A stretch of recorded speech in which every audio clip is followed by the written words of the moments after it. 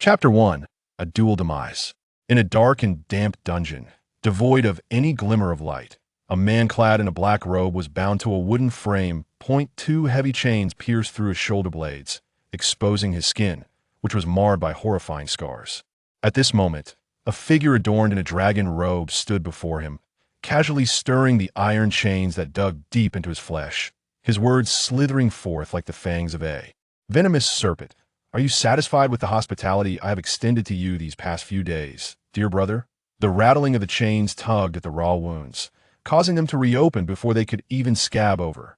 Yet, Jun Zhan seemed oblivious to the pain coursing through his body, his gaze fixed on the man before him, those eyes appearing as fathomless as the abyss. With a hoarse voice, he uttered three words. Where is she? Jun Li, upon hearing this, curled his lips in a mocking smile. Who would have thought that my brother still harbors thoughts of his beloved queen? Fear not, dear brother. Ruan is breathtakingly beautiful and possesses unparalleled medical skills. Moreover, she aided me in seizing your throne. I cherish her dearly now, and I would never allow her to suffer. In her delicate form, tisk, truly a temptation that lingers in my mind, rest assured. Dear brother, I shall ensure she is cherished in the days to come. As Jun Zhan heard these words, the once tranquil depths of his eyes gradually became tainted with crimson. You speak nonsense. You annihilated her maternal family. How could she ever forgive you? Jun Li coldly gazed at Jun Zhan, who had remained silent despite enduring extreme punishment for months. Now, merely provoked by a few words, he appeared to have lost his composure, as if he had stumbled upon something exceedingly intriguing. A smirk curled upon his lips as he released the iron chains he had been toying with, casually pacing within the confines of the room. The Yin family has brought this upon themselves by rebelling. What concern is it of mine? However, Ruan has indeed been in a bit of a temper with me. Yet she is now with my child. I am overwhelmed with joy and cannot bear to blame her any further. Upon hearing this, Jun Zhan felt a sharp pang of anguish slicing through his heart, the acute pain igniting his senses, compelling him to emit a low laugh. A child? She carries your child. She actually carries your child? Observing Jun Zhan's frenzied demeanor, Jun Li suddenly regretted not having truly dealt with Ruan. Nevertheless, this did not diminish the venomous glint in his eyes. After all, he could no longer discern the truth of the matter. I never expected my elder brother to hold such deep feelings for Ruan, even knowing she falsely conveyed the emperor's decree for succession, allowing me to usurp the throne that rightfully belonged to you. Yet he is willing to enter the palace alone and remain trapped here for her sake. Alas, Ruan is about to die. At this proclamation, Jun Zhan abruptly ceased his subdued laughter, lifting his head in a flash, his blood-red eyes fixated intently on Jun Li. What did you say? Jun Li chuckled as he approached Jun Zhan, locking eyes with him at an intimate distance. I said your beloved consort, Ruan, is dying. My elder brother is also aware that Yinner harbors profound feelings for me. How could she tolerate her? Moreover, I find this item, once used by another, repugnant. Since that year when your leg healed and father was overjoyed, hosting a grand mid-autumn festival, I orchestrated the scheme to strip her of her purity, inciting her deep hatred for you. When she married into the Jing residence to lie in wait beside you, her fate was sealed. What my elder brother cherishes to me is but a mere toy. You shall proceed to the road of the underworld and await her. As Jun Li spoke, a finely crafted dagger found its mark, plunging accurately into Jun Zhan's heart. In his gradually blurring vision, Jun Zhan faintly beheld the woman with the clear eyes who had come with his master to heal his leg. She had once said to him, who was still disabled, even the wild leaves can be resilient, the tender branches do not bend in the wind. From that moment, he lost a piece of his heart, yet it was ultimately a fleeting dream, an unattainable desire. Meanwhile, in a secluded palace within the imperial palace, the flickering lights cast shadows. A woman sat on the ground in one corner of the room, her hands rendered useless. She now struggled to lower her body, eating in a manner devoid of dignity, akin to an animal. The spilled food emitted a faint, sour odor. The woman suppressed the waves of nausea rising in her throat, continuing to eat the foul-smelling food with an impassive expression. She murmured to the child within her womb, "Child, just a little longer, just a little longer." Her belly slightly protruded, giving no indication that the fetus within had reached full term, Were there any familiar faces, they would scarcely believe that this was once the esteemed princess consort of Jing, Ruan.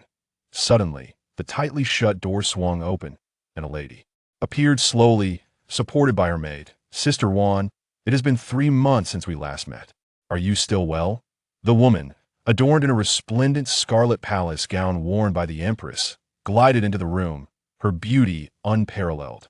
Upon entering, she cast her gaze upon Ruan, who lay prostrate on the ground, even more wretched than the most menial maid in the palace, and couldn't help but smirk as she continued. Sister has been languishing in the cold palace for several months, yet still refuses to sever her ties to life. I wonder what you are still waiting for. What could it be? Yi Yin elongated her syllables leisurely, drawing forth a glaring imperial edict from her sleeve. Surely it cannot be. The late emperor's will? Upon hearing the words late emperor's will, Ruan incredulously lifted her head, her face, marred and unrecognizable, fixated on the object in Yi Yan's hand, a visage twisted with anguish. What has happened to Banksia? What have you done to her? Noticing her reaction, Yi Yan's shimmering eyes glimmered with excitement. What do you think, my dear sister? Speaking of which, Banksia was indeed loyal. She was pierced by 1,000 arrows, nailed to that secret door while trying to escape with this edict. She died with her eyes wide open. Alas, such a pity. At her words, Ruan felt the belief that had sustained her gradually shatter within her heart. Had she ultimately failed? 3 months prior, she had sent Banksia to escape through a hidden door with the late emperor's edict, and thereafter, there had been no news neither of Banksia nor of the tormentor, Yi Yin. She had thought that silence was the best news, yet now this edict had appeared in Yi Yan's possession. The thought of Banksia, who had steadfastly stood by her side through the trials of the cold palace, made Ruan's heart ache like a knife. Yi Yan's hand caressed the exquisite armor, her eyes glinting with a Catan mouse playfulness. Sister, do not lose heart. Although Banksia is dead, that I had my brother Ning deliver the edict to the Yun family. The shocking revelation sent Ruan, who had already resolved to perish, plummeting into an abyss of despair. She yearned to rise, but was forcefully kicked back down by a maid beside Yi Yan, stumbling back to the ground, her mouth emitting a fearful growl. What do you intend to do? What more do you want? Yi Yan let out a delicate laugh, the sharp armor grazing her face. Sister, your body may be ruined, but it seems your mind has suddenly awakened. The late emperor's edict clearly bequeaths the throne to Prince Jing. Tell me, if your useless brother presents this succession edict to your loyal maternal family, and the decree he holds is but a forgery, what then? Fear spread from the depths of her being, and Ruan trembled uncontrollably. Shameless, the mirth in Yan's eyes only intensified. Yun's family forged the late emperor's edict, attempting to raise an army in rebellion. Their entire clan faces execution. A surge of blood erupted from Ruan's mouth. Why? You have already obtained everything. Why can you not spare them? Ruan, in utter despair, collapsed onto the ground, murmuring helplessly. Eradicating the roots of the problem is a simple truth. Does my sister not comprehend this? Moreover, is it not all a consequence of your own actions? Even if they harbor resentment or hatred, should they not seek you out for vengeance? Upon hearing this, Ruan, as if possessed, shook her head with great difficulty, seemingly unable to confront the reality. Indeed, it was all her doing. It was she who, driven by hatred after the crown prince tarnished her innocence with his drunkenness, chose to conceal the late emperor's entrusted edict. It was she who, in the presence of civil and military officials, falsely conveyed imperial orders, elevating Jun Li to that supreme position. Yet, Jun Li had professed that he did not care about her lost purity. He had pulled her back from the brink of despair, and in her quest for vengeance, she accepted the emperor's bestowed marriage, agreeing to wed into the crown prince's residence to gather intelligence for Jun Li. He had promised that once the matter was resolved, he would grant her a new identity and they would grow old together. But why, when all was settled, did she find herself ensnared in an endless abyss only to discover, in her most desperate hour, that she was with child? This was the offspring of the man. She loathed the child of the crown prince who had ruined her. Yet at this moment, it became her sole concern. Where's Jun Li? I demand to see him. I must see him. Impudent! How dare you utter the emperor's name so freely? A palace maid beside Yi Yin kicked at Ruan's abdomen. Hong Xiu, do not be rude. Yin chided with a light laugh, yet she herself pressed her foot harshly upon Yi Ruan's belly. When does my sister have to see the emperor? Is it to show him your currently wretched visage, or to reveal the bastard child of the crown prince within you? By the way, allow me to enlighten you. Dear sister, the crown prince is away on campaign. Upon learning of the emperor's ascension, he has taken it upon himself to seize territory and declare himself king. The emperor threatens him with you and your unborn child, yet he holds you in utter contempt. Yin ground her foot against Yi Ruan's abdomen. A flicker of jealousy dancing in her eyes, she relished in witnessing Yi Ruan's anguish and despair, while ensuring she remained oblivious to the fact that such a man would risk life and limb for her. Yi Ruan, however, remained unresponsive to Yi Yan's taunts. She and Jun Zhan had been devoid of affection, and his abandonment was entirely expected. A growing panic surged within her as she sensed something breaking beneath her, flowing down her legs, a pool accumulating around her. Her water had broken her child. Instinctively, Yi Ruan reached to protect her belly, but her incapacitated hands could not move at all. Yi Yin suppressed a smile, finally removing her foot and whispering something to Hong Xiu. Hong Xiu obeyed and soon returned with a contingent of guards, carrying a wooden box, which they arranged neatly in the hall. Yi Yin stepped back, covering her mouth and nose to shield herself from the foul odor emanating from the box. Sister Ruan, since you can no longer coerce Prince Jing in your existence holds no value, I, as your sister, shall bestow upon you a parting gift. May you embark on your journey in peace. With that, Yin departed with Hong Xiu. As the door closed behind them, a cruel smile crept upon her lips. Hong Xiu, having borne this child with such hardship, please wait a moment. Once the child is born, we shall act, thus honoring the bond of sisterhood between us. Hong Xiu promptly flattered, Your Highness is benevolent. Yi Yin stifled a laugh and turned away. She had ascended to the pinnacle of the 6 palaces, and both her father and the Yi clan held her and her mother in high esteem. It was time to bring closure to these old ties. Hong Xiu obediently waited outside, indifferent to the anguished cries emanating from within, where Yi Ruan was in labor. As the waning moon rose high, the piercing cry of an infant shattered the stillness of the night, prompting her to ignite the oil she had prepared. The flames began to creep into the room, yet Yi Ruan remained oblivious, struggling to rise and catch a glimpse of her newborn. So frail, yet so resilient, he had endured so much suffering in this cold palace, yet had persisted against all odds. My child, I am sorry. She longed to embrace him, only to realize that even this simple act was beyond her reach. Despair clouded Yi Ruan's vision as the flames drew nearer, and the child's cries intensified with each passing moment, threatening to tear her apart. Her gaze shifted to the boxes within the room, revealing the pale, horrifying visages of severed heads: her brother, her uncle and aunt, her cousins. Those unblinking eyes became increasingly vivid in the intensifying glow of the flames. Tears of blood streamed down her cheeks. Unable to contain her anguish any longer, Yi Ruan released a heart-wrenching scream, engulfed by the inferno. Chapter 1. A Dual Demise. In a dim and damp dungeon, where not a sliver of light penetrated, a man clad in a black cloak was bound to a wooden frame. 2 heavy chains pierced through his shoulder blades, exposing his skin, marred by ghastly scars.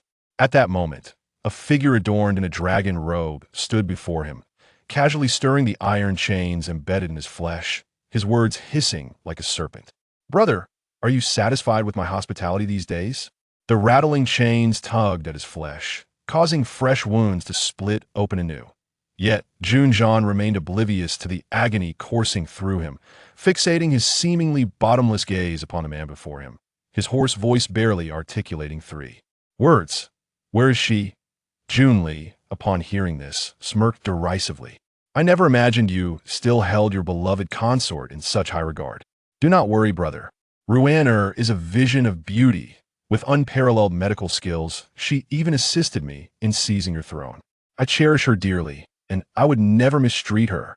Moreover, her delicate form, Tiske, it truly captivates me.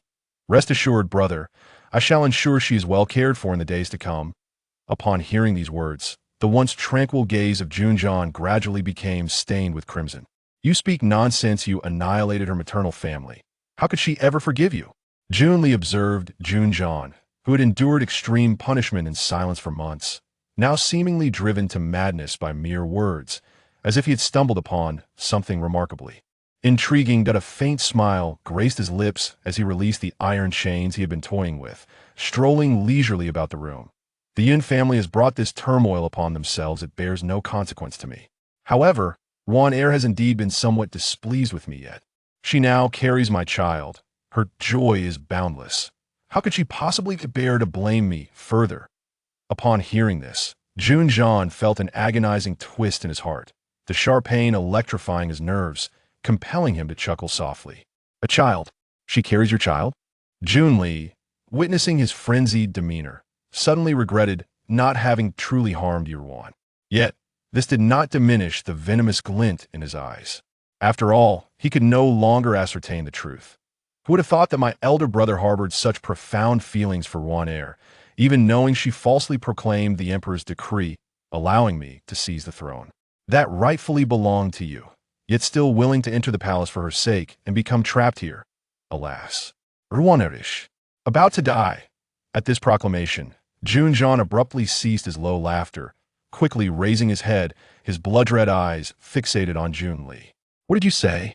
Jun Li smiled as he stepped closer, locking eyes with him. I said, your beloved consort Ruan is destined to perish.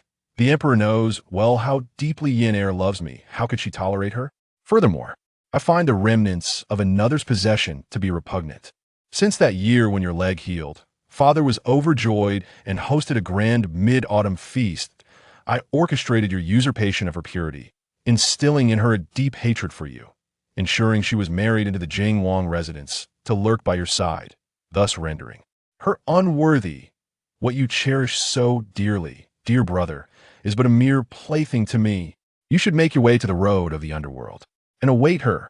As Jun Li spoke, a finely crafted dagger swiftly plunged into Jun Zhan's heart. In the dimming haze of his vision, Jun Zhan faintly perceived the woman with clear eyes who had once come with his master to heal his leg, speaking to the still disabled him. Wild leaves can still bear strength, gentle branches do not yield to the wind. From that moment, he lost a piece of his heart, yet ultimately, it was but a fleeting dream, an unattainable desire. Meanwhile, within a secluded palace of the imperial residence, the lights flickered sporadically. A woman sat on the floor in a corner of the room, her hands rendered useless. She struggled to lower her body, eating with the indignity of a beast. The spilled food emitted a faint, sour odor. Stifling waves of nausea, she continued to eat the spoiled meal, her expression devoid of emotion, murmuring to the child within her, "Child, wait a little longer, just a little longer." Her belly slightly protruded, yet it was impossible to discern that the fetus within was already full term. Were any familiar faces to see her, they would scarcely believe that this was once the esteemed princess consort of Jing, Ruan. Suddenly, the tightly shut door swung open, and a woman, supported by a maid, slowly emerged. Sister Ruan, it has been 3 months since we last met. Are you still well? The woman, adorned in the resplendent crimson robes of the empress, which trailed elegantly behind her, possessed an unparalleled beauty. Upon entering, she beheld Ruan, who lay prostrate on the ground, a mere shadow of the palace's most wretched servant, and could not help but curl her lips in a smirk as she continued. Sister has languished in the cold palace for several months, yet remains unwilling to sever the thread of life. I wonder, what could you be anticipating? Yi Yan elongated her words, retrieving a gleaming imperial edict from her sleeve. Could it be this decree from the late emperor? Upon hearing the words decree from the late emperor, Ruan incredulously lifted her head, her countenance marred and unrecognizable, eyes locked onto the object in Yi Yan's hand, revealing a visage twisted by pain. What have you done to Banksia? At last, witnessing her reaction, a glimmer of excitement flickered in Yi Yan's flowing, watery eyes. What do you think, my dear sister? Speaking of which, Banksia was indeed loyal to escape with this edict. She was pierced by 1,000 arrows, impaled upon that hidden door. She never closed her eyes until the end. Alas, what a pity. Upon hearing this, Ruan felt the conviction that had sustained her begin to crumble within her heart. Ultimately, had she still succumbed to failure? 3 months prior, she had instructed Banksia to escape through a concealed exit in the cold palace, bearing the late emperor's edict. Since then, she had lost all contact, and even Yi Yan, who had tormented her, had vanished. She had hoped that silence signified peace, yet unexpectedly, this edict had resurfaced in Yi Yan's possession. The thought of Banksia, who had steadfastly supported her through the relentless cruelty of the cold palace, twisted Yi Ruan's heart in anguish. Yi Yan's fingers delicately caressed the exquisite armor, her gaze imbued with a mocking delight akin to a cat playing with its prey. Sister, do not despair. Although Banksia is deceased, I had young Ning deliver the edict to the Yun family. This shocking revelation sent Yi Ruan, who had resigned herself to death, plummeting into an abyss of despair. She attempted to rise, but was brutally kicked back down by a maidservant beside Yi Yan, stumbling to the ground once more, a low cry of terror escaping her lips. What more do you intend to do? What more? Yi Yan laughed lightly, the sharp edge of her armor grazing her face. Sister, your body may be ruined, but your mind seems to have suddenly awakened.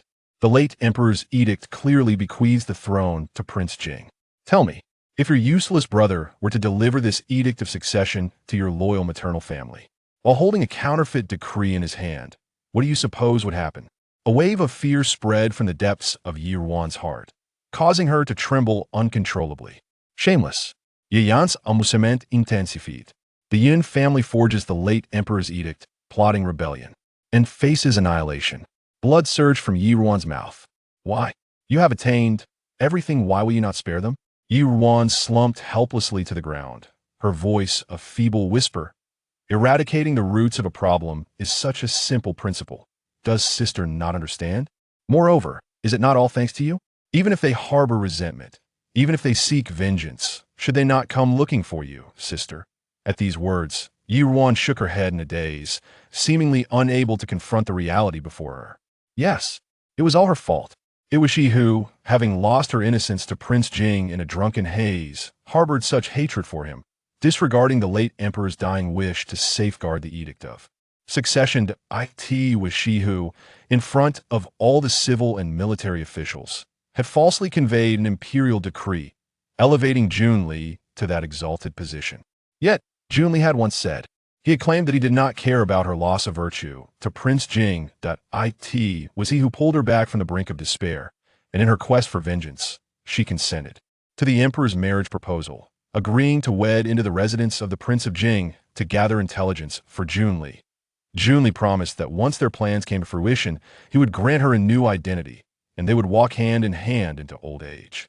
Yet, as all settled, what awaited her was nothing but an endless abyss. In that moment of utmost hopelessness, she discovered she was with the child of the Prince of Jing, the very being she loathed for tarnishing her purity. Yet now, it became her sole concern. Where is Jun Li? I demand to see him. I must see him. Presumptuous, daring to utter the emperor's name so freely. A palace maid beside Yi Yan delivered a kick to Yi Ruan's abdomen. Hongxiu, do not be rude. Yi Yan chided with a light laugh. Yet she pressed her foot down harshly upon Yi Ruan's belly. What business do you have with the emperor, sister? Do you wish him to behold your now grotesque visage, or to gaze upon this wretched spawn of the Prince of Jing within you? By the way, allow me to inform you. The Prince of Jing is currently away at war, and upon learning of the emperor's ascension, he has taken to establishing his own dominion, disregarding the emperor's threats concerning you and your unborn child, which he utterly scorns. Yi Yan ground her foot into Yi Ruan's belly. Jealousy flickering in her eyes, she relished the sight of Yi Ruan's anguish and despair, determined to keep her oblivious to the notion that such a man as the Prince of Jing would risk everything for her to wipe Yi Ruan. However, remained unresponsive to Yi Yan's taunts. She had long understood that her relationship with Jun Zhan was devoid of affection. His abandonment was merely to be expected. A sense of panic arose within her as she felt something rupture beneath her, trickling down her legs, a pool forming around her. Her waters had broken her baby, her child. Instinctively, she reached to protect her belly, but her incapacitated hands refused to obey. Yi Yan smiled faintly, finally withdrawing her foot and murmuring something to the nearby Hongxiu. Hongxiu complied, soon returning with a group of guards carrying a wooden box, which they placed neatly in the hall.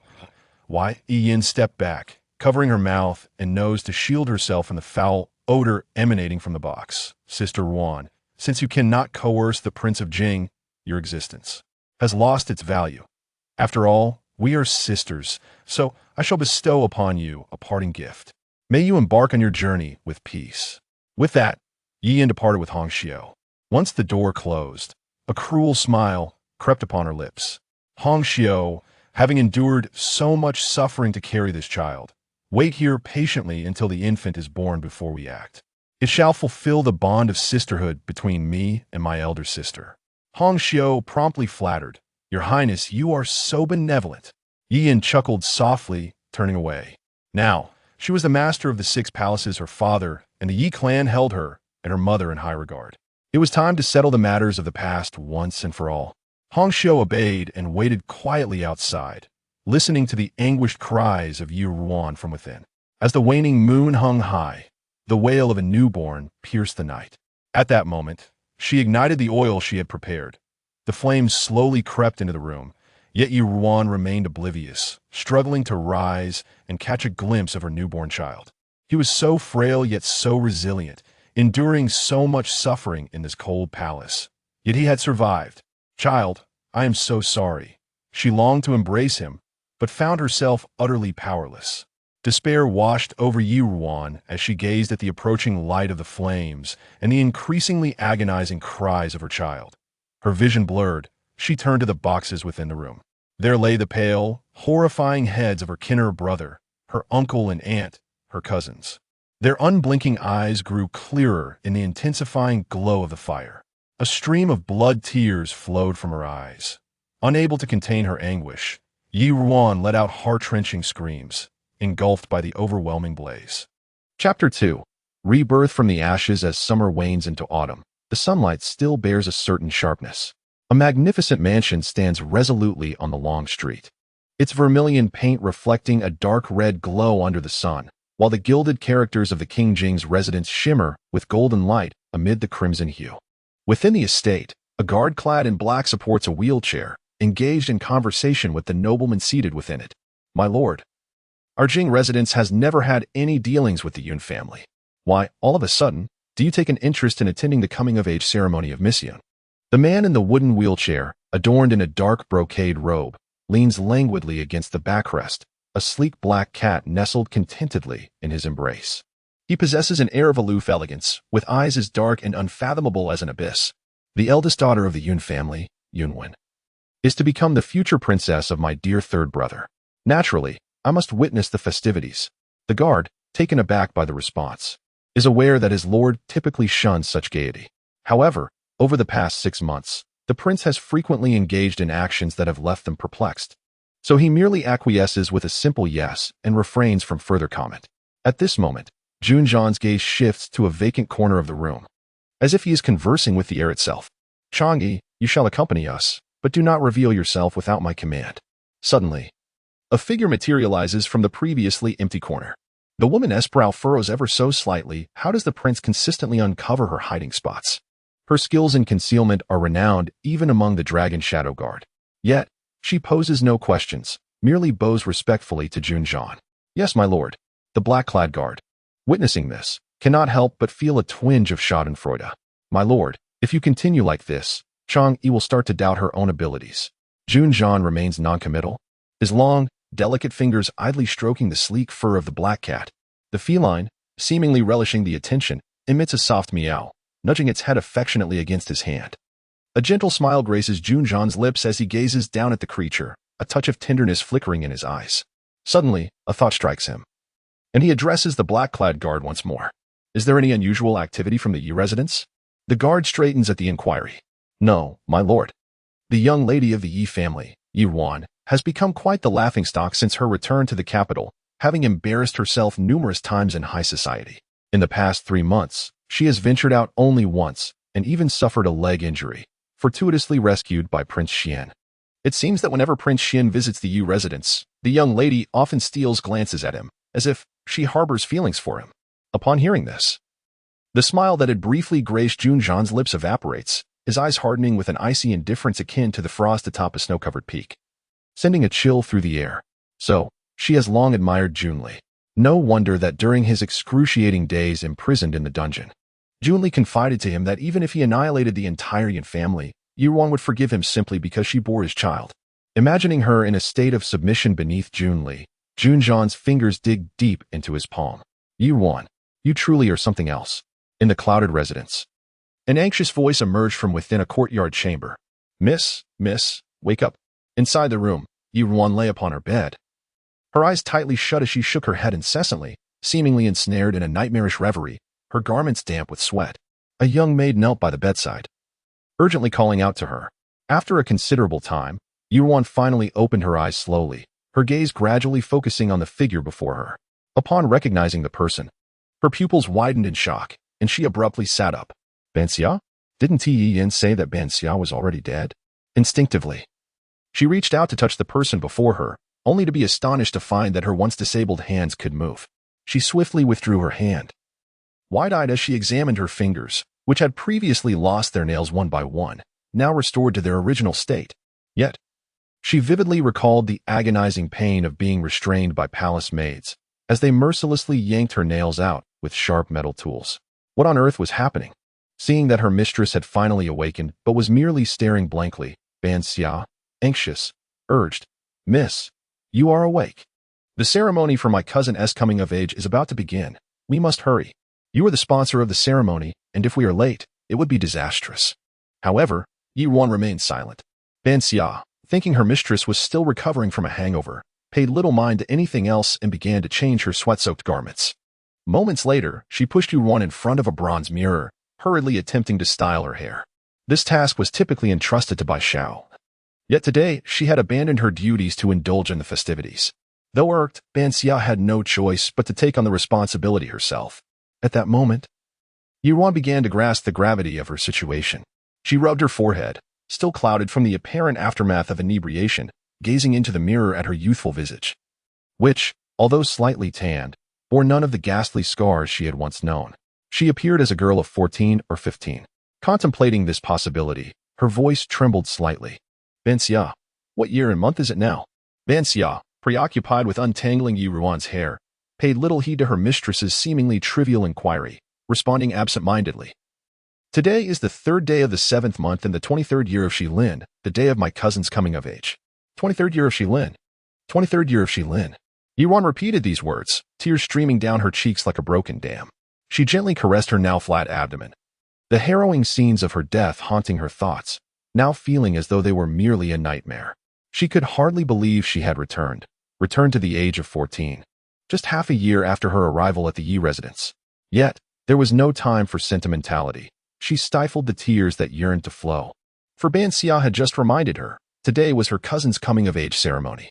Thoughts raced through Ruan's mind as she observed her disheveled hairstyle once more.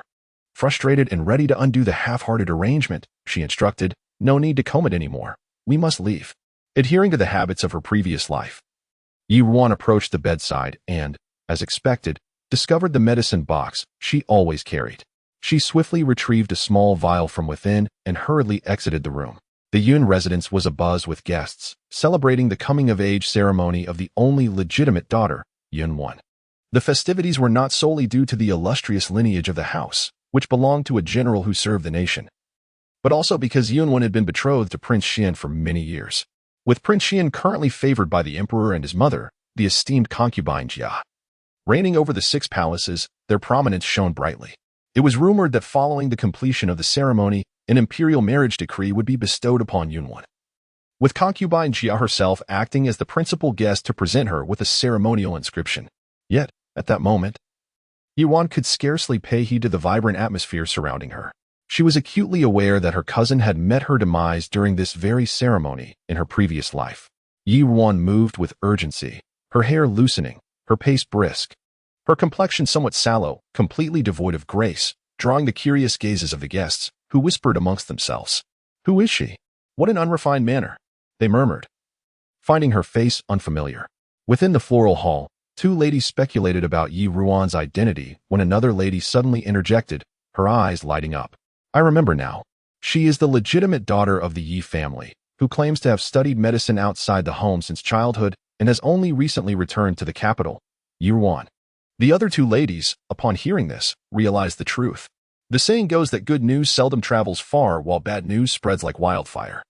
Although Ruan had only recently returned, her reputation was already considerable. They stifled their laughter behind their handkerchiefs, their tone laced with derision. So it's her. No wonder.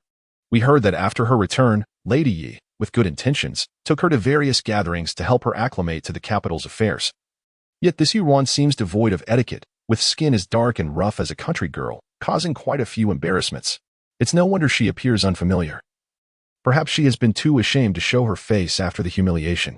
Indeed, Lady Yi, being kind-hearted, had reportedly employed several tutors to cultivate her daughter's manners. Yet now, it was evident that little progress had been made. The ladies spoke without concern for discretion, and upon hearing their unkind remarks about her mistress, Ben Xia, who had caught up with Ruan, felt a surge of indignation. Under normal circumstances, she would have defended her mistress, but seeing her unusual demeanor, she prioritized staying close, disregarding everything else. Chapter 3. The turmoil of the hairpin ceremony in the grand hall of the Yun residence. The hairpin ceremony for Yun had commenced for half an hour.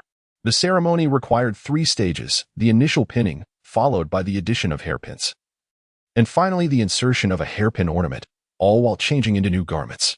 At this moment, having completed the first stage, Yun had returned to the eastern chamber to change her attire. Her gaze was gentle and serene as she conversed with the woman before her. Yesterday, Sister Ruan indulged a bit too much in drink and is unable to rise today. I apologize for troubling you, Sister Yenner. The woman in front of Yun, adorned in an exquisitely embroidered garment, lifted her head.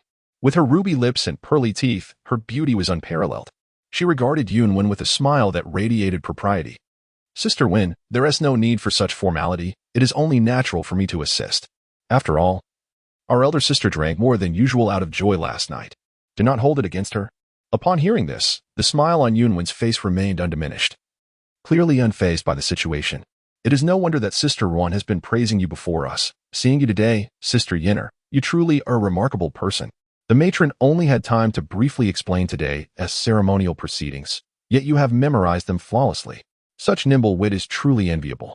Listening to Yunwen's praise, Yin remained humble, responding modestly. You flatter me, sister.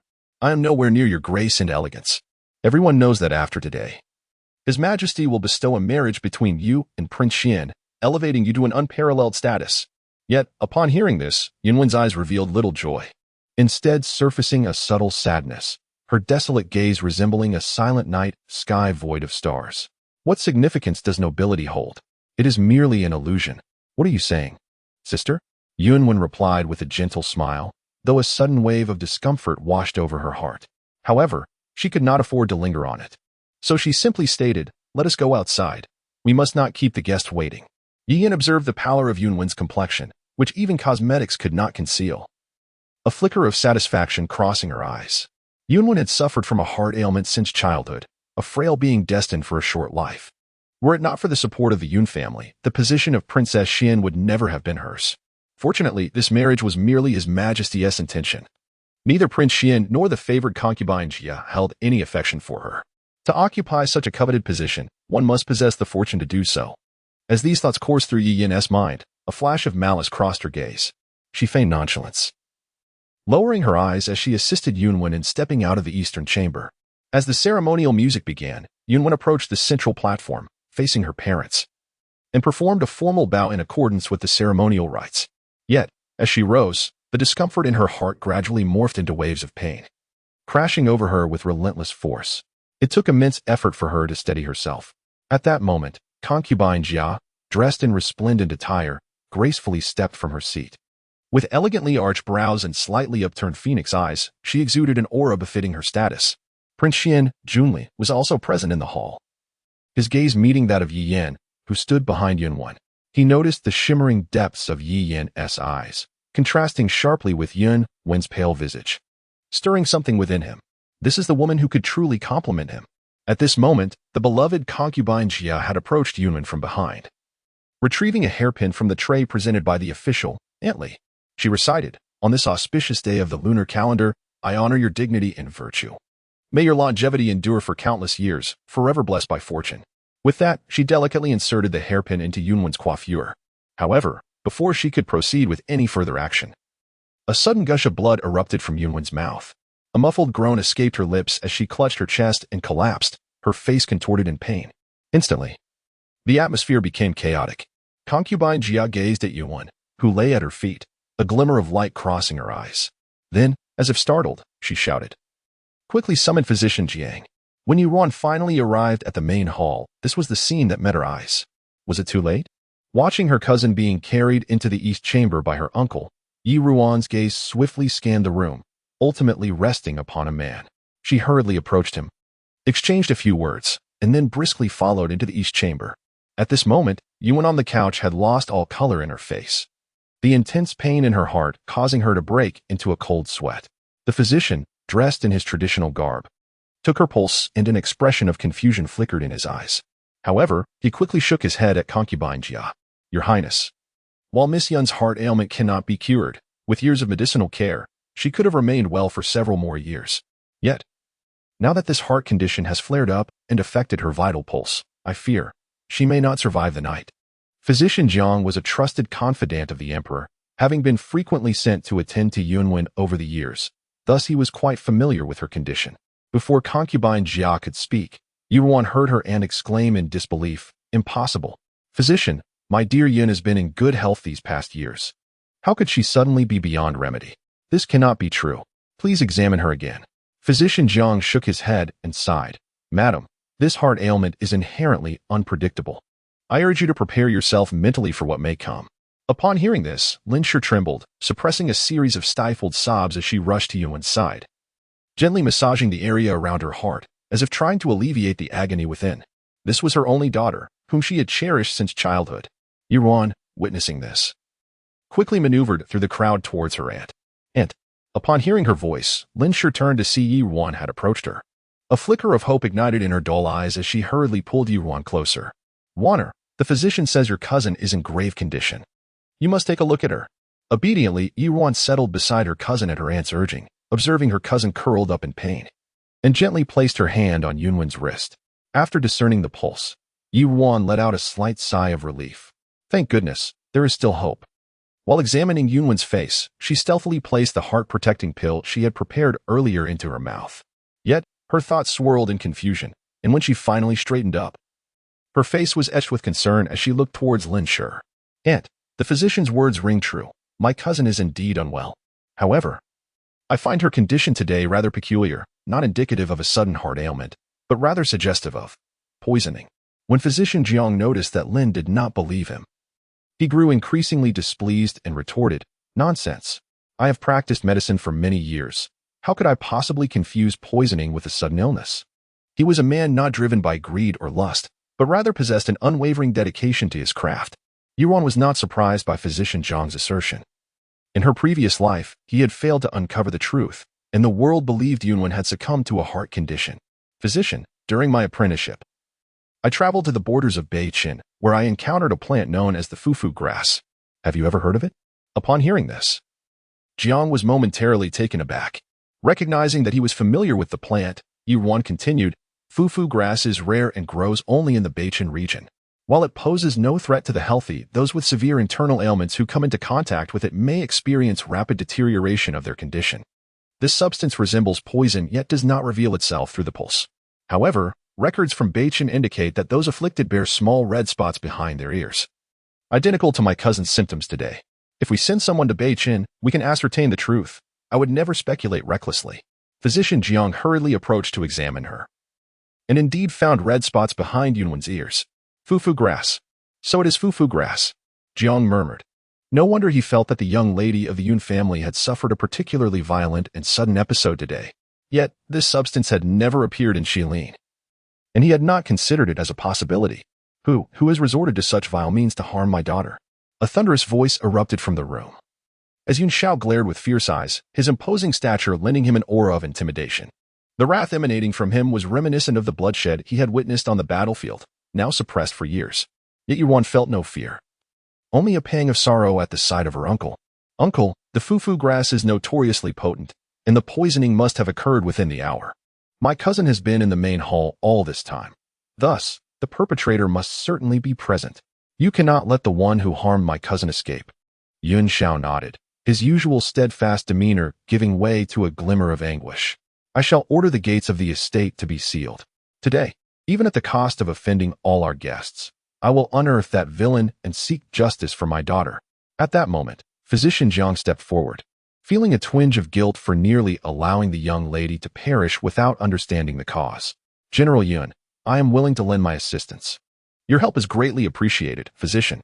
Meanwhile, the Empress Dowager Jia exchanged glances with Jun Li, a cold glimmer illuminating her eyes. Yi Yan's assertions, so steadfast and resolute, that today's events were foolproof, and her willingness to take matters into her own hands had unexpectedly led to the revelation of the truth. Truly, she is more hindrance than help. Li many esteemed ministers are present today. General Yun's actions may be hindered, so you should accompany him. Jun Li cast a glance at Ruan in the room, his brows knitting together in frustration. How could this fool have jeopardized matters today? Moreover, she did not seem to be covertly watching him as she usually did during his visits to the Yi residence. He composed himself and bowed respectfully to the favored concubine, saying, "Yes, mother." Following this, a throng of people streamed out. Seeing only her weeping aunt remaining in the room, Ruan quickly lowered her voice. "Aunt, please do not cry. Cousin still has hope. Let us not make a scene for now. We will move her to the back courtyard, and I will tend to her immediately. As for the reasons, I shall explain later."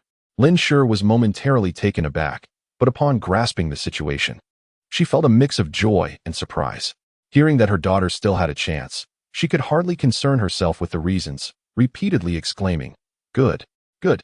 Chapter 4. Investigating the crime in the main hall, Yin Xiao had already summoned aides to assist Dr. Jiang in examining the items within, while Jun Li led a contingent to seal the gates of the estate. Yi Yin cast a furtive glance towards Dr. Jiang, feeling as though she were perched upon a bed of nails. Earlier, she had taken advantage of everyone's distraction in the eastern room to remain in the hall, intending to cleanse the evidence. Yet, before she could approach the incriminating object, she was thwarted by the second young master of the Yun family, Yun Ge. Though his words were wrapped in courtesy, they were laced with an insurmountable firmness that left her no room for rebuttal, compelling her to retreat.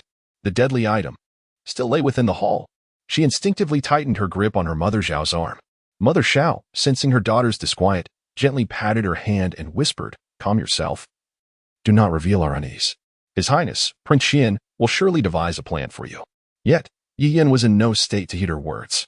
"Mother, did not my third uncle say that this medicine was exceedingly obscure? That unless one was forewarned, it would go unnoticed? Why? Why was it discovered so easily? I trusted my uncle and you, believing it was a foregone conclusion, hence I took matters into my own hands." Xiao, feeling a surge of urgency, understood that chaos would only lead to further disarray. "I know not the reason, but at this juncture, we must not falter. Let us await Prince Xian's return to discuss our next steps." The doors to the main hall stood ajar. Ruan, having stabilized her cousin with acupuncture to counteract the poison, had now arrived outside the hall. From a distance, she observed the hushed conversation between Yi Yin and Xiao. Recalling the multitude of truths Yi Yin had divulged to her during their time in the cold palace, a tide of hatred swelling within her. Yet, she must exercise restraint. Now, with her mother having succumbed during childbirth and her father, aware of Yi Yan's association with Jun Li, having aligned himself with the latter, he had elevated Xiao to a position of authority, entrusting the entirety of the Yi family to her, while he expressed disdain for the tarnished reputation of Ruan. Within the confines of the Yi estate, including the servants in her courtyard, she found no one to trust, save for Ban Xia. Even her only brother, Yi Qining, remained oblivious, placing his utmost faith in Xiao and Yi Yin. Her sole advantage lay in her second chance at life, allowing her to seize the initiative. Only by remaining unchanged could she ensure that events unfolded along the trajectory of her past existence. Now was not the moment to confront them directly. Contemplating this, she glanced towards her cousin Yun Ge, who stood just behind her uncle Yun Xiao, and noticed him imperceptibly nodding in her direction. Instantly reassured, she composed herself and gracefully entered the main hall, approaching Yi Yin and Xiao. Observing Yi Yin's pallid complexion, she deliberately raised her voice. "Third sister, what troubles you? You appear drenched in cold sweat. Is there some discomfort that requires my attention?" Yi Yin, taken aback by Yi Ruan's sudden approach and the gazes directed towards her, forced herself to regain her composure. "Elder sister, I am well. It is merely that I heard someone dared to harm my cousin in broad daylight, and it frightens me greatly." Ruan tenderly patted Yi Yan's hand, adopting a demeanor of intimacy as though they shared an unbreakable bond. Sister need not tremble. Now that the perpetrator's act of poisoning has been unveiled, with uncle and physician Jiang present, it is certain that evidence will soon be uncovered to bring the culprit to justice. Yin, still youthful and lacking the wisdom of her past life, felt a flicker of unease in her eyes as she responded to Ruan. Elder sister speaks the truth. As the two conversed, an excited voice from physician Jiang suddenly resonated through the hall. Indeed, it is this object. Overwhelmed with confusion, Yin quickly lifted her gaze. She saw physician Jiang hastily approaching General Yun and the esteemed concubine Jia, holding a comb in his hand. Your Highness, General Yun. This comb bears the juice of the poison herb. It is undoubtedly the instrument of the attempted murder of Miss Yun. Upon seeing the comb, Yin felt as though she had plunged into an icy abyss. The ladies present began to murmur in shock at this revelation. How audacious it was for someone to dare poison during such a significant ceremony. Gradually, the more astute among them turned their attention toward Yan's position. Today, it was she who had assisted in styling Miss Yun's hair. If this comb was indeed a weapon, then Miss Yi, the third daughter, bore the greatest suspicion. Listening to physician Zhang's report and recalling the private words of his son Yun Go, who had stood behind him, General Yun's expression darkened as he seized the opportunity to demand, "Who among you has touched this comb?" Step forward. Yet, no one moved, and an increasing number of gazes began to focus on Yin. Seeing that no one spoke up, General Yun addressed the steward of the Yun household, Yun. Yun, since no one is willing to confess, interrogate each of the servants responsible for today's ceremony to determine who had the opportunity to act. Yun respectfully acknowledged and departed to carry out the order. Witnessing that the matter was unavoidable, Madame Xiao stood up, braving the scrutinizing eyes of the crowd. General Yun. To speak frankly, it was Yinner who styled Miss Yun's hair today. However, she only took the place of her elder sister, who was incapacitated due to intoxication. How could she have had the foresight to prepare such a scheme? This matter is certainly unrelated to Yinner. Upon hearing her mother's defense, Yin immediately knelt before General Yun and concubine Jia. Uncle, my mother speaks the truth. I merely substituted for elder sister yesterday due to her inebriation. The Yun and Yi families are kin. I would never harm my cousin without cause. I implore you to discern the truth. Upon learning that Yin had merely acted as a substitute, Madame Fong, the wife of the Minister of Rights, pondered briefly before speaking. General Yun. Since Miss Yi was only a temporary stand-in for her elder sister, how could she have orchestrated such a plot? The true culprit must lie elsewhere. Previously, when the matriarch of our Fong family fell gravely ill, it was this very Miss Yi who tirelessly sought out a remedy to cure her. Her daughter, Fong Ji, has always been friendly with Yin. Such a kind-hearted individual could never easily bring harm to another. As the ladies in the hall, who had benefited from Yin's kindness over the past 6 months, began to echo Madame Fong's sentiments, a semblance of support arose for the young lady. Indeed, General Yun, Miss Yi-san has always been kind-hearted. She is unlikely to be a malicious person. This matter requires careful investigation. Ruan observed the scene with a deep sense of irony, fully aware of the reasons these ladies would support Yin. Although she has taken refuge under the esteemed physician Su Mu, her master has instructed her to keep his identity confidential, hence her actions remain discreet. Only her mother, Yun Tang, and a few in the Yun household are privy to her status as a disciple of the divine healer. However, upon returning home, she discreetly shared this matter with Yin. Over the past 6 months, Yin has skillfully solicited various prescriptions from her under different pretenses to win the hearts of others. Given the current situation, her strategy of winning favor has proven remarkably effective. As Ruan pondered this, she caught the gaze of Madame Xiao, who beckoned her over. Ruaner, you must share with your uncle what kind of person your third sister is. You know her best. She does not even dare to watch when a chicken is slaughtered, let alone take a life. Upon hearing this, Ruan could not help but scoff internally. Nevertheless, even without Madame Xiao's prompting, she intended to leave. She nodded at Madame Xiao, subtly pushing her hand away, feigning urgency as she approached Yun Xiao. Uncle, I too have faith in my third sister. The selection of supporters was determined by my aunt a month ago and has remained unchanged until last night. How could my third sister possess such foresight? In truth, the fault lies with me. Last night, my third sister came to find me, claiming she had acquired a rare fruit wine. I thought it would not intoxicate easily, so I indulged a little. Who would have guessed that the wine had such a strong after effect? I became utterly inebriated after just 3 cups.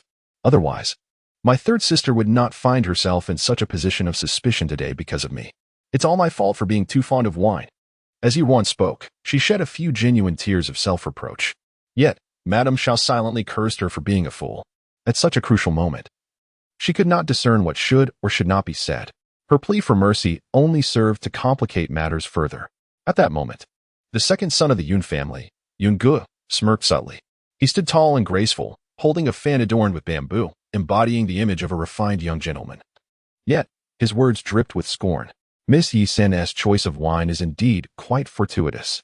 Hearing Yin Ji's words, Ruan suddenly realized her previous blunder and hurriedly defended herself. Cousin, you misunderstand. I have always enjoyed sharing a drink with my third sister at home. Yesterday was merely a celebration of my cousin's coming of age. It was entirely natural. Madame Xiao nodded in satisfaction, relieved that she had not completely lost her wits. However, Yun Ge seemed unwilling to relent in his pursuit of Yi Yin. To say it is natural is one thing. Who knows if it is not an exploitation of your habits, a calculated maneuver? His gaze was piercing, sending a chill through Yi Yin. She cast a desperate glance towards the favored concubine Jia, only to find her seated calmly as if nothing were amiss, offering not even a glance in her direction. Would concubine Jia abandon her at such a critical juncture? While Yi Yin's mind was in turmoil, a voice, akin to celestial music, emerged from behind her. General Yun. To my knowledge, today's encounter with that ominous creature involved not only Miss Yu San but also Aunt Li from the officials. In my humble opinion, it would be prudent to summon Aunt Li for a joint interrogation. Upon hearing Jun Li's voice, Yi Yin swiftly turned to glance at him. Jun Li, maintaining an impassive demeanor, conveyed a reassuring look, which finally eased Yi Yan's tightly wounded heart. Aunt Li was a court lady sent from the palace by the emperor as a token of his favor to assist with the hairpin ceremony. Following the incident in the hall, she was escorted by the servants of the Yun residence to his side chamber to await further instructions. Jun Li, having been absent for quite some time, surely had a plan in mind regarding Aunt Li. She was confident that her elder brother Jun Li would not neglect this matter. Observing Jun Li's composed demeanor, Ruan couldn't help but furrow her brow. Aunt Li, why does that name sound somewhat familiar? Chapter 5. Is the true culprit the king of Jing? Soon, Aunt Li was summoned, dressed in the attire of a female official. She approached without exhibiting the slightest trace of panic, calmly bowing to General Yun and the noble consort Jia. Your Highness, General Yun and Miss Yun. I have heard of the unfortunate events concerning the young lady of the Yun family. As I reside within the inner palace, I bear no enmity towards the Yun household and would never harm Miss Yun without cause. I implore you both to discern the truth. At this moment, the previously silent consort Jia finally narrowed her elongated phoenix eyes and spoke slowly. The physician earlier indicated that the poisoning occurred today. If someone sought an opportunity to strike, it is likely this poison was carried on their person. Since you both assert your innocence, would you dare to permit a search? Yi Yin nodded in agreement. I am willing to prove my innocence. Aunt Li, undeterred, echoed, I too am willing. General Yun scrutinized both women, his expression uncertain. However, given the circumstances, he instructed Steward Yun to summon several maidservants to escort them to the eastern chamber for inspection. Yet, scarcely had the door closed than a scream erupted from within. A maid burst through the door, panic-stricken. Upon hearing the commotion, the onlookers turned to see Aunt Li holding Yi Yin tightly in front of her. A hairpin pressed menacingly against her throat. Inside the room, another maid lay curled on the floor, groaning in agony. The maidservants summoned by General Yun were trained in martial arts, yet Aunt Li displayed surprising combat skills. General, we found this on Aunt Li, exclaimed the maid who had fled, presenting a hollow bracelet containing traces of brownish liquid. Without needing the physician's examination, it was evident to all that Aunt Li was the perpetrator. With the truth now exposed, she had taken Miss Yi Yin hostage. Let me go?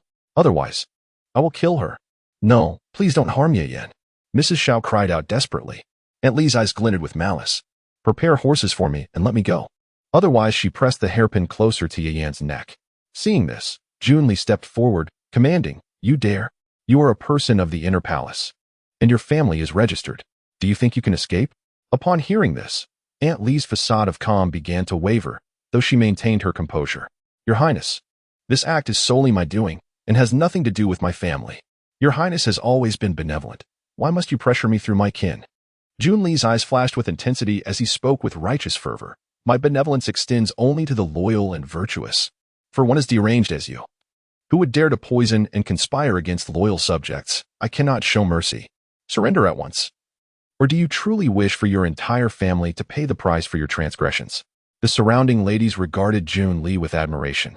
recognizing that the Prince of Xian was both courageous and astute, compassionate yet not indulgent. Truly, he was the son most favored by the emperor, exuding an air befitting royalty. At this moment, Aunt Li appeared to be in the throes of an intense internal struggle. After a brief pause, she gritted her teeth, seemingly resolved, and released Yi Yan.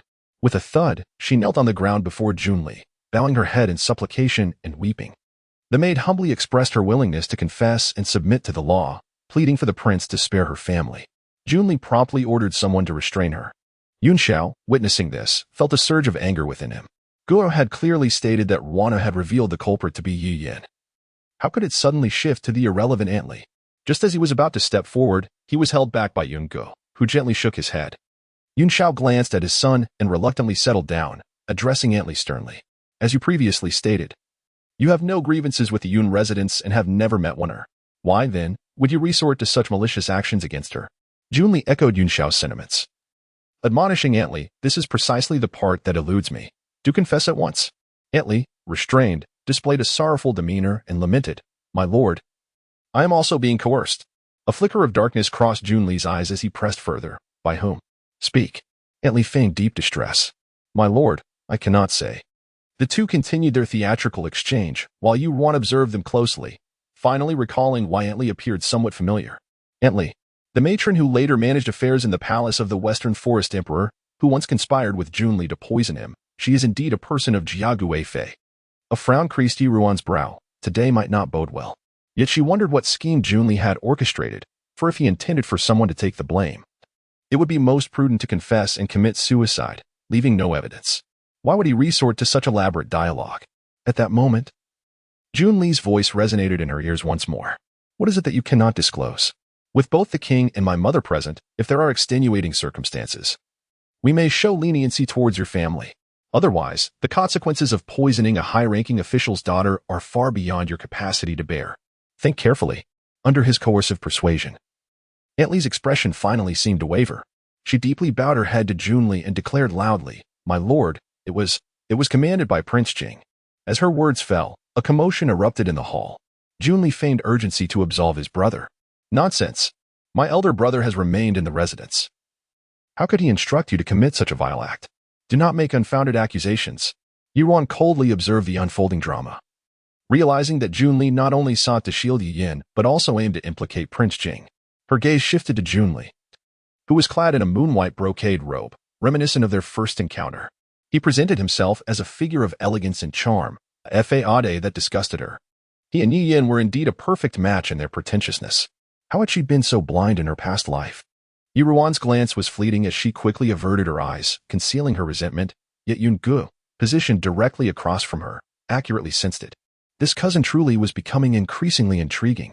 Meanwhile, Jiagu Fei, surprised by Aunt Li's implication of Prince Jing, felt a moment of astonishment. Despite his disability, Prince Jing, being the son of that woman, still enjoyed the emperor's unwavering favoritism. In the imperial court, there remained obstinate old ministers who refused to grasp the olive branch cast aside by the prince. It seemed they still held some lingering hope for the useless man. The thought of that woman surged jealousy in Jiagu Fei's heart, though she had been dead for many years. The emperor had conferred upon her the title of Guefei and allowed her to wield the phoenix seal, yet he had never deemed her worthy of the title of empress. She found herself overshadowed by a mere corpse. If today she could tarnish the reputation of that woman's son, it would indeed be a worthwhile endeavor. Aunt Li, trembling in fear, continued to bow her head. I would not dare deceive His Highness. Although the Prince of Jing has long resided in the estate, he was once the legitimate eldest son. Now, witnessing His Majesty's favor towards you, how could he possibly be at ease? It is he who has threatened my family, compelling me to poison Miss Yun and sabotage the marriage alliance.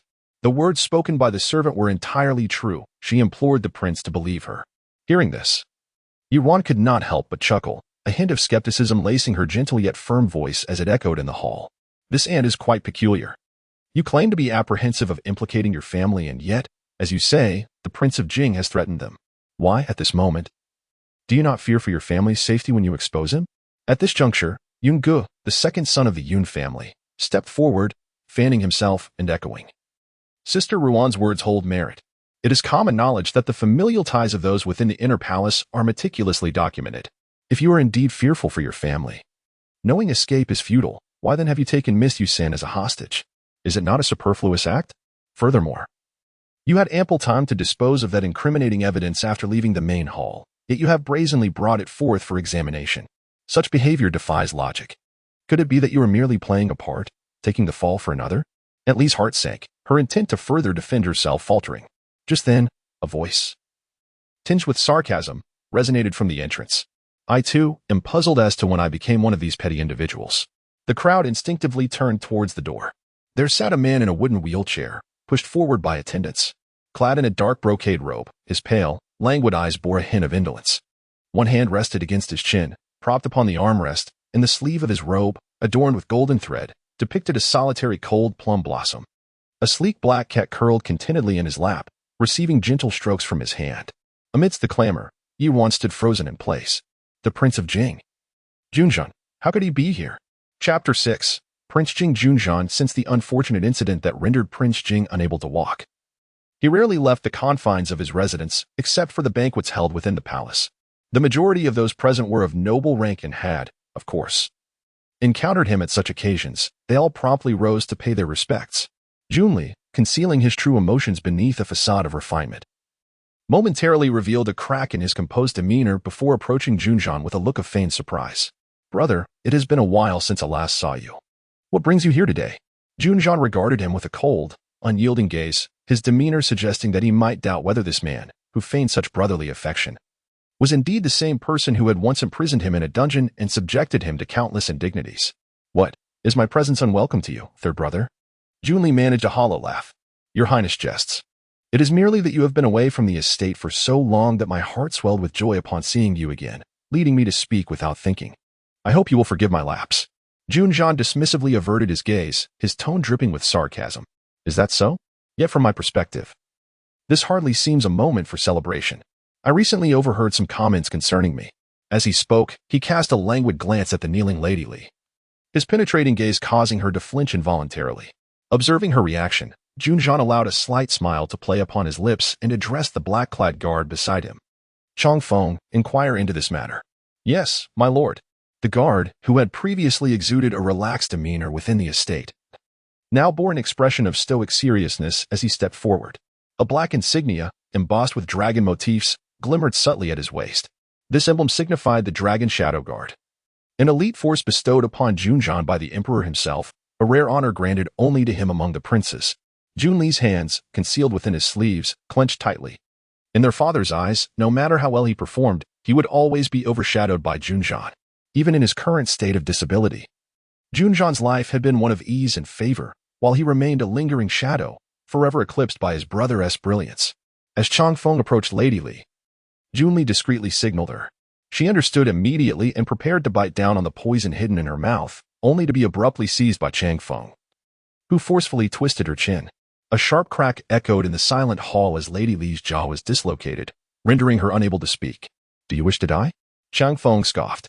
If someone were to perish right under my watch, I would have no place beside the prince. Oh? Jun Zhan arched an eyebrow, his voice measured. Before I even begin to inquire, you are eager to meet your demise. It appears that I must bear the brunt of this calamity today. Chong Feng, you must demonstrate your capabilities. Do not allow anyone to underestimate the prowess of the Dragon Shadow Guard. At that moment, a black cat perched on Jun Zhan's lap mewed softly, seemingly in agreement with his words. Chong Feng, emotionless, retrieved the poison from Lady Li's mouth with a look of disdain and wiped his hands. He then produced a pill from his waist and casually tossed it into her mouth, applying force to realign her dislocated jaw. Upon witnessing Aunt Li's predicament, Jun Li could not help but feel a wave of anxiety. Jun Zhan had always acted according to his whims, and with their father turning a blind eye, one could only speculate what he would do next. Indeed, Long Feng's voice soon pierced the air beside him. What you have just consumed is the bone-corroding pill. Answer my questions, and should your responses be satisfactory, I shall provide the antidote. Otherwise, before Long Feng could finish his sentence, Aunt Li let out a blood-curdling scream from the ground. The bone-corroding pill was aptly named, although the ladies present in the hall often engaged in verbal sparring. They had never witnessed such brutal tactics employed so readily. Fear gripped their hearts. The Prince of Jing was indeed as ruthless as the rumors suggested. Long Feng, however, seemed undeterred, continuing to coldly interrogate Aunt Li. Speak. Did the prince command you to poison the young miss of the Yun family? Initially, Li held on to a thread of consciousness, reluctant to respond, but the deepening agony soon pushed her to the brink of collapse. Your Highness, spare me. In her delirium, fragmented words spilled forth. No, it wasn't the Prince of Jing, not him. Seeing her begin to speak, Longfeng pressed on relentlessly. If it was not him, why do you falsely accuse the prince? Li clutched her head in torment, her cries gradually shattering into incoherence. The poison. It wasn't me. Yi Yin, upon hearing this, was nearly rendered unable to stand. Jun Li, recognizing that Li was on the verge of succumbing to the torture and revealing everything, stepped forward to intercede. Your Highness, such cruel methods in private are surely inappropriate. Jun Zhan's gaze remained unfazed. You are indeed merciful, third brother. Yet, her words implicate me. I seek only the truth. What is inappropriate about that? Upon hearing Jun Li's voice, Li managed to regain a semblance of clarity. Her family's lives rested in the hands of the favored concubine Jia, and she could not divulge the truth. Jun Li continued earnestly, Your Highness, under severe torture. Any confession obtained would lack credibility. I have already instructed someone to notify the Jing Zhaoyin. It would be prudent to wait for their arrival. Otherwise, the misuse of private punishment may tarnish our elder brother's reputation. What if I insist upon this course of action? Jun Zhan replied lazily. The Jing Zhaoyin is aligned with you, third brother. Handing her over to them is tantamount to releasing her outright. That would offend my brother. A flicker of anger appeared in Jun Li's eyes as he gestured, prompting his two personal guards, Yuan He and Yuan Gai, to advance on Longfeng. Though both were Jun Li's personal guards and their martial prowess paled in comparison to Longfeng's, their combined efforts could still provide a challenge. After exchanging several moves, Yuan He and Yuan Gai, realizing they were at a disadvantage, suddenly revealed their weapons. Longfeng, showing no sign of retreat, drew a short knife from his boot and charged at the two. Typically, a short blade holds no advantage against a long sword, yet Longfeng's movements were exceptionally elusive. In mere moments, he had dispatched Yuan He and cornered Yuan Gai, driving the knife forcefully into Yuan Gai's shoulder. As the dagger was withdrawn, blood splattered, staining the embroidered shoes of Banksia, who stood protectively in front of Ruan. Half-Summer gazed closely at Chanfeng, whose eyes glimmered with a bloodthirsty intent, causing her complexion to pale instantly. Fortunately, at that moment, Chanfeng had turned to confront the charging Yuan He, gradually distancing himself from them. The three combatants grew increasingly fierce. Blood was shed, and the hall erupted into chaos among the ladies present. The black cat on Jun Zhan's shoulder seemed startled by the fray, leaping from his arms and darting in a particular direction. Amidst the turmoil, Yi Yan inadvertently stumbled before Li. In a flash, Li seized a hairpin from Yi Yan's hair and aimed it at her own throat. In the shadows, Chang'e, hidden beside the king of Jing, awaited a signal from his master to intervene and prevent Li's self-harm. However, he observed his lord casting a fleeting glance at Ruan, who stood in the corner, before retracting his outstretched hand. Consequently, the hairpin was plunged accurately into Li's throat, spilling forth a crimson cascade. At that moment, the male guest outside, alerted by the sounds of conflict, rushed in. A young man, spotting Yi Yin stained with blood, hurried over. Sister Yin, are you all right? It was none other than Ruan's only younger brother, Yi Ning, followed closely by the head of the Yi family, Yi Shiren. The black cat, now stationary before a woman, mewed softly before leaping into her embrace. Ruan, glancing at the cat in her arms, instinctively turned her gaze towards the figure in the wheelchair. Their eyes met, and a tempest of emotion surged within her. Recalling the child who had perished in the cold palace shortly after birth, her heart ached. In her previous life, she had harbored only animosity towards him, resenting how his drunkenness had tarnished her virtue and disrupted her existence. Yet, she had also betrayed him, orchestrating his downfall and loss of the throne. In this tangled web of right and wrong, how could one discern the truth? She remained uncertain about how to face him in this lifetime. As the fighting ceased and the chaos subsided, Yi Ning helped Yi Yin to her feet, noticing her pallor and the fear evident in her eyes. After withdrawing, Chanfeng approached Li's lifeless form, checking for breath, then glanced at Yi Yin with an expression so fierce that it made her tremble. Yi Ning, perceiving Changfeng's guard-like demeanor, intended to reprimand him for his audacity in staring at Yi Yin, but was silenced by the murderous glint in Changfeng's gaze. My lord, she has drawn her last breath. Chanfeng returned to Jun Zhan's side. Jun Zhan cast a cold look at Yi Yin, his voice laced with mockery. Miss Yu has truly fallen at the most opportune moment. Yi Yin forced herself to shed a few tears, feigning vulnerability as she implored, Your Highness, forgive my transgression. I was startled and twisted my ankle, which caused my fall. It was an accident. Jun Li, upon realizing Aunt Li's demise, felt a sense of relief. Elder brother. The hall was in disarray earlier, and the ladies were indeed frightened. Thankfully, this guilty servant has clarified that the matter bears no connection to you. So you need not worry about being tainted by scandal. It was merely to protect your reputation that I allowed my subordinate to act, not anticipating that it would grant this guilty servant an opportunity. Please do not hold it against me, elder brother. Jun Zhan smiled faintly, the corners of his lips curling upward. As Aunt Li was about to reveal the truth, the third brother intervened, and if one were unaware of his character, one might suspect him of harboring ill intentions. Feeling the peculiar gaze directed at him, Jun Li gritted his teeth in frustration. Your Highness, you jest. It is merely my brother's impetuousness to blame. Yet, the court has its own regulations. Though we belong to the royal family, we must still adhere to the laws. I beseech you to understand the earnest intentions of your younger brother. Seeing that the matter was nearly resolved, the esteemed concubine Jia rose from her seat at an opportune moment. General Yun, Aunt Li has already met her demise. Since she claimed not to have been instigated by Prince Jing and lacked any motive for murder, upon my return to the palace, I shall report today's events to His Majesty, urging a thorough investigation into Aunt Li to uncover any potential leads.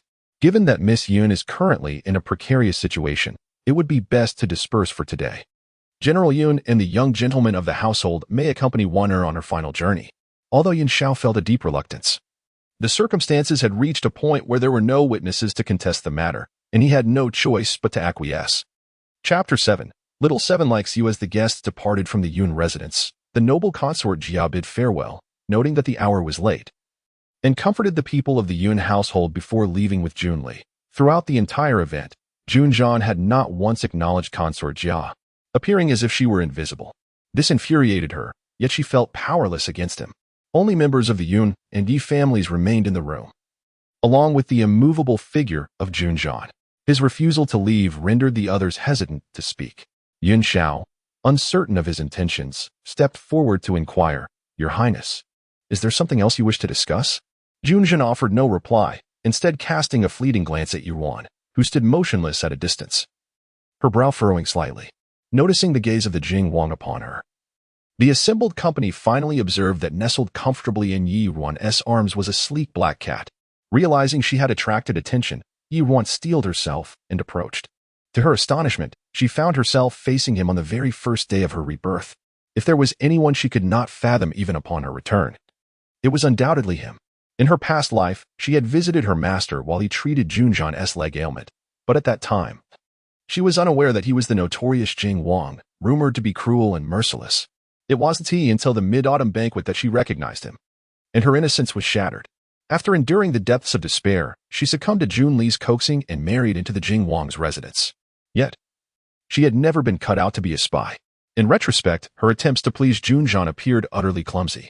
Nevertheless, for reasons unknown, he had permitted her proximity with unsettling ease.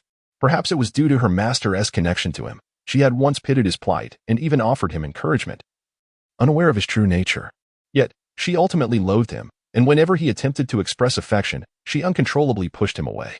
It seemed he sensed her aversion, for he began to distance himself, never again stepping into her courtyard until the night before his departure for battle. In a fit of madness, he had forcefully claimed her again and again.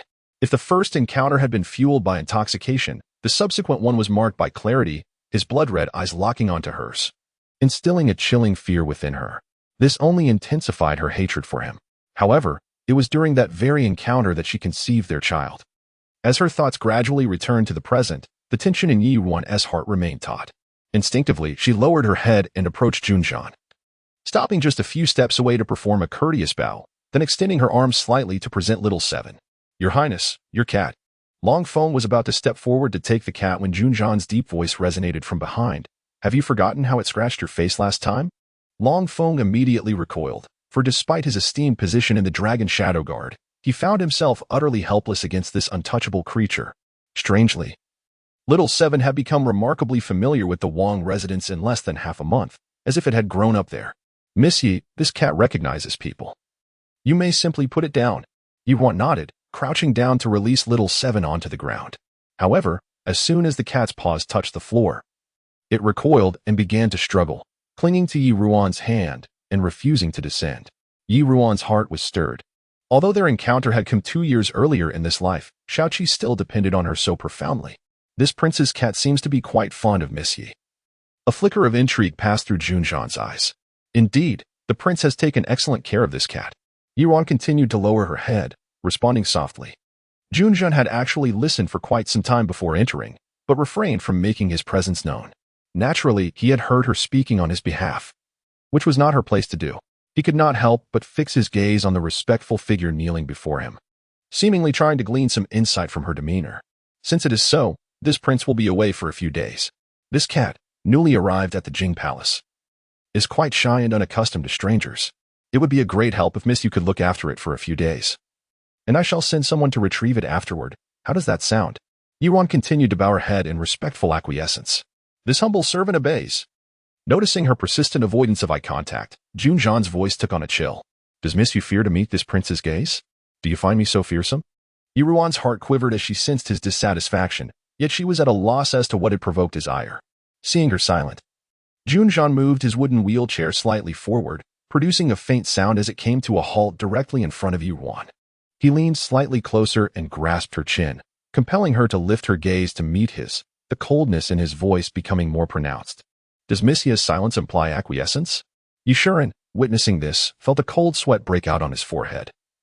Fearing that Ruan's actions might provoke the unpredictable Jing Wang and bring trouble to the Yi family, it was rumored that after his injury, Jing Wang's temperament had turned twisted, with servants frequently disappearing under mysterious circumstances, said to be the result of careless offenses that met with severe punishment. Yuan reluctantly raised her head, her eyes meeting his seemingly bottomless gaze. She steadied her heart. Your Highness need not worry.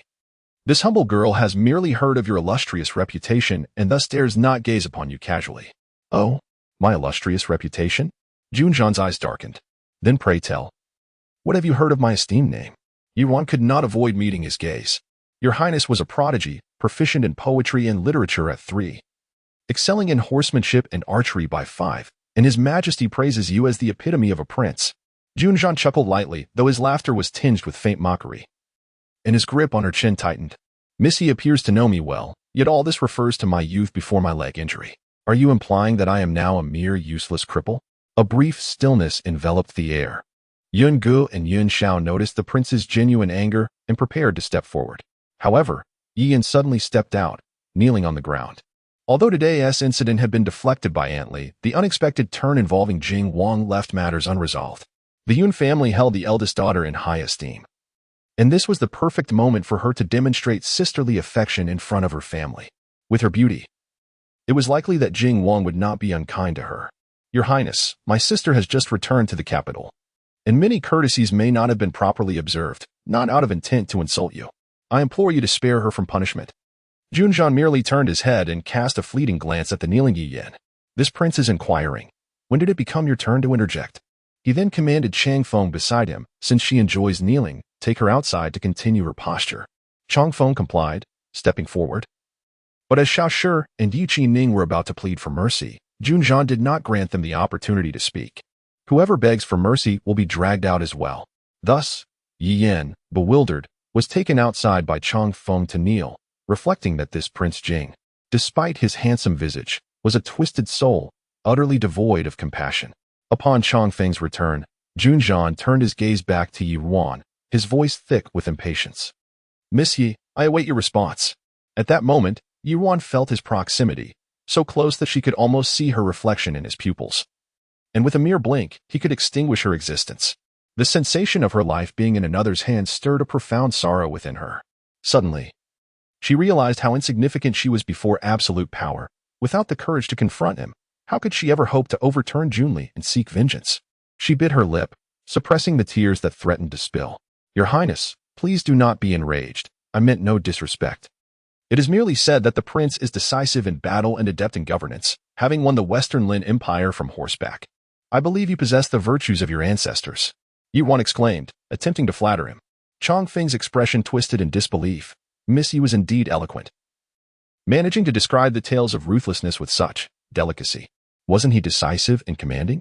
Yet, this Miss Yi seemed to possess an air of difference. Jun Zhan's gaze towards Yuan was filled with curiosity. The emotions reflected in her eyes were so intricate that he found them perplexing. After a chilling silence, The cat nestled in Yi Ruan's arms suddenly let out a faint mewl, seemingly snapping Jun Zhan back to reality. He finally released her chin, placing his hand on his knee, stroking it thoughtfully. Miss Yi, your eloquence is commendable. Very well, since Shaoqi holds you in regard. I shall overlook this matter for today. Changfeng, we depart. In that instant, as he released her, Yi Ruan felt as though her strength had been sapped, leaving her utterly drained. Meanwhile, upon witnessing the departure of Prince Jing, Xiao Shi and Yi Ning hurried to assist Yi Yin to her feet. Yun Ge, observing this, furrowed his brow and approached with a sardonic smile. Yet Miss Ruan remains here kneeling, and cousin seems only to care for this third sister. Yi Ning glanced at Yi Ruan, awkwardly scratching his head. Eldest sister, I was merely concerned for third sister's injured foot. Please do not misunderstand. By this time, Yi Ruan had been helped to her feet by Ban Xia, her clarity of mind gradually returning, having grown up beside Xiao Shi. Yi Ning held immense trust and reliance on her and Yi Yin, while feeling rather distant from his biological sister. However, this was hardly his fault. She had been inundated with rules by the nanny Lin invited by Xiao Shi, while Yi Ning had been indulged by Xiao Shi, often losing himself in frivolities, which led her to admonish him from time to time. As time passed, he began to consistently avoid her, as discerning the true nature of the Xiao family was not an endeavor that could be accomplished in a single day. Once she had steadied herself, she addressed him with the assurance that all was well before turning her gaze towards Yun Xiao and Yun Ge. Uncle, I just accompanied Aunt to return cousin to her chamber, and is currently attending to her. You and second cousin should hasten to check on her as well. Cousin surely has many final words to share with you. Yun Xiao nodded in acknowledgement, cast another glance at Yi Ruan, and then departed with Yun Ge. Chapter 8. Who Cannot Act. Alas, I never anticipated that such a fine day would be marred by this incident. Yi Shiren sighed as he observed the departing figure of Yun Xiao. At that moment, Yi Yin was assisted over by Yi Ning. Father, my cousin has suffered throughout her life with illness. If there is a next life, she shall surely be born into a good family and live a fulfilling life.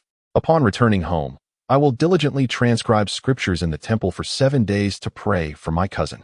Yi Yin urged. Second brother, elder sister, will you join me? The third sister was particularly kind-hearted. Yi Ning nodded in agreement. How can you speak so? She's your own cousin. Look at you. You are far less compassionate than Yenner. Yi Shiren, who had always held a disdain for Yi Ning, seized the opportunity to reprimand him. Yi Ning, accustomed to such treatment, bore an indifferent expression. He had only met his cousin twice. How could he harbor deep feelings for her?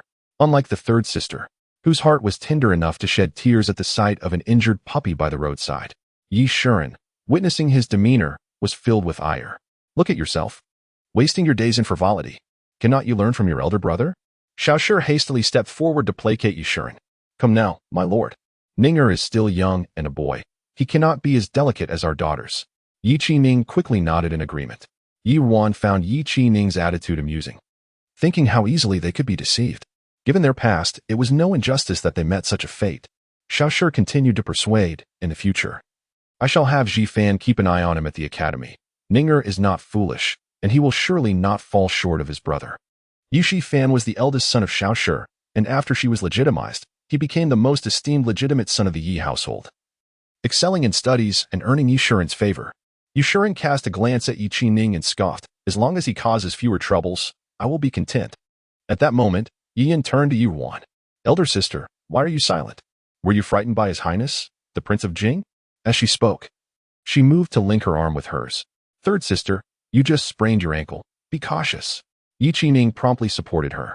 Upon reaching Yi Ruan's side, Yi Yin continued, Elder sister, that Prince of Jing seemed quite capricious.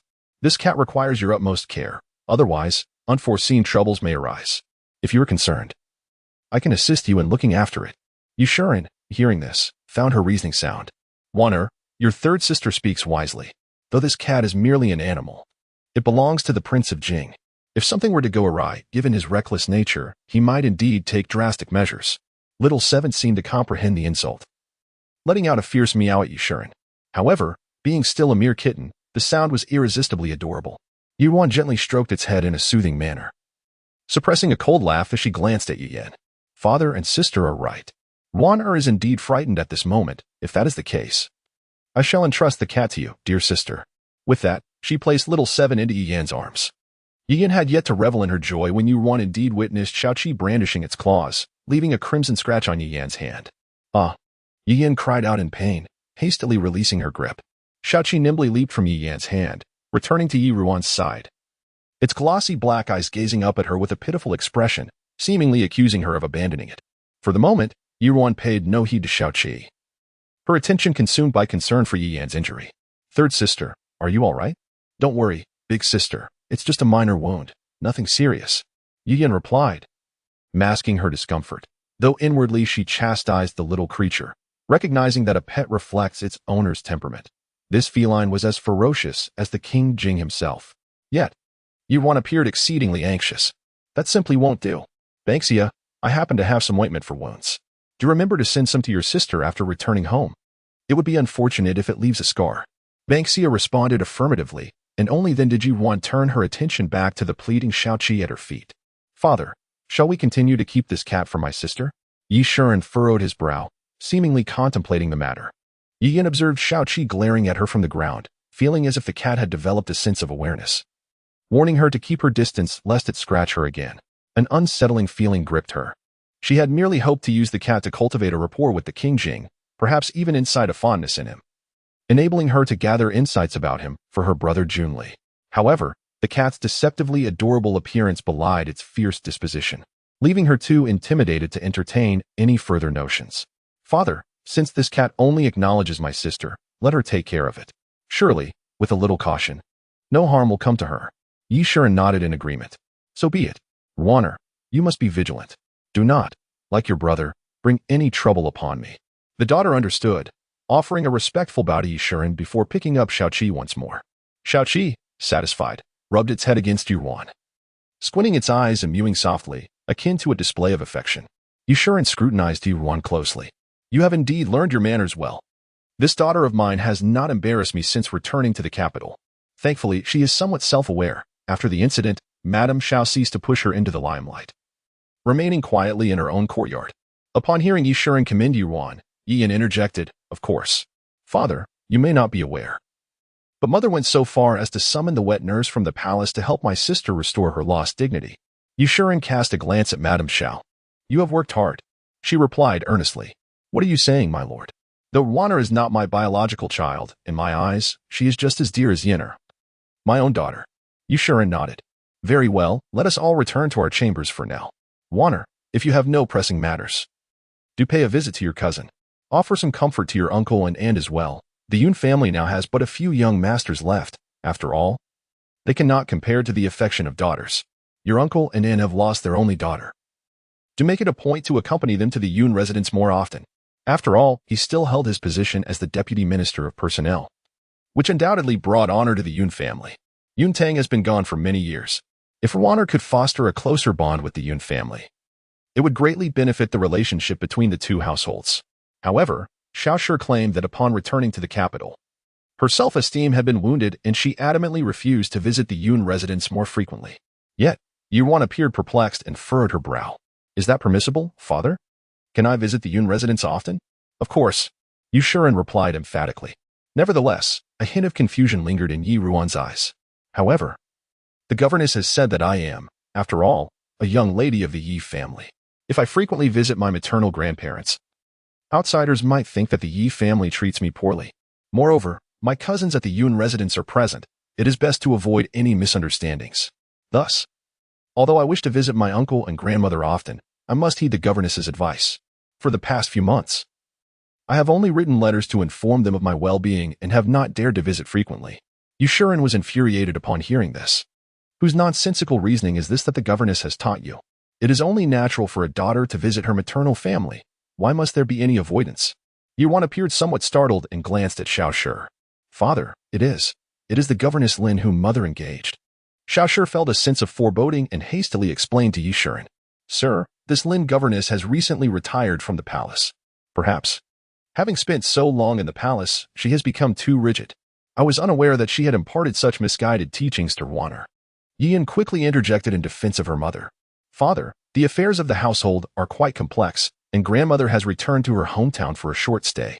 Mother may have been momentarily negligent. At that time, Mother exerted considerable effort to engage Lin governess for eldest sister, and who would have known she would prove so inadequate? Please, father, understand mother's sincere intentions. Naturally, Yishuren would not place blame on Xiaoshi for this. I know this is not your intention. However, such a foolish servant should be dismissed immediately. Yes, my lord. I will personally find a suitable governess for Ruan, Xiaoshi assured. After a moment's contemplation, Yishuren replied, There is no need. I see that Ruan has matured considerably and no longer requires a governess. You and Yena should provide her with guidance. After all, given her current demeanor and talents, he had no high hopes for her to marry into an illustrious family, as long as she did not make any mistakes. That would suffice. Understood, my lord. Xiaoshi responded promptly. Well then, you may all disperse, Yishuren declared before taking his leave. Ruan watched his departing figure, casting a somewhat anxious glance at Xiaoshi. Mother, did I say something wrong? Observing Ruan's earnest and anxious expression, the flicker of doubt in Xiaoshi's heart dissipated. And she gently replied, It is nothing. It was merely a moment of oversight on my part. From now on, you should listen to your father and cultivate a closer relationship with the Yun residents. Ruan obediently nodded in agreement. At that moment, Yin suddenly recalled something and inquired, Eldest sister, I noticed you left with Aunt for quite some time today. Is it true that you cannot save cousin? Ruan sorrowfully nodded, tears welling in her eyes. Cousin's heart has been grievously injured. I have done everything within my power. Perhaps you could accompany me to see cousin one last time? Upon observing her sincere demeanor, Yin felt reassured.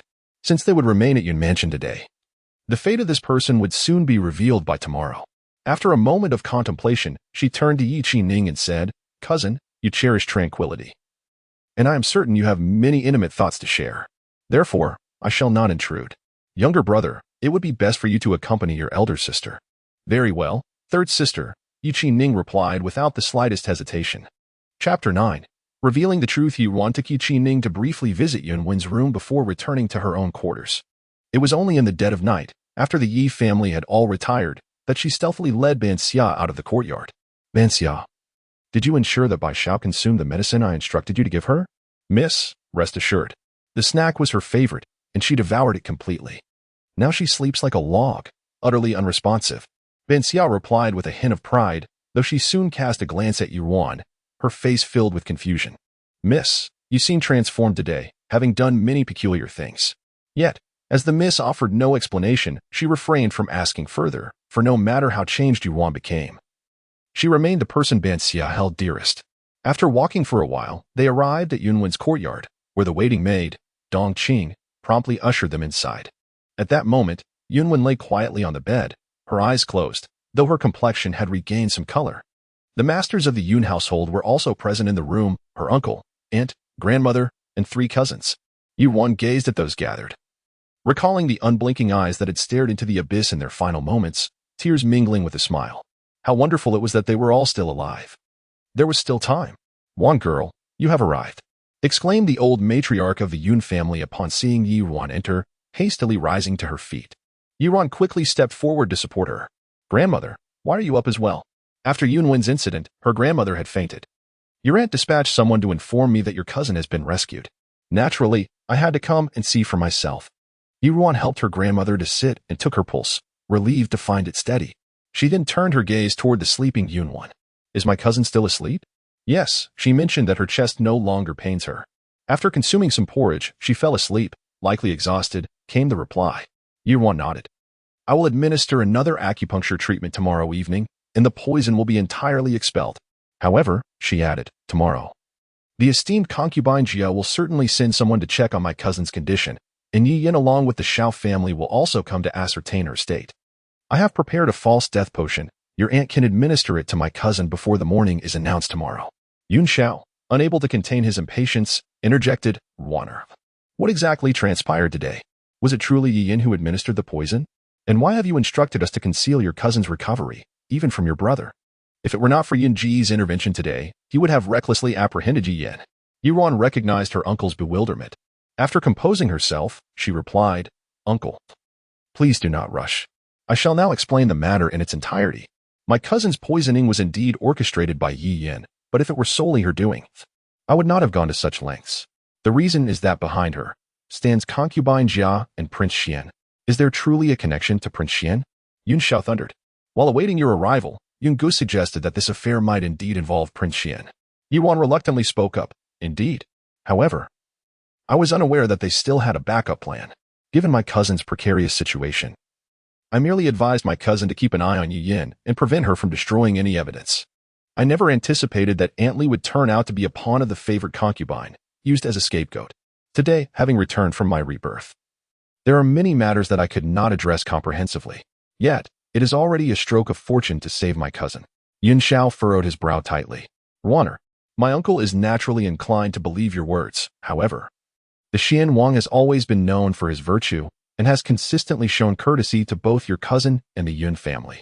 How could he suddenly harbor murderous intent? Yi Ruan understood that Jun Li was adept at deception, and it was no surprise that her uncle was deceived.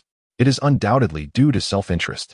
My uncle is aware that although the Yun family once flourished, we now live in an era of peace, and the status of military generals has greatly diminished.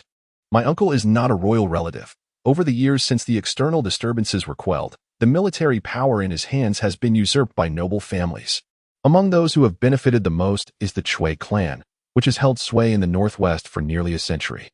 Has my uncle forgotten that the Chui family is the maternal clan of the favored concubine? Moreover, His Majesty currently intends to cultivate the Xian Wang and has entrusted the favored concubine's brother with command over all the Imperial Guard. The military power of the Yun family is merely an embellishment to them. My cousin has always been frail, and both Jun Li and the favored concubine have long wished to dissolve this marriage. However, due to the Emperor's decree, they dared not openly defy it. So they colluded with Yi Yin to intoxicate me, intending to harm my cousin. Yun Xiao fell silent, contemplating that the Yun army had not merely diminished by half. It had already dwindled to less than 30%. Lin Shi, nearby, recalled the events of the day with trepidation. Waner, for the past 6 months, your letters have continuously spoken of how the Xiao family treats you and Ninger as their own, and how kind and wise Yi Yin is. How could they suddenly conspire with the Xian Wang to harm your cousin? Remembering Yi Yin and the Xiao family, Yi Ruan clenched her palm and replied to her aunt. Because Yi Yin has long been in collusion with Jun Li, Yi Yin, confident in her beauty and having captured Jun Li's heart, harbored ambitions for the position of the Xian Wang's primary consort. Naturally, she would not want my cousin to marry into the Xian Wang's residence smoothly. I, too, was deceived by their hypocritical facade.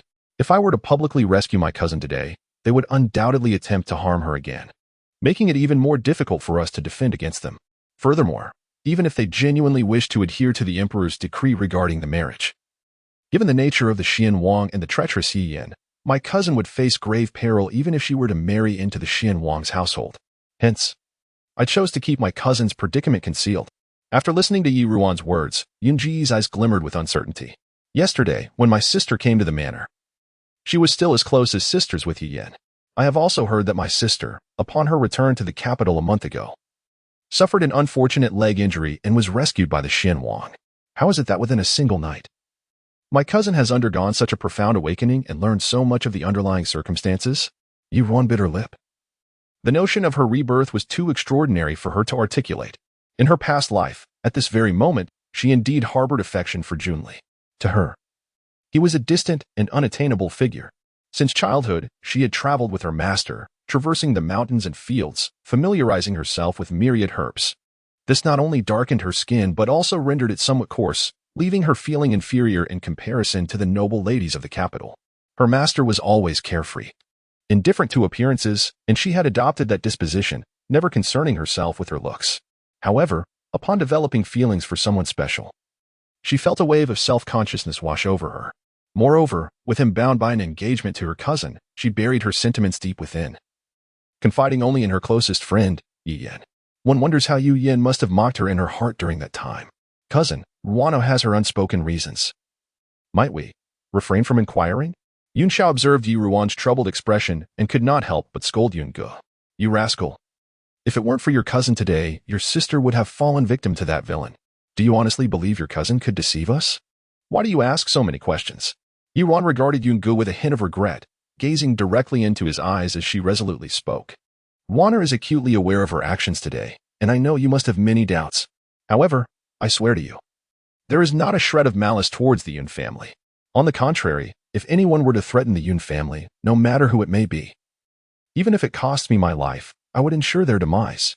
Her eyes shone with an intensity that made Yun feel somewhat uncomfortable, causing him to turn his face away. I have never doubted your intentions. Very well, I shall ask no more. Thank you, cousin, Yuan said earnestly, bowing to him in gratitude. Chapter 10. The secret of Yun. Amidst the discussions of the crowd, a voice suddenly emerged from the bed. Father, Sister Wan is right. I cannot marry into the Xianwang mansion. Upon hearing her daughter awaken, Lin hurried to assist her. At that moment, most of the poison had left Yunwen's body.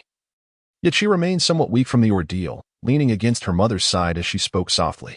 Mother, I heard everything my cousin said earlier. In truth, I have sensed for many years that the Xianwang has little interest in me. However, bound by our engagement, and knowing that I do not have long to live, I did not wish to burden you and father further. I claimed to be fond of him, thinking that as long as I maintained a respectful distance, I could endure this life without causing you distress. Yet, the reality is, I do not love the Xianwang. Today, hearing my cousin's words, I realized that the Xianwang mansion is fraught with danger. Seizing this opportunity to feign death and escape would, for me, be a form of liberation. If I could find a peaceful place to change my name and explore the world, reveling in nature, it would not be a wasted life. Upon hearing her cousin's sentiments, Yuan felt a sense of relief. Her cousin's disinterest in the prince was indeed for the best. She approached and grasped Yunwen's delicate hand. Cousin, do not worry. Your life shall not be short-lived. I have discovered a way to completely cure your heart ailment. Your life can be long and splendid. Lin's heart trembled at these words. Wanner, is what you say true? Can Wanner truly be cured? Yuan nodded earnestly at her aunt. That is wonderful news. Wanner, did you hear? Did you hear? Aunt Lin gazed at her ailing daughter with tears glistening in her eyes. From a young age, she had confined herself within the confines of the Yun residence, reluctant to socialize like other young ladies, rarely displaying any of the delicate charm typical of a daughter before her parents. Yet, she understood that her daughter's hesitance stemmed from fear of others investing too much affection, for when she departed, the agony would match the beauty of what once was. Yuan, seemingly in disbelief, murmured, Cousin, do you truly have confidence in this? Yuan tightened her grip on her cousin's trembling hand, feigning a carefree demeanor. Of course, cousin. Have you forgotten? I am a disciple of the renowned healer, Sumu. Good, good, good. Elder Lady Yun's eyes glistened with tears. One girl. You are indeed our little blessing. But how could I be a blessing? Yuan mused. In her past life, she had plunged the Yun family into despair. At that moment, Yun Shao also rose to his feet. Good. Wanner, now that your illness can be cured, and with a long road ahead, there is no need to feign death to leave the residence. I shall meet with the Emperor tomorrow to request the annulment of the engagement. Once this marriage is dissolved, they can no longer harm you. Yet, Yunwen's expression remained grave. After a moment, she looked at her father with a resolute gaze. No, father, I must leave the estate. His Majesty's word is absolute. How could it be so easily retracted? There is no longer the Duke, yet there are others. As your daughter. Even though the Yun residence has diminished in glory, my marriage will undoubtedly be influenced by the Emperor. Today, I have been reborn and no longer wish for my fate to rest in the hands of others. Yun Shao hesitated. But if you depart from the Yun residence, how could your mother and I find peace? At this moment, Yunwen displayed an unexpected determination. Father, I have already reached the age of maturity. It is inevitable that I will leave the estate to marry. But Yun Shao was about to persuade further when Yun Gu interjected, observing his sister's expression.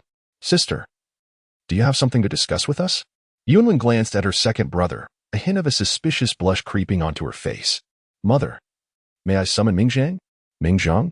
Lin Shi was taken aback. Yunwen nodded. He should not have left the Yun residence yet. Indeed, upon hearing of your predicament, he sought an audience several times. However, given the current situation, I could not allow him to be privy to the details, hence I declined his requests. The servants mentioned he has been waiting in the pharmacy. Dongqing, please fetch him. Yunwen instructed her maid directly. Dongqing's expression shifted as she glanced at her young mistress before exiting the room. Before long, she returned with a gentleman exuding a scholarly aura. He carried a medicine box, and his pale countenance now bore signs of fatigue, resembling someone who had lost all hope.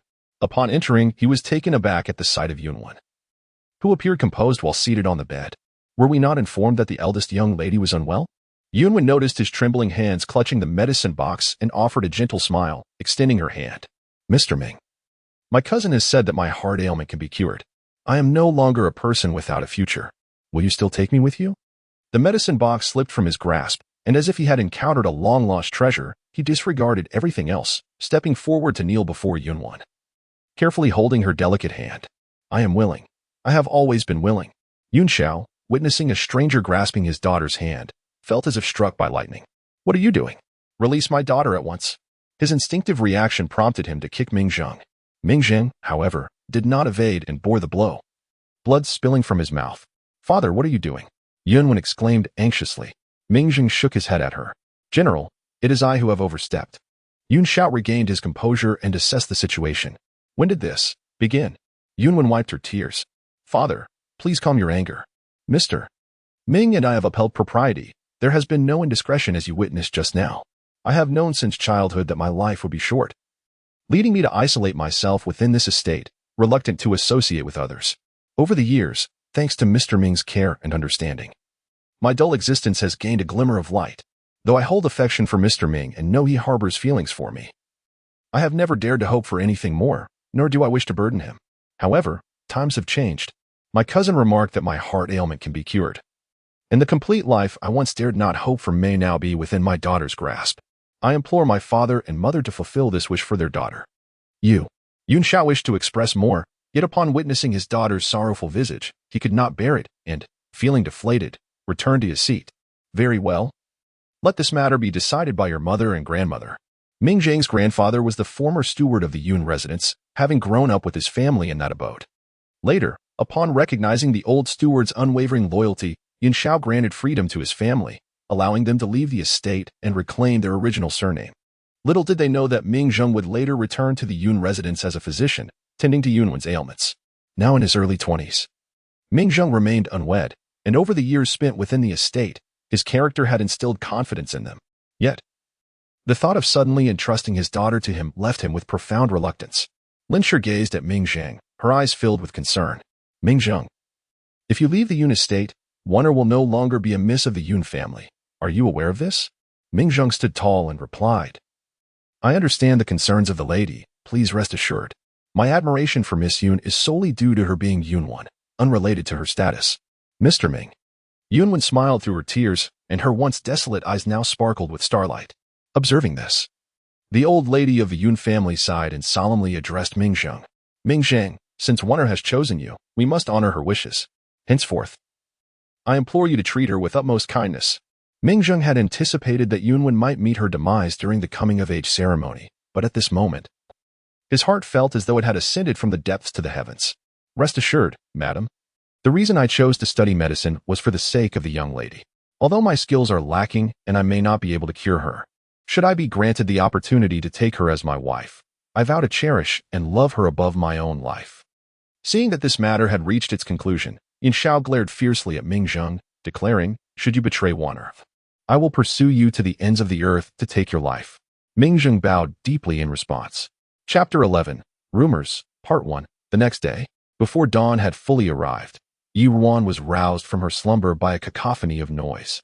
Upon stepping outside with Han Xiao, they unexpectedly encountered Xiao Shi and Yi Yin approaching arm in arm. Yi Yin, with reddened eyes, moved towards Ruan, her gaze flickering with a barely perceptible excitement. Elder sister, when sister has departed, she said. Ruan, in a show of solidarity, managed to squeeze out a few tears, dabbing at the corners of her eyes. Cousin is of similar age to us. It is hard to fathom her passing like this. Indeed, elder sister. Let us go pay our respects to one sister. Ruan understood that she was eager to ascertain the truth of Yunwan's demise, and thus responded with a mere feigned acknowledgement. Upon arriving at Yunwan's chamber, they found her lying motionless on the bed, her face ashen and devoid of breath. A circle of mourners surrounded her, with Aunt Lin already reduced to tears. Madam Yun, please accept my condolences. Xiao Shi stepped forward to offer comfort. However, Lin paid her no heed, consumed by her own grief, prompting Xiao Shi to retreat awkwardly. Mother, Aunt is in sorrow and cannot spare attention for anything else. Please do not take offense, Ruan gently interjected. I understand. Truly, it is a lamentable fate, Lin exclaimed, pulling Ruan to sit beside her, burying her face against her shoulder as she wept. Ruaner, your cousin's departure is so unjust. Ruan patted Lin's back softly, attempting to console her. Reflecting on how straightforward her aunt was, finding it challenging to perform this act of mourning, Yi Yin scrutinized Yunwan closely, confirming her lifeless state. which allowed her to finally release the tension in her heart. Mother, perhaps we should step outside. Lingering here may be more of a hindrance. And it would be better to see if there are other ways we can be of assistance in the household. Very well. Xiao Shi had no desire to remain, and thus led Yi Yin outside. The eldest son of the Yun family, Yun Qing, promptly followed them. Madam Yi, with only one daughter, your mother must be heartbroken over the loss of her sister, since there are no other women in the household. My father wishes for your cousin to stay with your mother for some time. I kindly ask for your approval. Unlike his father, Yun Xiao, Yun Qing presented himself as a cultured gentleman, embodying a demeanor of grace. He was a classmate of Yu Zhifan and was renowned for his integrity and propriety in the capital. This autumn, he too would participate in the same imperial examinations alongside Yi Zhifan. Given that Yun Qing had connections with Yi Zhifan, Xiao Shi was naturally acquainted with him. That is only fitting. I hope the eldest son will also offer comfort to Madame Yun, urging her to take care of her health and not to succumb to excessive sorrow. Thank you for your concern, madam. I shall convey your sentiments to my mother. As noon approached, the once festive decorations within the Yun residence had been dismantled, and a somber atmosphere enveloped the household, with everyone clad in mourning attire. Even the esteemed Empress Jia sent emissaries to express her condolences. By evening, the Yi family departed. Once the guests had dispersed, Yun Xiao took advantage of the night to transfer Yunwen to a side room in the old lady's meditation hall. Returning to her own chamber, Yi Ruan, typically one who relished sleep, found herself devoid of any drowsiness, her hollow gaze fixed upon the layered curtains above her bed. What path lies ahead? She does not consider herself to be particularly clever or cunning. Otherwise, she would not have been so easily deceived in her previous life. Although her affection for Jun Li blinded her to some extent, her master, a person of such integrity and clarity, never taught her the slightest artifice or intrigue. With her foresight, she might manage to contend with the Xiao family and Yi Yin, but when faced with Jun Li and imperial concubine Jia, any stratagem would be as futile as an ant attempting to shake a tree. Moreover, she did not wish to entangle the Yun residents in the struggle for the throne. She mentally reviewed all the mature princes in the court, finding none who could rival Jun Li, except for one individual. However, the complexities of their past entanglements were too convoluted for her to untangle. Had it not been for her hatred blinding her reason in her previous life, she would not have resorted to forging a will, even though her heart yearned for Jun Li. She acknowledged her mistakes and had already paid a grievous price. She did not blame him for abandoning her and the child in the end, for it was her betrayal that brought about her downfall. Yet, the thought of approaching someone who had wronged her twice, seeking vengeance with his aid, filled her with trepidation. Yuan shook her head, forcibly severing the myriad thoughts in her mind. She resolved to take one step at a time. The most pressing matter now was to position her allies within the Yi residence. With that thought in mind, Yuan gradually closed her eyes and fell into a deep slumber. The following day, after Yuan had completely purged the toxins from Yunwen's body, she took Ban Xia to speak with Yungu privately. Cousin, I have a request for your assistance. Yungu is currently occupied with the arrangements for Yunwen's funeral. Although Yunwen was merely feigning death, the outside world and the other servants in the residence remained oblivious, necessitating a facade of mourning. Even the Lin family had pretended to be overcome with grief, remaining bedridden for several days. Upon seeing Yuan approach, Yungu dismissed the servants nearby. Cousin, please speak freely. Having heard that her cousin had many connections in the capital, Yuan inquired, might you spread the word about the events at yesterday's coming-of-age ceremony? A glimmer of interest flickered in Yun Ji's calm eyes. To whom does my cousin wish to direct this public sentiment? Observing that her cousin had only laid the groundwork, Yungu had already grasped her intentions, prompting a sense of admiration within her. Her second cousin was indeed a shrewd merchant, worthy of the uncle's utmost trust. At just 17, he had achieved the highest honors in the imperial examinations, a remarkable feat that had stirred much conversation in the capital, with predictions that the youngest top scholar in 3 years would emerge from Shilin. However, this year marked his coming of age. Yet he did not sit for the examination in the spring. The reason remained a mystery. Returning her thoughts to the present, Yi Ruan replied, it is naturally directed at Yi Yan. Yungu paused, contemplating. This is not a matter of great consequence. While such rumors can inflict harm, they cannot truly endanger her. Are you aware of this? There is no need for her to be truly harmed. Currently, the entire Yi residence is under the Xiao family's control, making my actions within the house exceedingly difficult. I merely wish to request my aunt to arrange for some personnel to be placed within the Yun residence. However, introducing people into the household abruptly is not a simple task. I merely require an opportunity to instill a sense of caution in them. Very well. I shall have someone take care of it. Ruan paused for a moment, feeling somewhat embarrassed, and then spoke again. Cousin, there is one more matter I wish to discuss. Yun-gu, observing her discomfort, allowed a gentle smile to grace his features.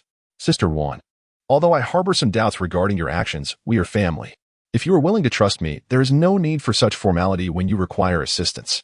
Besides, these matters pale in comparison to your life-saving grace towards my sister. Ruan felt a warmth welling in her eyes.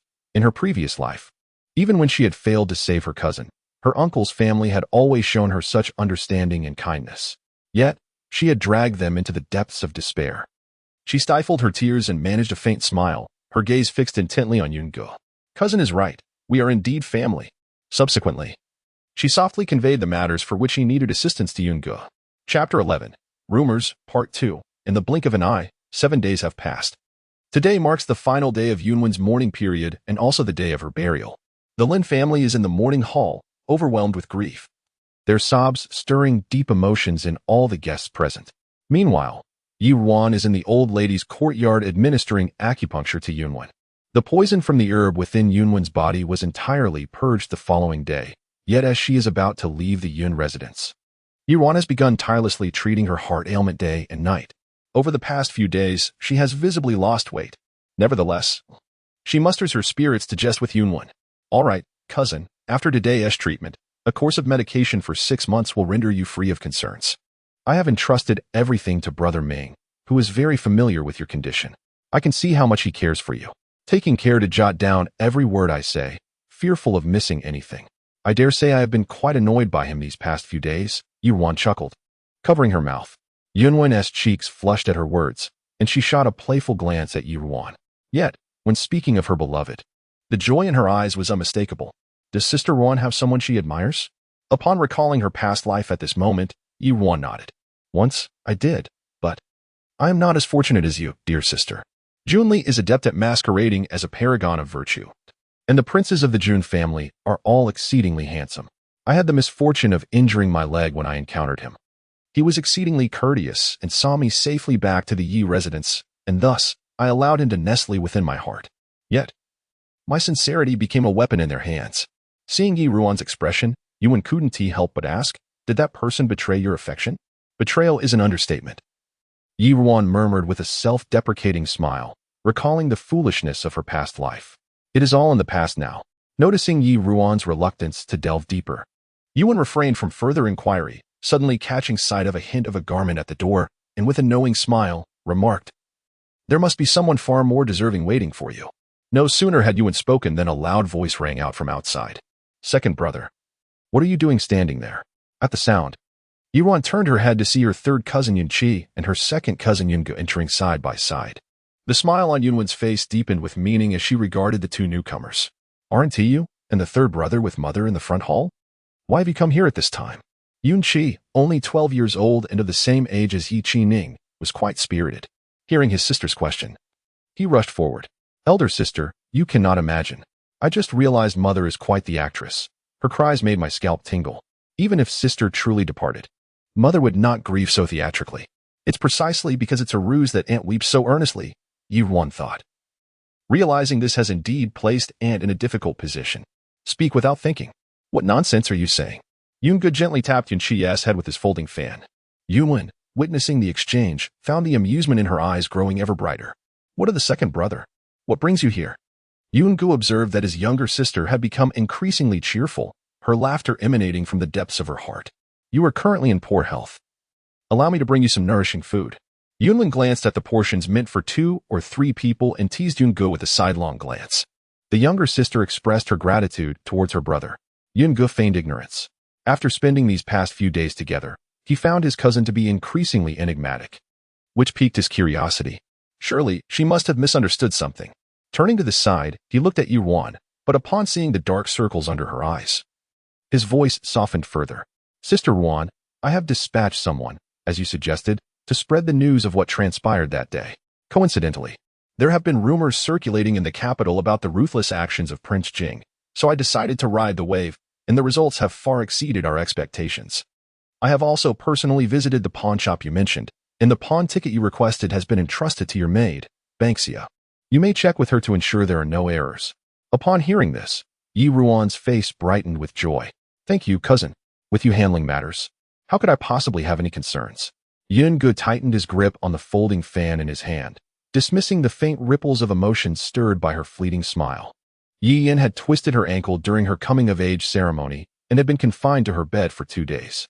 One morning, while she and Madame Xiao were having breakfast, a small maid rushed in. Madam, miss, something terrible has happened. Madame Xiao, slightly displeased, retorted, What a commotion. What is the meaning of this? The little maid shrank back and stammered, Madam, there are rumors outside. Rumors. Seeing their impatience, Madame Xiao urged, Speak plainly. Have you not been taught manners by the head maid? The little maid steadied herself and finally blurted out, Madam, there are rumors that Miss Yun has been harmed. And it is said to be your doing. As soon as she finished speaking, she hurriedly lowered her head, unable to meet the gaze of Madame Xiao and Yi Yan. Upon hearing this, Madame Xiao dropped her chopsticks in shock and rose to her feet, agitated. Nonsense. The villain has already met justice. How could it possibly implicate Yenner? I would never deceive you, madam. Today, I accompanied the cook to shop for supplies. And this is what I personally heard. The maid quickly recounted everything she had learned that day. It turned out that after the Yun family's coming-of-age ceremony, rumors began to circulate, initially stating that Prince Jing had employed torture in broad daylight, his methods cruel. This was not particularly surprising, as Prince Jing's reputation in the capital had never been stellar. However, for reasons unknown, the rumors morphed, claiming that Aunt Li had no grievances against the Yun family and had admitted that Prince Jing was not behind it. How then could the act of poisoning be explained? There seemed to be some hidden agenda at play. Furthermore, those claiming to be in the know stated that the comb used to poison Miss Yun could only have passed through 2 hands, the deceased Aunt Li and the 3rd miss of the Yi family. Subsequently, the rumors spiraled out of control. Yi Yin, unlike King Jing, has always enjoyed a splendid reputation, renowned as the most beautiful woman in the capital. This stark contrast only heightened the curiosity of the onlookers. Within a tea house at that moment, a group of 5 or 6 individuals huddled together, whispering amongst themselves. Moreover, I have heard that on that fateful day, Aunt Li was coerced to the brink of death by King Jing. And it was then that Miss Yusin fortuitously fell right before her, providing her the chance to take her own life. Oh, Miss Yusin truly knows how to choose her moments, and her timing was impeccable. Indeed, it was said that Prince Xin spoke on her behalf that day. Could there be something more between the two of them? It is not entirely implausible, for Miss Yusan is indeed the most beautiful woman in the capital. And it would not be surprising if Prince Xin had taken a liking to her. Lower your voice. Prince Xin is not someone we can afford to offend. The speakers subsequently lowered their tone further. Perhaps Prince Xin is aware of the situation, considering that the young lady from the Yun family has always suffered from a heart ailment and cannot possibly compare to Miss Yusan. Yet there were those who disputed this notion. How could that be? Miss Yusan is as virtuous as a bodhisattva. I heard she was merely filling in for her elder sister during the ceremony that day. How could she have prepared in advance? But immediately, someone countered. Are you not aware?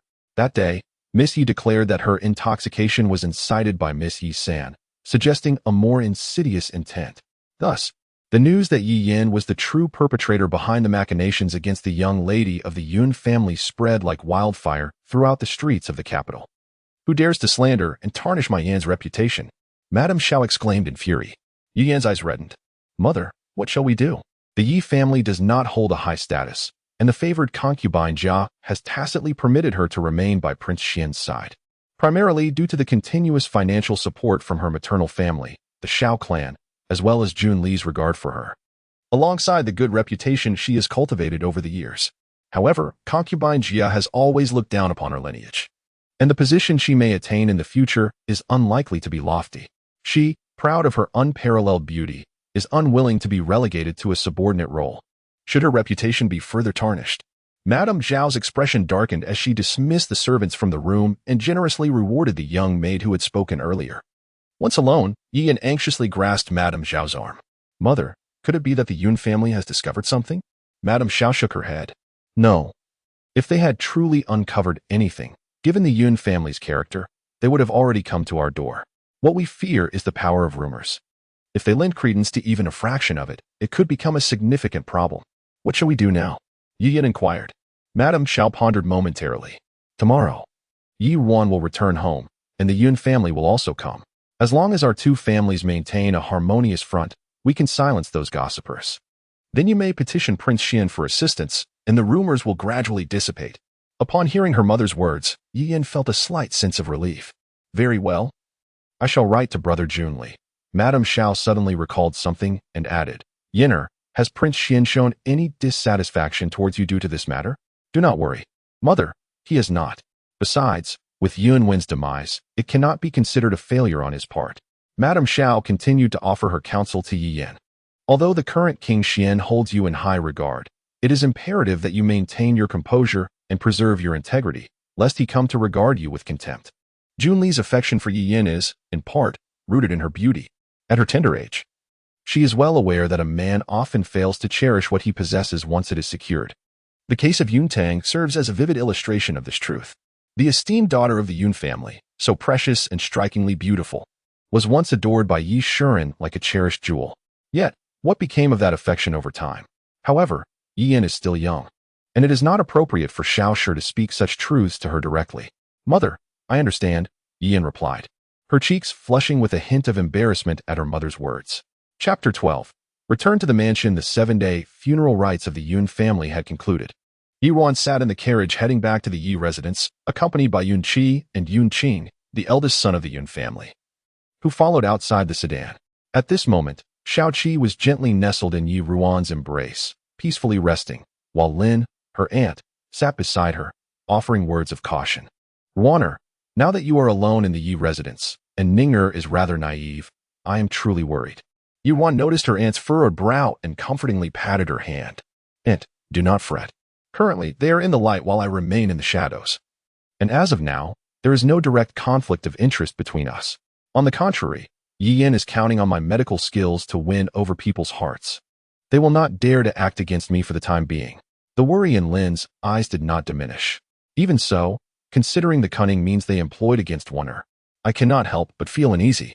Warner, remember, should any danger arise, you must inform the Yun family immediately and never take risks alone. Yi Ruan nodded. I understand, Aunt.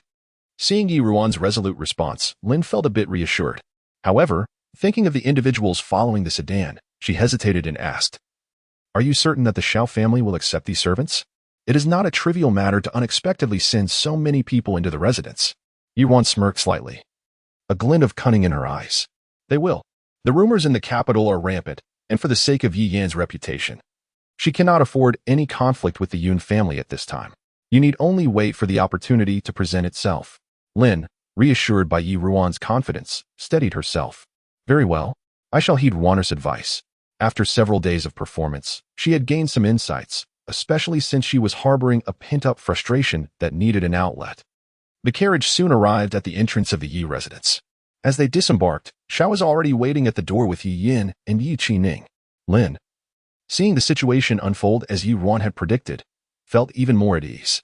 Around the Yi residence, sharp-eyed individuals had already recognized the Yun family carriage and were keenly observing the happenings. The recent rumors surrounding the third miss of the Yi family were indeed the talk of the town.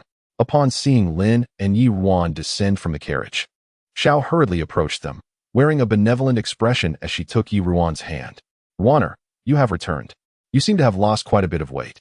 Yi Yin then stepped forward, linking her arm with Lin's, feigning the demeanor of a dutiful daughter.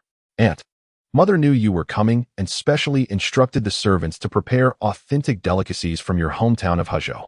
These past days must have been filled with sorrow for you. But you must take care of your health. Otherwise, Sister Wen will rest uneasily. Please, come inside with me. However, Lin merely brushed aside Yi Yan's arm with indifference. Casting an impatient glance at Xiao, there is no need for a meal, Madam Yi. I have come this time to assign some personal attendants for Warner and Ninger. I hope you can make the necessary arrangements. Zhao's expression slightly changed as she looked at the maids and servants by the carriage. It was evident that the Yun family sending over so many individuals was a clear indication of their distrust in her. Madam Yun, the servants surrounding Warner and Ninger have been appointed according to the regulations of the household, and their numbers are sufficient. However, Warner seems dissatisfied with the service provided by the servants. Zhao's inquiry was laced with confusion as she glanced at Yi Ruan. Since Yi Ruan returned to the Yi residence, she had been coaxed into submission, and it seemed today as predicament was orchestrated by Madame Yun. Although she could not confront the Yun family at present, As long as Ruan refused, these individuals would not be admitted. Upon hearing this, Ruan merely displayed a troubled expression. Mother, it is not that the servants are inadequate. It is merely a gift from the elders, and I dare not refuse. This is the goodwill of my uncle and aunt, and I truly cannot decline. At that moment, Lin stepped forward, shielding Ruan behind her, her voice growing firmer. Madam, you need not put Ruaner in a difficult position. These servants are my suggestion, and their contracts are with the Yun residents. If the number does not comply with the regulations, we can simply transfer a few from the previous household. Seeing Madam Yun's resolute stance, Yi Yin could not help but feign a pitiful demeanor. Aunt, are you believing in the rumors circulating outside? Lin, however, showed no mercy to Yi Yin, her expression stern as she coldly retorted, Miss Yi, you should continue to refer to me as Madam Yun. I am Ruaner's aunt, and we share no blood ties with the Shao family. It is best to adhere to the proper titles. At these words, Yi Yin's expression shifted, and she turned her gaze towards Yi Qi-ning. Observing the redness around Yi Yin's eyes, Yi Qi-ning felt an ache in his heart. Having lost his mother at a young age, and with his father occupied with official duties, his elder sisters and mother had never neglected him. To him, they were his closest kin. He looked at Lin, speaking with indignation.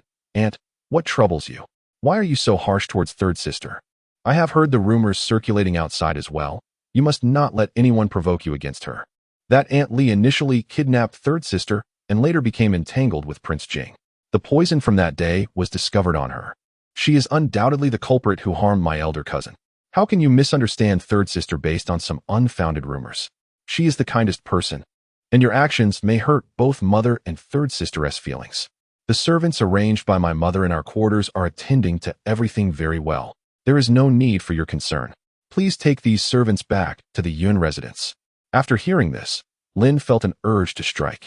Contemplating that if he were her son, she would have already delivered a few slaps. Shao, observing Yi Qi-ning's words, feigned reprimanding him. Ninger, Madam Yun is also considering the welfare of you siblings. You must not be disrespectful to your aunt. Yi Qi-ning, seeing his mother being bullied yet still speaking on behalf of others, grew increasingly anxious. Mother, you have been unable to eat these past few days due to the rumors. Third sister has been secretly hiding and crying. You both fear that I might worry and do not wish for me to know. But how can I stand by idly while you are misunderstood by others? Today, I must speak on your behalf. I will not allow you to be bullied. Ruan, witnessing Yi Qi-ning's righteous demeanor, could not help but let out a bitter smile within. This foolish brother, if Shao and Yi Yin truly wished to avoid him, how could he be completely unaware? Upon hearing Yi Qi-ning's words, Lin's eyes sparkled with the glimmer of opportunity. Yi Qi-ning, what do you mean by sitting with a stranger on one side and another on the other? I am your aunt. How have I become a mere stranger? Very well. If you choose not to appreciate my concern, I shall select the people around Ruaner myself for her safety. Otherwise, I will take Ruaner back to Yunfu. Our Yun family is not in want of a single meal. As for the children of the Yun family, we shall raise them ourselves. After Lin finished speaking, she grasped Yi Ruan's hand, intending to return to the carriage. Yun Qing, sensing the opportune moment, hurriedly stepped forward to stop Lin, offering gentle persuasion. Mother, Ning is still quite young and lacks the gravity in his words. Why should you be angry with him? Moreover, Lady Yi has not definitively refused you. As Yun Qing spoke with grace, he performed a respectful bow to Shao. Lady Yi, my mother has lost her daughter and has found solace in the company of her cousin these days, developing a bond akin to that of a mother and daughter. She is reluctant to part with her, especially after hearing those rumors outside. Now that the motives behind Aunt Li's actions remain unclear, and my mother feels she has failed to protect her sister, she has become fixated on the idea of assigning someone to watch over her cousin for peace of mind. My father and I have both advised her that Lady Yi has always treated her cousins kindly, and the third miss has always been benevolent. How could she harm my sister without cause? Yet, my mother is currently heartbroken and is unwilling to hear anyone's counsel. I ask for Lady Yi's understanding.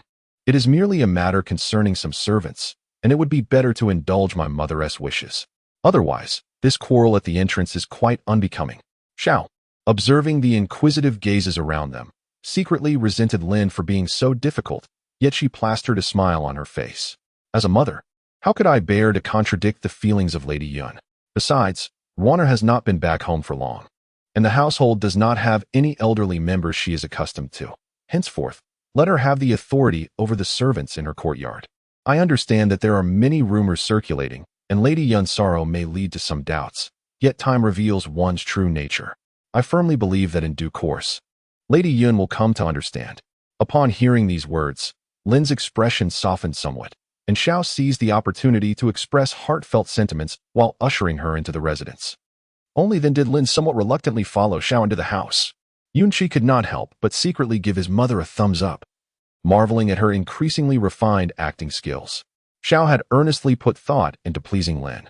The banquet was filled with the dishes Lin used to enjoy during her youth, all prepared with authentic flavors. However, Lin maintained a stern demeanor, finding it hard to swallow. Previously, it had been bearable, but now, knowing the truth, she could hardly tolerate Yi Yan's pretentious demeanor. Throughout the meal, she only consumed the vegetarian dishes before her. When Xiao inquired about her reluctance to eat, she evasively claimed to have a poor appetite lately. It was instead the oblivious Yi Qining who spoke on her behalf. Aunt, the third sister has been fasting and bathing daily for our cousin, reciting scriptures and praying for her. She has lost quite a bit of weight. The third sister's devotion for our cousin is so touching that even I feel moved, and should not harbor doubts about her. Lin felt his fist tighten once more. He absent-mindedly stirred his chopsticks before departing with Yun Qing and Yun Qi. Chapter 13. The Inner Courtyard after the departure of the Yun family members. Yi Yuan returned to Qingyu Pavilion accompanied by the 4 individuals left behind by her aunt. The foremost among them was an elderly woman named Wei, who appeared to be nearing 50 and had accompanied the Lin family into the Yun residence as a servant. Beside her stood a young girl of 17 or 18. Not exceptionally beautiful, yet exuding an air of composure and dignity, she was Dongqing, the chief maidservant by Yunwen's side. The other 2 were rough-and-tumble maidservants, unnamed by the Yun household, simply referred to as Shier and Juer. However, as soon as they crossed the threshold, they were met by an elderly woman accompanied by the maidservants of the household, all kneeling on the ground. The old woman looked at Yi Yuan, her voice laced with a hint of accusation. Miss, the madam has said that you intend to dismiss half of those in the courtyard. Is that true? The maidservants behind her began to wail in unison. Yes, miss. Though we have only served you for a short time, we have done our utmost. Please do not cast us away. Seeing this, Yi Yuan furrowed her brow slightly. After 7 exhausting days of tending to Yunwen in the Yun residence, she was weary and had not anticipated that Xiao Shi would stage such a scene for her. The Yi household did not employ many servants. Her intent to send them away was merely to sow discontent among the household staff towards her, the newly returned young mistress, thereby allowing for easier manipulation in the future. Wei Ma's perceptive eyes caught the weariness on Yi Yuan's face, and she stepped forward to reprimand. How dare you question the young mistress? Is this how you were taught to behave? The old woman, surnamed Lu, who managed Yi Yuan's courtyard, glared defiantly at Wei Ma. You are but a servant of the Yun household. What right do you have to dictate to us? Several maidservants echoed Lu's defiance. Indeed, we have grown up in the Yi household. Why must you seek to drive us away? Dongqing stood quietly to the side, silently observing and committing their behavior to memory. As Wei Ma prepared to speak again, Yi Yuan suddenly interjected. Wei Ma, step back. Without hesitation, Wei Ma complied, retreating a step. Yi Yuan summoned her remaining strength to address the kneeling assembly. Though Wei Ma and Dongqing are dispatched from the Yun household, they are now my people. Having entered my Qingyu Pavilion, I have never treated you unjustly, yet you must be aware of your performance and your duties. I will provide compensation for those being dismissed and arrange suitable placements for them. However, should anyone be foolish enough to cause a disturbance, know that this matter has the approval of my mother. If it comes to that, I shall take your contracts and sell you to who knows where. At her words, the servants in the room were taken aback. The young mistress had always been known for her kind nature, never having punished the servants, which had emboldened them over time. Yet today, she seemed different. Her stern demeanor appeared genuine. The young maidservants fell silent, fearing the prospect of being sold to some unsavory place, leaving them with no avenue for escape. Nevertheless, Lu Ma remained undeterred. Madam has instructed that this matter should be made known throughout the household. For the young lady is of little consequence. Ultimately, all affairs within the estate are dictated by the madam. My lady, although the Yun family is your maternal lineage, you are nonetheless a member of the Yi family, and there exists a distinction between kinship and distance. Are you not concerned that your actions may alienate the servants of the household? Seeing her intent on further argument, Yi Yuan impatiently gestured to Banksia. Banksia, if Lu Mama remains unyielding, then let us show her what we have. Banksia stepped forward, pulling several pieces of paper from her bosom, which she indignantly tossed before Lu Mama. Upon recognizing the contents of the papers, a chill surged through Lu Mama's heart. These were the pawn tickets for items that she had secretly taken from the young lady's quarters. My lady, Lu Mama stammered, panic-stricken. How could the young lady possibly know? Was she not typically preoccupied with her herbs, indifferent to such worldly possessions? Ruan cast her a sidelong glance. Lu Mama, you spoke of distinctions in kinship, yet to my mind, such distinctions do not arise from proximity or surname, but rather from the human heart. Would you not agree? I had intended to overlook your transgressions due to your age, but since you are unwilling to depart in good grace, let us settle this matter properly. Lu Mama was drenched in cold sweat at these words, yet she stubbornly attempted to evade responsibility. My lady, although these items did originate from your quarters, I did not pawn them. Please, see clearly. Ruan smirked. Is that so? I must admit, I have not paid much attention to your petty pilfering in the past. However, you seem to have forgotten that I have been practicing medicine since childhood. When you exchanged a decade-old ginseng for a century-old one to use for my own consumption, how could I remain oblivious to the discrepancy? These medicinal herbs are entrusted solely to your care, or do you wish to confront the pawnbroker? In the past, she had chosen to turn a blind eye, but that did not imply ignorance. Lu Mama was rendered speechless. Indeed, she was solely responsible for the ginseng, and she had no means to refute the accusation.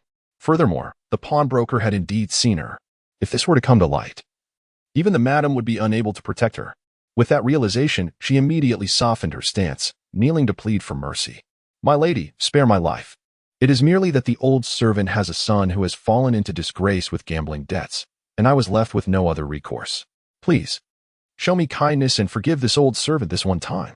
The young lady was known for her mercy. Surely, if she submitted to her, she would not be too harsh. Ruan gently stroked the glossy fur of Xiaoqi. Lu Mama was the backbone of the maidservants in the courtyard. Should matters progress to this point, and she still choose to let it slide, there would undoubtedly be others who failed to grasp the gravity of the situation. Wei Mama, confine her and have her sent to the magistrate tomorrow, where her offenses will be thoroughly reported. As for her punishment, let it be determined by her fate. From this point onward, all affairs within this residence shall be entrusted to your management. Dongqing shall serve as the foremost maid in the Yun household, and upon her arrival in my quarters, she shall care for me as closely as Banksia does. As for the comings and goings of others, I shall leave it to your discretion to assess over the course of a fortnight. At the end of this period, you may report who shall depart and who shall remain. The servants within the manor have all been dispatched by the Xiao family. She has no desire to discern who among them possesses genuine loyalty and who feigns it. For this is a matter in which Madame Wei and Dongqing excel far beyond her, aware that the young lady seeks to establish her authority among them. Madame Wei and Dongqing promptly stepped forward to comply.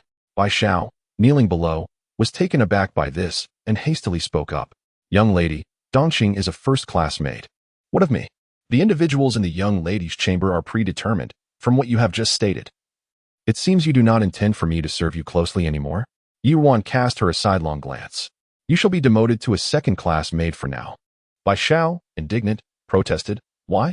Young lady, I am unaware of any wrongdoing on my part. I have not taken anything from your chamber to sell. At this moment, Banksia let out a cold snort, reciting verbatim the words the young lady had taught her during their time at the Yun Manor.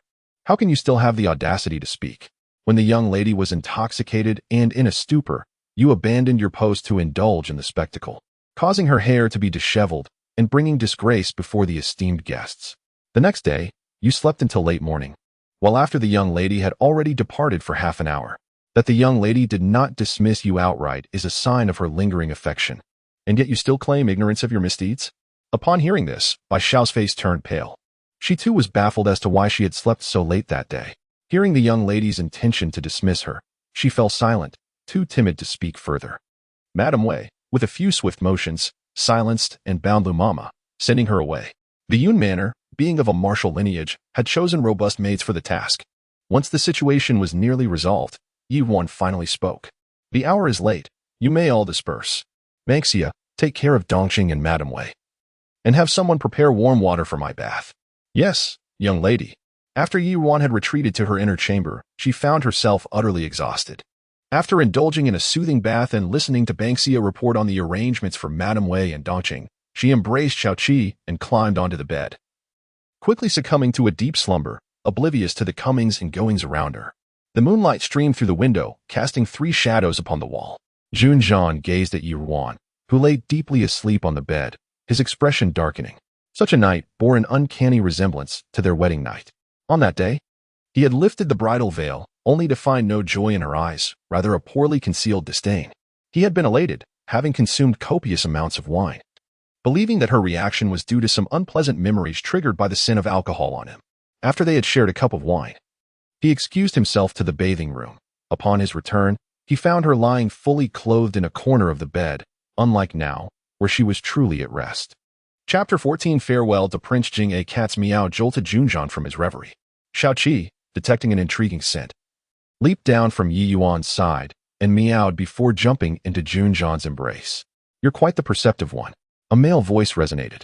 At first, Yi Yuan thought it was a figment of her imagination, but as she opened her drowsy eyes and beheld the shadows reflected on the wall, her sleepiness evaporated in an instant, and she abruptly sat up in bed. To her astonishment, there were indeed 3 individuals in her room. Through the thin veil of the gauzy curtain, Yi Yuan caught a glimpse of the man leisurely seated in a wheelchair, and she instinctively suppressed a gasp, cautioning, Your Highness, this is my private chamber. Jun Zhan merely responded with a nonchalant Yi Yuan felt a momentary pang of frustration. After all, he had always acted according to his whims, and quarreling with him would be futile. Noticing the sounds of conversation within, yet perceiving no response from the outside, she gazed outside with growing concern. Jun Zhan seemed to discern her thoughts and spoke softly. It's merely some sleeping medicine. With that, Yi Yuan felt a wave of relief wash over her, shifting her gaze to the 2 individuals behind Jun Zhan, Chang Feng and Chang Yi. She recognized Chang Yi as the maid assigned to her for protection during her time at the prince's residence, later discovering that she was one of the dragon shadow guards bestowed by the emperor, skilled in concealment and poison. Initially, she had believed Chang Yi was sent to monitor her, which fueled her dislike for her. Yet, in the end, Chang Yi sacrificed herself to protect her from the treachery of Jun Li. Perhaps Yi Yuan's gaze lingered too intensely as Chang Yi cleared her throat awkwardly.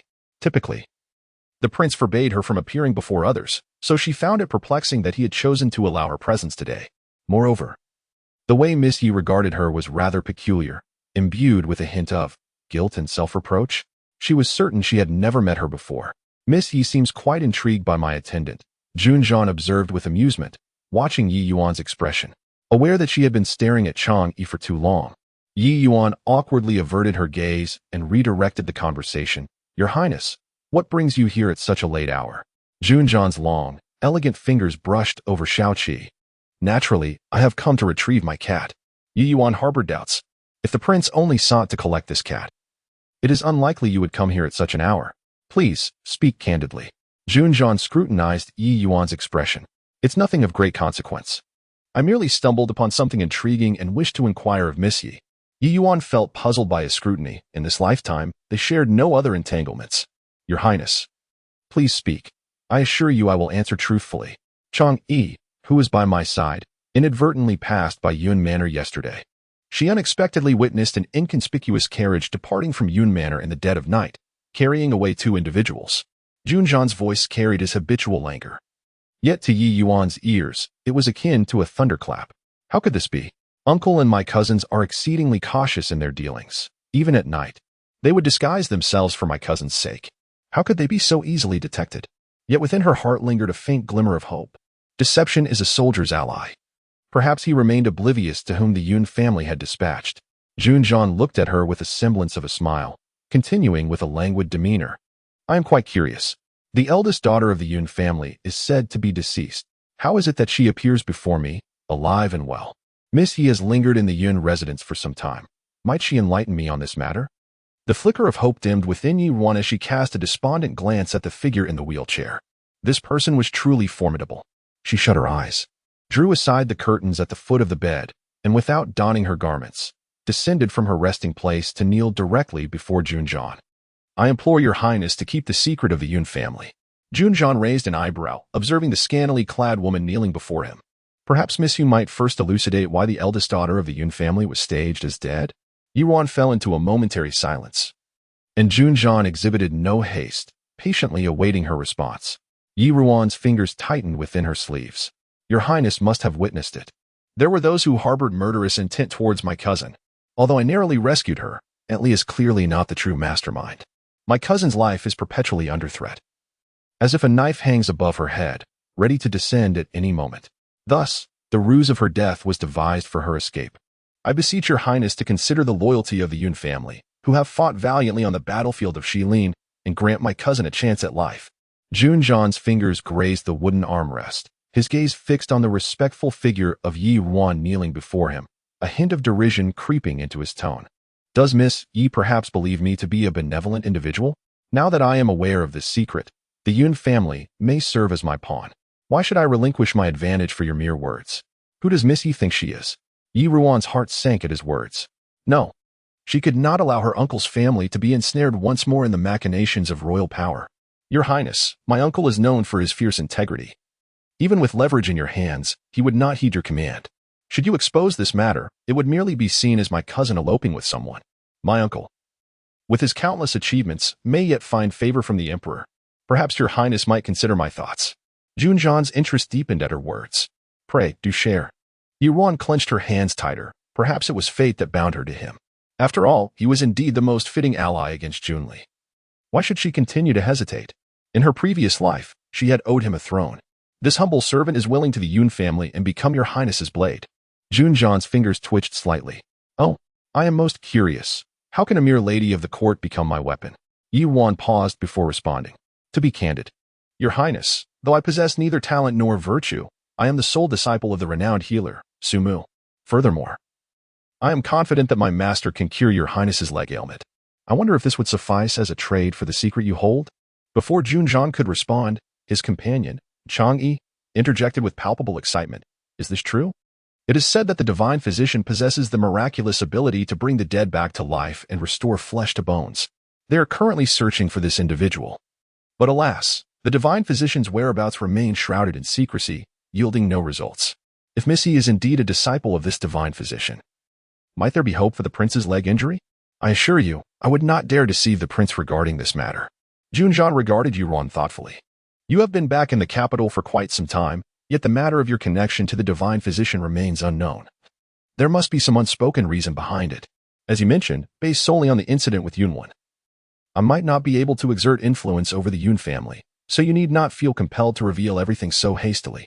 I wonder if there are any aspects of this situation that I am unaware of. Yi Ruan, sensing his doubts, slightly lifted her gaze and replied. The prince is indeed astute. I confess, I do harbor personal motives. In truth, even if the prince had not come today, I had already resolved to seek refuge after our last encounter. You are a remarkable figure, deeply favored by the emperor, and should you heal your old affliction, you are destined to soar to great heights. I seek not only vengeance, but also protection for myself. Oh, a hint of subtle persuasion laced Jun Zhan's voice. She wishes to ally herself with him? How intriguing. Though the Yi family may not be a prominent clan, her father currently holds a fourth-grade official title, and Miss Yi has the support of the Yun family. What could possibly necessitate my protection? Yi Ruan pondered briefly, adopting a facade of sorrow and indignation. Having decided to collaborate with him, she must seize this opportunity to earn his trust. To be candid, though I am the legitimate daughter of the Yi family, my mother passed away early, and despite the facade of a flourishing life in this household, it has been fraught with hardship. Furthermore, I have recently learned that my mother was harmed by the current matriarch, Madame Xiao. My brother and I have long been deceived by them, leaving us with a tarnished reputation in the capital. Now that I have awakened to the truth, I find myself isolated and defenseless within the household, seeking only that the prince may one day assist in my quest for vengeance and ensure the safety of my brother and me. In the darkness, Jun Zhan's gaze pierced through the moonlight that illuminated Yi Ruan, as if he sought to discern some truth from her eyes. He then shifted the conversation abruptly. If Miss Yu merely desires protection and possesses the leverage of the divine physician, why not ally directly with my third royal brother? It is common knowledge in the capital that he is currently in a position of great prominence, and I have heard that you share a connection with him. Why seek distant aid when you can approach him directly? Yi Ruan lowered her voice, suppressing the revulsion that arose at the mention of Jun Li's name. She understood the distinction between superficial flattery and genuine support. Jun Zhan could not discern the peculiar emotion in her voice at that moment. My third royal brother is a paragon of virtue, admired by the women of the capital. Beyond weighing benefits, do you not harbor any other intentions, Miss Yi? Yi Ruan perceived his words as a test of her sincerity.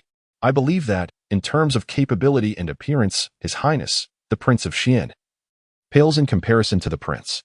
As for other intentions, I am fully aware of my own appearance. This is the truth, setting aside her blinded affection.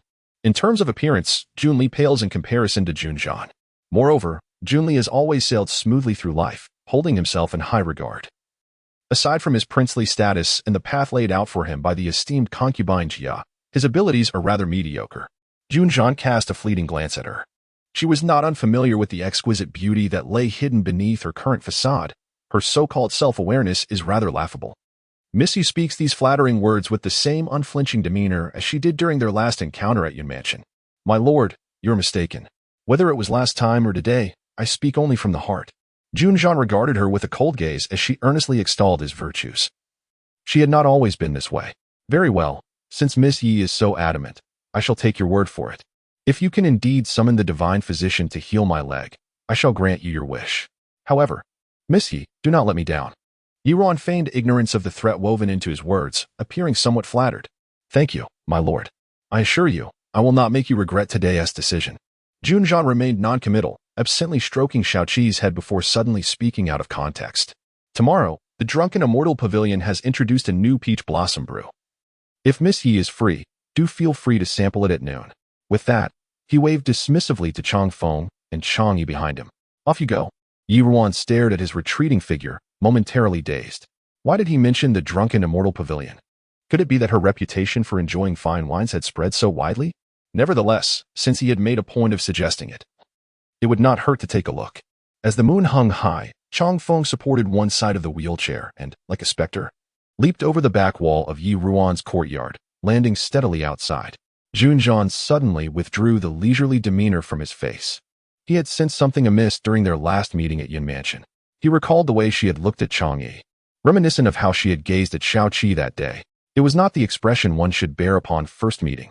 At this moment, she ought to be infatuated with Jun Li and sharing a sisterly bond with Yi Yin. The intelligence he had gathered over the past few days corroborated this. But since that day at Yun Mansion, she had changed.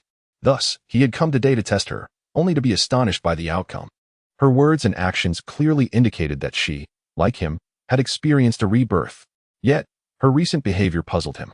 Given her former affection for Jun Li, she should never have divulged the matter of the divine physician Su Mu to him. Or was it that she intended to employ the same tactic to gain his trust and then eliminate him, the scourge to Jun Li? A flicker of derision crossed Jun Zhan's eyes. Chang Feng informed Chang Mian and Chang Ning to continue their search for Su Mu. Chang Feng was taken aback. Hadn't Miss Yu just pledged to assist the prince? Did that mean the prince did not trust her? Yes, my lord. By the way, on the day of Miss Yun's coming-of-age ceremony, Chang Yi mentioned that you forbade him from intervening to stop Aunt Li from taking her own life? Jun Zhan nodded. Your subordinate does not understand why. Chang Feng could not help but inquire further. However, Jun Zhan remained silent, leaving Chang Feng to fall into a contemplative hush. What purpose does it serve? If not to ensure that she is not entirely satisfied by swiftly eliminating her most formidable rival from a past life? Chapter 15. Memories the following morning. As Banksia lay in a drowsy slumber, Dongqing approached to rouse her. Miss, are you still asleep? Dongqing inquired in a hushed tone. Banksia, rubbing her bleary eyes, shook her head. She had been on night duty the previous evening, sleeping in the small bed outside Yi Ruan's chamber, but for some unknown reason, she had slumbered particularly deeply. Upon awakening, a surge of alarm struck her, and she exclaimed, "Oh no, the miss is going to face reprimands from Mammy Lin again." With that, Banksia hurriedly sat up, fumbling to put on her shoes, but suddenly paused as a delightful realization struck her, a smile breaking across her face. Dongqing, bewildered by this peculiar behavior, inquired, "What is it?" Banksia scratched her head and chuckled. "I forgot that Mammy Lin has been ordered away by the master. How wonderful. There will no longer be anyone to impose restrictions on the miss or punish her." Dongqing pondered for a moment. Mammy Lin? But wasn't she the governess you mentioned from the palace? Banksia nodded enthusiastically. Indeed, Dongqing, you cannot fathom how strict Mammy Lin was. She controlled every aspect of the miss's life, what she ate, wore, how she behaved. If the miss erred in any way, she would punish her by making her copy texts or striking her palm. The miss often injured herself from the punishment and would be forced to transcribe until late into the night. Had it not been for the medicine she prepared herself, she would have suffered even more. Furthermore, despite knowing the miss was a heavy sleeper, and that the mistress had exempted all the young masters and misses from morning salutations, She insisted on waking the miss early every day to present herself to the mistress. In those moments, the vile woman feigned concern, repeatedly instructing Mammy Lin that it was unnecessary to be so harsh, often speaking up for the miss when she faced punishment. Only now do I realize they were all in cahoots. How foolish of the miss to have once thought kindly of the mistress, trying to ease her worries, enduring whatever Mammy Lin imposed without complaint. The more Banksia spoke, the angrier she became, only to be overtaken by sudden sadness. That Mammy Lin would always criticize the miss, declaring this wrong and that improper. I had been with the miss for barely 6 months since I bought her from the streets before her return, and I knew her to be an untamed spirit. Yet, in less than half a year since her return, she has become so reticent, feeling utterly worthless, isolating herself within this household, with only the insincere third miss for company. As she spoke, tears streamed down Banksia's face, and she lamented, "It is all my fault for being so naive, believing that the miss's plight was solely due to Mammy Lin's harshness, while the mistress and third miss were actually quite benevolent, failing to see through their venomous hearts." Dongqing, taken aback by the revelation of the eldest miss's past hardships, had only seen Yi Ruan as a capable individual in recent days. Not only had she healed her former master, but she had also deftly maneuvered to ensure the smooth arrival of all of them at Yunfu. Moreover, she had skillfully exploited the weaknesses of the stewardess, Madame Li, enlisting the second young master to retrieve the pawn tickets. How could someone so astute be so easily manipulated? Dongqing gently took out a handkerchief and softly wiped away the tears from Banksia's eyes. "Do not weep any longer. Has not Granny Lin been sent away? The young lady has seen through the true nature of those individuals, and things will only improve from here on. Our primary duty now is to attend to every task entrusted to us by the young lady, assisting Granny Wei in managing the inner courtyard, ensuring that the young lady has no worries. You should rise as well. The young lady is our mistress, and it matters not how long she sleeps. As her personal attendants, we must uphold decorum, lest the other maidens in the courtyard follow suit in laxity." Upon hearing these words, Banksia promptly descended from the bed, exclaiming, "I understand, Sister Dongqing. The young lady has remarked that you are composed, and she wishes to heed your counsel. What the young lady says is undoubtedly correct." Dongqing smiled and then heard a stir from within the chamber. Banksia must have realized that the young lady had awakened, and quickly wiped her eyes with Dongqing's handkerchief. Following her inside, Yuan had actually roused at Banksia's exclamation. However, upon hearing their conversation outside, she chose to remain silent and simply lay still. It was beneficial for Banksia and Dongqing, having known each other for only a few days, to foster their relationship. After all, Banksia had always treated others according to her likes and dislikes. In her previous life, she had not favored Dongqing, which had led to a strained relationship between them. Little did she anticipate that in this new life, although her cousin had survived, Dongqing had returned to her side. Indeed, in her last existence, those who accompanied her into the Duke of Jing's residence, aside from Banksia, included Dongqing. Originally, the Yi family had arranged for Banksia and Bai Xiao to accompany her. But after Bai Xiao committed an unspeakable act prior to her marriage, her aunt dispatched Dongqing in her stead. Banksia, with her innocent and carefree nature, had always followed whatever she said without question, while Dongqing was prudent and respectful, with a clear mind. After entering the Duke's residence, upon inadvertently discovering Dongqing's clandestine dealings with Jun Li, she had repeatedly cautioned her, asserting that Xian Wang and Yi Yin were untrustworthy. Feeling displeased, she had distanced herself from Dongqing, relegating her to menial tasks and forbidding her from close attendance. She wondered if, as a result, Dongqing had managed to evade disaster during her time in the Duke's residence. Yi Ruan observed Dongqing, who was now deftly arranging her hair in the mirror. "Since you and Granny Wei are new to the Yi family, did you sleep well last night? Thank you for your concern, Mississippi. With Bai Xiao having moved out, I share a room with Banksia, who has arranged the space quite beautifully. Adjusting to your new surroundings is essential. Should you have any uncertainties about the Yi family affairs, do not hesitate to consult Banksia. Rest assured, miss, I am aware." Dongqing's skilled hands soon fashioned a lovely hairstyle. Noticing the pallor of the young lady's complexion, she refrained from adorning her hair with excessive ornaments as Bai Xiao would typically do, instead simply inserting a jade hairpin, which enhanced Yu Ruan's appearance. Banksia could not help but exclaim from the side, "Wow, Sister Dongqing's hands are truly remarkable." Yi Ruan smiled at Banksia, whose round, bright eyes were filled with admiration. "You too must learn this skill." Oh, Banksia furrowed her brow in distress. Having grown up in a humble household, She had only sold herself on the street to fund her brother's treatment, and was hardly adept at such delicate tasks. She earnestly sought guidance from Bai Xiao, yet lamentably, her aptitude proved inadequate, and she often struggled to grasp the lessons. Nonetheless, for the sake of her lady, she was determined to learn otherwise. Akin to the previous incident at the Yun residence, where Bai Xiao's absence led to her lady's embarrassment, she could not allow history to repeat itself. Understood, my lady. As long as Sister Dongqing does not find me foolish, I shall diligently apply myself to learning. Dongqing smiled in response. These tasks merely require practice. We can summon Juer later, and I shall teach you to practice more. Is that true? Bai Xiao mentioned my lack of talent and that I could not accomplish these tasks. Ruan softly reassured her. Silly girl, in this world, there are no foolish disciples. Only mentors unwilling to teach with care. Very well, let us proceed to Qinghe Courtyard.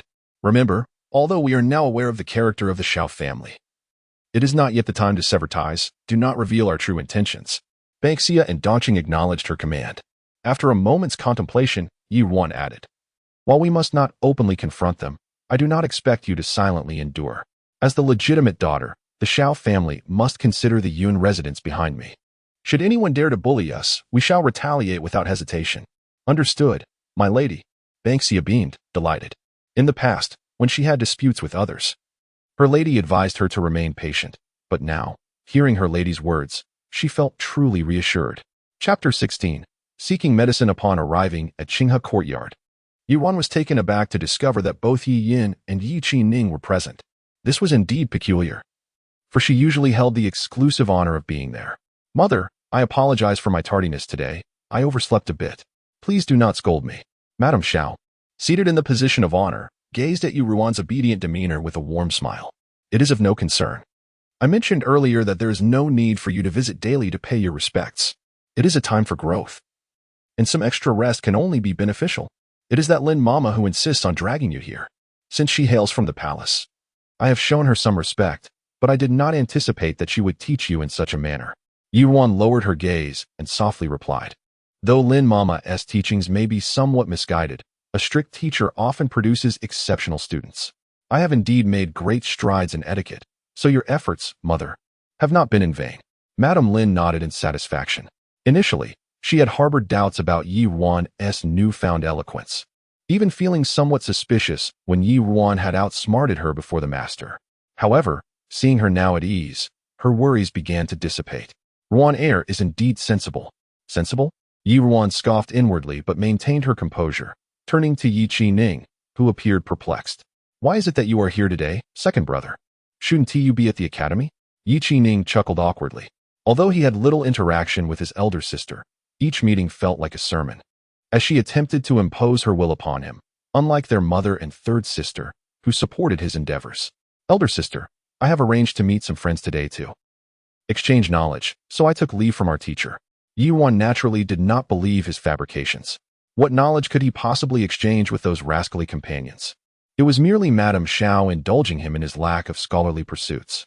However, having learned to be more tactful, she refrained from admonishing him, responding instead with a pleasant demeanor. Ah, I see. Do be careful when you venture out, brother.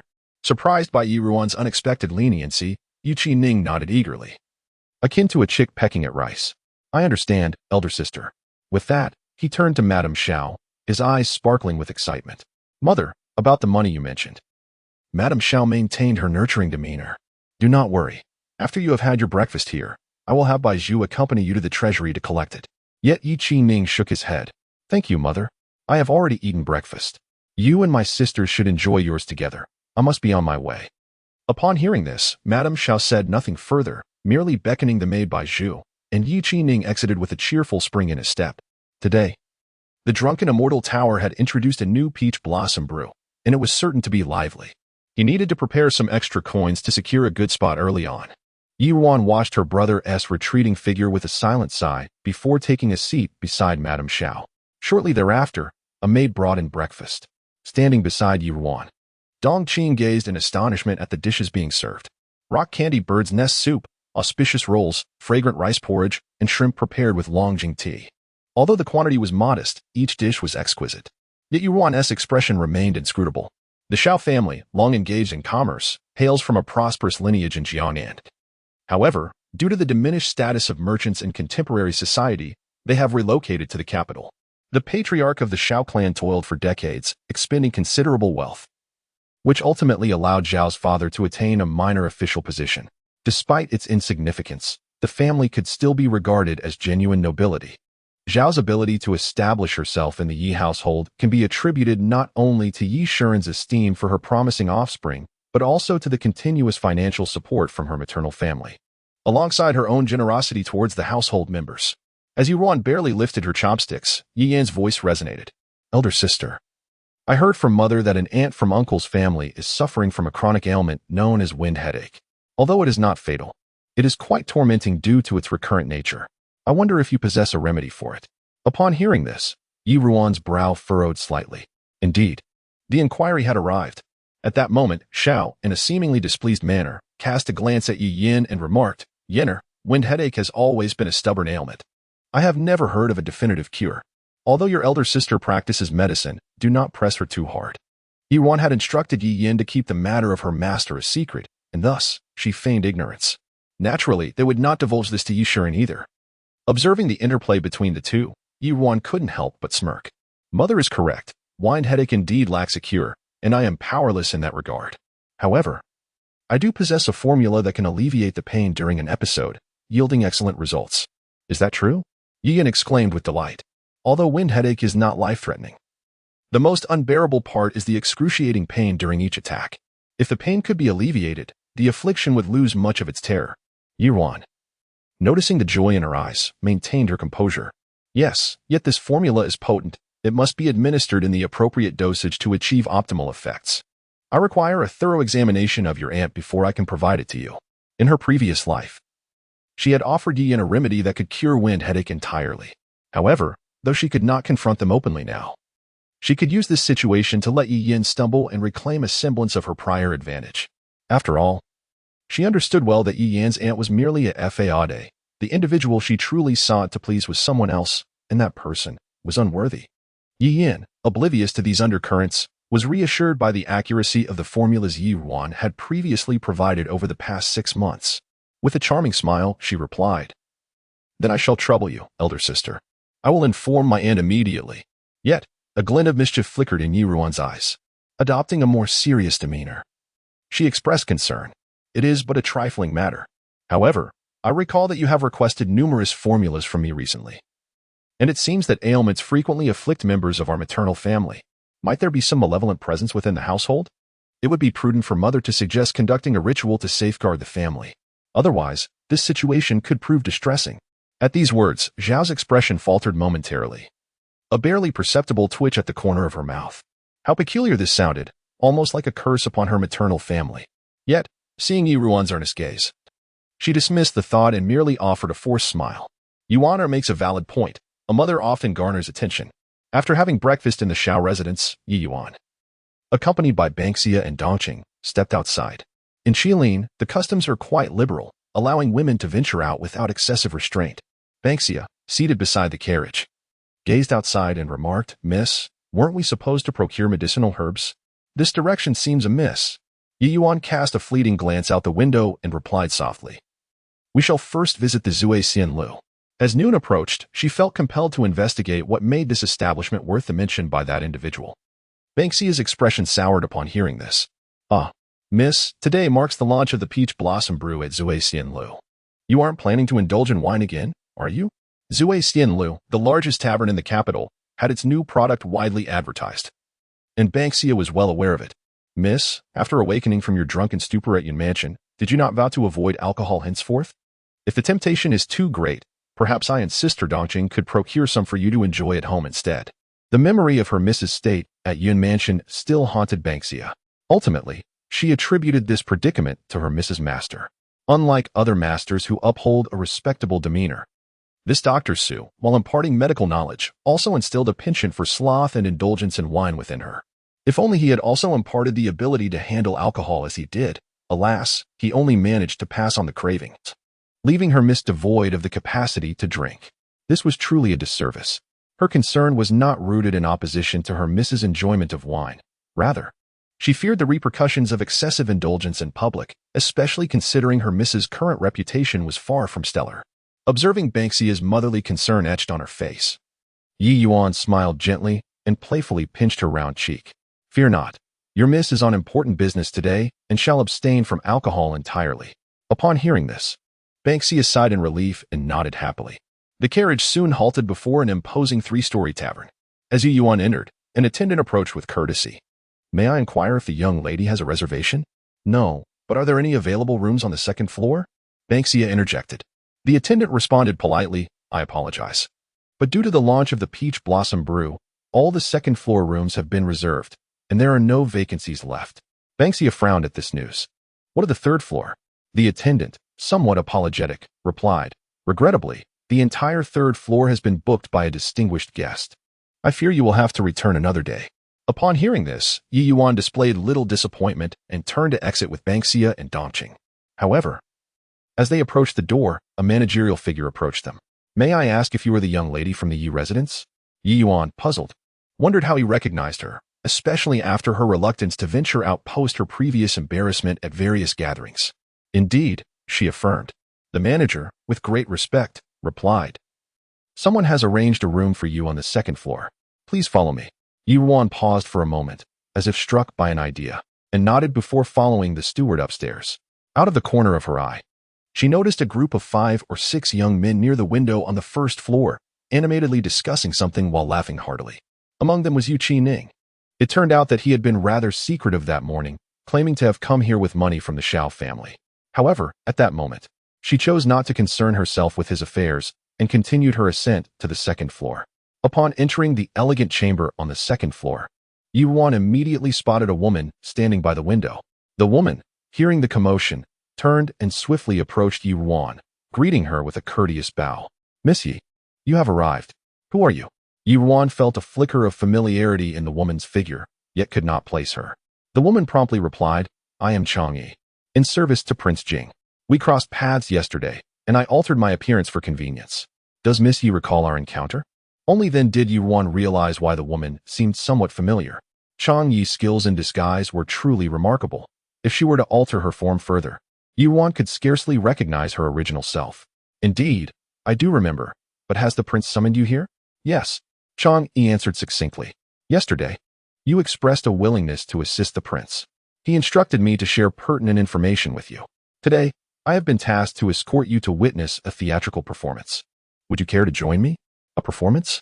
Yi Yuan replied, slightly surprised. Yet, she had intended to discern the prince's true intentions today, so she would not refuse. I would be delighted. Pray tell, where are you taking me? Within this very Zui Xianlu. Please wait here for a moment while I make the necessary arrangements. I shall return shortly to escort you. Yi Yuan, unperturbed, responded, I appreciate your assistance. Chapter 17. A secret meeting after Chang'e departed. Yi Ruoxing approached the table and sat down, her gaze lingering on the exquisite delicacies arranged before her, leaving her momentarily stunned. Among them were 2 dishes that had been her utmost favorites in her previous life. It seemed that Yi Yan had informed Jun Li about her preferences, and in turn, he had procured them to win her over, of course, to deceive her into marrying into the Jing Wang residence. As a woman who had lost her purity, to be cherished so dearly by the one she loved had moved her deeply at that time. How utterly ridiculous it was.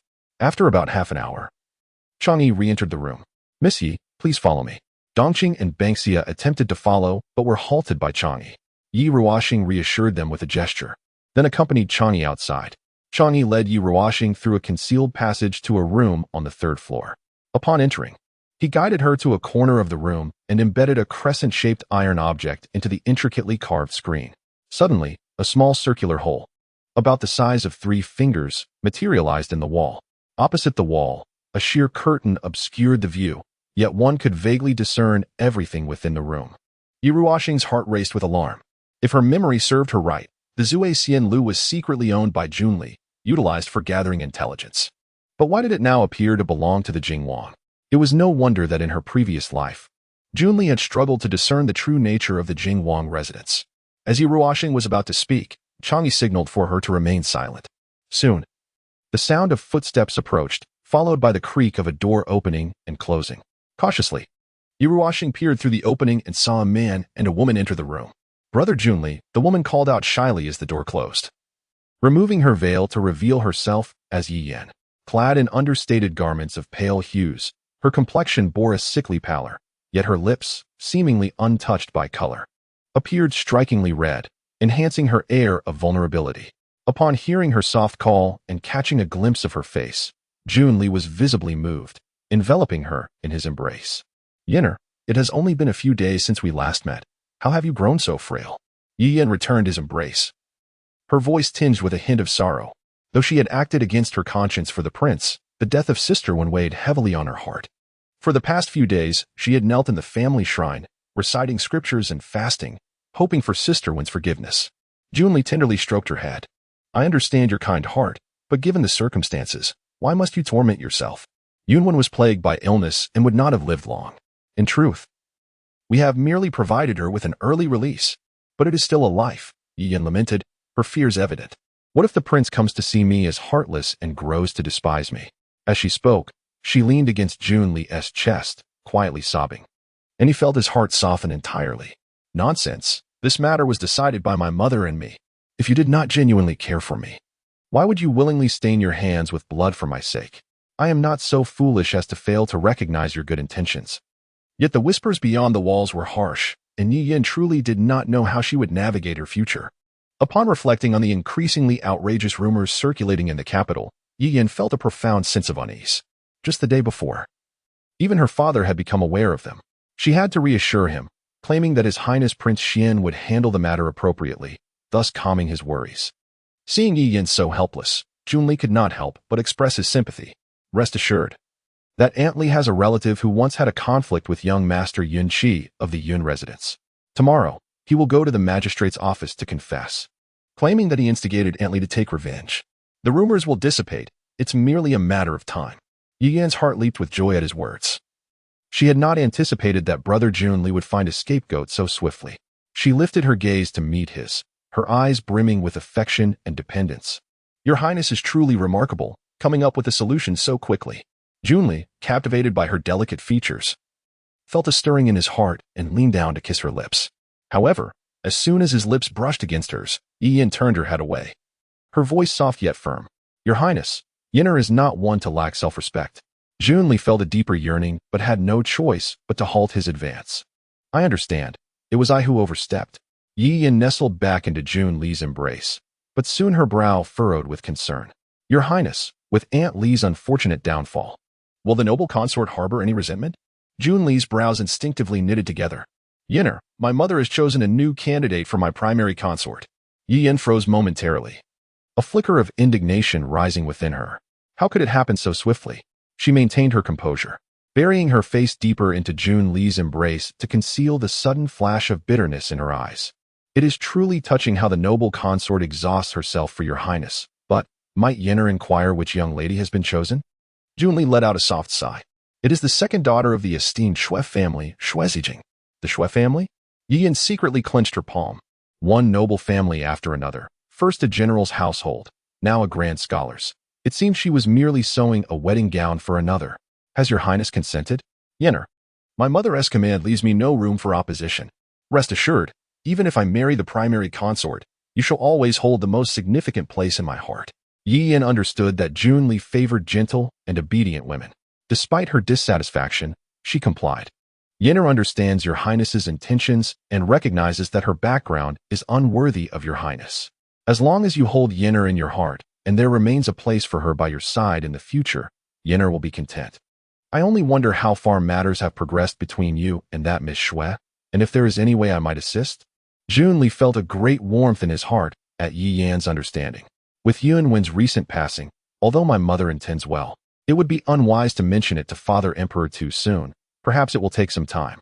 Yi Yan could finally breathe a sigh of relief. Fortunately, there is still time. However, I must act promptly.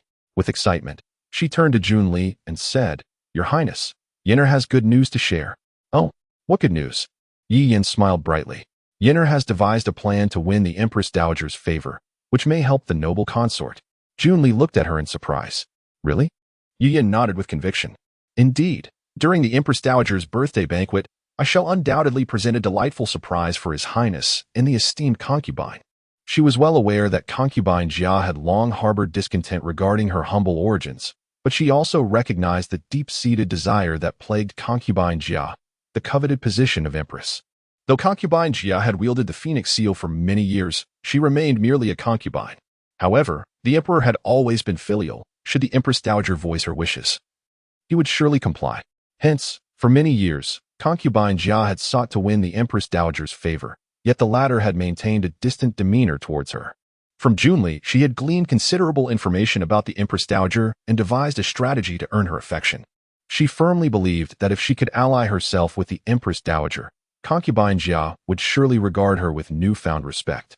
Observing Yi Yan's unwavering determination, Jun Li felt a surge of joy. He embraced her and urged her to sit within the chamber, erupting into hearty laughter. Haha, splendid. If it truly comes to pass, it would indeed be wonderful news.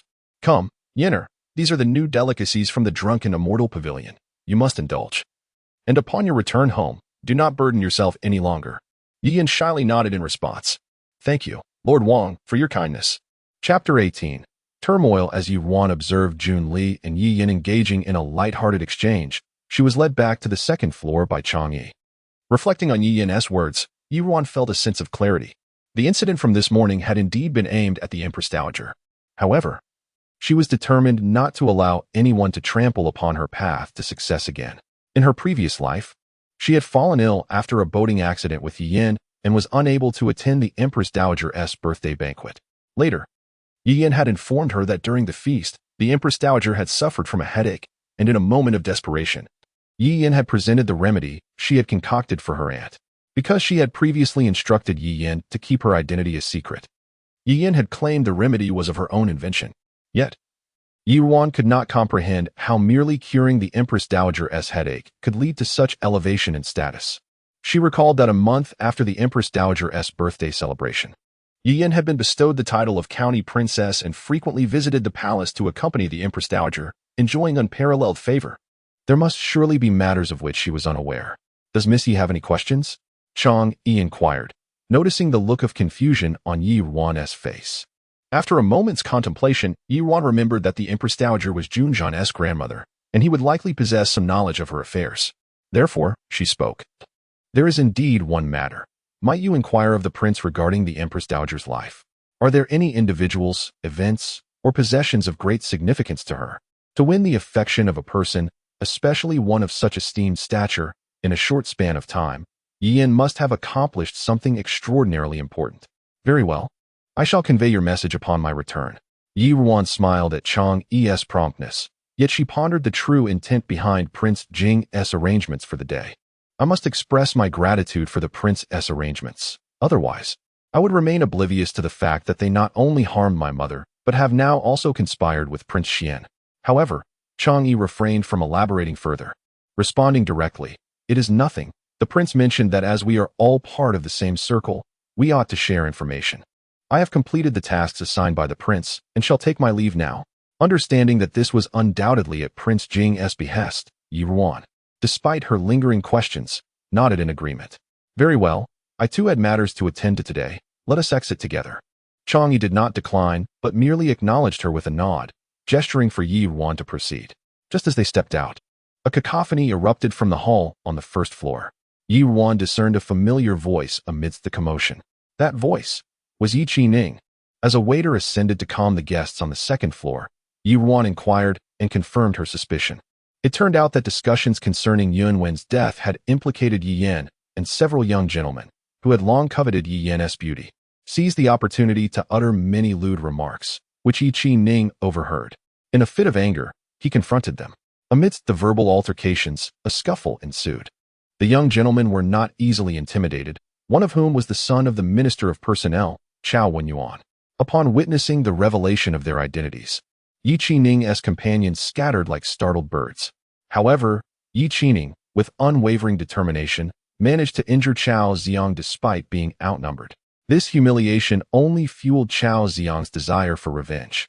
As Ruan descended the stairs with Dongqing and Chang'e, she witnessed Yi Ning being pinned to the ground and beaten by several men, while his attendant cowered in the crowd, reluctant to intervene. As they reached the lower floor, Ruan caught a glimpse of a familiar figure in an elegantly appointed room on the second floor. which had just been opened and closed. Yi Yan's elder brother. Yi Ji Fan. It seemed he had brought Yi Yan to this place today. Lost in thought, the group arrived downstairs. Yi Ruan looked up to see the son of the Minister of Revenue, kicking Yi Qining with a fierce expression. Wasn't he just so defiant? Why was he silent now?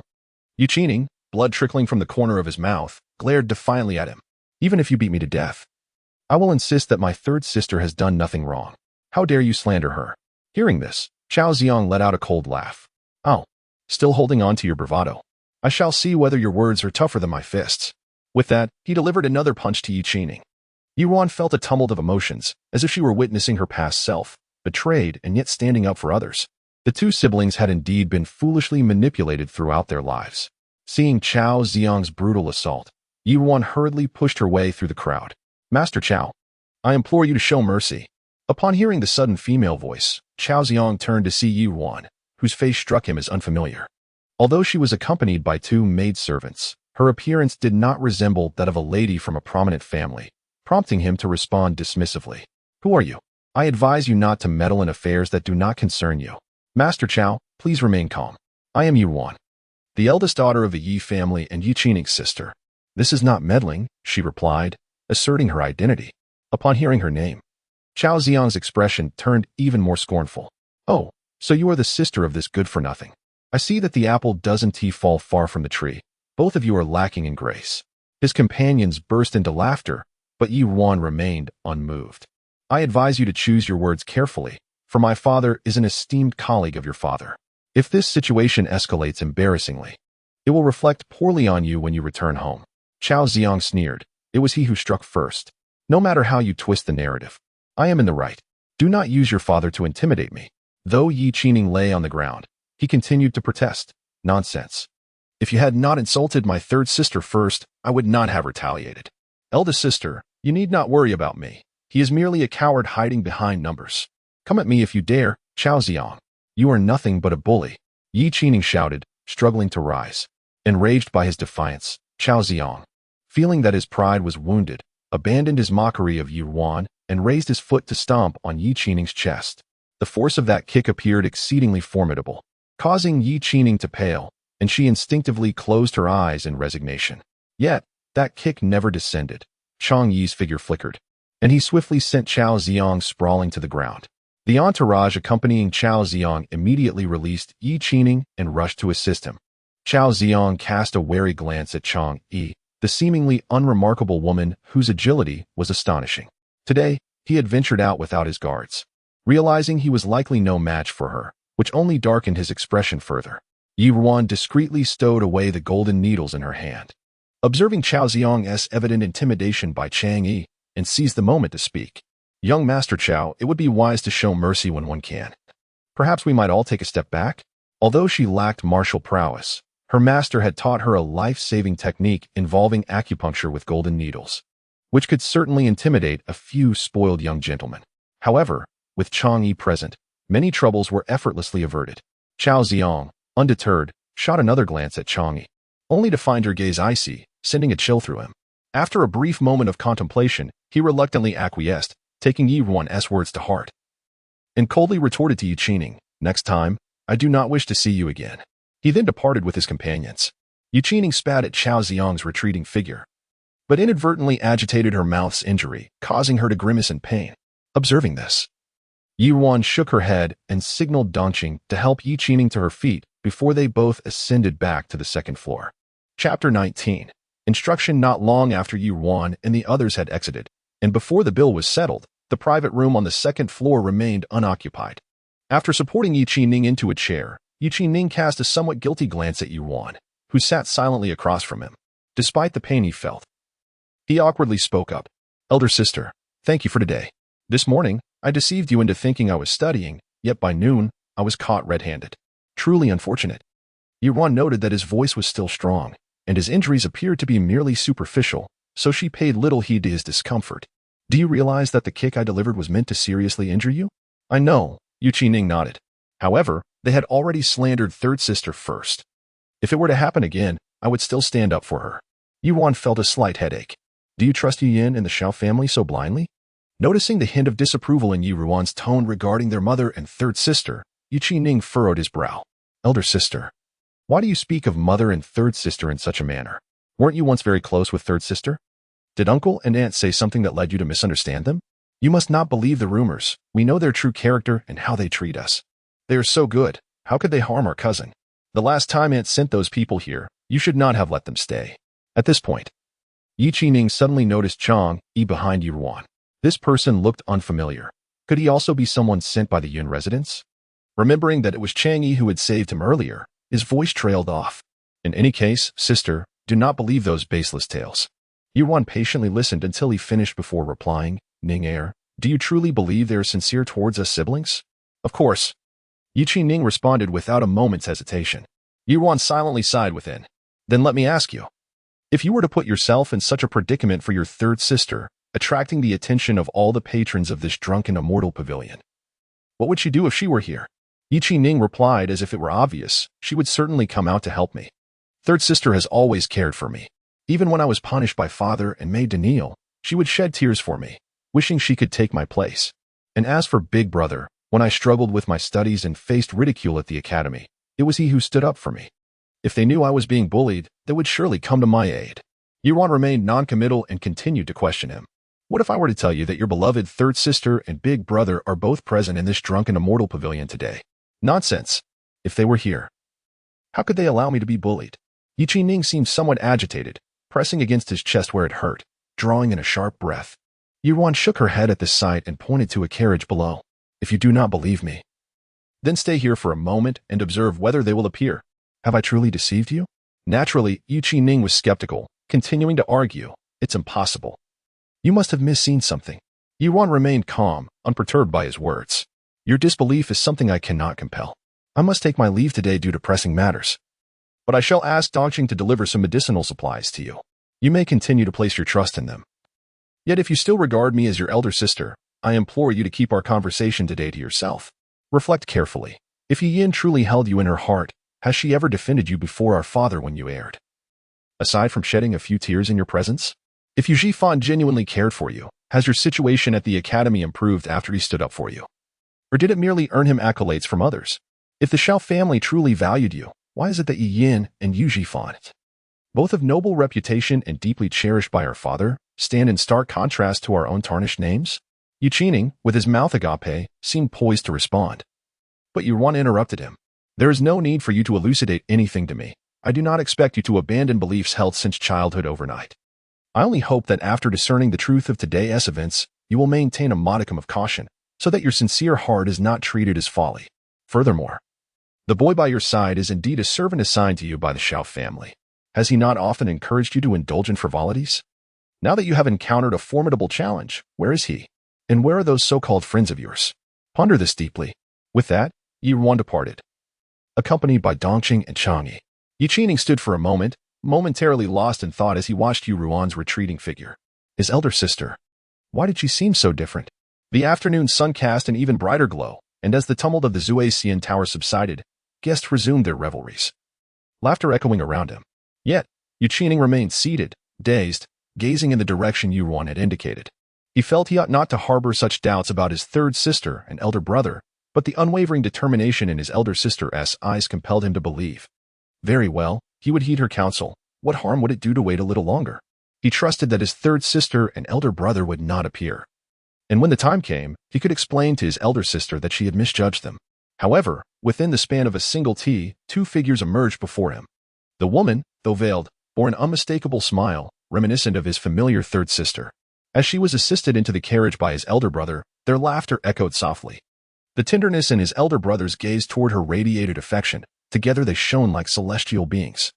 Dazzling enough to make the pain from Ning's previously unremarkable wounds flare up suddenly. He could only reassure himself that there must be a special reason for their absence. Not that they were entirely indifferent to his well-being. Chapter 20. The residence of the Prince of Jing. After Yuan escorted Dongqing and Chang'e out of the drunken immortal building, Chang'e took her leave. Yuan expressed her heartfelt gratitude, acknowledging the young lady's assistance. It was merely a trifling effort, Chang'e replied nonchalantly before returning to the residence of the Prince of Jing.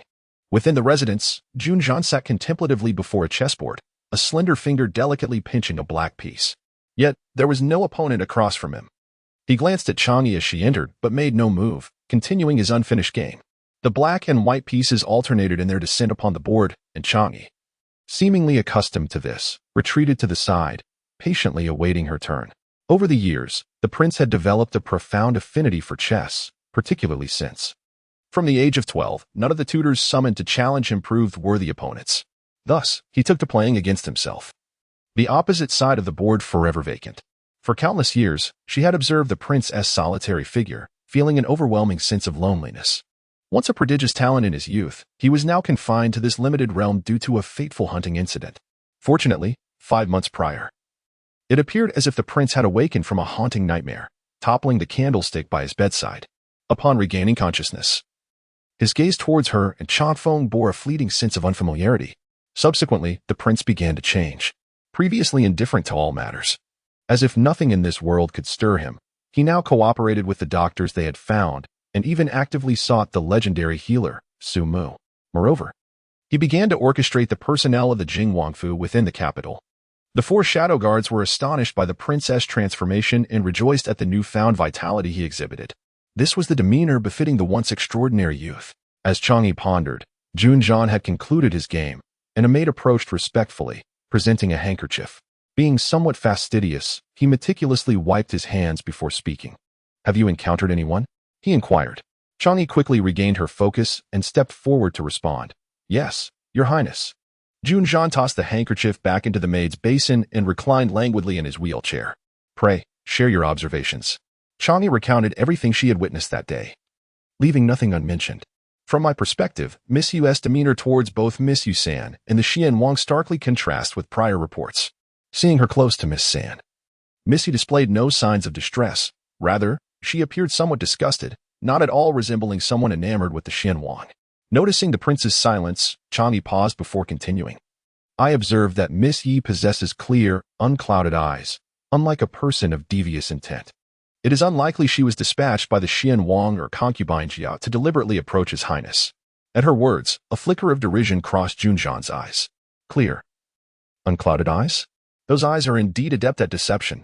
Without responding to Chang'e's remarks, he instructed in a low voice.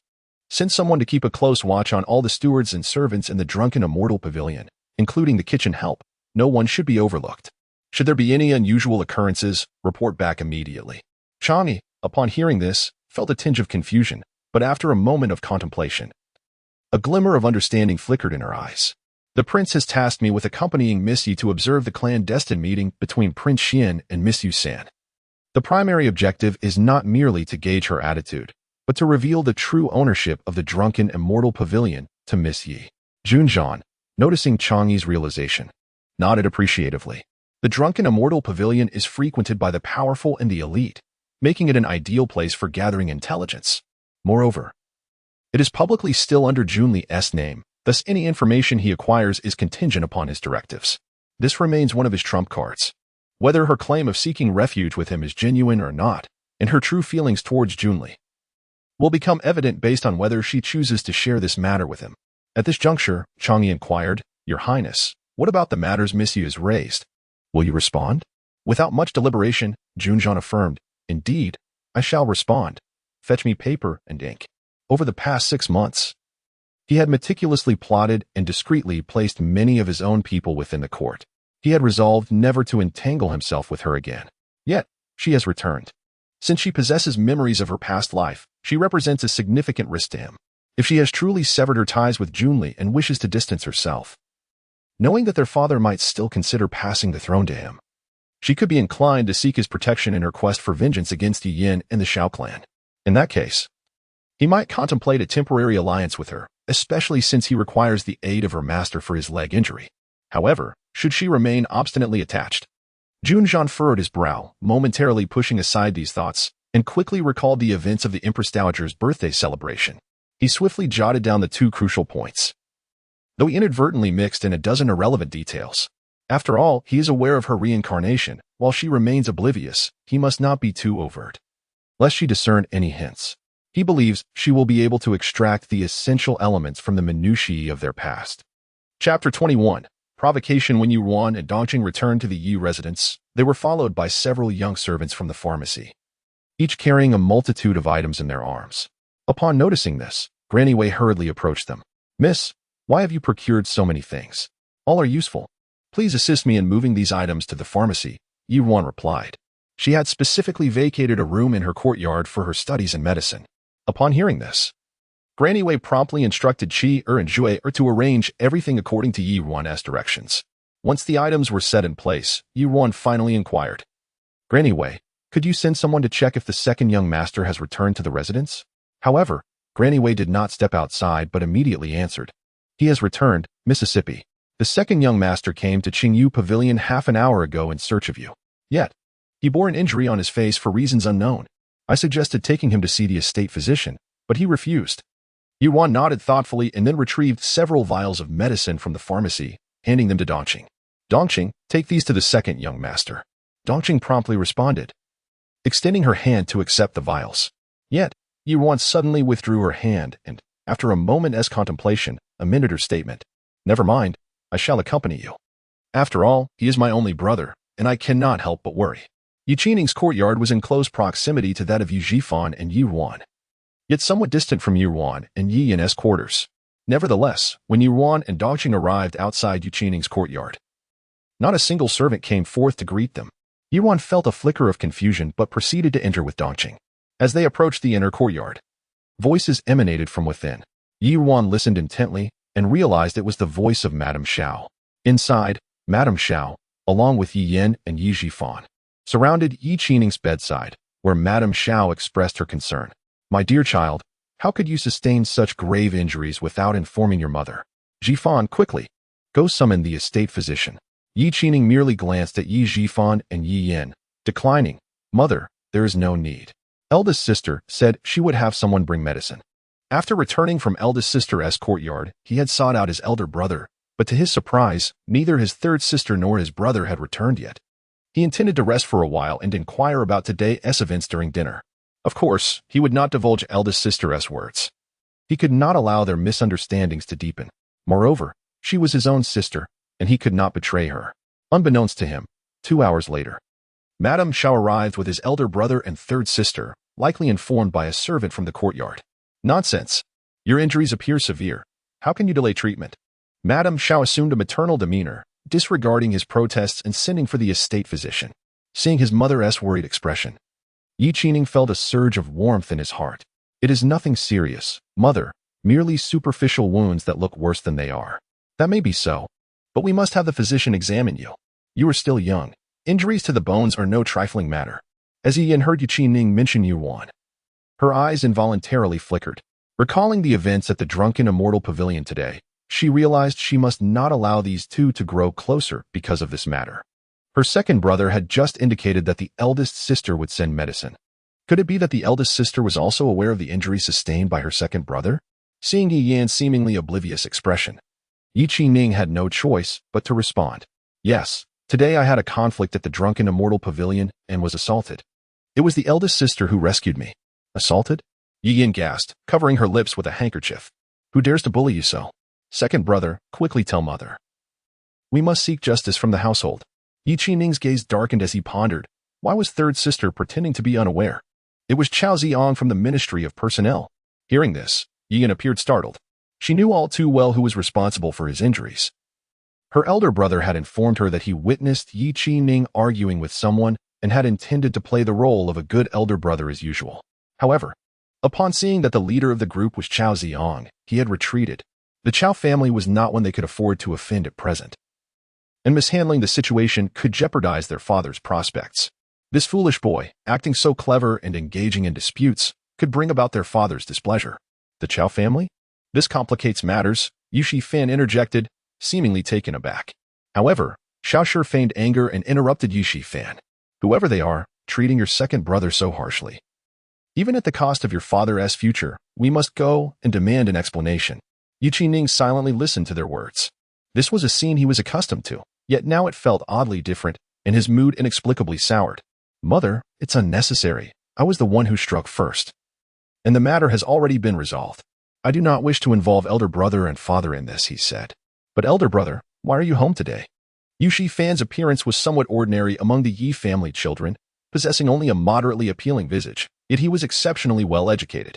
With the autumn examination approaching, the teacher had selected a few outstanding students for focused instruction, hence even on days off, he remained at the academy.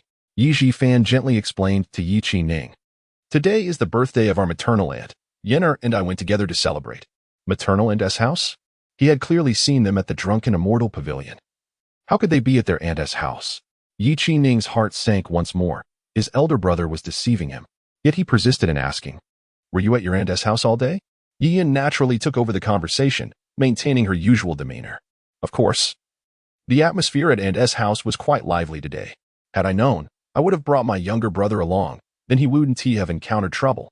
Cousin caught a cricket, and I heard it is quite formidable. Second brother would surely be delighted to see it. Yi Qining lowered his head, forcing a smile.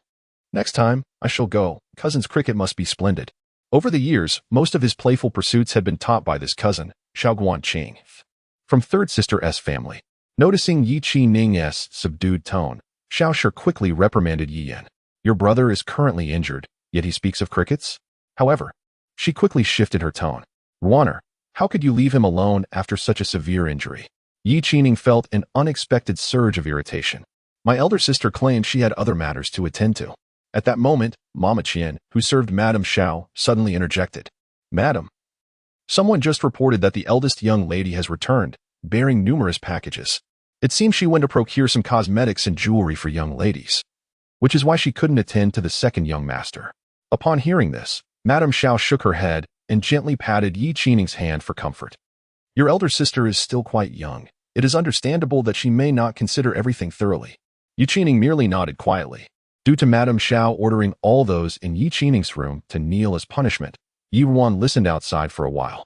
When she felt the time was right, she entered with Dongqing. Mother is indeed correct. It is Ruaner who has been inconsiderate. Hearing Yi Ruan's voice, Yi Qining's eyes brightened suddenly as she lifted her gaze towards the approaching figure. Ruana? Madame Xiao also looked at Yi Ruan with some surprise, feeling inexplicably guilty. How much had she overheard of their previous conversation? However, these siblings were typically easy to deceive. She dismissed her concerns and steadied her composure, adopting a tone of earnest admonition. Ruaner, your timing is impeccable. We were just discussing you. You and Ningyo are indeed blood relatives, as the elder sister. You should prioritize your younger brother, especially when he is injured. How could you abandon him to procure goods? Dongqing furrowed her brow upon hearing this, as she had listened clearly to their earlier discussion from outside. Madame Xiao's words seemed aimed at sowing discord between the second young master and the eldest young lady. Had it not been for the eldest young lady's timely information, the second young master would have remained ignorant of the presence of the third young lady and the eldest young master, who had failed to assist him in his time of need. Moreover, the eldest young lady's act of saving the second young master had earned her no gratitude. Instead, it might even attract scorn. Truly, there are no virtuous individuals in the Yi family. After Yi Ruan entered, Dongqing stood behind her to continue the conversation. Madam, the eldest young lady is indeed connected to the second young master by blood and naturally worries for his injuries. Today, the items we procured were all medicinal, many of which were specifically for concocting remedies for the second young master, so you have misunderstood the eldest young lady. Of course, this was a fabricated excuse. The eldest young lady had mentioned that the second young master's injuries were mostly superficial and not overly troublesome to treat. However, given his youth, it was necessary to apply some superficial care. Madame Xiao glanced at Dongqing, realizing she had overlooked the fact that those around Yuan were all from Yunfu. These siblings were easily deceived, but the individuals sent from Yunfu were quite astute. She would need to be more cautious in her future dealings. So it is, Ruaner, indeed. It was Mother who misjudged you. Yuan merely smiled, playfully chiding Dongqing. Dongqing, Mother is merely concerned for our younger brother and does not truly blame me. Do not be disrespectful. Yes, miss, Dongqing replied respectfully before bowing to Madame Xiao. I was merely eager to defend the eldest young lady and inadvertently offended you, madam. I hope you will not take it to heart. Xiao merely waved her hand dismissively. It is nothing. You are loyal to your master. How could I blame you? Madam, you discern right from wrong, and I admire you for that, Dongqing said, once again bowing to Xiao. However, she quickly shifted her tone, expressing her confusion. But, madam, I do not understand. The individuals who returned with the eldest young lady today are all from the apothecary. Their attire makes it quite evident. How is it that the matron beside you claims the young lady went to purchase rouge and jewelry? If one were unaware, they might think you instigated a rift between the eldest young lady and the second young master. Upon hearing this, Qian, the matron by Zhao's side, slightly altered her expression and immediately knelt before Xiao. Madam, it was merely the doorman who mentioned that the young lady returned with a plethora of items. It was my own conjecture that led to this misunderstanding. I beseech you to punish me instead. She continued, this matter is solely my fault, and has nothing to do with you, madam. Please do not let the eldest young lady misunderstand. Yu Zhifan, witnessing the scene, cast a glance at Ruan and, somewhat irately, chastised the matron. Jian, you have served by my mother's side for years. In the future, you must exercise greater caution and refrain from bringing unverified matters before her. Otherwise, you will unjustly lead others to misunderstand her. The matron, appearing quite alarmed, bowed her head and replied, what the eldest young master says is true. I acknowledge my error. Xiao then followed suit, saying, very well, you may leave. Consider this a month's deduction from your allowance, and ensure it does not happen again. Dongqing observed the unfolding drama with a composed demeanor and finally remarked, madam, your judgments are clear. She then retreated behind Ruan, standing upright and refraining from further speech. Chapter 22. Yi Shuren, upon witnessing the scene, walked over to Yi Qining's bedside and placed the medicine bottle on the nightstand. Second brother, these are external ointments. You should have someone apply them to your wounds later. There are also some internal medicines, which I will have prepared and sent to you shortly. In truth, there were no internal medicines. The healing salve she concocted had been highly praised by the master. However, as Dongqing had previously mentioned, she felt compelled to cover for her. Thank you, elder sister. At this moment, Yi Yan stepped forward to grasp Yi Ruan's hand. I heard that today you were accompanied by a remarkably skilled woman. Why is it that we have yet to see her? She continued. Second brother mentioned that she subdued that Chao Xiang in a single move. I am quite eager to witness such a heroine. Elder brother has not seen that woman either. Mother, upon hearing elder brother's description, expressed doubts about her being someone sent from the Yun family. She intends to investigate her background. Should the Yun family have dispatched someone to Yi Ruan's side unbeknownst to us, it would be unwise to face an unexpected setback. Yi Ruan casually fabricated an explanation. She is a skilled martial artist acquainted with my second cousin. We happened to cross paths today at the Drunken Immortal Pavilion, and she fortuitously came to my aid. She has already departed. Upon hearing this, Yi Yan's worry began to dissipate, although she remarked, what a pity. Just as Yi Yan's words faded, distinct footsteps echoed from outside. Everyone turned to see Yi Shuren, still clad in his official robes, striding in with a small servant in tow, looking quite agitated. It appeared he had just returned from court and had not yet changed his attire. Upon entering, he directed his ire at Yi Qining. Unruly son, I hear you clashed with the second son of the Chao family today? At nearly 40 years of age, Yi Shuren had struggled to advance within the Ministry of Personnel due to the family's lack of standing. His current position as a fourth-rank minister was largely attributed to the Yun family's influence. However, with Yun Tang having passed away for many years, that familial connection had lost its potency, and many officials were eyeing his position, eager to unseat him. Despite Yi Qining's habitual lack of ambition, he was now hindering his father's prospects. Noticing Yi Qining still lying in bed, Yi Shuren's frustration escalated. How can you still lie there? Get up this instant and accompany me to the Chao residence to apologize. The once celebrated scholar, now disheartened and disillusioned, retained only a fraction of his former handsome visage. His spirit tainted by the harshness of the world. Yi Ruan pondered whether their mother, if still alive, would regret her past decisions. In comparison to her master, the current Yi Shuren possessed little worth admiring apart from his face. Father, my second brother is injured and did not intend to remain idle. Yi Ruan interjected, stepping in front of Yi Qining as Yi Shuren seemed poised to have him dragged from the bed. Yet, Yi Shuren remained unmoved. He deserves his injuries. It is merely a trifling consequence of his reckless behavior. Today, he has dared to provoke the head of the Chao family. Does he think my position is secure enough to withstand such provocations? Seeing Yi Shuren's anger intensifying, Xiao Shi finally approached, patting his chest to help ease his agitation. My lord, Ninger has just acknowledged her mistake. Please calm down and do not argue with a child. A child? Yi Shuren chuckled in anger. He is already 11.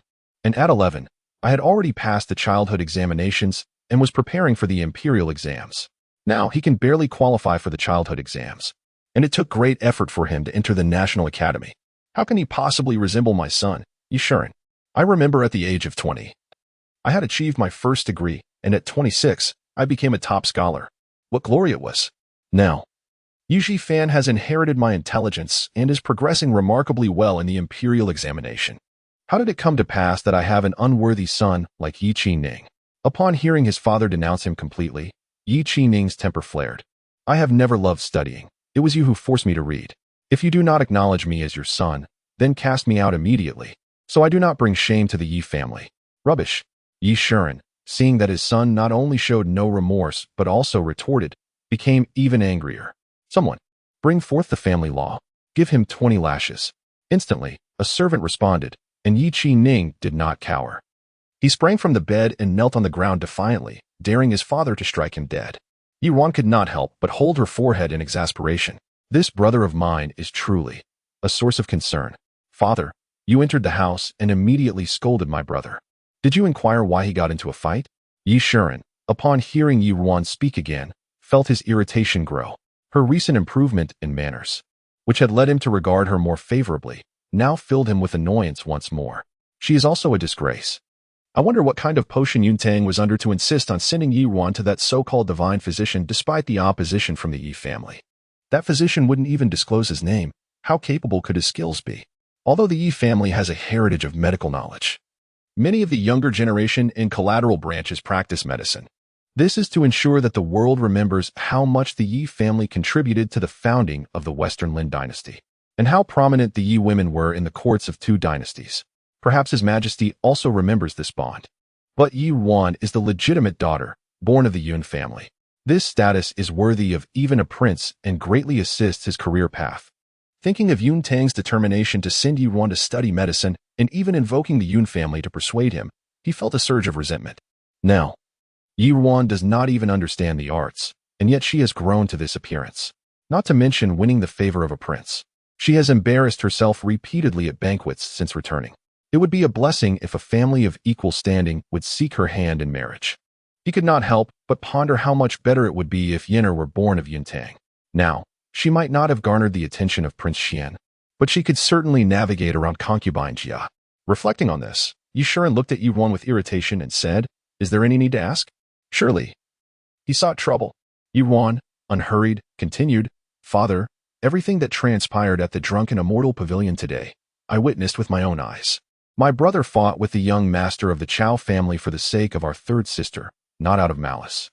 If my father were to take my younger brother to the Chao residence to apologize, would it not implicitly acknowledge the wrongdoing of our third sister to outsiders? My father merely remarked that my brother does not resemble you. Yet I believe my brother's actions were merely an expression of the fraternal bond instilled by our father's teachings, advocating for our third sister." Yi Shuren was momentarily taken aback upon hearing this. He had just returned home from court when the steward reported that Yi Ning had caused a disturbance at the drunken immortal pavilion, engaging in a brawl with the son of the minister of Chao, without mentioning any connection to Yi Yan. Upon hearing Yi Ruan mention Yi Yan, Xiaoshe felt compelled to divert the conversation. "Ruana, what are you saying? Your father was merely momentarily incensed. We are merely advising him. He would not truly punish Ninger. Why do you fan the flames alongside your brother?" Dongqing, witnessing Xiaoshe's outburst, also knelt down. "Madam, your words are misplaced. Though I entered the Yi residence from the Yun family, I have often heard Madam Yun speak of how well the Yi family treats the eldest daughter and the second young master. However, what I observed was that since the master entered, he has not inquired into the matter at all and even threatened to apply family discipline against the second young master, showing no concern for his injuries. The eldest daughter merely spoke up for the second young master. How can that be considered fanning the flames? Did you not also say just now that you would disregard the future of the eldest son and the master to seek justice for the second young master at the Chao residence? Why now do you not defend the second young master, but instead lay blame on the eldest daughter?" Chapter 23. Upon hearing Yi Ruan mention Yi Yan, Yu Zhifan and Yi Shuren were momentarily taken aback, particularly as the maid audaciously spoke of the Xiao family in such an indiscreet manner. A wave of alarm washed over them. Did she truly declare her intention to confront the Chao residents? Xiao, internally cursing the loquacious maid, hastily knelt beside Yi Ning. "My lord, I was merely distressed to see Ninger injured, leading me to speak without thought. I implore you to temper your anger." Yu Shuren furrowed his brow. What Ruaner just stated raises questions. How is it that this rebellious child got into a scuffle for the sake of Yi Yan? The steward did not relay such a tale. Presently, he had entrusted the management of the household to Yi Yan and Ji Fan. exhibiting a leniency towards Xiao that was unprecedented. However, while he was willing to grant her dignity, it was another matter entirely if she and the household staff conspired to deceive him. After all, where would his authority as the head of the family reside otherwise? Xiao hesitated, uncertain how to respond. It was then that Ruan interjected, "Father, you must have heard the rumors circulating about our third sister. Today, that young Master Qiao, alongside a group of sons from high-ranking officials, instigated slander against her at the drunken immortal pavilion, besmirching her reputation and lewdly coveting her beauty. It was my second brother who could not tolerate their insolence, resulting in a confrontation."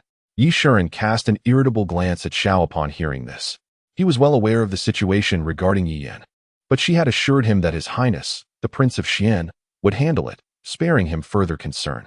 Yet, Zhao's audacity seemed to grow with each passing moment. If Yiyan were to attain great fortune in the future, would she still regard her husband with respect? At that moment, the servants returned with rods and benches for punishment, halting in their tracks upon witnessing the lady and the second young master kneeling together. They were accustomed to the second young master's mischief and his father's disciplinary actions, but this spectacle was unprecedented.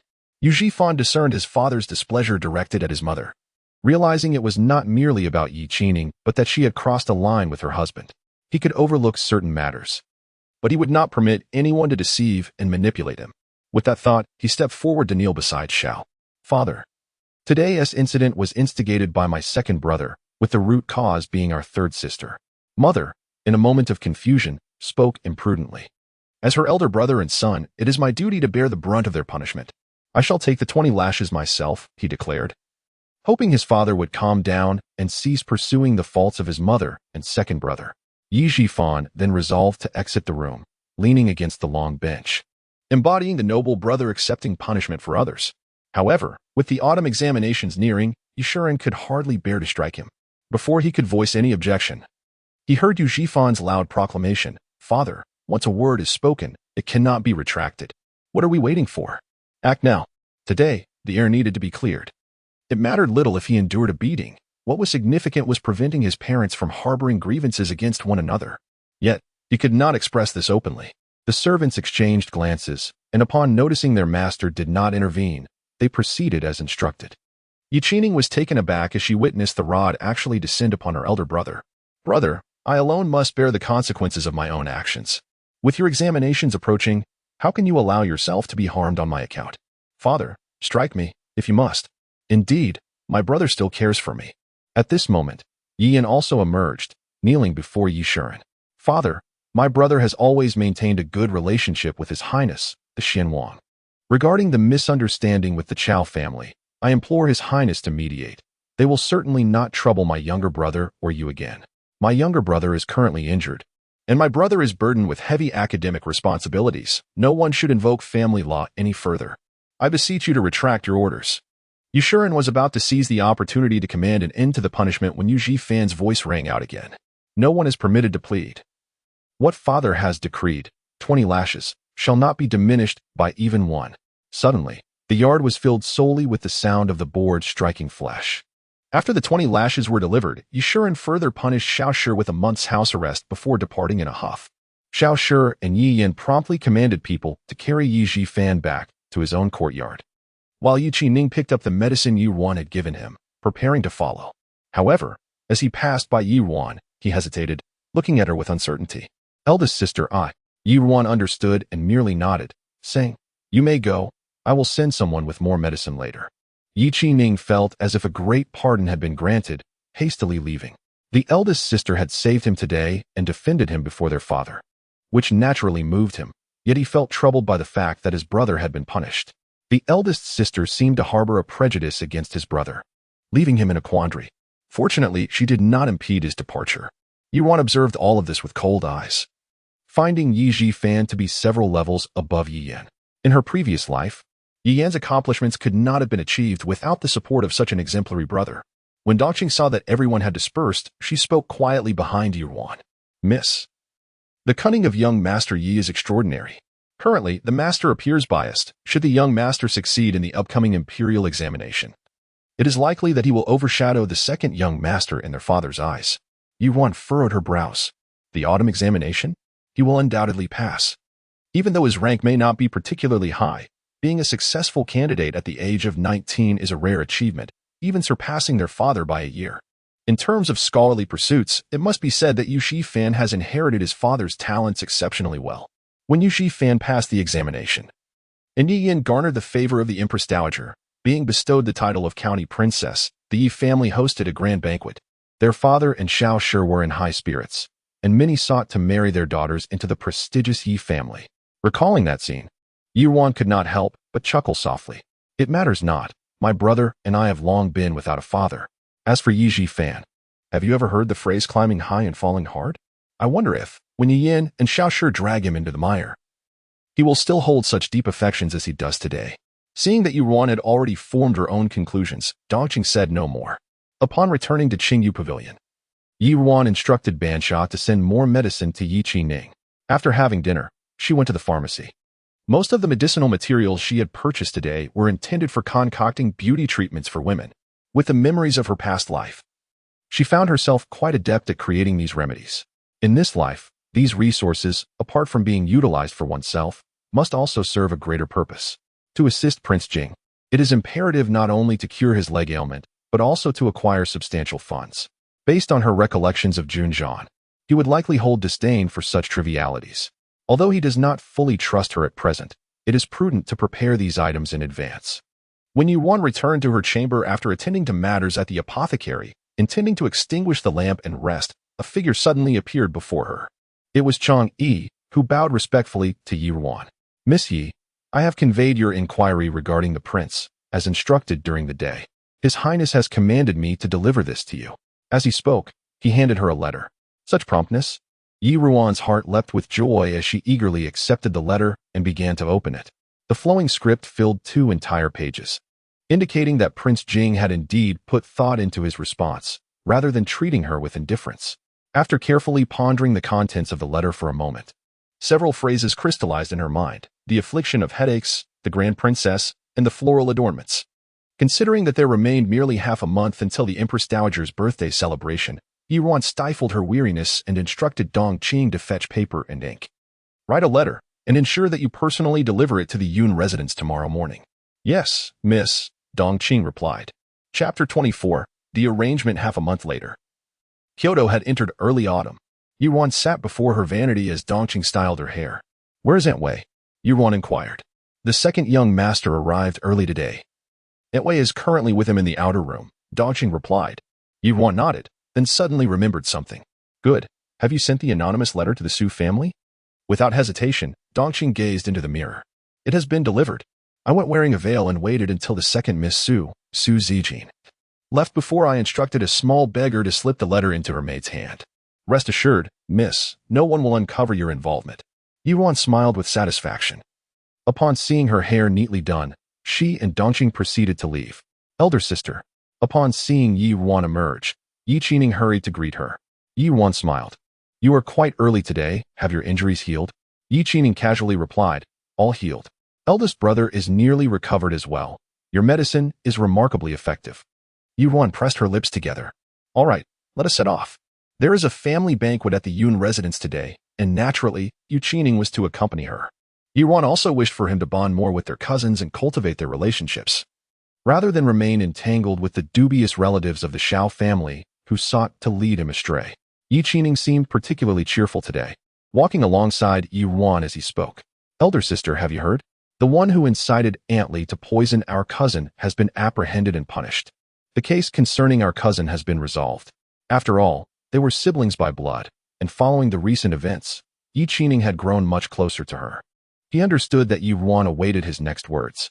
It was quite a task for Prince Xian to unearth such a person among Aunt Li's distant relatives to take the blame. Even Yin Qi himself could hardly recall when he had reprimanded such a bully who had crossed paths with him.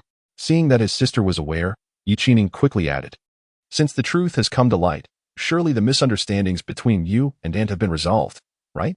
He glanced at Yi Ruan's expression, having pondered for a long time. He believed that her estrangement with their elder brother had likely begun with their cousin's demise. Now that the truth was clear, those misunderstandings should have dissipated. Yuan raised an eyebrow. Have you forgotten about the events at the Drunken Immortal Pavilion? Yi Qining scratched his head. I haven't. However, that day, Eldest brother took the punishment for me, and third sister spoke on my behalf. They still care for me, after all. Do not worry, sister, I am not foolish. If you do not wish for me to inquire about that day, then I shall remain silent. I am also aware that they have lied to me. But their motives stem from a desire to protect themselves and avoid offending Chao Xiang. After all, if we were to err, our uncle could bear some responsibility. While our mother's family holds little power, so it is understandable they have their concerns. Yu Qining paused before adding, after all, we are family. Upon hearing this, Ruan was momentarily at a loss, unsure whether to feel joy or exasperation. Her younger brother often acts recklessly, not out of sheer impulsiveness, but rather with a sense of assurance, knowing that their uncle would not abandon him. Ruan sighed inwardly, contemplating the long road ahead. Following the confinement of the Shao family, Yin rarely ventured outside. Her elder brother had informed her and their mother of the gravity of their circumstances, and now both she and her mother were striving to mend the rift in their father's heart. When Yuan accompanied Yu Qining to the Yun residence, Yin was in the Shao family's quarters, delicately applying floral adornments to her forehead in front of a bronze mirror. After a moment, Yin turned to inquire of Madame Shao, Mother, how does this style appear? Madame Shao examined it earnestly and replied, the previous one was better. This color is too vivid and does not suit you. Yin smiled upon hearing this. Mother thinks as I do. Madame Shao gazed tenderly at her daughter, whose beauty rivaled that of flowers, and continued with concern. Tomorrow is the Empress Dowager's birthday banquet. Is everything prepared? Yin nodded confidently, of course. What are the remedy for your headaches? There should be no issues, right? Noticing the worry etched on her mother's face, Yin approached and linked her arm with Madame Zhao's, reassuringly saying, do not fret, mother. Aunt has already tested it. The prescription is indeed effective, but the medicine takes a good half day to take effect. My elder sister suggested reducing the dosage of a crucial herb for safety. I had my third uncle modify the prescription, increasing the quantity of that herb, and we had 2 commoners suffering from headaches try it out. They recovered in less than 15 minutes. My elder sister is simply being overly cautious. Madame Shao frowned at this. You modified that prescription. It won't lead to any complications, will it? Yin dismissed her concerns. Rest assured, mother. To prevent any unforeseen circumstances, we prepared a version of the prescription for the Empress Dowager that uses only half of what those commoners received. My third uncle, being from the Imperial Medical Bureau, has approved it, so it should be fine. Yin paused, then furrowed her brow. However, these days, my elder sister has been reclusive, claiming to be studying an important prescription. I attempted to invite her out, but faced several rebuffs from that granny way in her courtyard. Consequently, my plans to have her catch a chill by the lake and miss the Empress Dowager's banquet fell through. I wonder if she will claim that the prescription originated from her, thus ruining my plans. In this regard, Madame Shao is untroubled. Nonsense. You mentioned that your elder sister's mentor does not wish for her to appear in public. With her ambition and talent, she would have gained notoriety long ago. There is no chance she could be of use to us. However, it has become increasingly difficult to gather information from your elder sister's courtyard. Reflecting on Ruan and the servants in her courtyard, Madame Shao felt a surge of frustration. The servants sent from the Yun residence are quite discerning. Currently, of the 4 we arranged at the Qingyu Pavilion, only a foolish Bai Shao remains. I wonder if her foolishness has spared her from being dismissed. Bai Shao was originally from Yi Yin's courtyard, but her striking beauty had displeased Yi Yin, leading to her being sent off as well. On ordinary days, Ruan would bring her along, which only served to highlight her inadequacies. However, now, she was the sole individual capable of monitoring Qingyu Pavilion. There was no need for her mother to feel anger. The Yi household remained under her mother's stewardship, and their father harbored no affection for the siblings. Though the servants of the Yun family might perceive certain matters, they would not dare to cause any disturbances. Xiaoshe nodded in agreement. Indeed, let us not dwell on such matters. Your uncle has sent some exquisite adornments for you to try. Tomorrow, our Yinner shall undoubtedly be the center of attention. Yi Yin smiled in response. Meanwhile, upon arriving at the Yun residence, Ruan dispatched Yi Qining to play with Yun Qi, while she engaged in conversation with her aunt and second cousin. Lin Shi, observing Yi Qining being sent away, inquired, I see that Ninger seems much closer to you now. Are you not planning to inform your younger brother about your cousin? Ruan fell silent for a moment.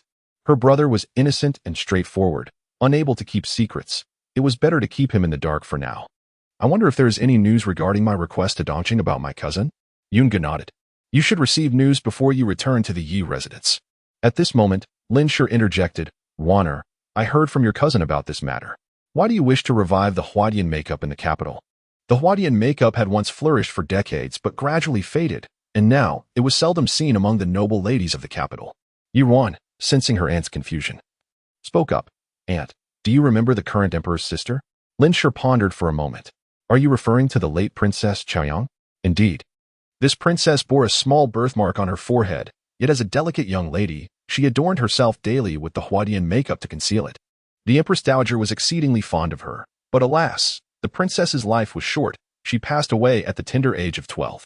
The palace staff, fearing to touch upon the Empress Dowager's sorrow, tacitly ceased to apply this makeup, leading to its decline among the noblewomen in the capital. However, over 30 years have since passed, and the Empress Dowager's grief has likely transformed into mere nostalgia. Lin Shi appeared somewhat enlightened yet still puzzled. And then? Ruan sipped her tea and continued. Tomorrow, Yin intends to don this makeup to attract the Empress Dowager's attention. Yungu had already connected the dots earlier. Yet he too found parts of it unresolved. Merely relying on a makeup style may not suffice. Ruan chuckled softly. What if we add a young girl of similar age to the late princess, who has diligently researched remedies to alleviate the Empress Dowager's headaches and has finally discovered an effective method, driven by a heartfelt admiration? Yungu instantly understood. I presume that the remedy originates from your cousin? Ruan and Yungu exchanged knowing glances and smiles, and Ruan playfully performed about a Yungu. Cousin, you are quite perceptive. Yunji's gaze shifted slightly, and he returned the gesture with a playful elegance. Not as astute as my cousin. Lin Shi observed their playful banter, and a sudden thought flashed through her mind. At this moment, the autumn banquet hosted by the Su family was in full swing. Numerous noble ladies gathered in the octagonal pavilion of the Su residence, engaged in poetry and painting. Suspended from the octagonal pavilion, a scroll adorned with exquisite, specially crafted dried flowers danced gracefully in the breeze. The sight was truly elegant and enchanting. Suddenly, one of the dried flowers alighted upon the brow of Su Wan, the esteemed daughter of the Su family. This delicate flower, with its pristine white core and soft yellow petals, accentuated Su Wan's ethereal and refined demeanor, further captivating the attention of the gathered noble ladies. At that moment, a younger girl from the Su residence remarked, Sister Wan, you look exceptionally beautiful. I have heard that the floral hairpin adornments were quite the trend in earlier years. Why not we try it today? The lady affectionately referred to as Sister Wan playfully tapped the girl on the nose, chiding, You are the one who loves to be pampered. Chapter 25. The beautiful flower-adorned lady. On the 7th day of the 8th month, the Empress Dowager celebrates her 70th birthday. Coincidentally, the autumn examinations are approaching, prompting the young gentlemen and ladies of the capital to busy themselves in preparation for the banquet. Since the Empress Dowager's birthday feast is in the evening, the Yi family first sees Yi Zhifan off to the examination. At this moment, Yi Yin and Madame Xiao are bidding farewell to Yi Zhifan at the door. Yu Shiren observes that Yi Zhifan appears somewhat haggard, and a pang of regret strikes his heart. He is acutely aware of the arduous conditions awaiting candidates at the examination hall, and he feels he should have intervened to prevent Zhifan from accepting punishment that day. At such a critical juncture, what could possibly outweigh the importance of the examination? Yu Zhifan stands at the door, bows to Yu Shiren and Madame Xiao, saying, Father, Mother, this is where I shall part. Yi Shiren nods and instructs, have all your belongings prepared? The examination lasts 9 days, with meals and rest confined to the designated room. You will only be permitted to emerge every 3 days. Should you lack anything essential, it could adversely affect your performance. Rest assured, Father. Mother has meticulously checked everything several times, Yu Zhifan reassures him. Hearing this, Yu Shiren casts a comforting glance at Madame Xiao, who seems less vibrant than usual, likely distressed by his punishment. In an effort to soothe Yi Zhifan, he adds, Today, there is a banquet at the palace. Your confinement shall be lifted early. Madame Xiao, upon hearing this, feigns a look of gratitude. Yes, my lord. Yi Yin, delighted by her mother's lifted confinement, steps forward to address Yu Zhifan. May you, dear brother, embark on this journey and soar to great heights. Yi Yan's plan today is indeed one conceived by Yi Zhifan, and he is well aware of it. Looking at Yi Yin, his words carry profound meaning. Sister, may you too. Yi Yin responds with a genuine smile, understanding his sentiment. Just then, Yi Qining rushes out, pulling Yi Ruan along. Eldest brother, thankfully, you have not departed. Yi Qining, slightly breathless, interrupts the tender scene before them. Yu Shiren frowns. Speak properly. What manner of recklessness is this? Yi Qining ignores Yu Shiren's admonition, takes a moment to catch his breath, and presents a sachet to Yi Jifan. Eldest brother. This is a sachet made for you by eldest sister. Yushuren's tone turned sharp. Foolish child. Your elder brother is off to participate in the imperial examination. What use has he for a sachet? Seeing this, Ruan steps forward to explain on behalf of Yuqining. Father, during the autumn examinations, there are many candidates, and one cannot avoid the bites of insects. This sachet contains honeysuckle, mugwort leaves, patchouli, peppermint, and poria, among other herbal ingredients, which are remarkably effective in repelling mosquitoes. Our cousin is also participating in the examination. Yesterday, he went to the Yun residence and received a sachet. This absent-minded younger brother, upon seeing it, insisted that she make one for him. After much pestering, she finally obliged, only for him to present it to Yi Jifan, all while claiming it was from her. Had I known, I would have rather fed it to the dogs. Yushuren's expression finally softens upon hearing this. With a smile, Yi Jifan accepted the sachet, expressing his gratitude to Ruan, though the joy did not quite reach his eyes. Yi Jifan was somewhat slender, and in comparison to Yi Yin and Yi Qining, his appearance lacked luster. However, he had mastered the art of feigning a cheerful demeanor, which lent him an air of a modest gentleman. Ruan sensed that he was aware of the shadowy aura he exuded when not smiling. After a sufficient exchange of pleasantries, Yi Jifan remarked, Father, the hour grows late. I must take my leave.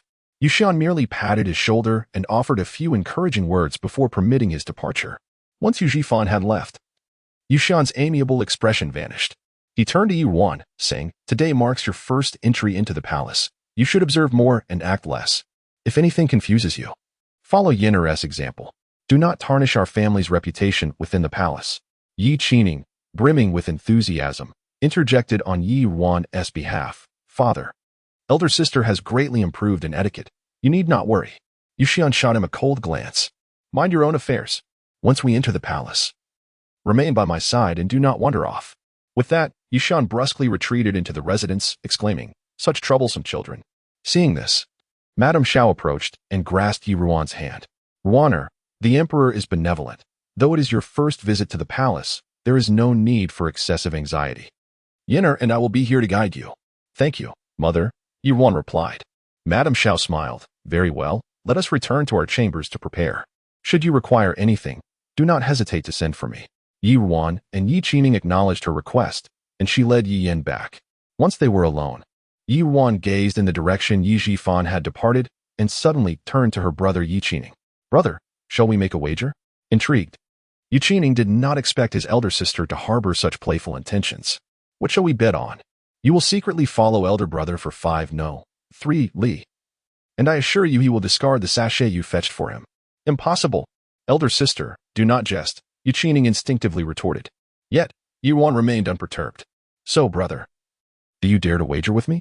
I accept the bet.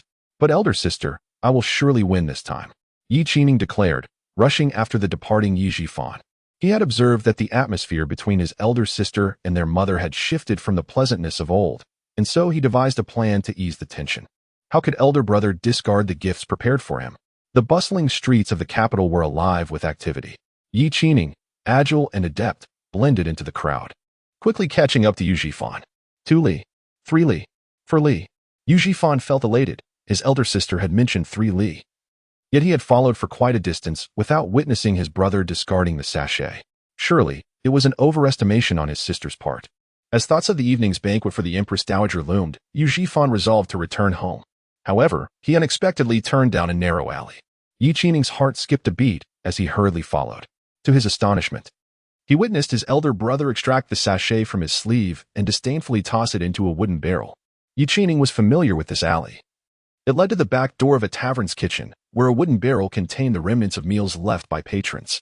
He overheard Yi Jifan's attendant ask, "Young master, the examination hall is rife with mosquitoes. Would it not be a pity to discard this item that could repel them?" Yi Jifan coldly responded with 3 words. "I find it filthy. I find it filthy. I find it filthy."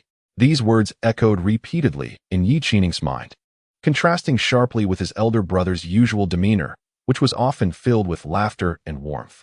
Once Yi Jifan departed, he hurriedly retrieved the sachet from the barrel, relieved that it was still early in the day and the tavern had yet to open, leaving only a bit of leftover food in the barrel, making the sachet relatively clean. Yet, Yi Qining felt a heaviness in his heart, as if shrouded in dust. At that moment, he was so lost in thought that he failed to notice someone trailing behind him.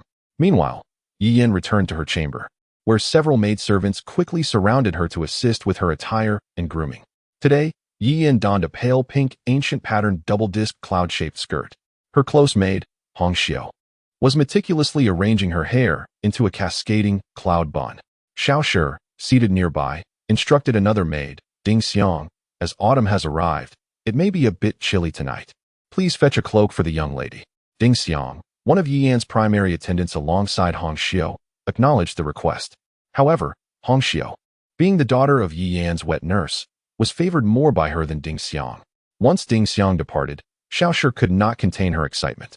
Your brother should have a firm grasp on his examination. Although the spring examination still lies ahead, with his vast knowledge, it is only a matter of time before he becomes a successful scholar. If you can win the Empress Dowager's favor today, and if concubine Jia allows you to take a secondary consort position, you two will support one another, and your future will be boundless. As Hong Xiao finished styling Yi Yan's hair, Yi Yan picked up a brush from her vanity and began to adorn her brow with floral designs. A secondary consort? I desire far more than that, she remarked with a smile, as she carefully painted. Did mother not always instruct me to remain composed? Why do I find myself so restless today? Xiao Shi, unfazed, continued, my joy today stems from my prior acquaintance with your father. The Xiao household status is not high, and I have had to watch helplessly as your father married that wretched Yun Tang as his primary wife. Since I entered the Yi household, I have kept my head low, but now, it seems we are finally nearing a breakthrough. Though she held the position of matriarch in the Yi family, she was still overshadowed by Yu Shiren and the elderly matriarch residing in Ruan, compelling her to tread cautiously. Even though she harbored deep disdain for the two children left by Yun Tang, she could only plot in secrecy, refraining from any overt actions against them. However, if Yenner and Jifan achieved success, the Yi family would have to regard her with greater respect, liberating her from the need to appease others. Once her makeup was complete, Yi Yin turned to her mother, her exquisite face resembling a beauty emerging from a painted scroll, yet her words sent shivers down one's spine. Mother, rest assured that my brother and I will not betray your hard work. Once the great matters of King Xian are accomplished, we shall eliminate those who have troubled you one by one. Zhao's eyes glistened with emotion as she joyfully spoke. Very well, very well. Mother shall await that day. Chapter 26. A gathering of enchanting beauties. The Empress's birthday banquet was scheduled for the hour of the rooster. Thus, as the initial moments of the hour of the monkey approached, ministers began to enter the palace with their families in a steady stream. The Yi family did not depart at an early hour today. Their carriage awaited outside for Madame Xiao and Yi Yan. Yi Qining stood beside Madame Yi with a downcast demeanor. Upon noticing his troubled expression, Yu Shiren reprimanded him once more. Today is a joyous occasion for the Empress's birthday. Why do you present yourself in such a manner? Lift your spirits at once. This time, Yi Qining refrained from retorting as usual, simply responding with a quiet yes as he straightened his posture slightly. Yet his expression still bore a hint of lethargy. He fiddled with the incense pouch he had salvaged and cleaned, casting a glance toward Yi Ruan. His eyes filled with uncertainty. Yi Ruan perceived his demeanor and understood his unspoken thoughts. It seemed she had indeed hit the mark. Her foolish brother was still pondering whether to conceal something from their elder brother, thus hesitating to approach her for conversation. After a quarter of an hour, Madame Xiao and Yi Yin finally emerged from the residence. Yu Shiren, initially growing impatient, felt his irritation dissipate upon seeing Yi Yin. Hurry and board the carriage. We cannot afford to miss the appointed time. Yi Ruan shared a carriage with Madame Xiao and Yi Yin. Today, Yi Yin was particularly radiant, especially with the mark on her forehead accentuating her already fair complexion, making her skin appear as delicate as jade. In stark contrast to Yi Ruan's darker complexion seated across from her. Sister, you look truly lovely today, Yi Ruan complimented. You too, sister, seem in splendid spirits. Yi Yin replied cheerfully. Do not jest, dear sister, with my current appearance, it suffices that I do not bring shame to our father. Seeing Yi Ruan's usual self-deprecating demeanor only heightened Yi Yan's good mood. Over the past 6 months, in collaboration with Madame Xiao and old Madame Lin, they had effectively undermined Yi Ruan's confidence. Sister, do not be disheartened. It is merely the result of years spent in the sun and wind that has affected your skin. After all, you are our father's daughter, and no daughter of the Yi family can be deemed unattractive. Once you spend some time nurturing yourself at home, you will surely regain your beauty. I have noticed that in just half a year since your return, you have improved significantly. Ruan couldn't help but smile at her sister's duplicitous words. She had not forgotten that in her previous life, 4 months after marrying into the residence of the Duke of Jing, she had encountered Yan, who was already the Princess of Xian, during the Lantern Festival. It was their first meeting in 4 months, and Yan's eyes had unmistakably revealed a hidden malice and ferocity that she could not disguise. At that time, having secured the promise from the Prince of Xian, she had devoted herself to enhancing her appearance in the Duke of Jing's residence to be worthy of Jun Li. Yan, who had always cherished her title as the most beautiful woman in the capital, would never tolerate her presence. Thus, when Ruan was confined to the cold palace, Yan had become frantic, eager to ruin her appearance, fearing that Jun Li might develop feelings for her. I am grateful for your consolation, dear sister. I too hope for such a thing. At last, the carriage arrived at the palace gates, where only a few carriages remained. As Yan disembarked, she spotted Fang Xi, the legitimate daughter of the Minister of Rights, who usually maintained a cordial relationship with her, approaching her. Sister Fang, Yan hurried forward to greet her. When Fang Xi saw Yan's face, she was momentarily taken aback. Sister Yan, your makeup today. Upon noticing the floral adornment on Yan's forehead, Yan swiftly recounted the explanation she had prepared. Not long ago, I dreamed of a woman clad in palace attire, whom I had never encountered before. Yet, I noticed a mark on her forehead, beautifully concealed by this adornment. Inspired, I decided to replicate the look. Sister Fang, do you think it suits me? Indeed, Sister Yan, your beauty is unparalleled. Everything suits you. Fang Xi complimented her, though her expression remained somewhat peculiar. What troubles you? Sister Fang? Yan inquired, noticing her friend's odd demeanor. Fang Xi seemed poised to respond but was interrupted by the call of her family, prompting her to hesitate before taking her leave. Yan felt a twinge of confusion but soon dismissed the incident from her mind. Accompanied by her parents, she underwent inspection at the palace gates before entering. Upon arriving at the banquet hall, Yan quickly comprehended the reason behind Fang Xi's earlier odd reaction. The hall was ablaze with light, shimmering gold, and palace maids flitted about. Although the feast had yet to commence, the atmosphere was lively, with ministers and their ladies exchanging pleasantries. Yet, amidst the throng of noble ladies, Yan noticed that at least a dozen had adorned themselves with similar floral designs. Both Xiaoshi and Yan stood frozen in shock. What is happening? She pondered, realizing that her carefully crafted idea had become a mere coincidence. The subtle hints she had prepared for the Empress Dowager and the appearance of the Grand Princess in her dreams now seemed like a jest. As Xiaoshi and Yan followed Yi Shiren to their designated seats, they were seated near the officials of the Ministry of Personnel and the Ministry of Rights. Yan spotted Fang Xi, who appeared to have regained her composure and walked over. Sister. Yan hesitated, momentarily at a loss for words. Before gathering her thoughts, do you know why so many of our sisters have chosen this floral adornment today? Fang Xi proceeded to recount the events of the previous day's autumn banquet hosted by the Minister of State. Many sisters found the look refreshingly appealing. And with the Empress Dowager's birthday celebration today, they decided to don it together. As she spoke, she noticed Yan's complexion had darkened significantly, prompting her to cease her narration. What has befallen Yan? She is usually so gentle and polite, a reflection of her father's strict upbringing as an official in the Ministry of Rights. Yet now, there was a fleeting glimmer of something fierce in her eyes that startled Fang Xi, as if she were a stranger. Realizing her own lapse in composure, Yan quickly attempted to lighten the mood. I see now. It seems I am the one who is out of the loop. I thought I would be the sole one to showcase this fresh look to my sisters, only to discover I am but a frog at the bottom of a well. Fang Xi, witnessing Yan's playful banter, managed to suppress her earlier discomfort. Though the adornments were similar, she recognized that Yan remained unique in her own right. Sister, your beauty is indeed one of a kind. Your charm brings me to blush. Chapter 27. Has Yu Qining awakened? Ruan had no close sisters in the capital. After paying her respects to her uncle and aunt with Yu Qining, she simply sat back, observing the ever-changing expressions of Yan and the Xiao family with a cold gaze. Initially, when she first arrived in the capital, Madame Xiao, unable to contain her impatience, brought her daughter, whose skin was dark and uneven, to various gatherings without proper etiquette. Gradually, no one wished to befriend her, and she slowly faded from the circle of noble ladies in the capital. Elder sister. After Yi Qining accompanied Yi Shiren in socializing for a while, he drooped his head and leaned towards Ruan. What's wrong, little brother? Yi Qining hesitated, unsure how to articulate his thoughts. Let me guess.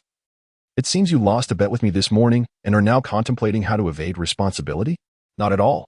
Yi Qining quickly retorted, his voice rising.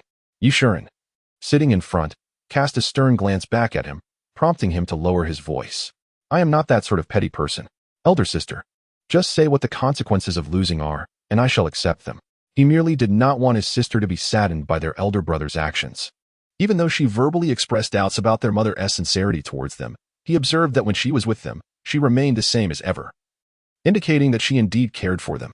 Ruan smiled faintly then. I hope one day my little brother can become my pride. Yi Qining was momentarily taken aback by her words. No one had ever spoken to him in such a manner. Their mother merely said that as the youngest son of the family, it was acceptable for him to be a bit playful. Furthermore, when he gazed at the words on the page, they seemed to come alive, swirling before his eyes like tadpoles, lulling him into a stupor, making him surrender to indulgence. Reflecting on this, Yi Qining scrunched his features in distress. Elder sister, can we change the topic? He murmured, feeling guilty. Didn't you just assert your resolve? She teased.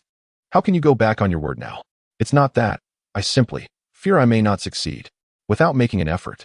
How can you know you cannot? She encouraged him gently. You only need to try your best. Yi Qining could only nod in agreement. To become his sister's pride, he must study diligently, just like their elder brother and father. He gritted his teeth, steeling himself, and returned to his seat beside Yushuren. As if a warrior marching to battle, taking a deep breath, he suddenly declared to Yushuren, Father, I will study hard from now on. Yushuren looked at him as if he had seen a ghost. Ruan stifled a laugh.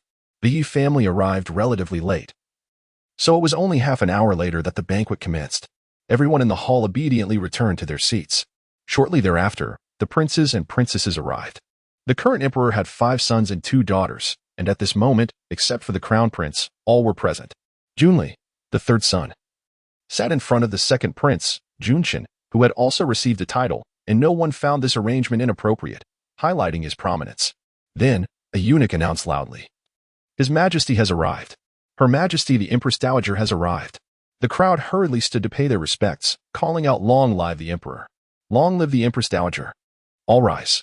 A voice both imposing yet amiable resonated through the air, prompting Ruan to rise and seek the source. There, seated upon the central dragon throne, was Emperor Shilin. Now, he appeared to be in his mid-40s, exuding vitality and possessing a robust physique, reflecting on the pale-faced figure from her previous life, whose sunken eyes gripped her hand tightly in his final moments, imparting his last words. Ruan felt an overwhelming sense of guilt.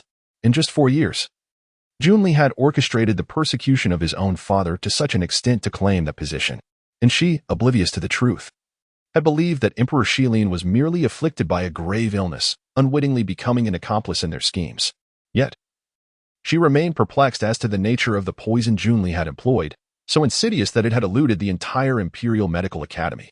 After her rebirth, she had perused numerous medical texts, but to no avail. It seemed she needed to send a letter to her master for guidance, as his extensive knowledge might illuminate the matter. As her mind wandered, the Emperor raised his cup, his voice resonating with authority. Today, we celebrate the Empress Dowager's 70th birthday, coinciding with the autumn examinations.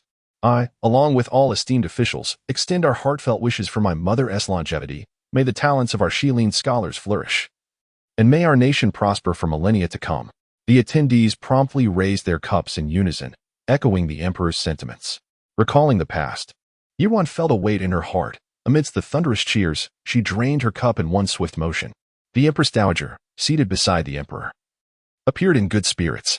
Upon observing the adornments of the noble ladies present, she momentarily seemed lost in thought, perhaps reminiscing, before regaining her composure. Yi Yin, observing the Dowager's expression from afar, harbored resentment, considering the day's events to be exceedingly coincidental. Next came the moment for the princes and princesses to present their tributes to the Empress Dowager. At her advanced age and lofty status, she had surely seen countless treasures, and thus her demeanor remained rather indifferent towards the offerings, her smile primarily reflecting her joy at having her grandchildren gathered together. Once the tributes were presented, Jiagu Fei, seated beside the Empress Dowager, spoke up. Your Majesty, the atmosphere today is splendid. You have surely witnessed many performances in the palace.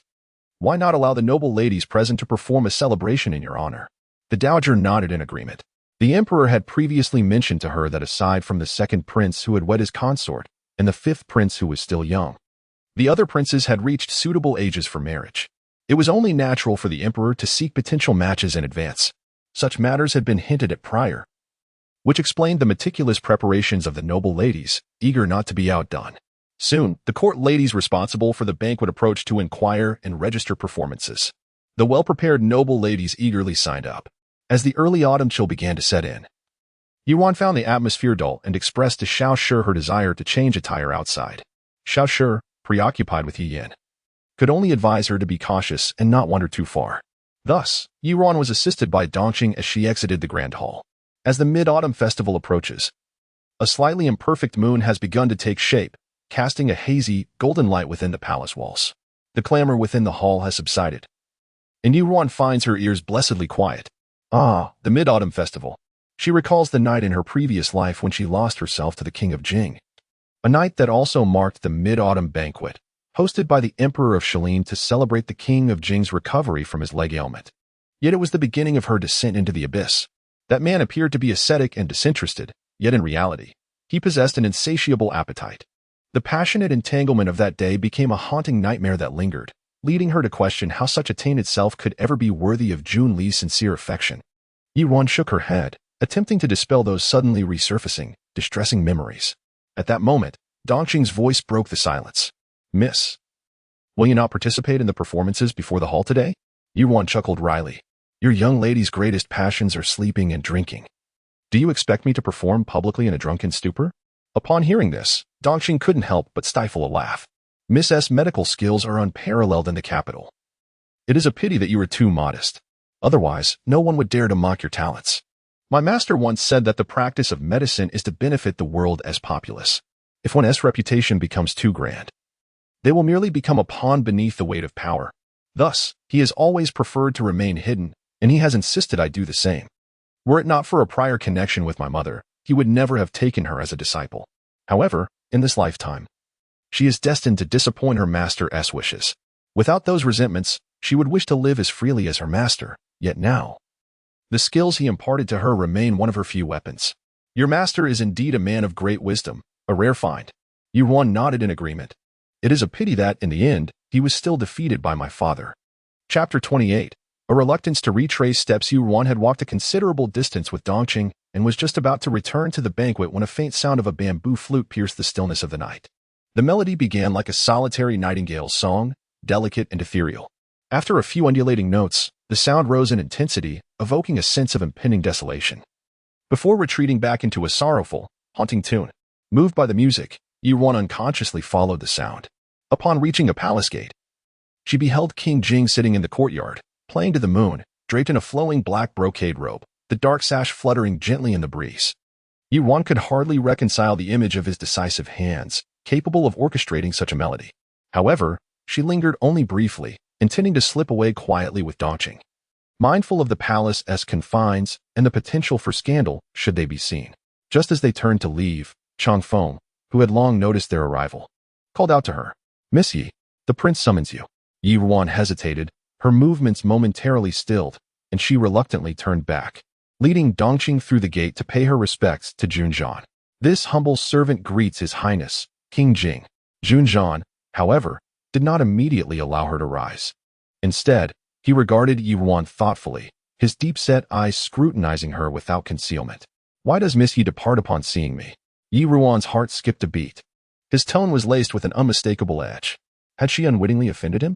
It seemed he was far more difficult to navigate than in her past life. Yet, considering that he had once betrayed her, despite marrying her out of obligation to his mentor, his behavior was perhaps not surprising. Reflecting on this, it was evident that his initial tolerance of her had been peculiar, and now they were mere strangers. With leverage over the Yun residents still in his grasp, she could not afford to provoke him. A fleeting thought crossed her mind, prompting Ruan to don a bright smile. Your Highness possesses great talent. The flute's sound is celestial. I was irresistibly drawn to it, but noticing your intense focus, I dared not intrude. Furthermore, as I am but a guest at today's banquet, I feared that lingering too long might incite unnecessary gossip, hence my desire to depart swiftly. Not out of intent to evade you, Your Highness. Jun Zhan frowned at the overly contrived smile on her face. How had she changed so much in this rebirth? This sycophantic demeanor, whom had she learned it from? He cast a sidelong glance at Ruan, unprepared to let her off the hook so easily. Is that so? I had assumed Miss Yu was reluctant to face me due to the lack of response regarding our previous agreement. It had been some time since he had sent word to her about the Empress Dowager, and not a single reply had been received from the Yi family. As if she had forgotten the promises she once made. Her silence was tantamount to neglect. Indeed, she was attempting to deceive him, so carelessly. In that moment, Ruan understood the source of his ire. In recent days, she has been overwhelmed with busyness. Although she sent a letter to her master, she neglected to inform him. And now that he has learned of the affair between Yi Yin and Jun Li, he will naturally begin to question the stance of the Yi family and her own position. With this in mind, Ruan promptly offered her explanation. How could that be? In fact, my little girl wrote to her master the very next day after the prince sought me out. However, as my master is often elusive, he may simply be in a distant place this time and has yet to receive my daughter's correspondence. I kindly asked the prince to be patient for a little while longer. It was indeed my daughter's oversight not to relay the message to the prince in a timely manner, but rest assured, I will notify you at the first opportunity when I hear from my master. Having resolved to cooperate with him, she knew she must not allow such trivial matters to create a rift between them. Jun Zhan, upon hearing her words, remained noncommittal. His gaze lowered as he idly toyed with the jade flute in his hand. Missy was quick to acknowledge her faults. Yet it was uncertain how much of her words bore truth. Noticing Jun Zhan's relentless pursuit of her, Ruan felt her legs growing increasingly numb from her crouched position. She knew she must take action to dispel his doubts. Your Highness, although there has been no reply from my master for the time being, I have accompanied him in practicing medicine for many years. While my skills may not rival his, I have made some progress. Might I examine your condition first? If I can gain an understanding of your leg ailment and begin to nurture it, it may facilitate a swifter recovery upon my master's return. Jun Zhan observed her trembling frame, and rather than press her further, he chose to relent. His intention today had merely been to admonish her. In his previous life, she had indeed secretly accompanied Su Mu to treat him at the Prince of Jing's residence. For his leg injury, she may very well possess a solution. The sooner he could heal, the sooner he could achieve his goals. Then as you propose, rise. Ruan felt an immense sense of relief as she straightened up, allowing her somewhat weary legs to regain their sensation before stepping closer to crouch beside Jun Zhan. Your Highness, please extend your hand. Jun Zhan, not one to be coy, placed his hand on the armrest of his wheelchair. Yet, as Ruan's slightly cool fingers brushed against his wrist, he felt a tremor of his heart that he could not control. On such a moonlit night, he turned his head to gaze at the woman crouched beside him, her brow lowered in earnest concentration as she took his pulse. Her lashes were long, fluttering like whispers against the heart, and her clear eyes sparkled with brilliance. When she had come to the Prince of Jing's residence with her master to treat him, it was with these very eyes that she had looked at him, uttering the words, even amidst chaotic leaves, strength remains, gentle branches do not sway. Though her visage at that time, much like now, was veiled in obscurity, lacking the radiant charm that would later unfold, those eyes had etched themselves into his heart. Suddenly, he recalled the spiced wine from the mid-autumn banquet in his past life, realizing it had not been potent enough to render him completely irrational. Sensing the disarray in his heartbeat, Jun Zhan felt a surge of agitation. Clearly, he had already paid the price. He struggled to suppress the stirrings within him. Yet his low, husky voice betrayed a hint of unintentional restlessness. At today's banquet, His Majesty intends to prepare for the selection of a suitable consort for the royal prince. A matter that Miss Yu has likely heard about. However, at this moment, I observe that Miss Yu appears rather indifferent. Ruan remains engrossed in taking his pulse. Responding with a light chuckle, the prince must not be aware of the reputation I hold in the capital with my appearance. I cannot possibly compare to the noble ladies here. The prince's heartbeat is slightly erratic, so I kindly ask that he refrain from excessive speech and thought. Upon hearing this, Jun Zhan's expression subtly shifted, and he fell silent. Ruan carefully examined Jun Zhan's pulse. His condition was far more severe than she had anticipated. It is no wonder that the Western Lin Emperor had sought renowned physicians throughout the realm to no avail. Yet, merely through the pulse, one cannot grasp the entirety of his ailment. May I examine your leg once more, Your Highness? Ruan inquired, reaching to tug at the edge of Jun Zhan's robe. Jun Zhan's expression darkened, and he hastily maneuvered his wheelchair backward twice. Her hand grasped at thin air, and Ruan looked at him in confusion, realizing that it was inappropriate for a young lady to be so forward in broad daylight. She suddenly understood that she had forgotten the decorum of the occasion while solely focusing on his pulse. Clearing her throat, she said, I beg your pardon for my presumption. Your Highness. Jun Zhan gently traced the flute in his hands. There is no need to rush. Let us set a time frame of 1 month. If, by then, the divine physician remains silent, I shall send for Miss Yi again, provided you do not act insincerely. Seeing his words, Ruan stood up, resolutely affirming, rest assured. Your Highness, my intentions towards you are unwavering. She suddenly recalled, moreover, I have yet to express my gratitude regarding the Empress Dowager. Jun Zhan appeared unfazed by her assurances. Leaning back casually, it is of no consequence, merely a trifling matter. Yet, Ruan suddenly recalled something and continued, Your Highness. If I were to utilize the Empress Dowager for certain matters, would you hold it against me? Although she was unaware of the ultimate alliance between the Empress Dowager and concubine Jia to conspire against the Western Lin Emperor, which facilitated Jun Li's ascension, for Jun Zhan. She was his grandmother. Jun Zhan understood her implication, and a fleeting coldness crossed his gaze at the mention of the Empress Dowager. I share no blood ties with her. Pursue your desires without restraint. Ruan's eyes flickered with understanding. His relationship with the Empress Dowager was indeed fraught with discord, explaining her reluctance for him to ascend the throne. However, despite Jun Zhan's discord with her, the Western Lin Emperor was different. Although he was not the Empress Dowager's biological son, the current emperor was renowned for his benevolence and filial piety. How could she bear to witness Jun Li's malice towards him? Suppressing her doubts, Ruan declared, I comprehend now. I shall take my leave. Jun Zhan consented. As Ruan exited with Dongqing, she realized they had just entered the late empress's quarters. Since her passing, no one had occupied these chambers. With a sigh, Ruan retraced her steps, gently reminding Dongqing. Dongqing, please refrain from informing uncle and aunt about my interactions with King Jing for the time being. Dongqing acknowledged with a soft reply.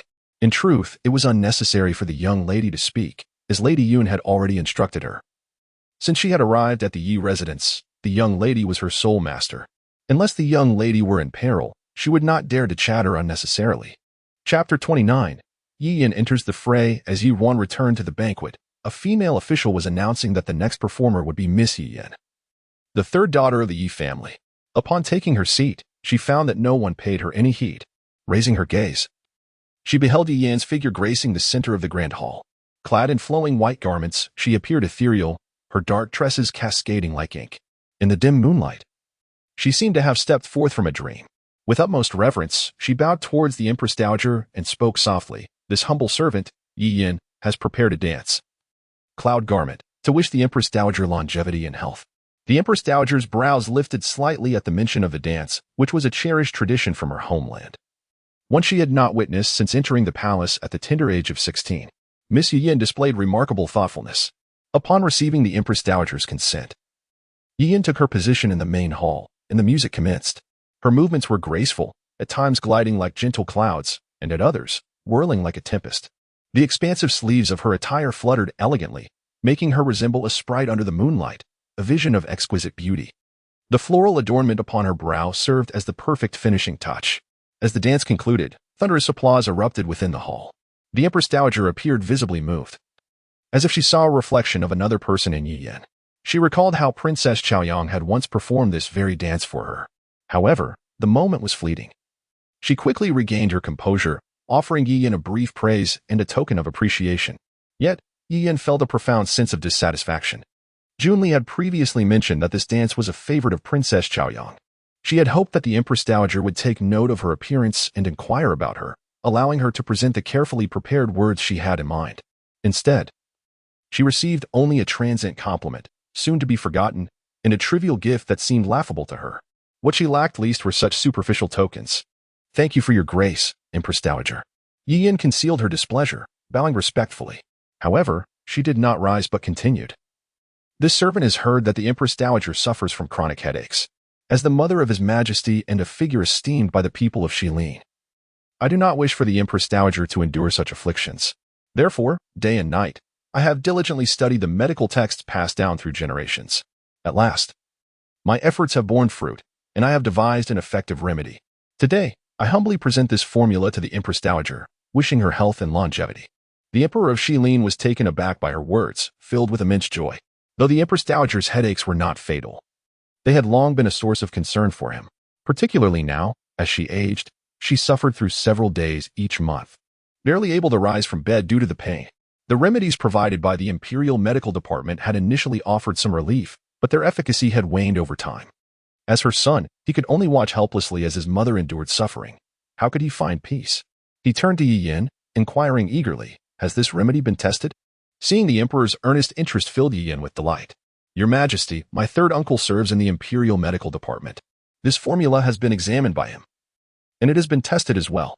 If taken during an episode, coupled with proper techniques, the pain can dissipate in mere moments. It is for this reason I dared to present it to the Empress Dowager. Please rest assured, Your Majesty, Empress Dowager." The emperor's heart swelled with joy. Could it truly be so miraculous? At this moment, a middle-aged man, dressed as a court physician, stepped forward. "Your Majesty, this matter is undoubtedly true. It is Yi Huayuan from the third branch of the Yi family, currently serving in the Imperial Medical Institute." The emperor nodded in approval, acknowledging the Yi family's profound medical heritage.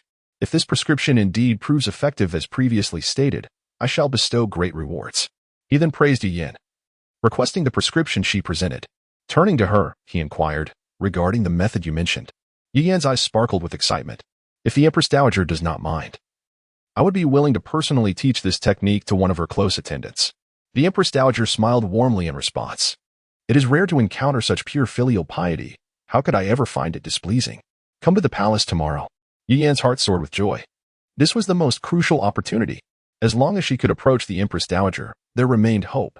She suppressed her elation and bowed once more. "Yes, Your Majesty." The Western Lin Emperor rewarded Yi Yin with numerous gifts before allowing her to depart, and Yi Huayuan was also honored alongside her. Yushuren's colleagues praised him for raising such an exceptional daughter, and he could hardly contain his satisfaction, his face beaming with joy. When Yi Yin returned to her seat, he gazed at her with admiration, repeatedly exclaiming how remarkable she was. Indeed, she was his proud daughter, the most outstanding of them all. Throughout the banquet, many noble youths cast admiring glances toward the Yi family's position. Even a few princes turned their heads slightly. Miss Yi, the third daughter of the Yi family, truly deserved her title as the most beautiful woman in the capital. Not only was she stunning, but she was also skilled in music, chess, calligraphy, and painting, as well as possessing knowledge of medicine. Although she was born of a secondary wife and thus of a lower status, if she were to win the favor of the Empress Dowager, her future prospects would be immeasurably brightened. The ladies present began to consider the prospects for their own children. Yi Ning, upon seeing Yi Yin return to her seat, curiously remarked, "Third sister, do you also possess medical skills like elder sister?" Yi Yin glanced awkwardly at Ruan. "I only know a little. It was thanks to the ancestral texts and the assistance of my third uncle."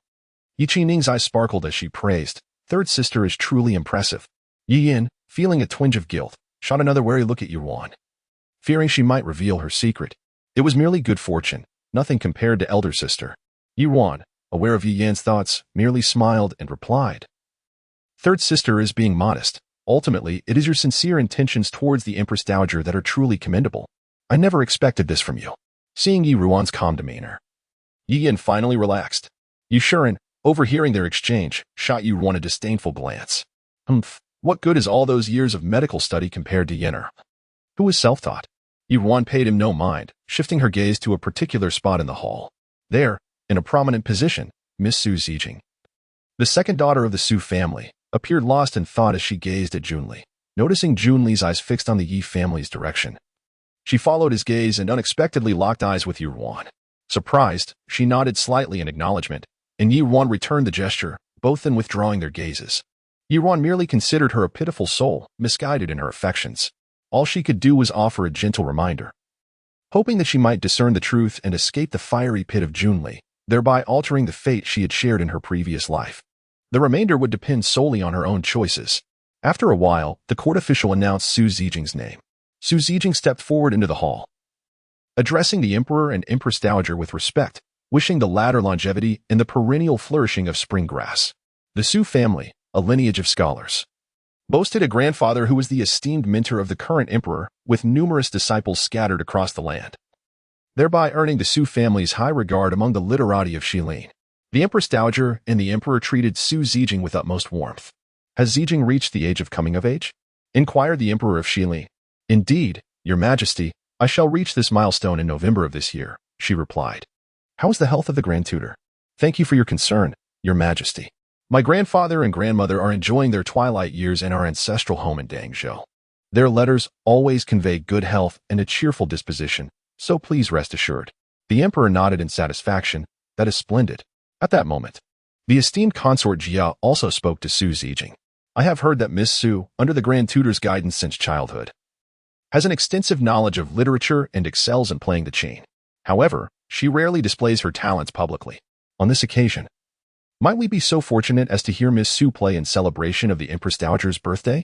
Consort Jia, noticing her son wholly captivated by Yi Yin, felt displeased. The young prince, in his vigorous youth, was prone to impulsiveness, and she wished to preserve their mother-son bond. Thus, she intended for Su Zijing to take the spotlight and diminish Yi Yin's arrogance, demonstrating to her what true grace and elegance entailed. Merely possessing a pleasing exterior and seeking fame in the capital should not lead one to harbor unwarranted ambitions. Su Zijing paused for a moment, contemplating. The children of the Su family, nurtured by the teachings of the Grand Tutor, had never wished to compete with others and conducted themselves with modesty. Therefore, she had originally intended to present a calligraphy piece inscribed with birthday wishes to the Empress Dowager as a token of respect.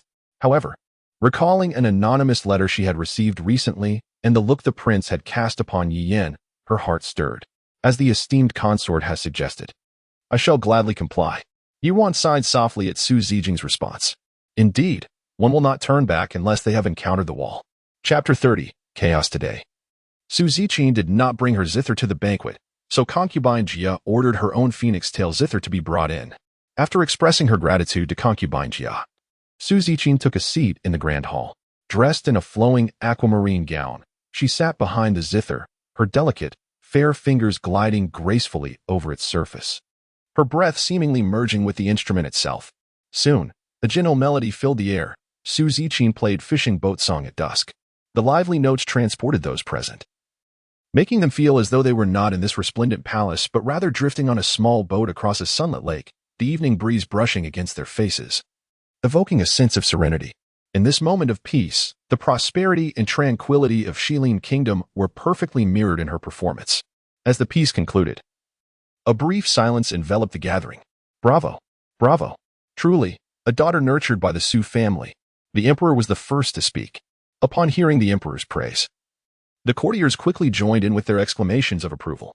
Su Zijing, however, maintained her humble demeanor, responding, Your Majesty overestimates my humble talents. This daughter has embarrassed herself. Observing Su Zijing overshadowing her, Yi Yin tightened her grip on the handkerchief in her hand, her expression darkening. Su Zijing, who had always prided herself on her aloofness and disdain for the social gatherings of the capital's young ladies, had unexpectedly displayed such depth today. Moreover, she was favored by concubine Jia as a candidate for Prince Xian's consort. Everything about today felt subtly amiss. The banquet continued. However, with Yi Yin and Su Zijing setting the standard, no one else could make a significant impression, except for Su Wan from the Minister of State's family, whose calligraphy and painting were exceptionally distinguished. As the festivities neared their conclusion, the Empress Dowager's countenance gradually shifted. Initially, she wished to preserve the joy of her birthday celebration and honor the Emperor's filial piety, but as time passed, her headache became increasingly unbearable, forcing her to support her head with her hand on the table. Your Majesty, what troubles you? The matron beside the Empress Dowager was the first to sense something was amiss. The Emperor turned his head upon hearing her anxious tone. By now, the Empress Dowager could no longer maintain her composure, and the cacophony of music only exacerbated her pain. Mother, the Emperor of Shilin rose from his seat, moving to her side with concern. The courtiers in the hall also noticed the unusual state of the Empress Dowager, and the noblewoman strumming the pipa in the main hall hastily ceased her playing. Your Majesty, the Empress Dowager is suffering from a recurrence of her migraine. The matron quickly addressed. Yihua Yuan, the chief physician on duty that night, had already approached the Empress Dowager. The Emperor glanced at him but remained uneasy. Quick! Summon Lu Ping to the palace. Lu Ping was the head of the Imperial Medical Institute, responsible for the Empress Dowager's health. Observing this, Yihua Yuan's expression shifted. He had long been overlooked in the medical institution, and this presented a valuable opportunity. Your Majesty, previously, my niece and I formulated several effective medicines during our trials. Perhaps we should administer them to the Empress Dowager immediately. The Emperor hesitated. The Empress Dowager had always been under Lu Ping's careful supervision, and he preferred to have him assess her condition first. Noting the Emperor's indecision, Yihua Yuan resolutely knelt, his voice firm and unwavering. Your Majesty, I assure you. The eyes of Emperor Shilin flickered upon witnessing such a gaze. Today, it is Yihua Yuan who is on duty in the palace. At this moment, The judge from Zuanyuliuan has arrived, but it will take some time. Observing the anguish on the Empress Dowager's face, he steadied his resolve. Very well. Then bring forth the medicine for the Empress Dowager to try. Miss Yi-san, please step forward as well. Upon hearing the Emperor Shilin's summons, Yi-yin suppressed her excitement and hurriedly approached. She had thought it would take some time for the Empress Dowager to realize the benefits of the medicine. Unexpectedly, the opportunity arrived so swiftly. After being previously overshadowed by Su Ziqin, she now had the chance to regain her standing. Together with Yi Huai, she attended to the Empress Dowager as she took the medicine, feigning expertise as she massaged the Dowager's temples. Everyone in the hall turned their attention to the elevated seat, and a profound silence ensued. After a brief interval, the Empress Dowager indeed showed signs of improvement. Yi-yin quickly leaned closer, whispering an inquiry, "Your Majesty, how do you feel?" The Empress Dowager, having just emerged from her pain, lingered in a moment of daze as she gazed at the striking young woman before her, her brow adorned with a flower-shaped ornament. She murmured, "Morning sun." Hearing this, Yi-yin felt her heart swell with exhilaration. She had initially thought her efforts today would yield no results, but now it appeared that a glimmer of hope had emerged. However, before Yi-yin could revel in her joy for long, a more intense pain suddenly erupted in the Dowager's head, causing her to widen her eyes and collapse before Yi-yin. "Empress Dowager!" The matron beside her cried out, shielding the Dowager protectively. Yet, the Empress Dowager's breaths grew faint and barely audible. "Your Majesty, the Empress Dowager seems unwell." The matron, observing the Dowager's almost imperceptible breathing, was thrown into a state of panic. "What has happened?" The Emperor bellowed in anger. The wrath of a sovereign, felt so closely, rendered Yi-yan's face as pale as a sheet. Yi Huayuan hastily approached to take the Dowager's pulse.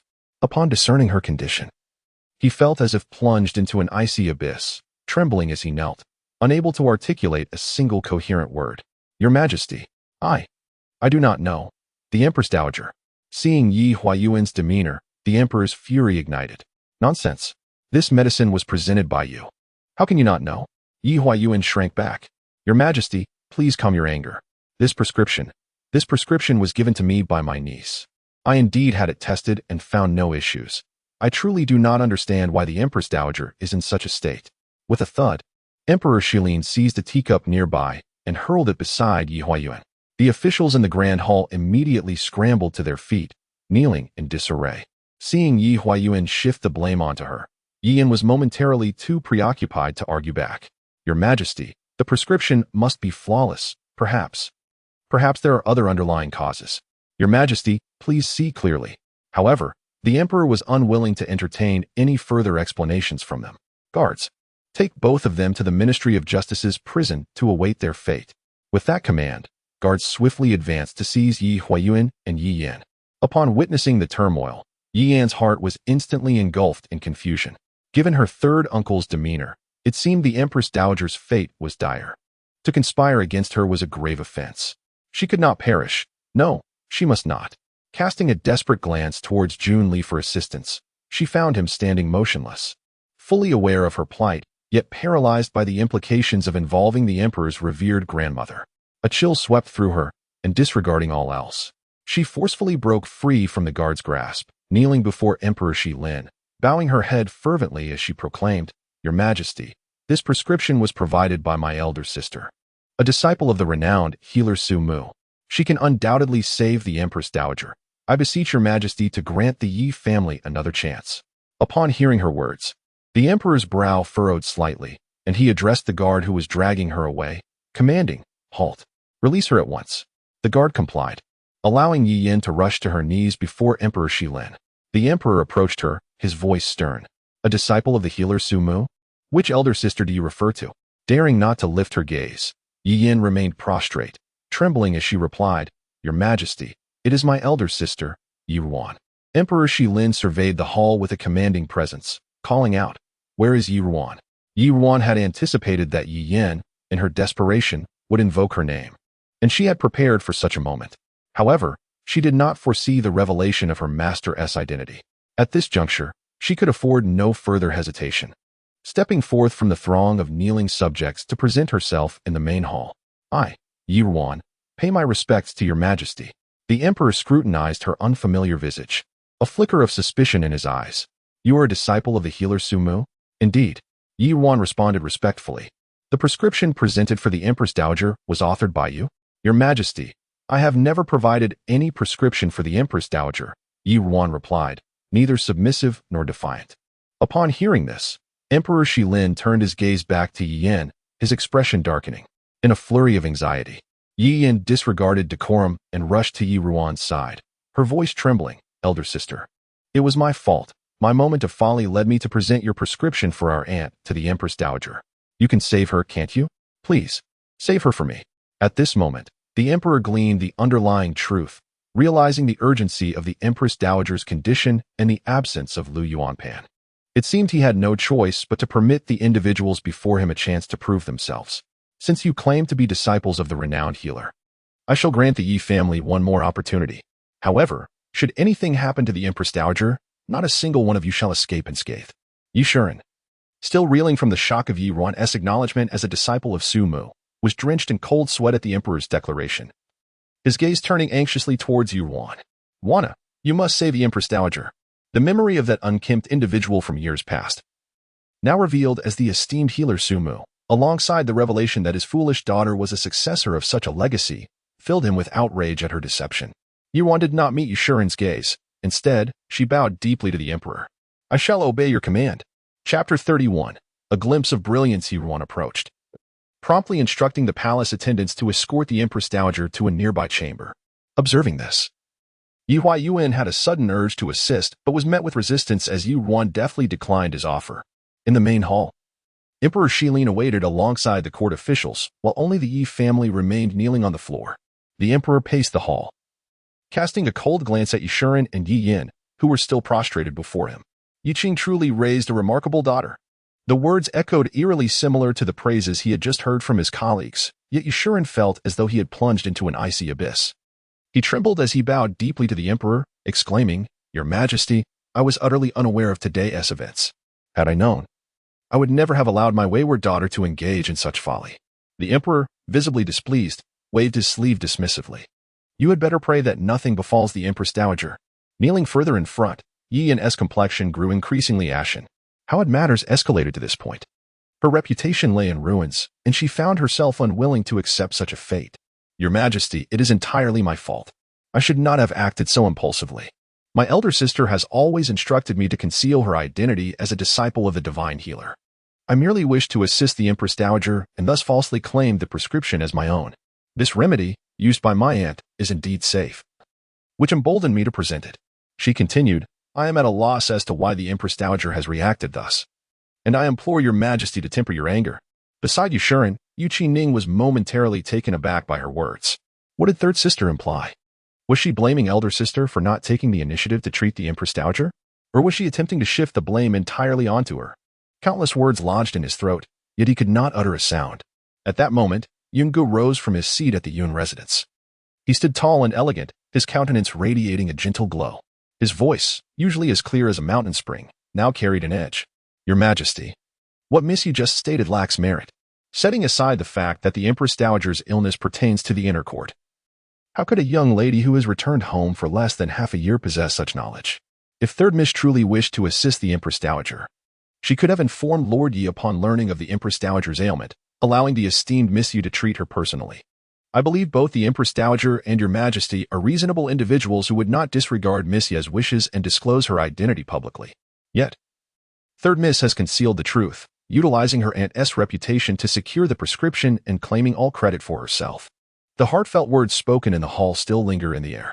Is it truly the case that her intentions are genuine, or is there an ulterior motive? Everyone present is well aware. Does third Miss you presume that your Majesty and this assembly of esteemed officials are fools, easily deceived? Upon hearing Yun Ji's incisive remarks, Yi Yan's face drained of color, and she hastily retorted, Your Majesty, I assure you that I never intended to deceive you. I genuinely wish to uphold my promise to my elder sister. Without trust, one cannot stand. How could I easily disclose this matter to my father? Even if the daughter has a hint of selfishness, it is born out of filial piety towards the Empress Dowager. Yi Yan spoke earnestly, her eyes brimming with tears, exuding an air of noble righteousness. Yet, a cold scoff resonated from Yunfu, causing Yi Yan's heart to tremble. She then heard Yun Ji's voice ring out once more. Miss Yu-san is indeed eloquent. You repeatedly mention honoring the promise to Miss Yida. as if you have forgotten how, when your own safety was threatened, you unhesitatingly divulged the entrusted matter and cast your elder sister into the storm. The so-called loyalty of Miss Yi San is truly eye-opening. I did not. Yi Yin, struck at her most vulnerable point, stammered, attempting to defend herself. At that moment, Yi Shuren bellowed, "Silence." He glanced at Emperor Shilin's increasingly grim expression and bowed deeply. "Your Majesty, given the circumstances, I cannot escape blame even with my life. I now hope my eldest daughter can save the Empress Dowager and redeem her faults. Should anything truly happen to the Empress Dowager, I shall offer my life as atonement and provide you with an explanation." Now, Yi Shuren placed all his hopes on Yi Ruan, seemingly forgetting the admonition he had given her before entering the palace to observe more and act less, advising her to learn from Yi Yin.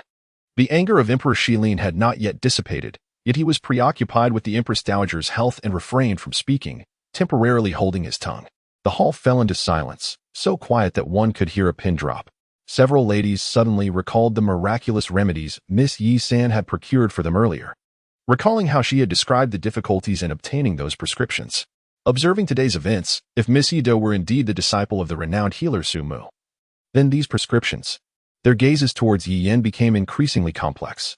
As time ticked by, just when the Yi family felt the weight of despair, Yi Ruan finally returned to the main hall. Upon seeing her, Emperor Shilin anxiously inquired, "How's the Empress Dowager?" Yi Ruan slightly bowed. "Your Majesty, I have not failed in my duty." Although she did not desire to save the Empress Dowager, had the Empress Dowager truly fallen victim to Yi Yan's machinations, the entire Yi family, including herself and her brother, would inevitably suffer the consequences. At that moment, a matron beside the Empress Dowager also bowed to the Emperor, her voice trembling with residual fear. "Your Majesty, the Empress Dowager's breathing has stabilized, and she has now fallen asleep." Hearing this, Yi Shuren let out a heavy sigh of relief, his body going limp. Xiao Shi, trembling, reached out to support him but was pushed away by him. With the news that the Empress Dowager was safe, Emperor Shilin finally relaxed, returning to his seat and looking at Yi Ruan with a pensive expression. "You are called Yi Ruan." "Indeed, Your Majesty, Yi Ruan is my given name," she replied. Emperor Shilin nodded and continued. "Since you are a disciple of the divine healer Su, why do you not wish to reveal it?" Yi Ruan could not disclose that her master wished to keep her from the whirlpool of power struggles. "Your Majesty, I cannot defy my master's orders. This is my master's wish, and I am merely complying. As for the reasons behind it, I do not know." A glimmer of light flashed in Emperor Shilin's eyes. "I ask you one last time, are you truly a disciple of the renowned healer, Su Mu? Today, you have saved the Empress Dowager. If you confess now, I shall interpret your actions as a desperate bid to save your family, and I could allow your sister to masquerade under the healer's name. However, should you choose to deceive me at this moment, you shall face the same punishment." Yi Ruan respectfully bowed her head. "I would never dare to deceive your Majesty. Though today's events were not of my choosing, I have acknowledged my actions and shall not retract my words." Upon hearing this, the Emperor of Shilin's eyes brightened a shade. "Very well. Your successful treatment of the Empress Dowager shall be duly rewarded. As for the other members of the Yi family," the Emperor's gaze dimmed momentarily as he paused to contemplate how best to address their fate. Chapter 32. Punishment. Upon witnessing the contemplative demeanor of Emperor Shilin, Yi Yin hastily crawled to Yi Ruan's side. "Sister, this prescription was devised by you for our aunt. Why has it caused trouble when applied to the Empress Dowager? Surely her condition today must stem from other causes, not due to any fault in this prescription, correct?" Yi Ruan sighed lightly at the sight of Yi Yan's desperate struggle. "Dear sister, I wish I could assure you that the prescription is not at fault. But before His Majesty, how could I dare to deceive? Moreover, the director of the Imperial Medical Institute, Lord Liu, has already arrived in the Empress Dowager's chamber. He will ascertain the truth of the matter, and there is truly no way to deny it. I had previously mentioned to you that one crucial analgesic in the prescription works wonders in alleviating the pain caused by headaches. However, as with all things, the balance of yin and yang must be heeded. Excess can lead to harm. The Empress Dowager is considerably older than our aunt, and her long-standing affliction with headaches is far more severe. Additionally, she has been accustomed to various nourishing tonics within the palace, rendering her constitution delicate. Just now, I noticed that the quantity of the potent herb you provided had not been diminished, but rather increased. This would indeed amplify the pain-relieving effect. But how could the Empress Dowager's frail body withstand it? Thus, the surge of qi and blood led to her fainting. Were it not for the timely application of acupuncture to alleviate the blockage, I fear the outcome for the Empress Dowager today would have been dire. Ruan hesitated, gently patting Yi Yan's hand, her expression one of compassion. Sister, you truly are misguided. Emperor Shilin, upon hearing this, let out a cold scoff. I do not see her as misguided. Rather, she is driven by greed. Yi Yan glanced towards Yi Huayuan, only to find him feigning ignorance, which ignited her frustration. Why did he fail to recognize the gravity of the situation? He was nothing short of a quack. Previously, he had claimed that the poison in the herb would go unnoticed, yet it was discovered, and now he had fallen into the same trap. How on earth did he attain the position of imperial physician? At that moment, Lady Xiao could no longer restrain herself and knelt beside Yi Yan. Your Majesty, though my daughter nearly caused a catastrophe today, her intentions were pure and devoid of malice. I beseech your Majesty to show mercy. Considering that Ruan has saved the Empress Dowager, Emperor Shilin, however, did not spare her a glance, shifting his gaze to the kneeling Yi Shiren, and said solemnly, What do you think, Minister Yi? Seeing that the Empress Dowager was unharmed and the Emperor's expression had softened slightly, Yi Shiren spoke with a hint of hope. Your Majesty, my daughter has indeed erred gravely today, and I cannot dispute that. However, my wife makes a valid point, since Ruan is a disciple of a renowned physician. She must surely possess the wisdom to devise another effective remedy for the Empress Dowager. I implore your Majesty to allow the Yi family to atone for their misdeeds and forgive my thoughtless third daughter and young girl. With that, Yi Shiren turned to Yi Ruan. Ruan, my father speaks the truth, does he not? You surely have a way to alleviate the Empress Dowager's affliction, do you not? Yi Ruan, witnessing Yi Yan's monumental blunder, could not help but let out a cold laugh at the unwavering support of Yi Shiren for his daughter. In her previous life, she found herself in a dire predicament, with her father remaining indifferent, merely stating that she had brought this upon herself, allowing Yi Yan to trample her into the mud. Yet, it turned out that his lack of paternal affection was not absent but rather directed away from her and her brother. Shilin Emperor did not wait for Yi Ruan's response, casting a cold glance at Yi Shiren. Is this how you manage your household, Lord Yi? While it is true that Yi Ruan saved the Empress Dowager today, it remains a fact that Yi Yan and Yi Huayuan disregarded her safety, placing her in such peril. How can one reward merit while overlooking guilt? Your indistinct approach to reward and punishment has emboldened your household members to such a degree. Yi Shiren was about to defend himself when a figure suddenly appeared in the hall.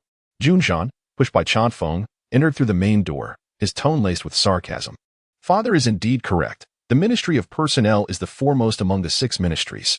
As the Deputy Minister of Personnel, Lord Yi assists the minister in overseeing the appointment and dismissal of officials, a role that necessitates a keen eye for talent. Witnessing Lord Yi's actions today is truly disheartening. Yi Shiren trembled at these words, which held significant weight. He hastily bowed to the Shilin Emperor. Your Majesty, I do not intend to show favoritism. The Yi family stands as one. We rise and fall together. I believe no one can remain unscathed, hence my previous remarks. I implore your Majesty to discern the truth. Upon seeing Jun Zhan, the Shilin Emperor's gaze softened slightly. The Prince of Jing speaks wisely. This is precisely my sentiment. The position of Deputy Minister should rightfully be entrusted to someone more suitable. Where's Chao Yuan? With the Emperor's command, a middle-aged man stepped forward from among the ranks, cupping his hands in respect. Your Majesty, I am here. Beside him sat a younger man, Chao Xiang, who had once clashed with Yi Qining. At this moment, witnessing the downfall of the Yi family, he felt a sense of vindication. The Shilin Emperor's voice resonated once more. Today, I relieve Yi Shiren of his post as Deputy Minister of Personnel. You shall return and propose several candidates for my consideration to succeed him. Your servant obeys. Chao Yuan felt elated. Yi Shiren, despite his handsome appearance and scholarly prowess, proved ineffective in his duties. Had it not been for the influence of the Yun family, he would have been dismissed long ago. Now, fortune favored him, as he had a trusted ally who had served in the ministry for several years. After issuing orders to Chao Yuan, the Shilin Emperor turned his attention to the ashen-faced Yi Shiren. As for you, report to the Ministry of Revenue. Your rank is lowered by 1 level. You shall serve as a 5th-grade official in the Ministry of Revenue. Yi Shiren felt an icy chill envelop his limbs. After much effort to ascend to this position, how could calamity strike so suddenly? He was already past the age of clarity, with no resources to start anew. Although it was merely a demotion by 1 rank, it felt like an insurmountable chasm. In his lifetime, the prospect of returning to the position of deputy minister seemed bleak, let alone his aspirations for the 3rd-grade ministerial role. However, he dared not show a hint of discontent, fearing further ire from the Shilin Emperor, and thus prostrated himself deeply. Thank you, Your Majesty. Your servant. Obeys. Xiao Shi, witnessing Yi Shiren's fall from grace, felt darkness cloud her vision, nearly succumbing to unconsciousness. It was over. All the years of painstaking efforts had come to naught. The master would surely harbor resentment towards her and Yenner. At this moment, Emperor Shilin's gaze shifted to Yi Yin and Yi Huayuan.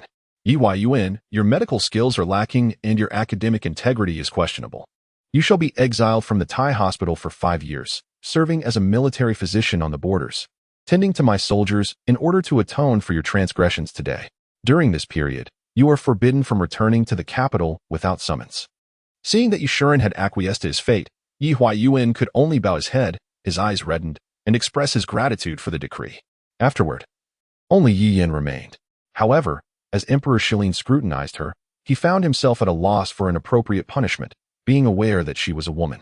He then glanced at the side where concubine Jia stood.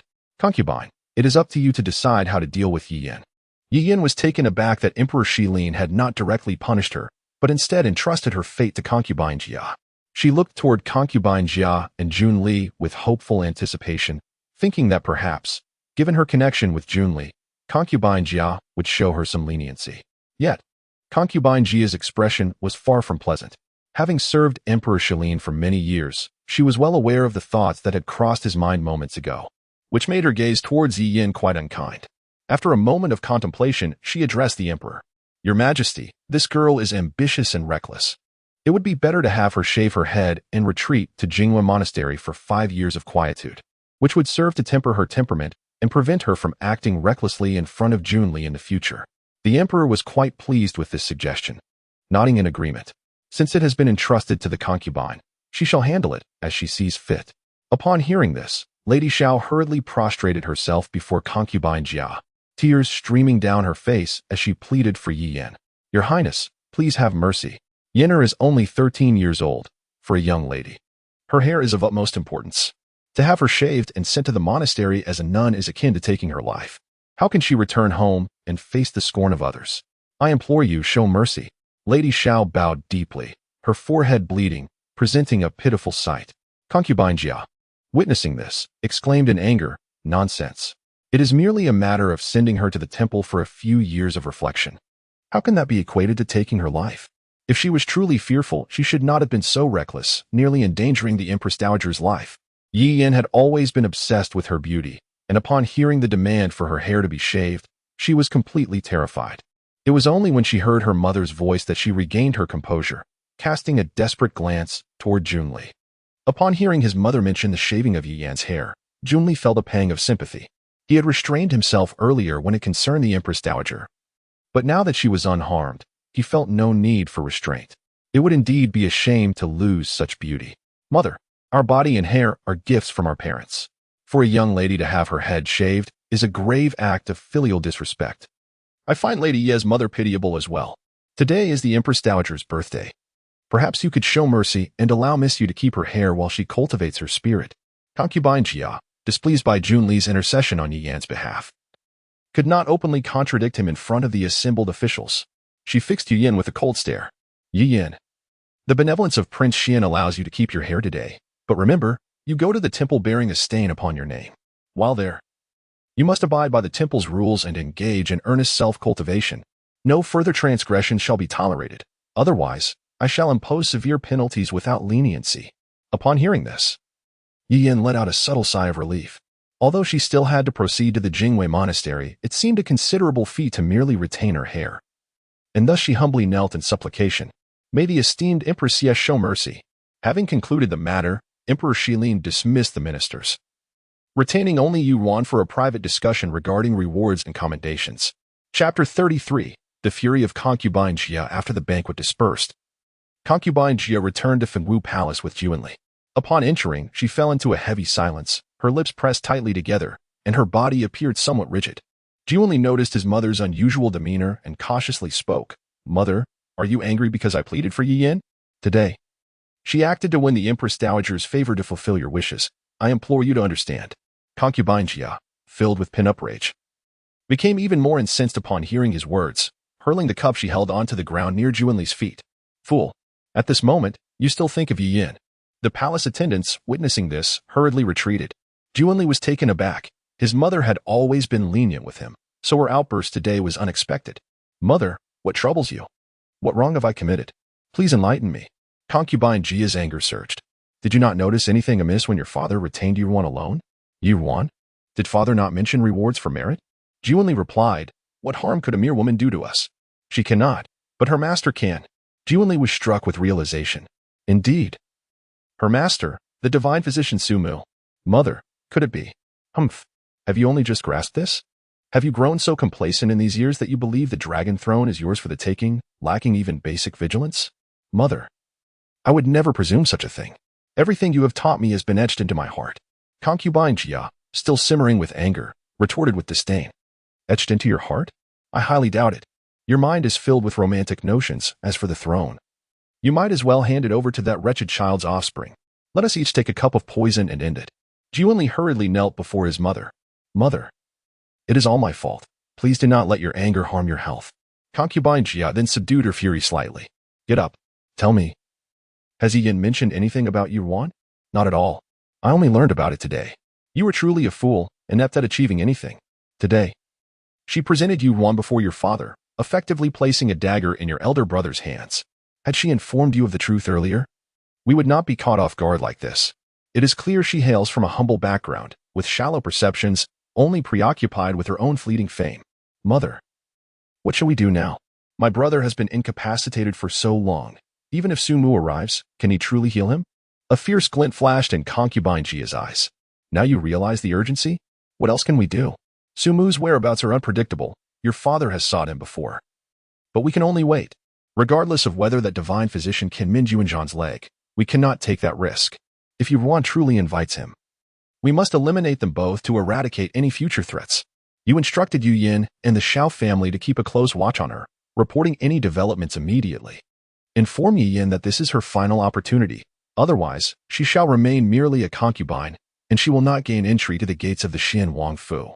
As for the Xiao clan, even in the absence of a Yi Yin, I possess the means to ensure they willingly offer their riches. Jun Li, upon hearing this, refrained from exacerbating the situation, simply acknowledging with a dutiful response. Rest assured, mother, I shall ensure they handle this matter with utmost care. There is no need for you to fret excessively. Our people are embedded within the 6 ministries of the court, and with my uncle wielding military authority in the capital. Even if Father Emperor desires to elevate Jun Zhan, he must consider the prevailing circumstances. Jia Guifei settled down. It is well that you understand. This incident serves as a wake-up call for you. You must diligently engage with the second Miss Su. I find that Su Zijing is far more composed and talented than Yi Yin could ever hope to be. Remarkably, today I observed her gaze upon you. Filled with genuine affection. The Su family is a prestigious lineage in Shilin. Although elder Su has withdrawn from public life, many civil officials in the court are his former students. You must secure his connections firmly in your grasp. Additionally, with your uncle currently overseeing the Yulin Guard, the merger of civil and military power ensures that, should any upheaval arise in the future, we will possess ample leverage. Only then did Jun Li rise from the ground. I understand, mother. Today, Su Zijing proved to be far less rigid and dull than the rumors suggest. Her skill on the is truly commendable. As for Yinner, her lineage may be humble, but as she herself has stated, she does not concern herself with such matters. I shall simply shower her with affection to make amends. Jia Guifei waved her hand. Enough, it is getting late. You should depart the palace now. Yes, mother. You must also take care to rest well and not let worries weigh heavily upon you, lest it affect your health. Jia Guifei, having previously admonished Jun Li a bit sternly, softened her tone upon seeing his concern for her well-being. I understand. For your future, I shall strive to live a long life. You are aware of the challenges I have faced to reach this point. I was perhaps a bit harsh with you earlier. So do not harbor resentment towards me. Your heartfelt intentions are known to me. Mother, how could I possibly resent you? Jun Li hurriedly replied. Your understanding of my difficulties brings me great comfort. Now, the palace gates are about to close. You must hurry along. Take care on your journey. Yes, I shall take my leave. Chapter 34. The Emperor's Commission. As Yi Ruan stepped out of the palace, bidding farewell to the Emperor, the carriage of the Yi family awaited her at the palace gate, where all members of her family were present. Under ordinary circumstances, Yushuren would never have gathered the entire family to wait for a daughter he held in little esteem. However, the situation was different this time. Upon seeing Yi Ruan approach, Madame Xiao hurried forward. Wanner, did the Emperor have any words for you? Mother, The emperor acknowledged my efforts in treating the Empress Dowager and rewarded me with some gold and silver. Madame Xiao continued eagerly. Have you heeded my advice to plead for your sister and father? You saved the Empress Dowager today. The emperor is benevolent and filial. If you were to speak up, even if he cannot absolve them, perhaps he might lessen the punishment. Ruan shook her head, feeling somewhat troubled. Mother, I conveyed everything you instructed me to say to His Majesty, but he stated that once he has spoken, he would not alter his decree. Hence, he did not acquiesce. Upon hearing this, Madame Zhao's expression darkened. Yiyan had already wept outside the palace, and now her beautiful almond-shaped eyes were slightly reddened, filled with a myriad of grievances and indignation. The words of Ruan struck her heart even more painfully. Mother, what shall we do? Am I truly destined to go to that Silent Moon monastery? The conditions there are austere, and if I were to spend 5 years in that wretched place, upon my return, how could I find a foothold in this capital? Yushuren felt a similar sense of despair. Crying, always crying. Is this not all the result of your own folly? Yiyan had never been chastised so severely by Yushuren and was momentarily taken aback, halting her tears as she looked at her father with trepidation. Fortunately, Yushuren merely cast her a disapproving glance, refraining from uttering any further harsh words. Ruan, with a cold smile inwardly, pondered the complexities of their situation. Even though Yiyan's actions had resulted in Yushuren's demotion, he still bore it, leaving one to question the balance of true sentiment and self-interest in this tangled web.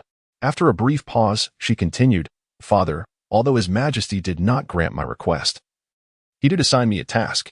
He mentioned that if I accomplish it well, perhaps the Yu family's predicament today might be alleviated. Yushuren's eyes brightened at her words. What task? Is it to treat the Empress Dowager's headache? No. The Emperor wishes for me to summon my master back to the capital to treat the Crown Prince's leg ailment. As soon as Ruan's voice fell, the hope in Yushuren's eyes immediately waned. The previously attentive Madame Xiao and Yiyan also displayed expressions of disappointment, while only Yi Qining, puzzled, inquired, Father, is this not a good thing? With elder sister's master skills, he might indeed heal the Crown Prince, and then not only would you and third sister be safe, but it would also be a significant achievement. Yushuren, however, did not respond. He understood all too well the magnitude of merit in healing the Crown Prince. The Emperor cherished the late Empress, and by extension, held high hopes for the Crown Prince. If not for the Crown Prince's disability, would there have been an opportunity for the Xianwang? Yet, the Yu family now found themselves allied with the Xianwang. Should that divine physician indeed restore the Crown Prince's leg, how would the Yi residents navigate this precarious situation? Yushuren's gaze was profound, yet he responded amiably, Indeed. It is a fortunate matter. How did Wana respond to His Majesty? The daughter replied, I merely expressed my intent to try my utmost. After all, my master has been out of contact since he sent me back to the capital months ago, and even if I were to speak, he may not consent. Yushuren felt a slight sense of relief and advised, Very well, this matter is of great significance. Should any new information arise, you must inform your father at the earliest opportunity. Father, I understand, the daughter acknowledged. After their conversation, they boarded the carriage. Once inside, Ruan glanced at the tearful Yiyan but refrained from offering comfort as she usually would. Noting her sister's expression, Yiyan, suppressing her own uncertainties about the future, initiated a conversation. Elder sister, are you displeased with Yenner? Ruan continued to remain silent, ignoring her words. Sister, Yenno acknowledges her mistake today. I should not have taken that prescription to curry favor with the Empress Dowager without consulting you. Yet, you understand, I do not have the support of the Yun residents as you do. To secure a promising future in the capital, I must rely on myself. Disclosing your master's matter today was beyond my control. I hope you can overlook it, considering our past bond. Yuan feigned a sigh. Sister, you were indeed thoughtless today. Even if you wished to please the Empress Dowager, you should have informed me beforehand. Do you truly believe I would refuse to assist you given our relationship? Such a situation could have been avoided. Do you think I am so narrow-minded as to resent your happiness? Yiyan quickly shook her head, shedding a few tears. No. Elder sister, that was not my intention. In recent days, due to the servants sent by the Yun residents, Ruan had already grown distant from them. If she were to further alienate herself because of this incident, she would be severing the ties that had taken half a year to cultivate under her mother's guidance. Ruan continued with a hint of anger. Then what does my sister propose? My master has repeatedly instructed me not to reveal his identity. If he were to learn of today's events, he might very well disdain me. How would I explain myself to him? Currently, our salvation lies in my master. Seeing her still concerned about saving Yiyan and Yushuren, Xiao Shi felt a sense of relief. Ruaner, your sister has already faced her punishment. Tomorrow she will go to Jingwei Monastery for contemplation. That temple is exceedingly harsh. Do not hold this matter against her any longer. Forgive her. Yiyan approached Ruan and linked her arm. Yes, elder sister, I promise I will never err again. I will be truthful with you about everything. The thought of leaving my mother and elder sister to endure 5 long years alone in that monastery frightens me greatly. Ruan, observing Yiyan's pitiable demeanor, felt compelled to have Yinchi visit her. What were her aunt's skills compared to this? This was true artistry. Yet, her brows softened slightly as she gazed at Yiyan for a moment, finally exhaling another sigh. Very well, sister. Do take care of yourself once you arrive at that place. Yiyan immediately assumed the demeanor of a young girl, burying her head on Yi Ruan's shoulder. I knew it. My dear elder sister still cares for me. Chapter 35 Farewell. When the Yi family returned home, it was already quite late, and they all decided to rest. However, that night, countless individuals found themselves unable to sleep. This was Yiyan's first prolonged separation from Xiaoshi, who, unable to find solace, rose early to prepare Yiyan's belongings. Yet, as she busied herself, tears welled in her eyes. Yinner, you must take great care of yourself at the temple. After all, you are the legitimate daughter of the Yi family. Should anyone dare to bully you, do not suffer in silence. Simply inform Hongshu to return and tell your father and me.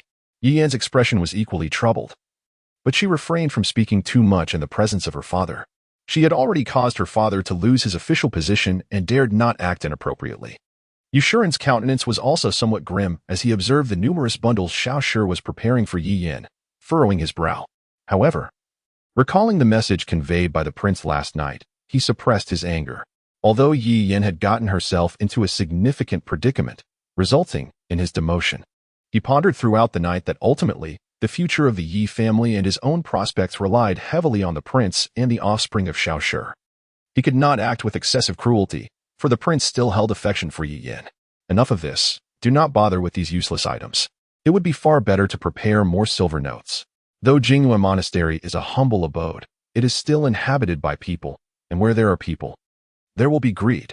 Depending on the circumstances, it is wise to offer more to ensure a more comfortable existence.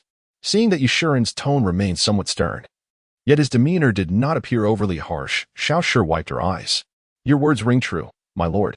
I shall have someone prepare additional silver notes for Yinner to carry discreetly. Noticing that her father seemed to have calmed a bit after a night's reflection, Yiyan hurried to his side. Father, this time it is all my fault that you have lost face and been demoted. Please trust me. When I marry into the prince's residence and brother Jun Li ascends to the throne, you shall surely rise to great heights, and the Yi family will once again thrive. Yushuren sighed. Enough. I have contemplated much since returning yesterday. Having spent so many years in the Ministry of Personnel, without gaining the favor of Chao Wenyuan, perhaps being reassigned to the Ministry of Revenue is not such a bad thing after all. It may provide me with the opportunity to showcase my abilities. As he spoke, he cast a subtle glance at Xiaoshi, who, sensing his mood, moved to sit beside him, offering her support. My lord, the Ministry of Revenue manages finances. While our Xiao family may not be able to assist you in other matters, we have no shortage of funds. Should you require assistance from your father and brothers, do not hesitate to ask. Yushuren patted Xiaoshi's hand, and his expression finally brightened a bit. In this regard, Xiaoshi was far superior to Yunang. Though Yutang was the legitimate daughter of the Yun family, she was never willing to step forward and leverage her family's influence for his benefit, insisting instead on relying solely on her own knowledge and capabilities, believing it would earn her greater respect. Yet, in the capital, holding an official position is not merely a matter of knowledge. The Yi family has long ceased to be in its former glory. Now, it barely maintains a fade. It comforts me to hear you express such thoughts. Xiao wiped her tears. What are you saying, my lord? You are the pillar of our family, and only when you thrive can we flourish alongside you. Besides, we are family, the closest of kin in this world. Why should we speak of separation? Yushuren nodded and rose from his seat. Very well, it is getting late. I must proceed to the Ministry of Personnel to attend to affairs. Yinner, you must heed your mother's words during your time away. Do not worry, your father will find a way. Yiyan nodded tearfully. Father, as I depart, I may not be able to honor you as I should. You must take care of your health until I return. Agreed. Yushuren glanced at Yiyan once more before leaving.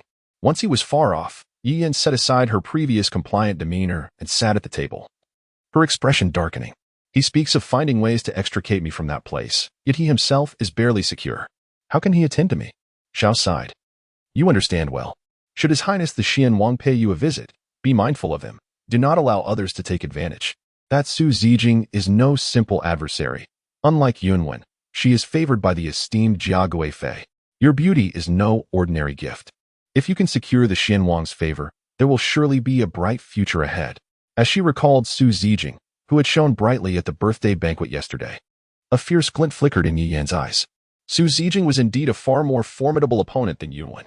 Had she known, it would have been better to let the frail Yunwen occupy the position of Xian Wangfei. After all, her days were numbered. And both Jun Li and Jia Guifei held little affection for her. She would have fewer reservations in her actions. Mother, I understand. But I wonder when I shall return from Jingweyan. Though Jun Li has promised to assist me, Jia Guifei is currently in a foul mood. Even if he wishes to help, it may take some time. I cannot fathom what conditions await me at the monastery. The thought of her current predicament brought fresh sorrow to Yi Yan. This truly feels like a double loss. Mother, keep a close watch on Ruan. We must resolve the issues surrounding the crown princess' health swiftly. Only then might Jia Guifei relent and allow me to escape sooner. Xiao nodded. Rest assured. I shall exercise caution. Your father understands the gravity of this matter. Together, we will ensure that Ruan, being rather foolish, cannot stir up any trouble beneath our vigilant gaze. At the mention of Ruan, Yi Yan furrowed her brow. Mother, I cannot shake the feeling that although the elder sister appears to treat us as usual, she is not as compliant as she once was. You must remain on guard. And let Bai Xiao keep a close watch. Xiao patted Yi Yan's hand. I understand. Do not concern yourself with these matters. Accompanying you to Jingwei Monastery, aside from Hongxiu, is a governess sent by the esteemed concubine Jia. It is imperative that you cultivate a good relationship with her and avoid provoking her. Yenner has taken note. Chapter 36. Humiliation. Yi Yan conversed with her mother for a while longer when the person sent by the esteemed Jia Guifei arrived. Ruan and Yi Ning accompanied Yi Yan to bid her farewell as she departed from the estate. By this time, the sun had risen brightly, and the streets in front of the Yi residence bustled with townsfolk. Upon noticing a carriage parked outside the gate, alongside which stood a middle-aged woman adorned in imperial attire, curious whispers began to circulate among the onlookers. Have you heard? Last night at the Empress Dowager's birthday banquet, the third miss of the Yi family offended the emperor and has been punished to the Jingwei Monastery for reflection. Even Lord Yi has been demoted. Is that true? How do you know? I have a fellow townsman who serves under Lord Lu at the Imperial Medical Institute. He was summoned to the palace overnight and witnessed it himself. What could the third miss of the Yi family have done to warrant such a severe punishment? The speaker glanced around before lowering their voice. I heard she presented a remedy to the Empress Dowager, but the prescription had issues and nearly cost her life. That's serious? No wonder. What a pity. The third miss is renowned as the most beautiful woman in the capital. It is truly a shame to send such a delicate creature to the Jingwei Monastery for reflection. I think she deserves it. I heard that her prescription was stolen from someone else. Yi Yan felt the multitude of gazes directed at her, and her hands clenched into fists beneath her sleeves. The good reputation she had cultivated over the years was on the brink of destruction. At that moment, Xiao Shi had approached and began conversing with the woman in imperial attire. Aunt, thank you for coming early to attend to my daughter's matters. The woman in imperial garb, surnamed Zhao, was a confidant of Jia Guifei. This time, Jia Guifei intended to temper Yi Yan's temperament, hence Zhao's demeanor appeared somewhat stern. Madam, you are too kind. This is merely my duty, Zhao replied politely, though her eyes swept over the Yi household servants who were busily loading various items onto the carriage. She raised an eyebrow and looked at Xiao Shi. Are these all prepared for the third miss? Xiao Shi responded warmly, indeed. This is the first time Yenner will be away from home for so long, and we are grateful for your care. However, Zhao offered no further words, instead stepping forward to inspect the items, her expression changing abruptly. Care? I cannot accept such a notion. Does Madam think the third miss is going out for a leisurely trip? Xiao Shi laughed awkwardly. Aunt, you misunderstand. These are merely Yenner's everyday belongings. This time. Madam, Zhao interjected sharply, cutting Xiao Shi off. Let us not forget, the third miss is being punished. Please do not put me in a difficult position. Someone, throw all these items out. As she spoke, two accompanying guards and a coachman stepped forward, rudely discarding the belongings that had just been loaded onto the carriage. In an instant, the items lay scattered across the ground, prompting a flurry of murmurs from the crowd. The Yi household servants, who were still preparing to load more items, stood frozen, caught between a moment of indecision as they looked at Xiao Shi. Aunt, what does this mean? Xiao endured the fury bubbling within her. It had been years since anyone had dared to slap her face so brazenly. Yet, Aunt Zhao spoke with a booming voice and undeniable confidence. The imperial concubine has decreed that Miss San shall be treated just like everyone else at Jingwei Temple. There shall be no special privileges. Please do not make things difficult for this servant. Rage surged within Xiao, but she bit her lip and suppressed it, thinking of Yi Yan. What Aunt Zhao says is true. We were indeed ignorant. With that, she reprimanded the servants who remained rooted to the spot. Why are you still dawdling? Hurry and take these things back to the estate. Upon receiving the orders, the servants of the Yun residence promptly collected the items scattered on the ground and returned them to the manor. Only then did Aunt Zhao turn to Yi Yan with satisfaction. Miss Yi, please proceed. The imprint on Yi Yan's palm deepened. She was determined to reclaim every ounce of humiliation she had suffered today. Suppressing the hatred swelling in her heart, she was assisted into the carriage by Hong Xiu. Ruan watched the carriage carrying Yi Yan fade into the distance, a barely perceptible smile gracing her lips. Mother, that Aunt Zhao is truly intolerable, Yi Ning exclaimed, indignation evident in his voice. However, Ruan noticed at this time, it was the first instance of seeing Xiao and Yi Yan humiliated without anyone stepping forward to defend them. Xiao pondered Aunt Zhao's actions and felt a deep anxiety for Yi Yan's future, knowing that her days ahead would be fraught with difficulty. Alas, after all, she is someone dispatched from the palace. We can only endure. It is truly unfortunate for your third sister. I cannot fathom the trial she is yet to face. Wana, if you receive any news from your master, you must inform us. Whether your sister and father can gain the emperor's pardon relies solely on you. Understood, mother. After speaking, Xiao glanced once more in the direction where Yi Yan had departed before entering the manor. Yi Ning then turned to Ruan. Sister, I am heading to the academy. Ruan was taken aback. It was the first time she had seen Yi Ning proactively express a desire to go to the academy so early. Has the younger brother had breakfast? Sister, you need not worry. I will manage something along the way. Unbeknownst to them, Yi Ning had begun to address Ruan simply as sister instead of big sister. Ruan beamed with genuine happiness. I am delighted to see you so ambitious, dear brother. Yi Ning awkwardly scratched his head. I am uncertain if I can succeed, but I shall do my utmost to fulfill the promise I made to you. Excellent. As long as you are dedicated, that is enough. Remember, this is not just for me, but for yourself as well. One's own abilities are the foundation of one's existence. Yi Ning nodded, half understanding. Sister, about last night. Brother, do not concern yourself with other matters at home. Leave those to father and mother. Just focus on your studies. Ruan glanced at the bookboy accompanying Yi Ning, interrupting his words. Yi Ning seemed to realize something as he took his leave with the bookboy. In recent days, an abundance of events has transpired. With the guidance of his elder sister, he has taken to pondering with a greater degree of contemplation. He cannot deny that the third sister and the elder brother, along with their companions, differ from his previous perceptions. However, following the incidents of yesterday, the third sister has already faced her punishment. It is hoped that after reflecting in the Tranquil Moon Monastery, she will truly experience a profound awakening of her conscience. Chapter 37. The unbearable stench. At this moment, Yi Jifan remained blissfully unaware of the events that had transpired during the Empress Dowager's birthday banquet. He stood, brimming with ambition, in a long queue alongside numerous candidates, waiting to receive his number for entry. Among the candidates was the eldest son of the Yun family, Yun Qing, though a considerable distance separated the two. When it was finally Yi Jifan's turn to approach and collect his number, he followed the customary protocol, bowing respectfully to the supervising official while announcing his name. I am Yi Jifan, and this is my examination document. The official, upon receiving the document, glanced at Yi Jifan and suddenly set aside the original number plate, retrieving another from the table to hand to him. Yi Jifan furrowed his brow slightly but dismissed the matter. However, upon arriving at the designated examination room, his expression darkened instantly. Noticing Yi Jifan lingering at the entrance without moving, a supervising official approached him with an admonishing tone. Why do you not enter? Yi Jifan's lips moved, yet he ultimately refrained from voicing his thoughts. Offending an official in the examination hall was hardly a wise decision. Esteemed official, I merely paused for a moment due to the unfortunate assignment to the back of the alley. Please forgive my moment of despondency. I shall enter now. Humph. The back of the alley is a position that is occupied every year without complaint. Today, it is merely your ill fortune. There is no need for such elaborate considerations. The official reprimanded him once more.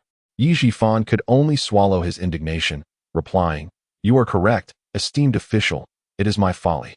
Thus, amidst the sympathetic gazes of fellow candidates, he stepped into the examination room.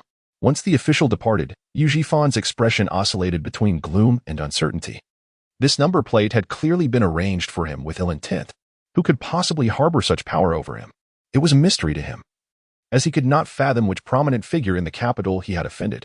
The examination room at the back of the alley was infamously known as the filth room. The imperial examination consisted of 3 sessions, each lasting 3 days, during which candidates were confined to a cramped space for sustenance and rest. Enduring such conditions for several days and nights was already a formidable challenge, and there were countless accounts of candidates fainting during the examination. Even more dreadful was the fact that at the end of each examination room, there were chamber pots for the candidates' use. In the sweltering heat, the stench could become unbearable, suffocating in its intensity. Unfortunately, Yu Jifan had been assigned to this room, colloquially known for its foul odor. Seated within the confines of the room, Yu Jifan's expression was as dark as ink. Meanwhile, on the same day of examination, Yunqing entered his own assigned room and placed the sachet gifted by Yi Ruan on the table. He noticed that the surrounding mosquitoes seemed to keep their distance, and the subtle fragrance of the sachet appeared to have a refreshing effect. He murmured to himself, "Sister Ruan is quite thoughtful." After the official who had reprimanded Yu Jifan departed, he sought out the official who had distributed the number plates, and the two engaged in hushed conversation. "I have heard that the eldest son of the Yi family possesses exceptional knowledge, yet it is unfortunate that he has somehow offended the formidable Prince Jing, resulting in this treatment. Indeed, I once held high hopes for him, but alas, the esteemed Prince Jing personally sent word. And since it was not a matter of great consequence, how could we dare to refuse? It is of little matter. If he possesses genuine ability, this will be but a fleeting hardship. The temperament of Prince Jing is truly inscrutable." The examiner shook his head, and the two parted ways. At this moment within the Prince Jing's residence, the figure referred to as the god of death, Jun Zhan, sat in his study. Chang Feng was reporting that the matter had been successfully handled. Jun Zhan merely nodded in acknowledgement. Chang Feng continued, "My lord, if you disfavor Yu Jifan, I could capture him and give him a beating to ensure he cannot participate in the examination. Why expend effort on such a trivial character? Today, when he accompanied you outside, he noticed the young master of the Yi family trailing after Yu Jifan, and you commanded him to follow. It was then that he witnessed that scene. Upon hearing this, you instructed him to convey your message to the examination hall. Your exact words were, 'If he finds it filthy, let him endure the filth to the end.'" Jun Zhan idly toyed with the teacup in his hand, lazily remarking, "It is merely a matter of a few words. It hardly constitutes a burden. Yi Ruan's adversary, she will undoubtedly wish to deal with herself. I am merely indulging a fleeting whim. Furthermore, Yu Jifan, as a minion of Jun Li, has caused me no small amount of trouble in the past." Having stated this, Jun Zhan straightened slightly, his demeanor taking on a more serious tone. "Have the affairs of the Ministry of Personnel been arranged?" "Yes. Our people have already infiltrated the candidates presented to His Majesty by Chao Wenyuan. Should any misfortune befall Chao Wenyuan's distant relatives, our individuals will be the first choice for His Majesty. Chang Mian has already set this in motion. The position of Deputy Minister of Personnel is now as good as ours." "Good. Instruct Chang Mian to execute the task discreetly. Do not let any signs of suspicion arise." "Rest assured, my lord, Chang Mian has always conducted his tasks with utmost efficiency." Jun Zhan continued to toy with the teacup, his gaze shadowy, akin to a predator lurking in the darkness. Currently, the majority of the 6 ministries in court were populated by Jun Li's supporters. He must make preparations promptly. As if recalling something, Jun Zhan inquired, "Has anyone been monitoring the drunken immortal building for any unusual occurrences?" "Reporting to my lord, the individual responsible for surveillance has conveyed that all remains as usual within the building. There are no suspicious activities." Upon hearing this, the darkness in Jun Zhan's eyes seemed to lift slightly. "Good, keep them under observation. Await my command." "Yes, my lord," Chang Feng replied before stepping aside, puzzled by the current stance of his lord towards Miss Yi. Protecting her while simultaneously being wary of her is indeed perplexing. It is often said that a woman's heart is as inscrutable as the depths of the sea, yet the intricacies of his lord's heart appear even more unfathomable. Chapter 38. The shop. After Yi Yan arrived at Jingyue Temple, the Yi residence became significantly quieter. Time swiftly passed, and more than half a month had gone by. Yi Ruan awaited her master's response while diligently preparing for the establishment of her shop.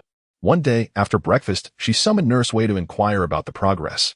"Nurse Wei, how have your inquiries regarding the shop proceeded?"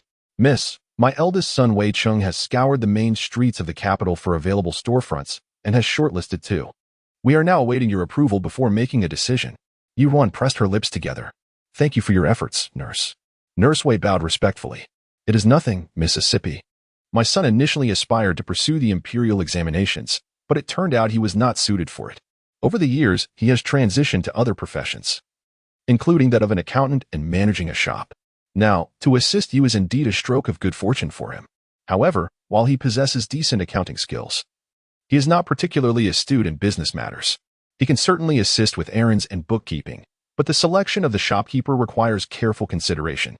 I do not wish to shirk my responsibilities. I merely fear he may jeopardize your endeavors. Ruan understood that Nurse Wei had her best interests at heart. I appreciate your concern, nurse. I will be attentive in selecting a suitable shopkeeper. Today, let us venture out to inspect those 2 storefronts. Very well. I shall inform my son to make the necessary arrangements. After Yi Ruan departed, Bai Xiao stealthily visited the Xiao residence to report on Yi Ruan's whereabouts. At that moment, Madame Xiao was having breakfast with Yu Fan. Upon hearing Bai Xiao's words, she set down her chopsticks and inquired, "Do you know where she has gone?" "Madam, Miss intends to open a shop in the capital, and she has been preparing for it these past few days." "A shop?" Madame Xiao expressed mild surprise. Though she despised the offspring of Yun Tangxing, she refrained from taking direct action against them due to the Yun family. Having no shortage of silver, she was willing to maintain a good reputation in matters of face. She even subtly encouraged Yi Qining to associate with various unsavory characters, financially supporting his indulgences to cultivate him into a wastrel. Thus, the monthly allowances for the young masters and misses in the residence were considered quite generous in the capital. What business does a young lady like Yi run of opening a shop? Indeed, madam. Today, Miss has gone out to inspect shop fronts, and it is said that Nurse Wei's son is assisting her in this endeavor. Madame Xiao pondered for a moment. Is there anything else? No, madam, Bai Xiao replied respectfully. I understand. You may return now. Continue to keep an eye on the movements of Qingyu Pavilion. Do not allow any signs to be detected. Bai Zhu. Bring me the gilded bracelet I purchased the other day for Bai Xiao. One of Madame Zhao's maidservants promptly complied, presenting a substantial bracelet to Bai Xiao. Bai Xiao's face instantly lit up with delight as she gratefully accepted it from Madame Xiao and left with a cheerful disposition. Madame is indeed generous. Unlike the Mrs. Room, even when she was the chief maid, there were scarcely any benefits to reap.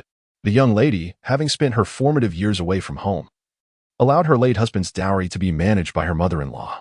Upon her return, she showed no inclination to reclaim control over it, relying solely on her monthly allowance. According to Banksia, the funds for opening her shop came from the royal bounty bestowed upon her previously. After Bai Xiao departed, Mrs. Xiao turned her attention to Yi Fan, who appeared notably more polished today. His demeanor markedly improved from the despondency of recent days. This day marked the announcement of the examination results. Yi Fan had returned from the examination hall 6 or 7 days prior, alarming Mrs. Xiao with his haggard appearance. Bearing dark circles beneath his eyes as if he had gone days without sleep, his figure noticeably emaciated, and an indefinable odor lingering about him. It was only after a period of recuperation at home that he began to regain his vitality. Fan, have the attendants been dispatched to check the results? Fear not, mother. I sent them out at dawn. You may await good news. Despite his trials, he retained confidence in his prospects. Do you think the examination committee conspired against you? Any leads? The recollection of those days brought a wave of nausea, rendering him unable to touch his breakfast. No, regardless of how I inquired. The supervising official maintained it was a random selection. Mrs. Xiao let out a soft sigh. Perhaps it is not a matter of deep-seated enmity. You have always excelled in the academy, and it is not uncommon to attract jealousy. Otherwise, they would not have merely tampered with your seating arrangement without undermining your foundational skills. With your sister in distress and your father having lightly brushed over the matter, he must harbor some concerns. Should you succeed in the examination, it might offer him some solace. Yi Fan lifted his teacup and took a delicate sip. Mother, since my return, I have sensed something amiss regarding the Empress Dowager's birthday banquet. Might there be someone orchestrating events from the shadows? Mrs. Xiao shook her head. Your sister and I initially suspected Yi Ruan of foul play. However, the prescription your aunt utilized proved to be effective, and the dosage was indeed specified to be light. No one could have anticipated the fragility of the Empress Dowager's health. If blame must be assigned, it rests upon your third uncle's incompetence. As Mrs. Xiao mentioned Yi Yan, her appetite waned. Your sister has been at the Jingwei Monastery for over half a month now, and Zhao appears quite stern. And the favored consort Jia forbids us from visiting. We remain unaware of her current circumstances. A few days ago, I paid a visit to Prince Xin's residence. His Highness mentioned that Consort Jia is presently in a fit of anger, rendering him powerless to intervene. He assured me that once her temper subsides, he would personally visit your sister. Mrs. Xiao could only sigh resignedly. It seems we must endure this situation. Meanwhile, Ruan was being guided by Nurse Wei to a shop on East Street, where a middle-aged man was introducing her to various prospects. Miss, this shop is somewhat larger than the one we just viewed on West Street, and its location is decidedly superior. Previously, it was utilized for selling ready-made garments and jewelry. However, this street hosts several time-honored establishments specializing in cosmetics, some of which have been in business for over a century. If you were to open a shop here, the competition would undoubtedly be fierce, which is why I find myself at a loss and await your decision. Yi Yuan stepped into the shop, meticulously surveying every corner, and expressed her satisfaction. Indeed, this shop is exceptional. Although, as Wei Jia's elder brother mentioned, there are several renowned cosmetic shops on this street. I believe this situation may not be detrimental to us.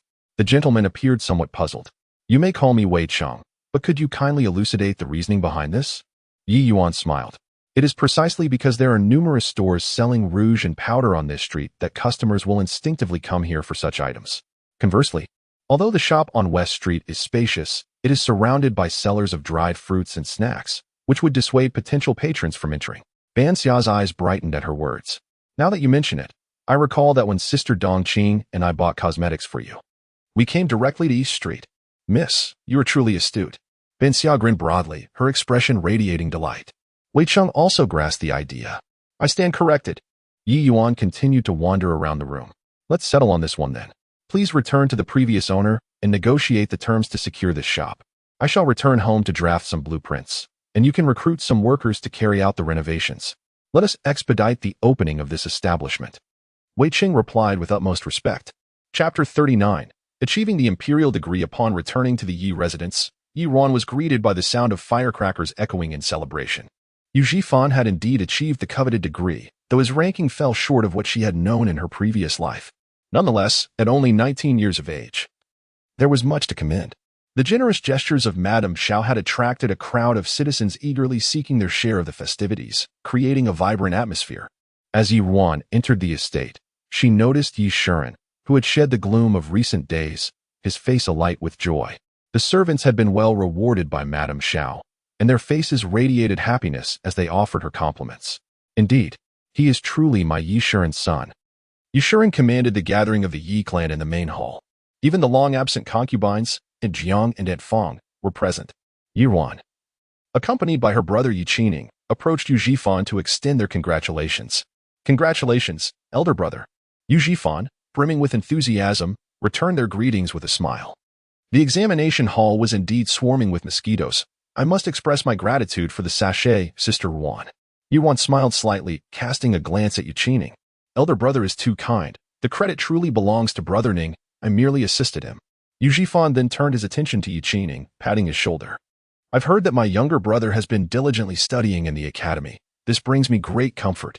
You must continue your hard work. Yu Qining, genuinely pleased for Yu Zhifan, felt a sudden pang at the mention of the sachet, as though struck by an unseen force. I understand, elder brother, he replied, sitting down beside Yu Ruan. At this moment, Yu Shuren's voice resonated once more. It has been a long time since our household has experienced such joyous news. With Fanner's success, we must host a grand celebration. The matriarch is still at our ancestral home. You two shall assist the madam in the preparations. The two referred to were, of course, Aunt Jiang and Aunt Fong. Aunt Fong, having been brought into the Yi household by Madame Xiao, possessed a striking beauty. Her features notably elegant. With a slight upward curl of her lips, she responded with keen understanding, Rest assured, my lord. The madam has always managed the affairs of the household with great care, extending her kindness to us concubines as well. Should there be any tasks that require my assistance, I would be delighted to help, as a way to repay the madam's years of benevolence towards us. With the eldest son's success, we share in the glory.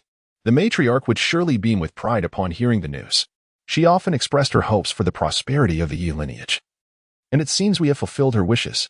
Aunt Jiang, the less verbose, quietly affirmed, as per the lord and madam's instructions. Yi Ruan observed a young girl, veiled in a scarf, seated next to Aunt Jiang. This was the first time she had encountered her younger half-sister, Yi Shi, since her rebirth. Madame Xiao's gaze was also fixed upon Yi Shi. Today, she is indeed rare to be willing to present herself to others.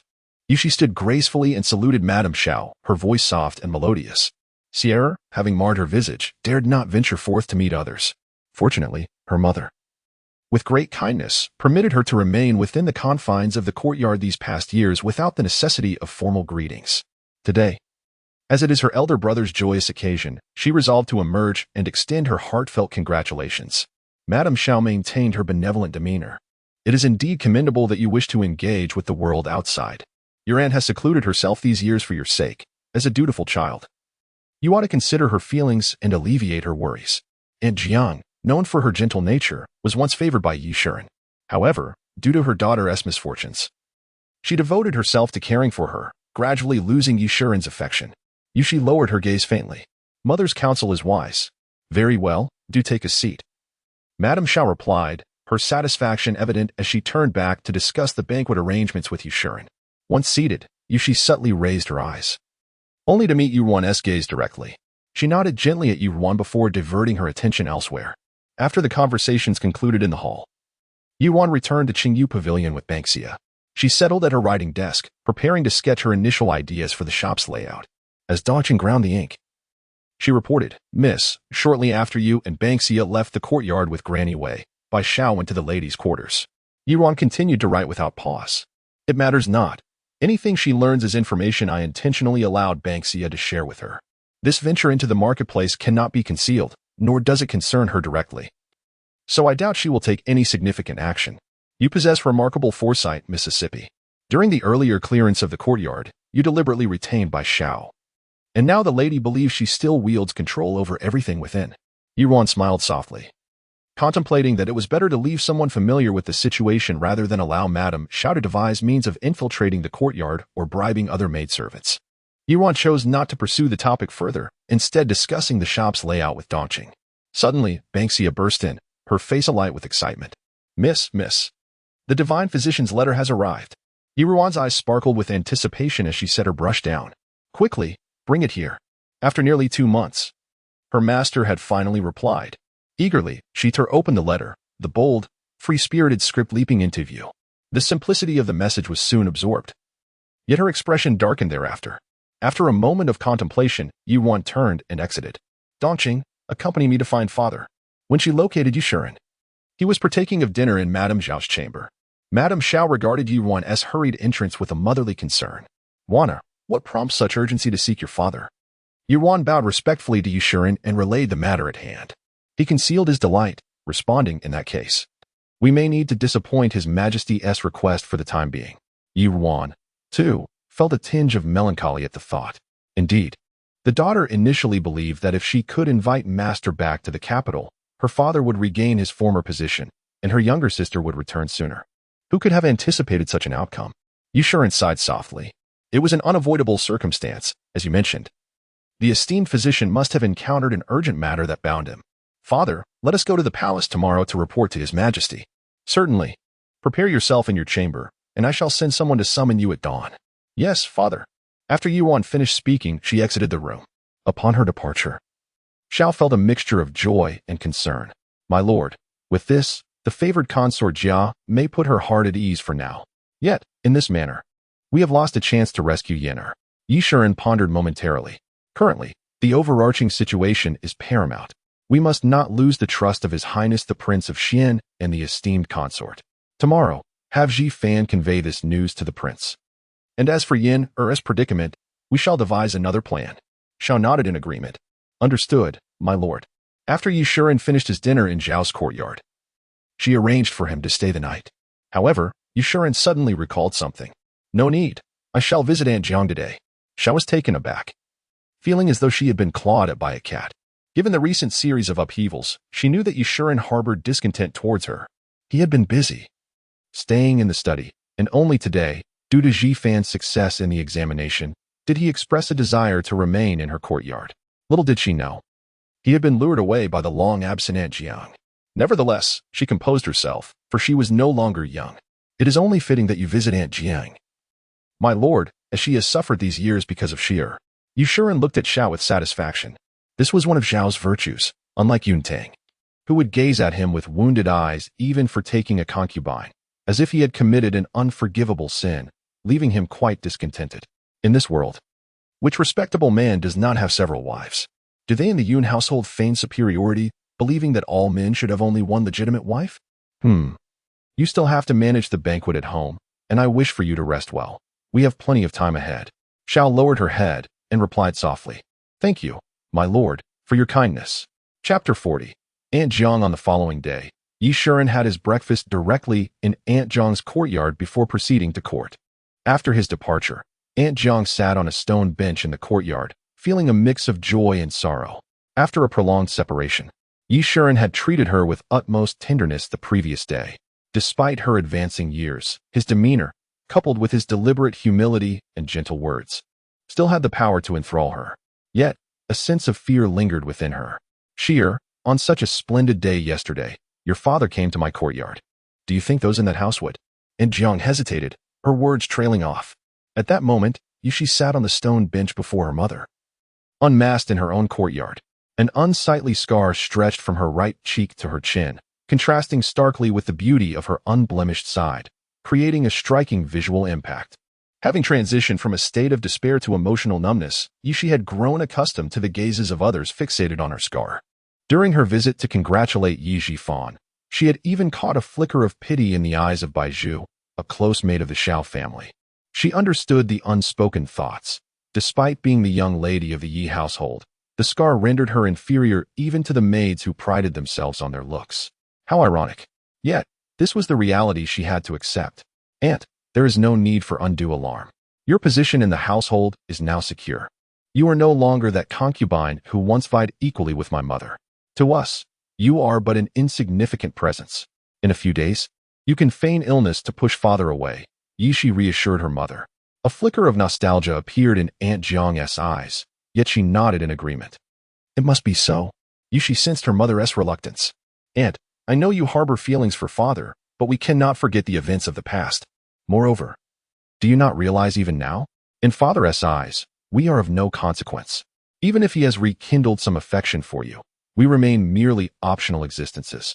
We cannot contend with them. We must bide our time, hoping for a better future."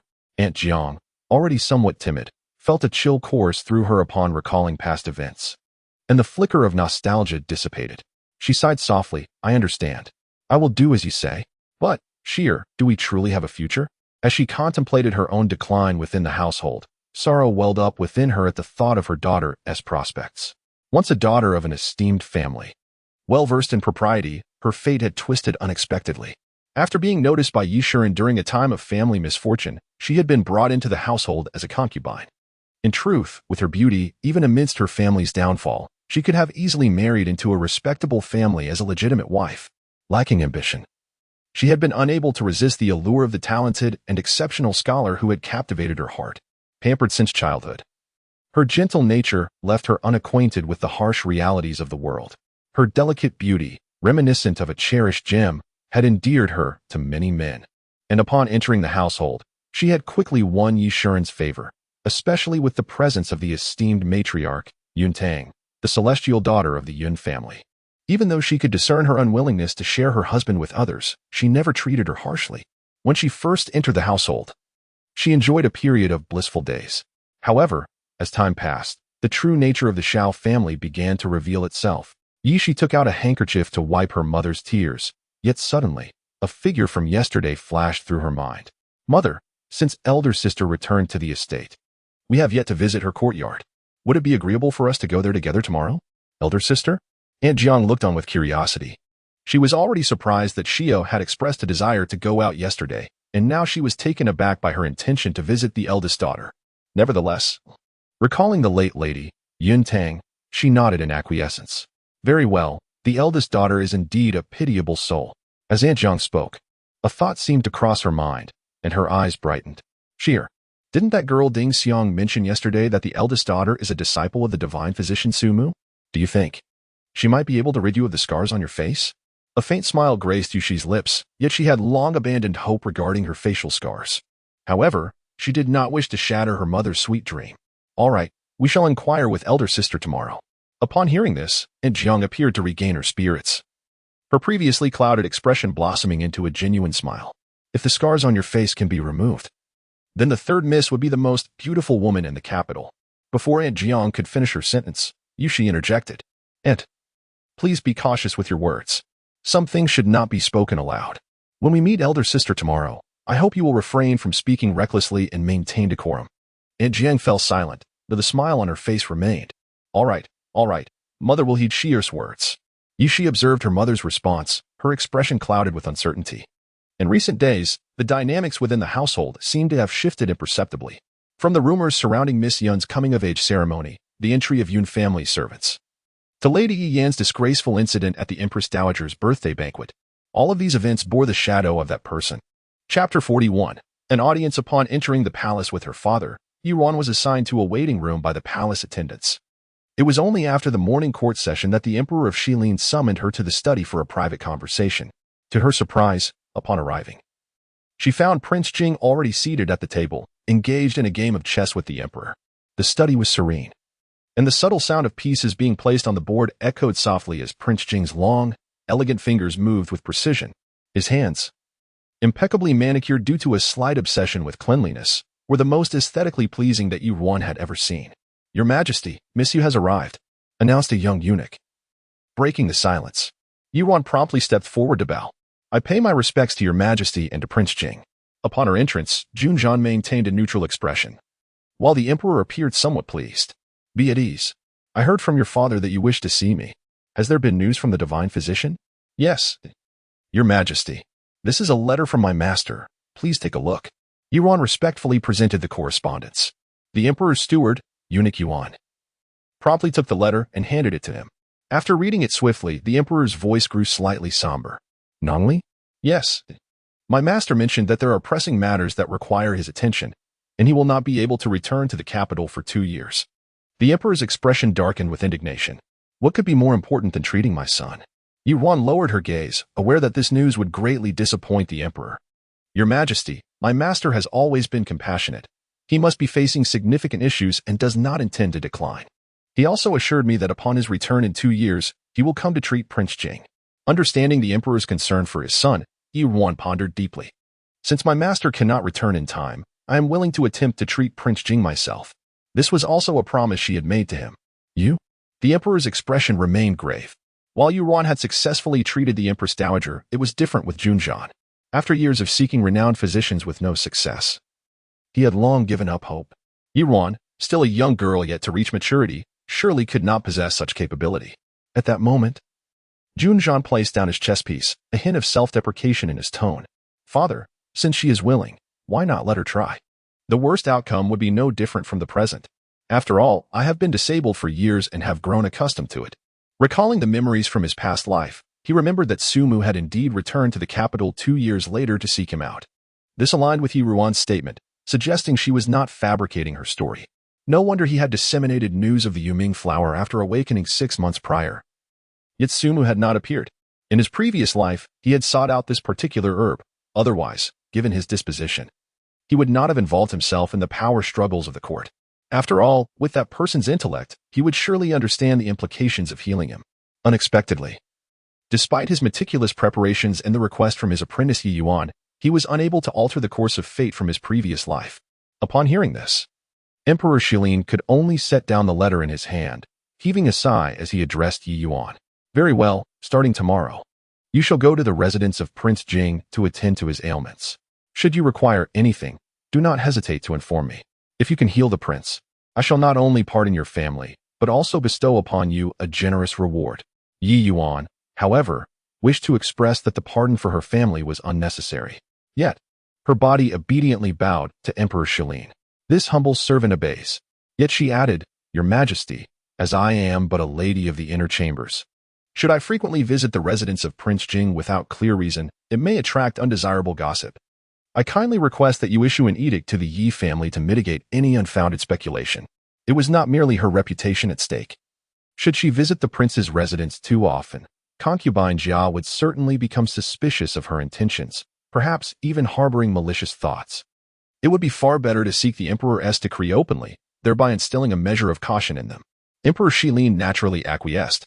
When Yi Yuan returned home with Yi Shuren, The imperial edict swiftly arrived at the Yi residence. The family received it with utmost respect.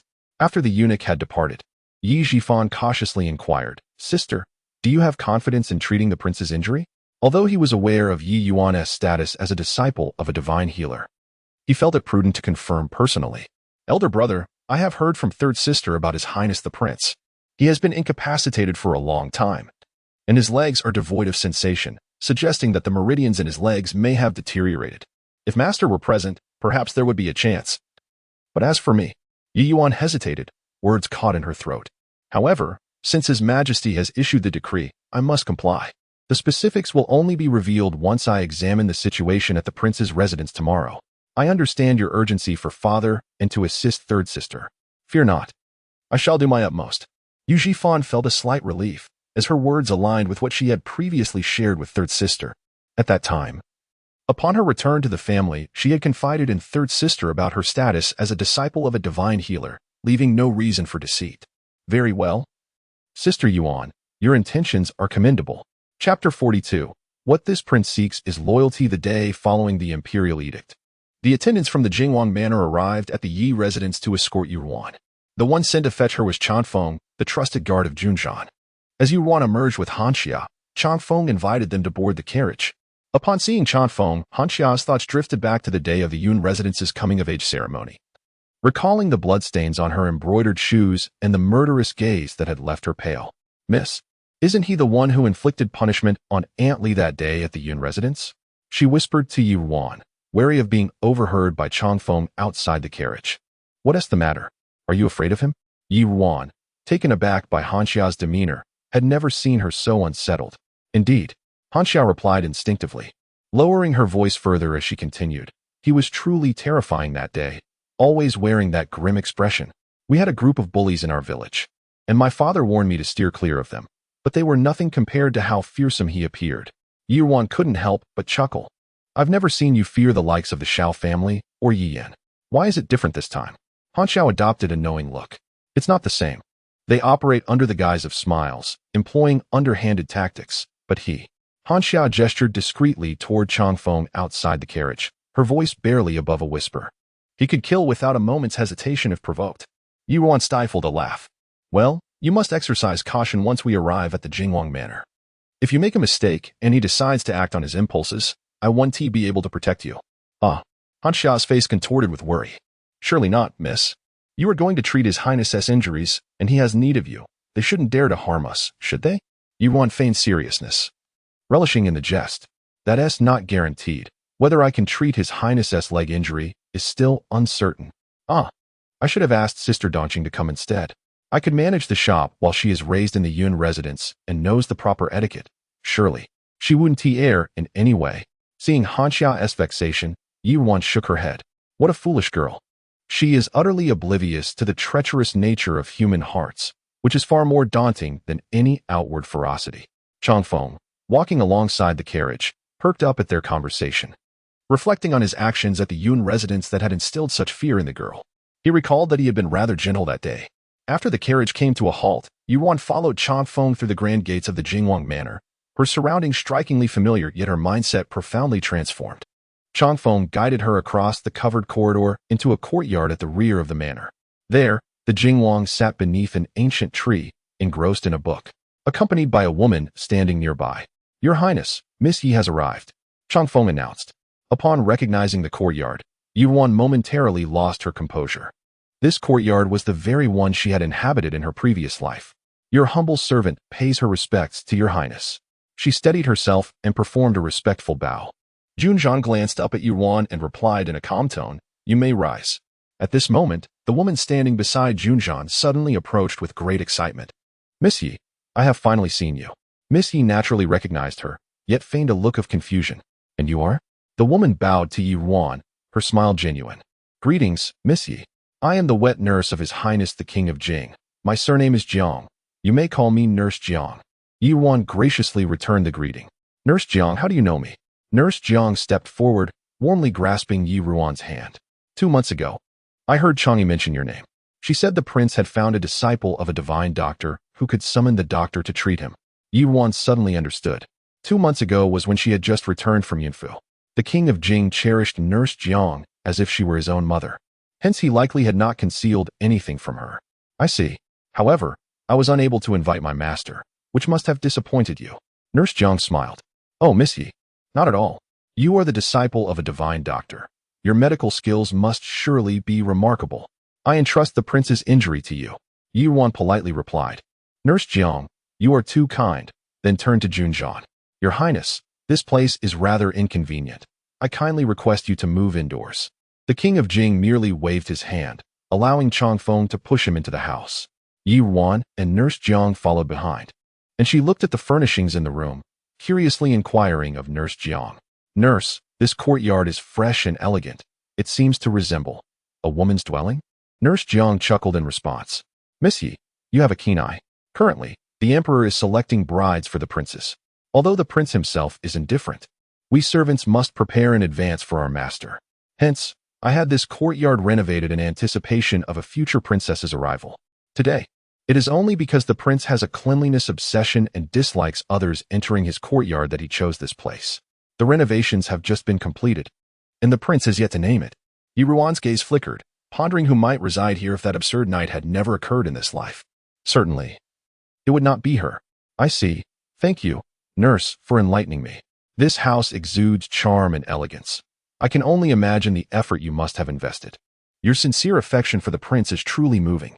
Such an outstanding individual as he will surely find a compatible and virtuous princess. Yi Ruan smiled sweetly, and Nurse Jiang felt a warm satisfaction in her heart. This young lady from the Yi family possessed a delightful disposition, though perhaps her appearance fell slightly short. Otherwise, she would indeed be a fitting match for the prince's cold demeanor. Listening to the conversation behind him, Jun Zhan couldn't help but find it amusing. She was quite clever, recognizing that he regarded Nurse Jiang as family, and she intended to win her favor since she would frequently visit the royal residence. Once the group had settled, Jun Zhan casually placed his hand on his long legs, seemingly intrigued as he glanced at Yi Ruan, who was still chatting merrily with Nurse Jiang. Since Miss Yu finds this courtyard agreeable, why not allow her to name it? Yi Ruan's smile faltered momentarily. Your Highness, that may not be appropriate. Jun Zhan simply stated. Your Highness permits you to name it, so you shall. Yi Yuan was momentarily taken aback, scrutinizing Jun Zhan, unable to decipher his intent. Yet, since she had pledged her allegiance to him, it was only prudent to align her actions with his desires.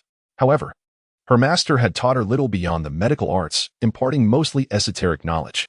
Her literary prowess was regrettably limited, leaving her at a loss for an appropriate name. After a moment's contemplation, she resolved to borrow from the name Jun Zhan had chosen in her past life. Why not call it the Lingxi Courtyard? It symbolized the bond between the prince and the future princess, a connection of hearts and minds. As it was his own creation, he would surely appreciate it. The lines of a poem came to mind.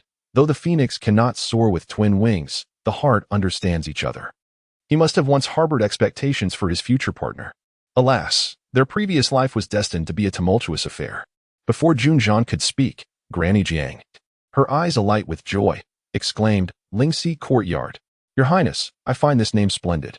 The meaning is exquisite. Jun Zhan's gaze flickered slightly. Lingxi Courtyard. Any lingering doubts he harbored regarding her rebirth evaporated in that moment. He fixed his steady gaze upon Yi Yuan, a trace of coldness surfacing in his eyes. The name was indeed commendable, but his aspirations for the future princess extended beyond mere understanding. They encompassed unwavering loyalty. For betrayal was the one thing he despised most. If this companion at his side lacked even the most fundamental loyalty, would he not be handing over the hilt of a dagger to another? What say you, Miss Yi? His piercing gaze seemed capable of penetrating the very soul. A chill crept through Yi Yuan's heart as she recalled the depth of his hatred upon discovering her betrayal in their past life. The prince spoke true. She now felt akin to one betrayed by family. Regarding the loyalty he mentioned, she empathized deeply. Rest assured, Your Highness, I harbor no disloyalty towards you. Seeing her eyes reflect sincerity, the cold severity of Jun Zhan's features softened slightly, akin to cold jade warming in tepid water. Very well. Then I hope, Miss, you can embody both knowledge and action. Yi Yuan interpreted this as a gentle reprimand and bowed in acknowledgement. Granny Jiang, perplexed, sensed an inexplicable tension between the two. There is no rush to name the courtyard. If it does not please the prince, we may ponder it further. Miss Yi, please attend to the prince's medical needs first. Jun Zhan averted his gaze, offering no dissent, simply replying, Very well. As Yuan observed his demeanor return to normalcy, her previously apprehensive heart settled. Only then did she realize she was slightly perspiring. The pressure he could exert was indeed formidable. Chapter 43. Teasing. Since Ruan had already diagnosed His Highness Jun Zhan's pulse at the Empress Dowager's birthday banquet, she instructed Ban Xia to hand her the medicine box before addressing Grandma Jiang directly. I would be grateful if you could roll up the prince's pant leg, as I need to examine his injury. Grandma Jiang nodded in acknowledgement and stepped forward. However, Jun Zhan raised his hand slightly to stop her, casting a glance at Changfeng in the room. You may all leave, he stated, as he was not accustomed to being observed. This dismissal was naturally directed at Ban Xia. Yes, Your Highness, Changfeng responded, turning to indicate that Ban Xia should exit with him. Miss Ban Xia, please. Suddenly called upon, Ban Xia's pupils widened in surprise as she instinctively took a half-step back. With a pale expression, she addressed Changfeng. I wish to stay here to assist the young lady. Changfeng frowned slightly and reiterated, Miss, please. The prince's command was not one to be defied. Growing increasingly apprehensive at the sight of his furrowed brow, Ban Xia glanced at her silent mistress, ultimately resigning herself to follow Changfeng out with heavy steps. Seeing Ban Xia's despondent demeanor, Ruan couldn't help but smile faintly. Once Changfeng and Ban Xia had exited, Grandma Jiang approached Jun Zhan, kneeling to lift the hem of his robe and gradually roll up his pant leg. As she worked, she muttered under her breath, Your Highness, truly. At your age you should not still be so bashful. Other princes, even without a formal wife, have numerous concubines. Yet you have not kept even a single maid by your side. You only bring along Changfeng when you go out. The other day, the old servant overheard some reckless gossip claiming that the prince favored men. Your Highness must give some thought to your lifelong affairs. This residence will inevitably require a mistress. Grandma Jiang often reminded Jun Zhan of his marital prospects, and her persistent commentary had shaped the household into what it was today. However, now that she had opened her mouth, her words seemed to flow uncontrollably. Grandma Jiang. Jun Zhan's expression darkened as he interrupted her. Realizing that Ruan was still present, Grandma Jiang chuckled heartily, offering an apologetic smile to Ruan. Miss Yi, forgive this old servant for being so talkative. I hope I have not embarrassed you. Ruan smiled in return, noting that Grandma Jiang had remained unchanged. She was indeed a formidable presence for Jun Zhan. In her previous life, she had thought Grandma Jiang's words rather indiscreet and wondered why Jun Zhan, with his cold demeanor, tolerated her. However, now, having been granted a second chance at life, she began to understand him better. Having lost his mother at a young age and suffered great misfortune that left him disabled, Jun Zhan had received unwavering loyalty and sincerity from Grandma Jiang, who treated him as her own. Even after his leg injury, she showed no pity, as if he were still that exceptionally talented youth in her eyes. Perhaps this was one of the few remaining attachments in his lonely and desolate heart. Your words are too harsh, Grandma Jiang. Ruan said sincerely, her gaze toward Grandma Jiang softening. Grandma Jiang responded with a hearty laugh. Lady Yi, take your time. I shall go arrange lunch, the old servant said. Upon hearing this, Jun Zhan felt a flicker of surprise. What did take your time mean? This Jiang Mama, now advanced in years, had become increasingly unrestrained. Ruan covered her mouth, fearing that a laugh might escape and provoke Jun Zhan's ire. Jiang Mama could behave so casually before him, yet she had not yet earned that privilege in his eyes. Just moments ago, he had reprimanded her. Ruan suppressed her amusement and knelt before Jun Zhan's wheelchair, beginning to examine the old injuries on his legs. Having lived in the manor for many years, Jun Zhan's complexion was somewhat pale, making the numerous gruesome scars on his legs all the more striking. It was said these were the result of being trampled and bitten by beasts during a hunting expedition. Ruan retrieved a golden needle from her medicine box. Your Highness, I would like to assess the extent of the damage to your meridians. I will insert this needle into several key acupoints on your leg. If you experience any pain, please inform me. Very well, Jun Zhan responded succinctly. Ruan first inserted the golden needle into several acupoints on his calf. Jun Zhan remained silent. She then removed the needle and applied it to the joints of his legs, yet he still did not react. Frowning slightly, Ruan lifted the hem of his trousers at the knee and inserted the needle into the mid-thigh area.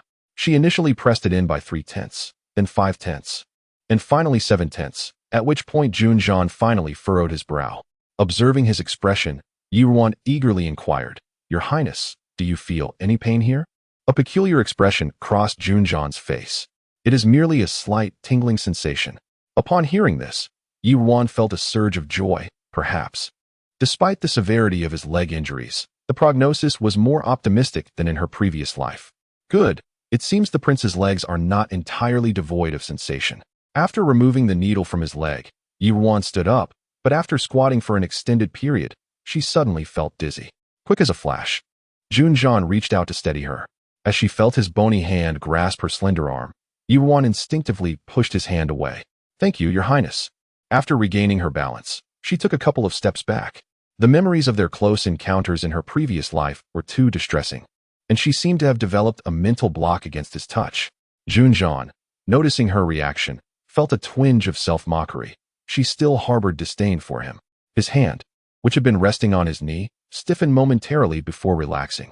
What was there to be concerned about?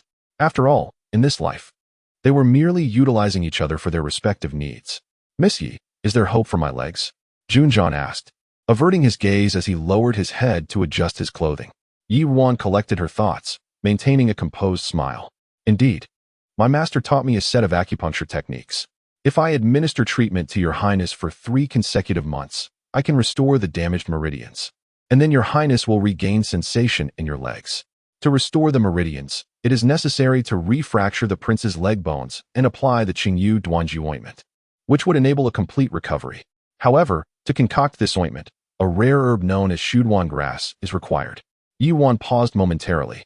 This herb is exceedingly scarce. Previously, my young lady had relied on her master for it, only to discover that, in his recent correspondence, he mentioned he currently lacks this particular medicinal material. It seems that the Shuduan grass has eluded him over the past 2 years. Yet, if my master was able to procure it in the past, it stands to reason that such a thing must exist in this world. Jun Zhan muttered, I understand. Please sketch the appearance of this herb and inform me of its characteristics, and I shall send someone to seek it out. Ruan, oblivious to Jun Zhan's peculiar demeanor, continued, Your Highness, it is best to keep this matter concealed from the outside world to prevent any ill-intentioned individuals from causing harm to you.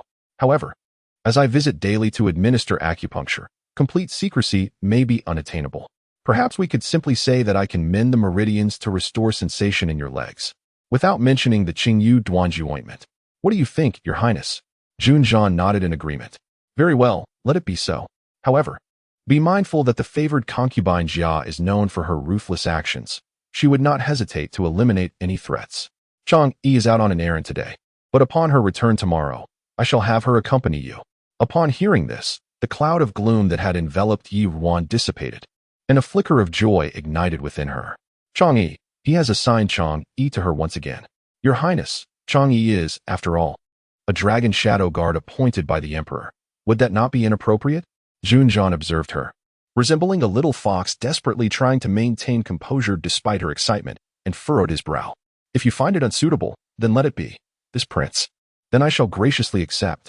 Ruan, having heard only part of his words, hastily bowed to Jun Zhan. Your Highness, I shall begin administering acupuncture now. So please lie down on the bed. With Chang'e at her side, she felt empowered. Jun Zhan, somewhat speechless at her antics, turned his wheelchair around, reflecting on where she might have learned such affectation.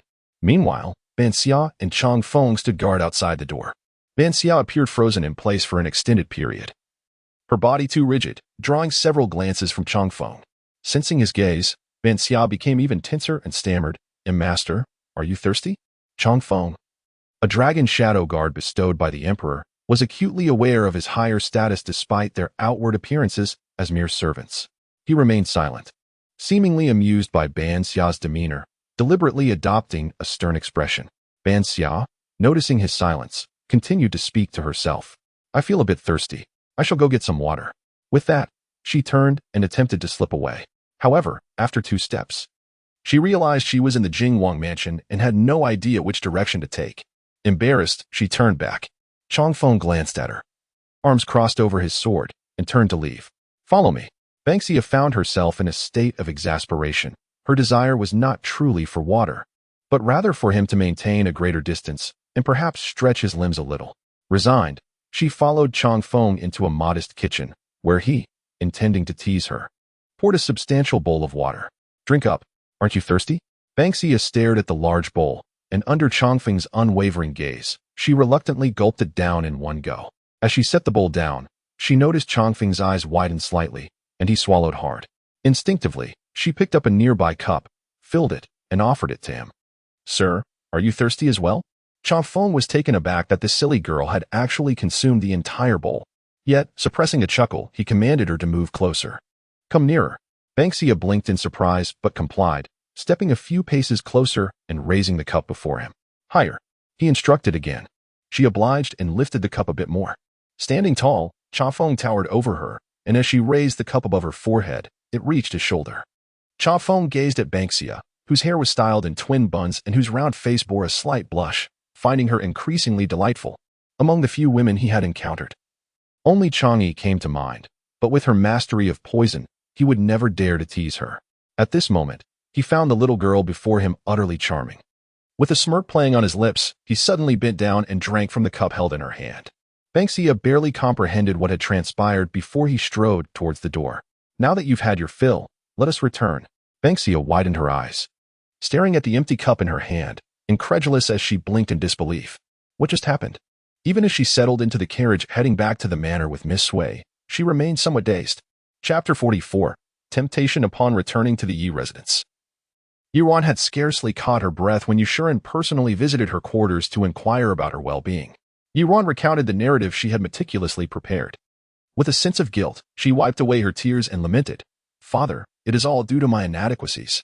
Yushuren feigned a sigh and replied, "You need not blame yourself. When His Majesty sought the counsel of renowned physicians, they were unable to remedy Prince Jing's injuries. How could a sheltered daughter like you accomplish what they could not?" Yet, a flicker of determination ignited in Yi Ruan's eyes. "Father, I shall not surrender. I have yet to disclose the truth about Prince Jing's leg injury to His Majesty or the prince's residence. While I may be incapable of healing his injury entirely, my master has imparted to me a specialized acupuncture technique that might restore sensation to his leg, though he may still be unable to stand or walk. His Majesty cherishes the prince. Witnessing even a glimmer of hope could bring him joy. While it may not restore your official standing, it might persuade His Majesty to release my third sister from that convent. Once she is free, I can humbly claim my limitations in healing. And I trust His Majesty will not pursue the matter further." Yushuren paced thoughtfully, hands clasped behind his back. This could indeed prove to be a viable approach. "I have recently heard from Ji Fan that Prince Xian has been in correspondence with the second Miss Su Zijing, with Yenner confined in that convent. It would be ill-fated if someone were to exploit the situation. After all, you cannot truly heal Prince Jing." "Very well," he continued. "It is commendable that you harbor such sisterly affection for Yenner." Yuan smiled sweetly in response. "What are you saying, father? Since my return, I have only sought to grow closer to my third sister. How could I bear to remain indifferent?" Yi Shuren, unusually generous with his praise, departed with satisfaction. As Yuan observed his retreating figure, she realized that this was perhaps the first time since her return that Yi Shuren had come to her chamber personally, though regrettably. It was not for her sake. His joy stemmed solely from the prospect of rescuing Yi Yin, entirely disregarding the perils she would face. The wrath of the emperor is unpredictable. Should she dare to act against his wishes, what fate might befall her? Shortly after Yi Shuren's departure, two unexpected guests arrived at Yi Ruan's abode. This humble servant comes to pay respects to the young lady. Anyong entered with Yushi, escorted by Dongqing, and they both greeted Yi Ruan. Yushi also chimed in, "I have met my elder sister." At that moment, Yi Ruan had just finished her evening meal. Upon seeing them enter, she beckoned Dongqing to offer them seats. "Ah, it is merely Auntie and my sister. Please, make yourselves comfortable." She then instructed Dongqing to brew a few cups of tea for them. Auntie Jiang and Yushi displayed no restraint, sitting down with ease.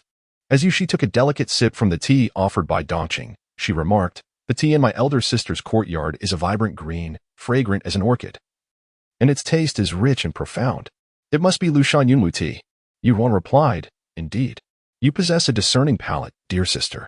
Our elder brother, who has been conducting business at that location, recently sent some to our mother, and this tea was gifted to me just days ago. I thought it would be delightful for you and Ani to experience something novel." Yushi smiled in response. The mother treats the elder sister exceptionally well. What the elder sister does not realize is that it is not just her. During your absence from the residence over these years, the mistress has also been exceedingly kind to the second young master, sending all good things to his courtyard, which even surpasses the treatment given to her own biological eldest son. Indeed, if it were not for this, how could the younger brother have developed such a spoiled disposition? Thought Yuan. However, the younger sister is mistaken. The maids and caretakers originally assigned to me by our mother were all exceptionally loyal and competent. Upon my return to the residence, she meticulously recounted every detail to me to help me acclimate to the household. Ruan paused momentarily, letting out a gentle sigh before continuing. It is merely that my brother and I have been unworthy, thus failing to live up to our mother's intentions. She observed Ruan's expression closely and noted that despite her words, there was a placid demeanor in her eyes, devoid of any hint of guilt. She could not help but test the waters, saying, "Sister is being overly modest." Although the second brother's temperament is somewhat unruly and often provokes father's ire, he has not truly committed any heinous acts over the years. If he were to receive proper guidance, he could certainly become a person of great potential. Ruan met Yushi's gaze, fully comprehending her subtle insinuation. Yet, she regarded her second sister with a sense of wariness, finding it difficult to discern whether she was friend or foe. Until she revealed her true intentions, she was reluctant to divulge too much. Let us hope so. May I inquire if aunt and sister have come today for a specific matter? At that moment, Aunt Jiang, who had been silent beside them, finally spoke. Miss. This time I have come with the second miss to request a favor from you. Ruan shifted her gaze away from Yishi. Please, Aunt, go ahead. Aunt Jiang's face was filled with anticipation. Miss, you are aware that the second miss has a scar on her face from an accident in her youth. Hearing that you are a disciple of the renowned physician Sumu, we were wondering if you could take a look and see if it might be possible to remove the scar. Ruan understood the underlying intent. However, upon observing Yishi's demeanor, she perceived a lack of earnestness. It seemed this was merely a pretext for their visit. Nevertheless, she readily replied, I can certainly examine the second sister, but as this scar is an old injury, I cannot guarantee a complete remedy. And Jiang, upon hearing this, stood up joyfully and bowed to Ruan. I thank you, miss. There is no need for such formality, Aunt, Ruan responded. Aunt Jiang remained exceedingly respectful. It is the generosity of the eldest miss to offer her assistance to the second miss, and regardless of the outcome, we are grateful to the eldest miss. However, Yushi did not immediately request Ruan to examine her injury. Instead, she rose alongside Aunt Jiang and gazed at Ruan, saying, Elder sister, while I too wish for my facial scar to have a chance of healing, the hour is late, and I do not wish to disturb your rest. Might I come again tomorrow? Aunt Jiang looked at her daughter with some confusion, but Yushi feigned ignorance. Ruan scrutinized Yushi's expression closely, pondering if perhaps she wished to speak with her privately. Certainly. However, tomorrow I must first visit the Duke's residence to attend to the Duke's acupuncture. My sister may arrive later in the afternoon. Yushi slightly bent her knees in acknowledgement. Yes, elder sister, then I shall take my leave for now. After Madame Jiang and the second sister departed, Dongqing approached Ruan with a hint of hesitation. Miss, it seems the second young lady spoke with hidden intentions today? Ruan gazed in the direction of their departure, her expression inscrutable. In her previous life at the Yi residence, Madame Jiang and the second sister had always remained inconspicuous, akin to phantoms. Since returning to the manor, she had never interacted with them, making their approach to her rather perplexing. Nevertheless, if she has taken the initiative to seek me out, she will eventually reveal her intentions. Ruan paused before inquiring, some days ago. A notice was posted in the shop.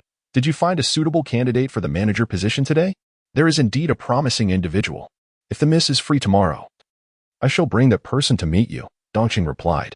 Ruan nodded in agreement. On the side, Banksia, upon hearing that Dongqing had engagements the following day, could not help but let her smile falter slightly. Noticing her hesitance, Dongqing curiously asked, Banksia, what troubles you? You seem peculiar today. Banksia lowered her head, nervously twisting her fingers, still lingering with the warmth left by that person, yet feigning calmness as she replied, Elder sister Dongqing, you are overthinking. I am fine. The miss has numerous affairs to attend to, and I must not become a burden to her. Chapter 45, Stockpiling grain. The autumn sky fluctuated between warmth and chill. Just as he stepped outside, the weather appeared pleasant, only to be swiftly replaced by a torrential downpour. Today, he was once again tasked with escorting individuals from the Yi residence. From his vantage point, he observed Ruan and her maid, Banksia, making their way into the estate. Banksia leaned the sole spare umbrella almost entirely towards Ruan, leaving only the hem of her skirt dampened, while her own attire was soaked through. Such dedication to her mistress. He recalled that it was this very girl who, despite her own trepidation, had shielded her young mistress during his altercation with Yuan he in the main hall of the Yun residence.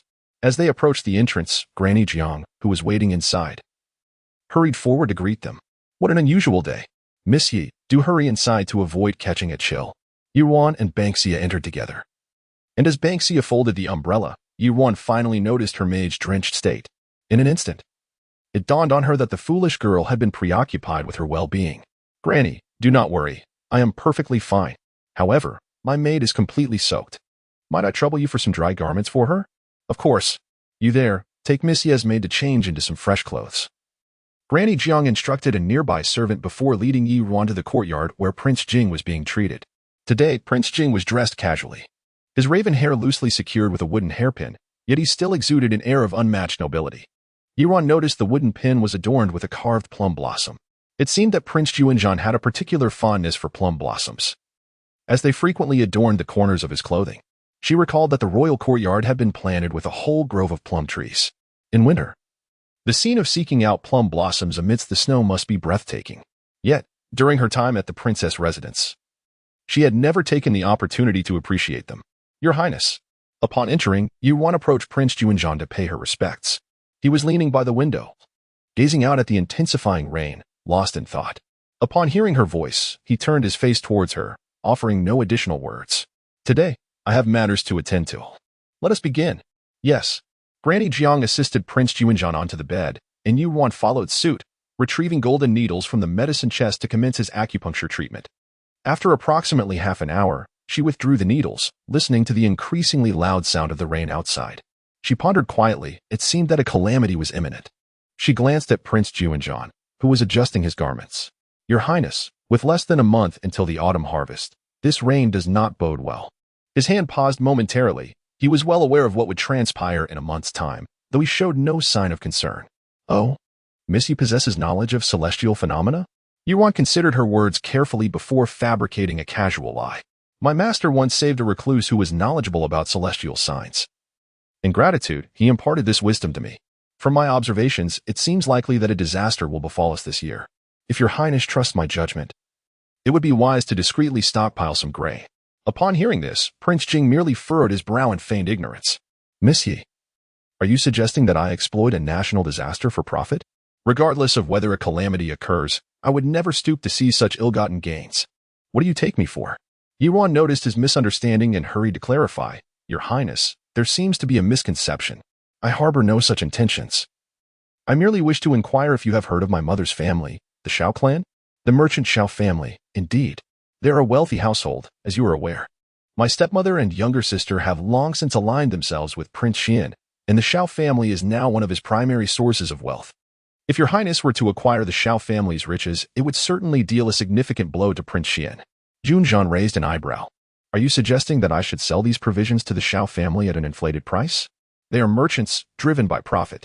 Surely, Miss Yu does not naively believe that they would concern themselves with the welfare of the people and generously part with their riches without any incentive? Ruan, realizing he had deduced the reasoning behind her words, couldn't help but reflect on how, had it not been for her foolishness in her past life, Jun Li might not have been able to contend with him. She gathered her thoughts and replied, Indeed, they will not. However, your Highness may have forgotten that my younger sister remains in that Jingwei monastery. She is a crucial link between the Shao and Yu families and Prince Xian. Presently, Consort Jia has taken a liking to the Su family, and Prince Xian is frequently in contact with their second daughter. Do you not think they would feel anxious? Might the Shao family seize this opportunity to extricate my sister from the monastery? The Shao family lacks power, but they have wealth to wield. Surely, the merit of alleviating the disaster in exchange for a Yi Yin would not meet with any objections from His Majesty. Jun Zhan's icy gaze shifted slightly. What does Miss Yu believe would be an appropriate amount of grain for me to procure? Ruan lowered her eyes, concealing the brilliance within them. The more, the better. Even if it means exhausting the resources of the Jing prince's residence. For she knew the Shao family would undoubtedly act, and in her previous life, Yi Yin had already been granted the title of county princess. The Shao clan was willing to offer a third of their wealth for her advancement. Moreover, she would stoke the flames at the opportune moment. Jun Zhan pressed his lips together, an enigmatic smile forming. Does Miss Yu think that I would take such a significant risk and deplete the wealth of the Jing prince's residence based solely on your word? If this year is bountiful, would I not be left to guard a pile of rotting grain? He scrutinized Ruan, suddenly finding amusement in her openness. If he were not someone who had also experienced rebirth, he might have thought her a siren spreading falsehoods. Your Highness, were I not fully confident I would not speak so boldly. I would stake my life on it. Even if the Xiao family does not act this time, natural disasters are inevitable. The Jing prince's grain cannot be left to spoil. This is a foolproof venture. She had yet to open her shop, and her funds were limited. Even with the Yun family's support, she lacked the capacity to procure all the grain surrounding the capital to ensnare the Xiao family. Seeing her determination, Jun Zhan ceased to press further. Understood. I shall consider this matter carefully. Ruan noticed he was prepared to conclude their conversation and promptly said, Since your highness has other matters to attend to, I shall take my leave. Jun Zhan nodded in acknowledgement, watching her retreating figure. The corners of his mouth involuntarily curled upwards. It seemed she truly intended to sever Jun Li's financial lifeline. Chapter 46. When Ruan returned from the residence of the Prince Jing, Dongqing had already brought the shopkeeper she had set her sights on yesterday to the Yi Manor. However, Ruan was surprised to find that Yushi had also arrived at her room quite early. Today, Yushi was dressed in a simple yet elegant pale blue attire, presenting an air of tranquility. When did you arrive, sister? Ruan inquired. I just came a short while ago, Yushi replied softly, setting down the cup she held. Auntie is currently assisting mother with the preparations for eldest brother's banquet. I had nothing to occupy my time in my room, so I came here early to enjoy a cup of tea. I did not expect you to appear to have matters to attend to. Should I take my leave? Ruan shook her head. It's merely trivial matters. If you are not bothered, please wait here for a moment. Yushi acknowledged with a gentle yes and fell silent, quietly sipping her tea. Soon, Dongqing brought the shopkeeper in. Ruan peered through the screen at the middle-aged man who had entered. He appeared to be under 40, slightly plump, yet impeccably groomed. Greetings, Miss. I am Li Jing, he said, bowing respectfully without allowing his gaze to wander. Masterly, there is no need for such formalities. I have heard you possess many years of experience. Might you elaborate on that? As the proprietor of the establishment, it is common to seek to understand a person's capabilities through their past, and Li Jing did not hesitate to comply. Yes, Mississippi. I hail from Huizhou and have resided in the capital for over 20 years. During these years, I have managed various establishments, including taverns and tailor shops. And I have established connections with numerous patrons. Li Jing recounted his experiences in detail, even sharing a few disputes he had encountered and how he resolved them. All while keeping Ruan engaged. I understand you are planning to open a roost shop, and I have diligently researched this matter over the past few days. I have formulated a certain plan, and should you find me suitable, I would be pleased to discuss it further with you. Ruan listened intently, smiling as she responded. Masterly, with such rich experience and foresight, it's no wonder you caught the eye of my discerning maid. Li Jing felt the approval in Ruan's words but remained humble. Miss, you flatter me. It is merely the appreciation of the esteemed proprietor. Ruan maintained her smile. You are too modest, Masterly. However, I must confess, this is my first venture into business, so there are many matters that require consultation with my family. I am already aware of your background. Please return for now, and I shall send a maid to inform you of our decision once it is made. Of course. I shall await your news, Li Jing said, bowing once more with composure. Seeing this, Ruan nodded and called for Dongqing. Dongqing. Masterly has made a considerable effort in coming here. Please fetch some money for wine to see him off. Dongqing complied. And Li Jing expressed his gratitude as he departed with her. Once they had left, Han Xia removed the screen from the hall. Ruan turned to the still demure Yushi, who was sipping her tea. What are your thoughts on the shopkeeper, sister? Yushi listened to Ruan's inquiry, a charming smile gracing her lips. After a moment of contemplation, she spoke with a hint of profound meaning. Experienced, adept at navigating situations, and exuding a sense of shrewd capability, he would make an excellent shopkeeper. Not only could her sister manage a modest store, but even a larger estate or winery would pose no challenge for him. Upon hearing this, Ruan's eyes sparkled with interest. Her sister indeed possessed a discerning eye. Beside them, Ban Xia felt a surge of joy, having overheard the two young ladies express their satisfaction with the shopkeeper that Dongqing had found. If this shopkeeper were to be confirmed, Dongqing would be free, sparing her from having to go to the Jing Wangfu. Unable to contain her curiosity, she interjected. Miss, since both you and the second miss are so pleased with this managerly, why not allow him to wait for news? Ruan shifted her gaze from Yi Shi to Ban Xia and replied, when Dongqing returns, tell her to decline managerly tomorrow.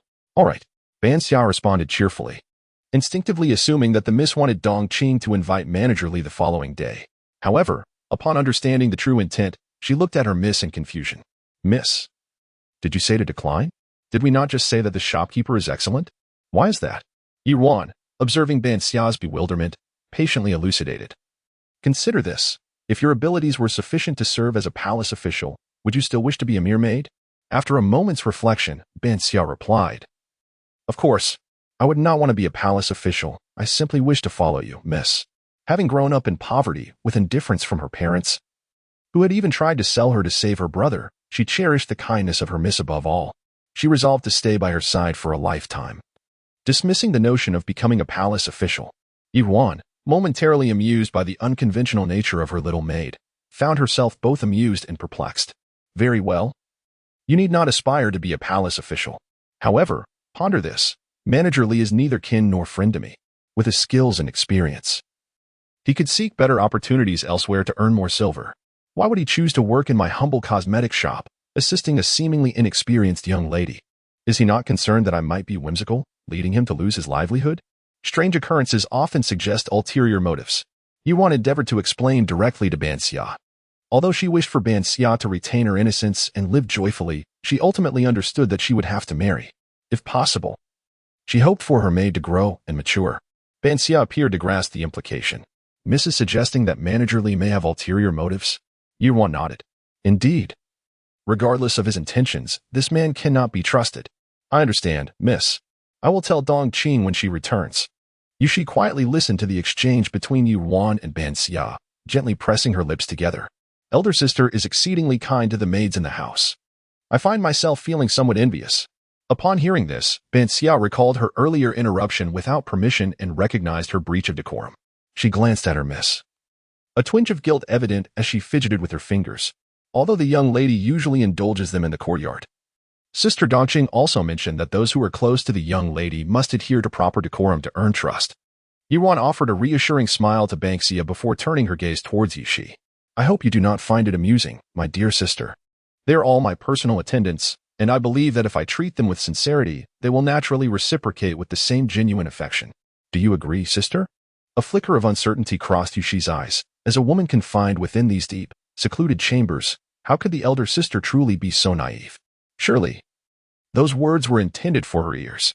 What you say is indeed wise, she replied. Yuan lifted her gaze to Yishi, finding her figure shrouded in a misty moonlight, making it difficult to discern her true essence. Let us not dwell on such matters any longer. The most pressing concern today is to examine your facial injury. Yishi, following her lead, promptly ceased the previous topic and responded affirmatively. Chapter 47. The first glimpse of Yuntang's demise. When Yishi was 11, she suffered a facial injury from a fall. Years have passed, and while the scar has faded considerably, it still resembles a peculiar, elongated worm, gnawing at her once delicate and fair skin. Yuan meticulously examined the scar on Yishi's face and, with a slight arch of her brow, remarked on the wound. She recalled that her sister's injury had been caused by a fall from a rockery, where sharp stones had inflicted the damage. Although Yishi maintained a composed demeanor, her fingers instinctively clenched the fabric of her dress. That fall shattered her dreams for the future and ushered in a life fraught with challenges and tribulations. She could still vividly remember the excruciating pain as her face collided with the stone.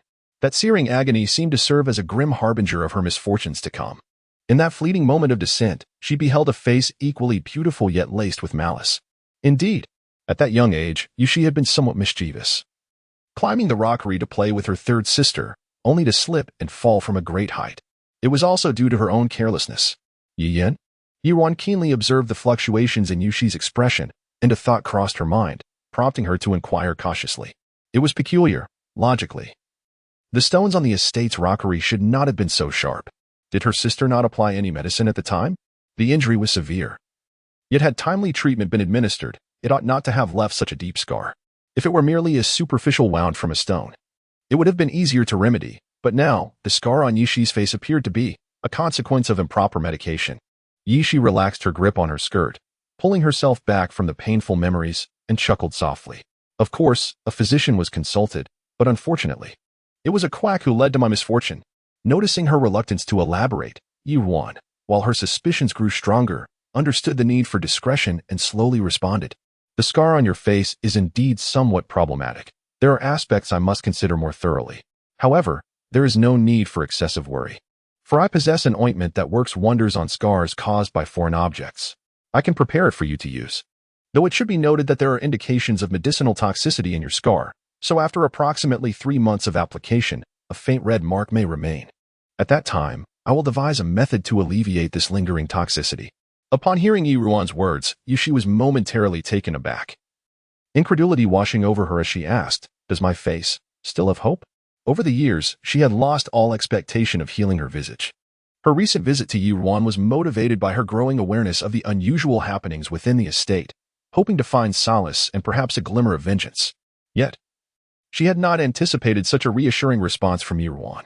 Despite the icy demeanor she had cultivated over the years, a flicker of joy emerged on Yushi's face. At this moment, Ruan affirmed her words with certainty. Indeed, even if the residual medicinal properties cannot be dispelled by then, there is no need for my sister to worry excessively. I possess a rouge with excellent coverage. When the time comes, I shall give some to my sister, ensuring that no trace will be discernible to others. A sense of immense joy surged within Yushi, for she had believed her life would remain as it was, never anticipating the prospect of a rebirth. Touched by Ruan's thoughtful consideration, Yushi felt her eyes welling up as she turned to her elder sister, expressing her gratitude. "Big sister, thank you." With a gentle smile, Ruan used a handkerchief to dab the corners of her eyes. Contemplating her suspicions and noticing the opportune moment, she ventured cautiously, "It is also my fault. During this past half year at home, I ought to have taken the initiative to visit my sister. I too have been blinded by ignorance." Upon hearing these words, Yushi's gaze flickered, as if she wished to voice something, yet after a moment's reflection, she held her tongue. After a brief pause, she finally remarked, "Big sister possesses a kind heart, much like her late mother." Ruan felt a stir within her at the mention of their mother. She had initially thought that if Yushi's injuries were indeed caused by Yin, she might be able to find an ally within the household. However, the sudden reference to their mother was clearly extraordinary. Although Yin had accused the Shao family of being responsible for their mother's death during her time in the Cold Palace, she had refrained from providing details. Now, after more than a decade under the Shao family's control, any potential witnesses or evidence would have been meticulously eradicated. Thus, she had no avenue for investigation. Yet today had brought about an unexpected revelation. Regaining her composure, she calmly responded, "When our mother passed, you were still quite young.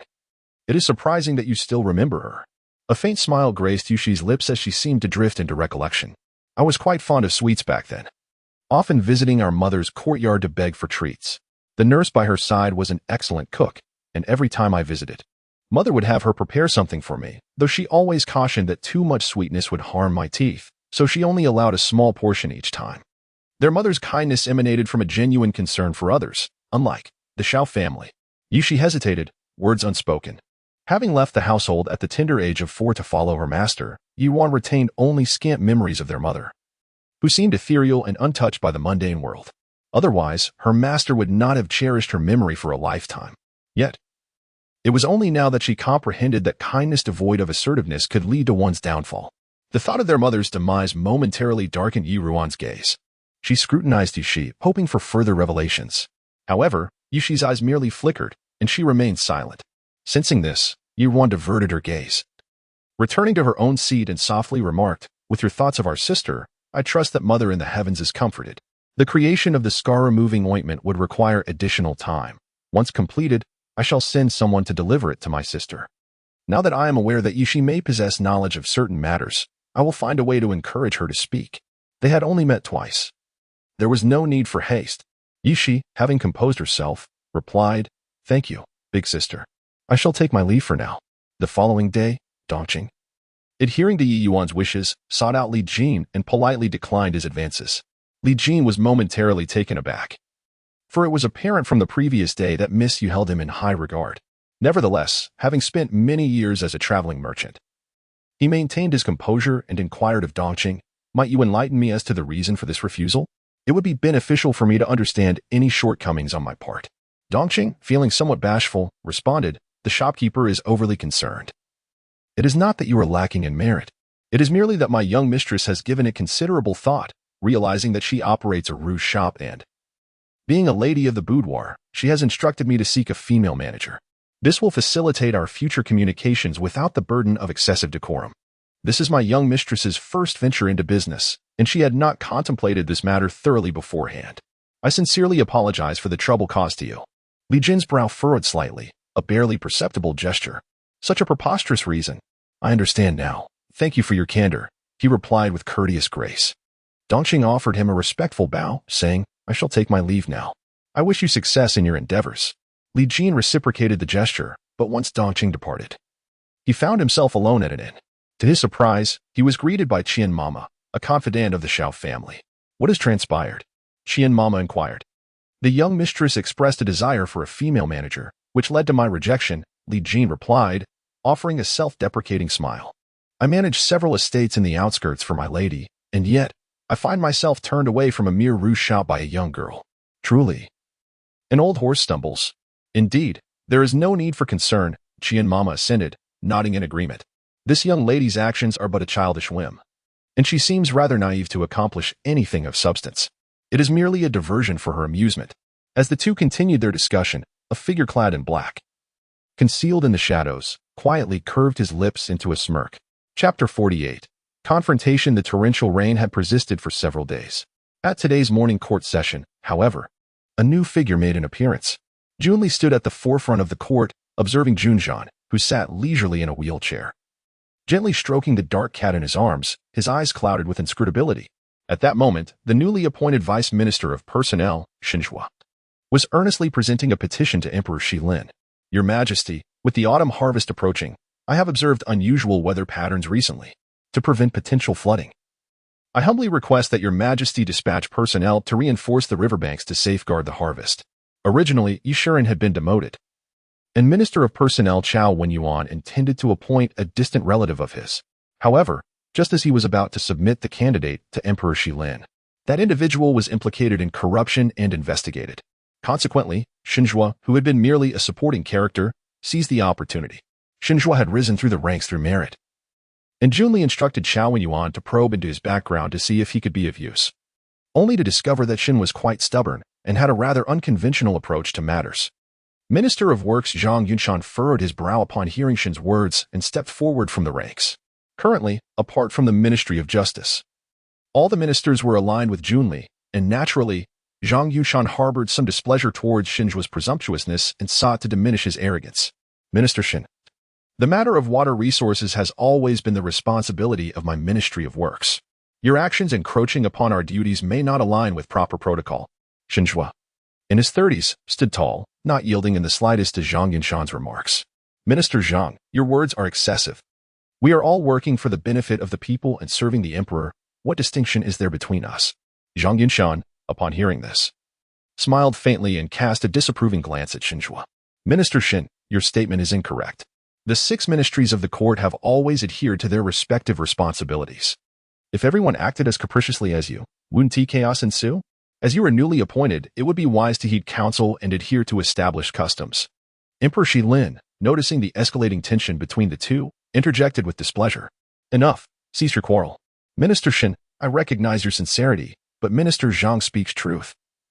The ministries function as pieces on a chessboard. Each must fulfill their roles to maintain order. You may withdraw for now." Xinhua, realizing that he was merely initiating matters for the crown prince today, ceased his argument upon the emperor's directive. "You are correct, Your Majesty. I have overstepped." Zhang Yuanshan felt a surge of satisfaction at Xinhua's retreat. He believed it a privilege for the crown prince to regard him favorably.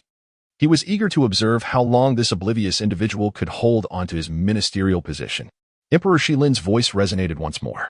"Minister Zhang, although Minister Xin's actions were somewhat presumptuous today, the matter of the autumn harvest is of great significance to the populace. What is your perspective?" Zhang Yuanshan, naturally opposing Xinhua's viewpoint, pondered for a moment before bowing respectfully to the emperor. "Your Majesty, it is common for autumn rains to be plentiful. In recent years, Xilin has consistently enjoyed favorable weather.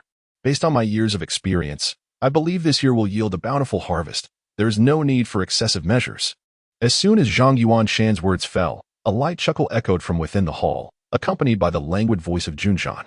"Master Zhang, while it is common for autumn to bring abundant rains, the unceasing downpour over the past several days is rather unusual, and it seems to be intensifying. I believe that Lord Xin's considerations are not without merit. Your decisive stance, Master Zhang, appears somewhat hasty." The Emperor of Xilin gazed at the suddenly outspoken Jun Zhan, a flicker of surprise crossing his eyes. Since injuring his leg, Zhan had secluded himself, making his sudden appearance in court today quite extraordinary, especially as he took the initiative to discuss state affairs, which is indeed rare.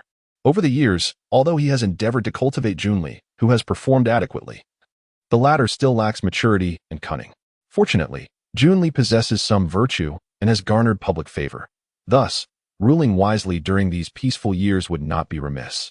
However, if Su Mu can indeed restore Jun Zhan's health in 2 years, the choice of heir could be reconsidered, as Zhan remains relatively robust and could easily endure for another decade or so. After all, Jun Zhan had captured his heart since his youth. Yet, one wonders if he has become complacent over the years.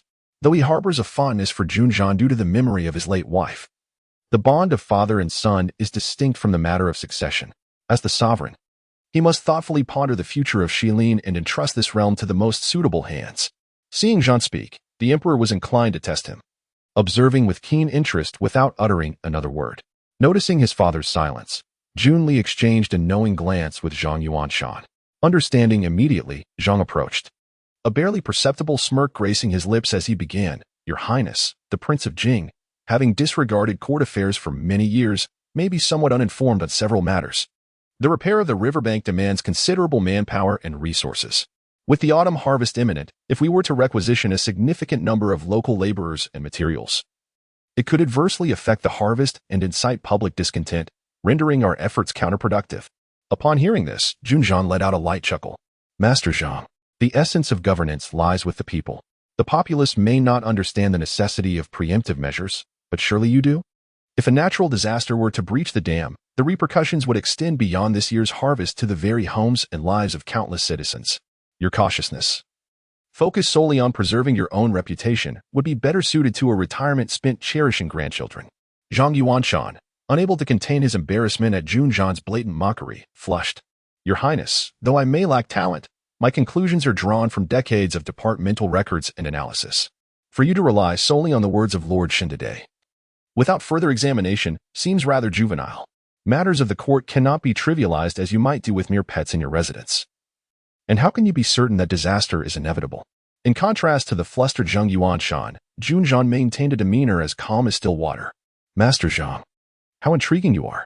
If natural disasters could be predicted solely through records and conventional wisdom, what need would there be for your expertise? We might as well convert the Ministry of Works into a library. Jun Zhan's composed attitude only served to aggravate Zhang Yuanshan further. This Prince of Jing seemed utterly devoid of reason. He could not help but direct his gaze towards Emperor Shilin, hoping he would temper the arrogance of the Duke of Jing. However, Emperor Shilin remained silent, observing Zhang Yuanshan's predicament and his father's lack of decisive words. Jun Li pondered for a moment before stepping forward. Your Majesty, he began, Duke Zhang has served in the Ministry of Works for decades, and there are many adept meteorologists within the ministry. It stands to reason that Duke Zhang is confident this year will not witness natural disasters, hence his remarks. If your Majesty harbors genuine concerns, perhaps we should wait until after the autumn harvest to have someone meticulously examine the repairs of the riverbanks, thus avoiding any misunderstandings. What do you think? Jun Zhan appeared to be contemplating his words earnestly. Yet, just when Jun Li thought he would acquiesce, he suddenly lifted his head and replied, naturally. It is not so. Third brother, do you always approach matters in such a disjointed manner? Jun Li clenched his hands tightly within his sleeves, glancing at the still observant Emperor Shilin, and retorted, how can your Majesty say such things? Jun Zhan's long fingers delicately stroked the fur of Shaoqi, his gaze sharp. If the riverbank were to breach before the autumn harvest, would you, third brother, dare bear the responsibility for the displacement and ruin of the common people? The intensity of his gaze caused Jun Li's heart to flutter. He certainly did not dare to respond affirmatively. His mother had advised him that at his tender age, his wisdom was lacking, urging him to adhere to a path of moderation in court. For these years, he had followed her guidance and had not made any significant missteps. His eyes flickered as he quickly weighed his options in his mind and decided not to entangle himself further with Jun Zhan. Your Majesty speaks too harshly. We are merely discussing matters at hand. With that, he turned to Emperor Shilin, clasping his hands in a gesture of respect. Father, since your elder brother is willing to shoulder some of your burdens, why not entrust this matter to him? Surely with his talents, he can find a solution that satisfies all parties. Since Jun Zhan was eager to seek out trouble, he was keen to observe what ripples he could create amidst the court's ministers, all of whom were under his control. Emperor Shilin frowned upon hearing this. The situation had become somewhat intricate. As Jun Zhan was new to court affairs, he could not help but feel a tinge of concern. However, Before he could gather his thoughts, Jun Zhan's calm voice resonated. "Father, I am willing to give it a try." Seeing Jun Zhan's composed demeanor, Emperor Shilin contemplated for a moment before ultimately nodding. He wished to see just how much capability this son of his had retained over the years. "In that case, Zhang Yuanshan, you shall assist the Duke of Jing in this matter." A flicker of resentment crossed Zhang Yuanshan's eyes as he stepped forward, replying, "I shall obey." Chapter 49. Turning Point. After the morning court session, Jun Li proceeded to Fenwu Palace to pay his respects to the esteemed concubine Jia. She lounged languidly on a soft couch, her enchanting eyes half open, as if capable of peering into the depths of one's soul, adorned in resplendent palace garments. The intricate embroidery of birds greeting the phoenix danced gently with her movements. Upon hearing Jun Li recount the events of the court that day, her captivating phoenix eyes arched slightly. For years, Jun Zhan had remained secluded within his residence, yet recently he had become entangled in numerous affairs. It seemed he believed that with the return of the renowned physician Su Mu after 2 years, the prospect of healing his leg ailment was within reach, prompting him to vie for power against you. You were right in your actions today. The relentless rain had persisted for days, shrouding everything in uncertainty. He is merely a stubborn rock, whilst you have cultivated a reputation of virtue in the court over many years. He may gamble, but you must not. If he insists on taking the lead, let us observe his conduct closely and adapt accordingly. Jun Li accepted the teacup presented by the maid. The words of my mother are indeed wise. I share her sentiments. Previously, while he remained in the Prince of Jing's residence, our attempts to counter him could only target trivial matters, tarnishing his reputation without yielding any advantage. Now that he has stepped forward himself, this development is not necessarily unfavorable for us. Should he falter, it will merely diminish the emperor's favor towards him. I shall arrange for our people to cooperate with him. If any opportunity arises from the weather, we shall seize it. Concubine Jia felt a sense of comfort in Jun Li's strategic planning, sensing that he had matured significantly. With her support and that of the Chui clan behind her, Jun Li's path to imperial power had always been smooth. Her greatest concern was his ability to bear the weight of responsibility. Thus, she disapproved of his frequent interactions with Yi Yan, perceiving her as lacking virtue. She feared that he might be captivated by her beauty, narrowing his prospects. Concubine Jia dismissed the maid who was carefully attending to her legs and slightly adjusted her posture on the couch. Inquire further into the background of Xinzhua. Today's incident was initiated by him, and Jun Zhan's timely involvement raises suspicions of ulterior motives. Although merely a lowly assistant minister, one must understand that even the mightiest dam can collapse due to an ant's burrow. Jun Li placed the teacup down in agreement. My mother's insights are astute. I shall delegate this task to Chao Yuaning. Upon reflection, Xinzhua's promotion to assistant minister indeed involved numerous complications. If he is truly aligned with Jun Zhan, I shall not allow him to remain. Concubine Jia nodded, then suddenly recalled something. How have you been getting along with Zijin? Jun Li was taken aback by her unexpected inquiry. As he had spent time with Su Zijin recently, he discovered that she truly harbored feelings for him, and her affections seemed to have been nurtured long before their recent encounters. He felt a twinge of confusion, for he had never shared any significant interactions with her. He pondered the origins of these feelings. Alas, while Su Zijin was indeed a remarkable talent and possessed an appealing appearance, she lacked a certain allure when compared to Yi Yan. He naturally dared not speak such words to concubine Jia, for he was to marry Su Zijin, and there was no need to incite displeasure in his mother. Rest assured, mother, I am confident that she will not refuse this marriage proposal. Concubine Jia's lips curled slightly upward. That is good. You may attend to your business now, but remember not to act impulsively. I understand, mother. In the following days, Jun Li indeed did not make things difficult for Jun Zhan. Instead, he provided him with whatever he needed. Although Zhang Yushan felt resentment and refused to see the people sent by Jun Zhan, he could not defy Jun Li's orders, and thus dispatched a subordinate named He Ping to assist Jun Zhan in mobilizing the populace. The rain continued to fall incessantly, and even the air was thick with moisture and decay. Consequently, the repairs overseen by Jun Zhan progressed remarkably well, as the affected locals, fearing the impending flood that threatened their homes, cooperated willingly. However, just as Jun Li began to feel anxious, contemplating strategies to usurp the credit from Jun Zhan, the anticipated turn of events finally arrived. On the night 2 days before the Double Ninth Festival, the rain suddenly ceased, and the following day dawned bright and sunny. The citizens of the capital began enthusiastically planning their outings for the festival. Even Ruan, after finishing her acupuncture session for Jun Zhan the afternoon before the festival, received an invitation from her aunt to ascend Ziyun Peak for a panoramic view. Jun Li's heart finally settled back to earth. He summoned Zhang Yushan, who arrived with a smile. Your Highness, the rain has ceased for 2 days, yet the Crown Prince shows no signs of halting his efforts. He ping reports that there are already doubts among the populace. What course of action shall we take next? Please advise, Your Highness. A subtle smile graced Jun Li's lips. Naturally, we must stoke the flames, ensuring that my elder brother performs this task with utmost brilliance. Zhang Yushan immediately understood, a flash of excitement crossing his eyes. He had long harbored resentment over Jun Zhan's veiled mockery of him, but as the Prince of Xian had forbidden him from making things difficult for Jun Zhan, he had felt quite humiliated. Now, after enduring this for some time, it was finally his turn to retaliate. Rest assured, Your Highness, I will ensure that the Crown Prince's virtuous name resonates throughout the counties. Upon hearing this, a hint of malice appeared on Jun Li's gentle face, reminiscent of a concealed serpent poised to strike. Among the sons of the Emperor, only Jun Zhan held any significance for him. This time, he would make it clear whose domain it was within the court. After Zhang Yushan departed, the steward of the Xian Prince's residence unexpectedly entered with a letter. Your Highness, this letter was sent today by Hong Xiu, the maidservant of Miss Yusan. Please have a look. Jun Li's brows furrowed slightly upon hearing this. It had been nearly a month since Yi Yin went to Jingwei Monastery, and he had refrained from visiting her due to his mother. He reached for the letter, breaking the seal, and was met with elegant characters written in a delicate hand. Upon seeing her handwriting, he suddenly felt a pang of longing for that exquisite figure. Yin'er mentioned she wished to see him the following day for the Double Ninth Festival. However, tomorrow he has already sent someone to invite Su Zijing and the legitimate son of the Su family, Su Ziwei, to ascend the heights and gaze afar, which indeed presents a slight conflict in timing. And what of the maid? Jun Li inquired of the steward. Replying to the prince, the maid arrived in great haste. Delivering only the message before swiftly departing, she has since vanished from sight. Jun Li furrowed his brow slightly, yet after a brief moment, he relaxed his expression. Very well.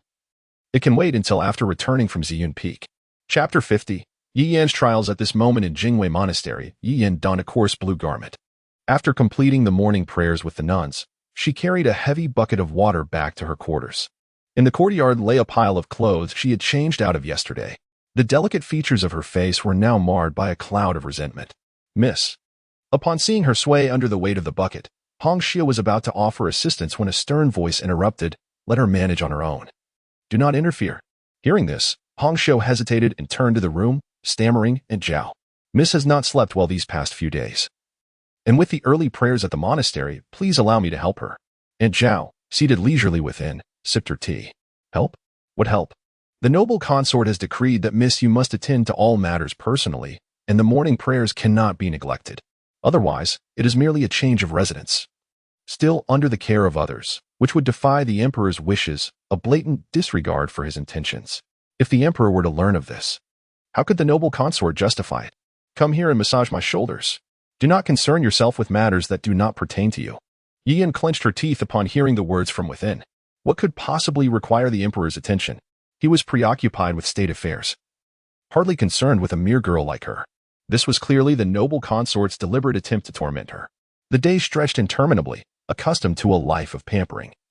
She had never engaged in such menial labor. She had not encountered even a hint of oil or meat in her meals. Aunt Zhao's severity was compounded by her frequent verbal humiliations. Hong Xiu had secretly assisted her a few times while she slept, only to be caught and subsequently punished with additional nights of copying scriptures. Overwhelmed with frustration and lacking strength, Yi Yan slipped and fell, bucket and all, crashing to the ground. The heavy wooden bucket landed on her foot, eliciting a cry of pain. Miss, are you all right? Hong Xiu rushed out, disregarding her plea to Aunt Zhao, and hurried to inspect Yi Yan's foot, which was now marked by a large red bruise. Aunt Zhao emerged from the room, her brow furrowing. Truly spoiled, it seems she has yet to be adequately tempered. No matter, she has 5 years to endure this. Aunt Zhao, displeased, instructed. Assist your mistress back to apply medicine. Despite her injury, she must still attend the evening prayers. These clothes can wait until she is well enough to wash them. Yi Yan nearly ground her teeth to dust but dared not show any sign of her fury, fearing greater punishment. Hong Xiu helped her return to the room. And once Aunt Zhao departed, Yi Yan's pin-up anger had nowhere to go. She seized a cup from the table, ready to shatter it on the floor. Miss, please do not break it. If Aunt Zhao discovers it, there will be consequences. Hong Xiu implored. That wretched servant, relying on the noble consort, dares to humiliate me thus? Yi Yan seethed. Yi Yan forcefully pushed aside Hong Xiu, sending the cups on the table crashing to the floor, which alleviated some of her pin-up rage. Gritting her teeth against the pain in her foot, she returned to her bed. Hong Xiu hurriedly ran over to close the door. Miss, she is merely a dog by the side of the favored concubine Jia. Why must you let her provoke you? The malice in Yi Yan's eyes intensified. Humph. When I become the most esteemed woman in Shilin, I shall make her understand the meaning of a fate worse than death. And as for concubine Jia, does she not look down upon my origins? I had initially sought to curry favor with her, but now that she treats me this way. When my brother Jun Li seizes power and she becomes an old relic, I will reclaim everything that has transpired today. Taking a moment to compose herself, Yi Yan gazed at Hong Xiu, who was busy cleaning up the shards on the ground. Did you deliver the letter to Prince Xian? Hong Xiu paused her task and looked up at Yi Yan. Replying to the miss, today I accompanied Aunt Zhao down the mountain to procure supplies. While Aunt Zhao indulged herself at the tavern, I secretly delivered the letter to the prince's residence. You need not worry, the gatekeepers there are familiar with me. And the letter will undoubtedly reach Prince Xian. Yi Yan felt a sense of relief wash over her. If her brother Jun Li received her letter, he would surely come to see her, and at that time, she would have a word with Aunt Zhao. Yi Yan fell silent, suddenly aware of her empty stomach. She turned to Hong Xiu again and said, We have been here for a month. I instructed you to establish rapport in the kitchen to procure some meat dishes for me. Were you able to manage it? Hong Xiu hesitated, stammering, No, Mississippi. They completely disregard our status, saying they have orders from above and dare not accept our silver. Yi Yan's anger flared once more. Useless. How can you fail at such a trivial task? If they are hesitant, then offer them more silver. I refuse to believe that with a generous amount of silver, no one would be tempted. Hong Xiu hurriedly knelt down, inadvertently landing on some shards, yet she did not dare to make a sound. Since the miss had been punished to this place, her temper had grown increasingly foul. Each day, Hong Xiu felt a sense of trepidation, fearing that the miss would, one day, unleash her frustrations upon her. Please calm your anger, miss. I shall do my utmost to rectify this. Observing the frightened Hong Xiu kneeling before her, Yi Yan caught sight of the blood seeping from her knee and recalled how dedicated she had been in recent days, realizing she relied on her for assistance. Thus, she tempered her fury. I do not intend to be harsh with you. I was merely caught up in the moment. Please rise and assist me with my medicine. That wretched maid is likely indulging herself again. We can seize this opportunity to catch our breath. Once we return to the manor, I shall reward you handsomely. At last, Hong Xiu endured the pain and stood up, walking over to Yi Yan while offering words of flattery. Miss, what reward is necessary? I have grown up alongside you. Whether in fortune or adversity, I am here for you willingly. Yi Yan nodded in satisfaction. Ah, I see that your knee has also been injured.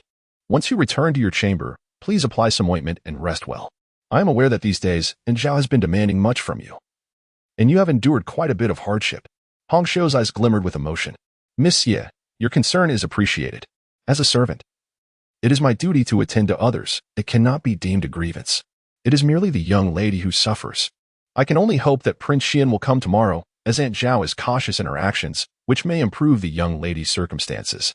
Upon hearing this, Yi Yan's lips curled into a confident smile. Brother Jun Li will surely come. Chapter 51. Has the daughter-in-law run away? On the day of the Double Ninth Festival, the sky was as blue as if washed clean. The citizens of Kyoto cast aside the gloom that had recently enveloped them and ventured out of their homes. In the streets, children joyfully held kites, urging their parents to hurry along, while in the taverns and tea houses, small groups gathered to drink and celebrate, admiring chrysanthemums and reciting poetry. At this moment, Ruan had completed her preparations and, accompanied by Banksia, arrived at the entrance of the Yi residence, with Yuqining standing beside her. Just then, a carriage approached slowly. Two young men were guiding the horses ahead. One, with a face like a jade crown and a folding fan in hand, exuded an ethereal tranquility. The other, with a sword at his waist, radiated a vibrant and dazzling energy akin to the autumn sun. As the carriage halted in front of the Yi residence, Yunqi was the first to dismount and hurried over to Yi Ruan. Cousin, do you still have that delightful powder you gave me last time that made everyone laugh uncontrollably? Before Yi Ruan could respond, Lin Shi descended from the carriage with the assistance of a maid, casting a reproachful glance at Yunqi. You mischievous monkey. Wanner, you must give it to him. Otherwise, who knows whom he will torment next? Yunqi quickly defended himself. Cousin, don't listen to my mother. I never seek to harm others. Just the other day, the son of the Minister of Justice challenged me to a contest, but he resorted to trickery to mock me, and I had no choice but to retaliate. Ruan smiled gently. Although she intentionally delayed the restoration of her beauty to avoid drawing envy, she had improved significantly. In that fleeting moment of her smile, her exceptional charm began to reveal itself. Is it possible that someone could outwit my cousin? He must have grown rusty in his skills. According to Aunt, it is usually my cousin who plays tricks on others. I am quite curious about the character of the son of the Minister of Justice. Yunqi, picking up on the teasing tone in his cousin's words, couldn't help but blurt out some coarse language he had learned from his father, Yun Xiao. That little scoundrel is nothing. He merely plotted against me. Hearing this, Yungu struck Yunqi lightly on the head with his fan. What are you saying in front of your mother and cousin? You should learn to emulate your father's virtues, not his vices. Yunqi, feeling frustrated, retorted, Second brother? Can you not resort to violence at every turn? I am no longer a child. Yungu raised an eyebrow, his voice calm and deep, reminiscent of tranquil autumn waters. Can you truly expect your younger brother to listen? Yunqi deflated in an instant, but his gaze brightened as it shifted to Yi Qining beside Ruan. He leaned closer, asking slyly, recently, I haven't seen my cousin at home. I heard he is diligently studying at the academy. I wonder how he is faring? Yi Qining, like Ruan, had inherited his mother, Yun Tang's, exceptionally beautiful eyes. However, upon hearing Yunqi's sudden question, his once eager eyes filled with anticipation to join his sister. Dim considerably. It has been quite splendid. For the past month, I have diligently listened to the teachings of our esteemed instructor, missing not a single class. The instructor even praised my apparent progress. However, Yi Qining paused, a mournful expression on his face, and continued. Although I sit attentively in the classroom and earnestly absorb the lessons, I often feel as though the instructor is merely reciting incantations. I find myself gripping my legs, struggling to stay awake. Upon hearing this, Ruan was momentarily taken aback before bursting into laughter. Banxia, beside her, could not help but join in the mirth. This affliction of the young master bears an uncanny resemblance to the time the young lady taught her maid to read. Yi Qining, embarrassed and irritated, exclaimed, Sister, you must not laugh. He is striving for your sake. How can you mock him? Yet the amusement in Yi Ruan's eyes did not wane. She recognized that Yi Qining was not suited for the imperial examination. This period was merely a test of his resolve, while also curbing his penchant for frivolity. A nephew resembling his uncle, this trait was vividly evident in Yi Qining. Ruan, suppressing her laughter, regarded her younger brother with earnestness. If he truly wishes to improve himself, there exist myriad paths he may pursue. Should he find the examination route unappealing, perhaps he should contemplate other talents he might possess. Although Yi Qining had not formally trained in martial arts, he had previously exhibited remarkable tenacity, having injured Chao Xiang amidst a throng at the Zui Xin Lu. In recent days, Chang Yi had mentioned to her that Yi Qining possessed a certain aptitude for martial arts. While there may be no warfare currently, the Jingwu Guard in the capital serves as a commendable opportunity for the offspring of martial families. Yet, the path of martial training is arduous. Should Yi Qining embark on this journey without prior interest, he would likely encounter even greater hardships. Unless he cultivates a genuine interest, he would not persist merely due to a trivial wager made previously. Talents? Yi Qining pondered. Cockfighting? Cricket fighting? Kuju and Xiaohu? None of these seemed particularly promising. At this moment, Yungu glanced at Ruan, his gaze shifting.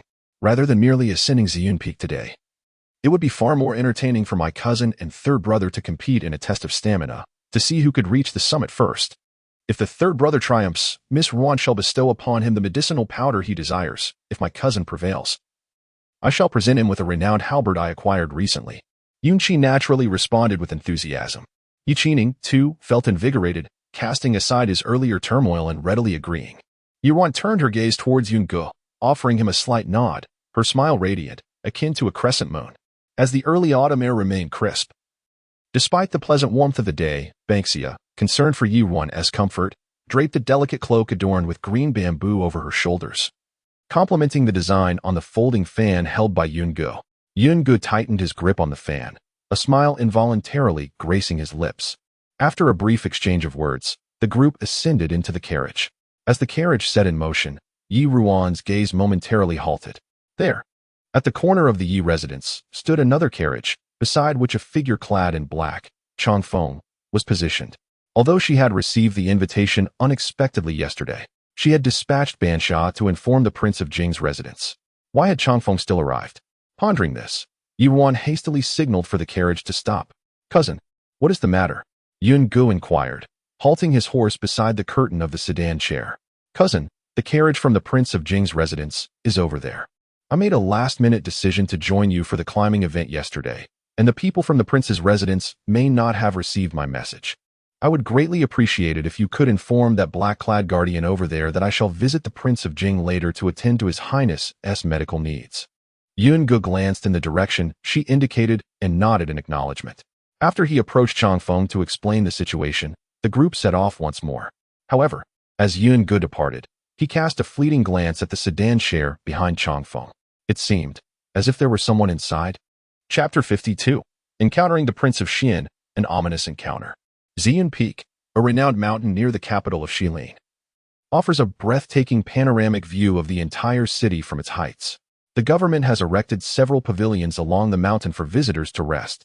Today, on the occasion of the Double Ninth Festival, the mountain should be bustling with people.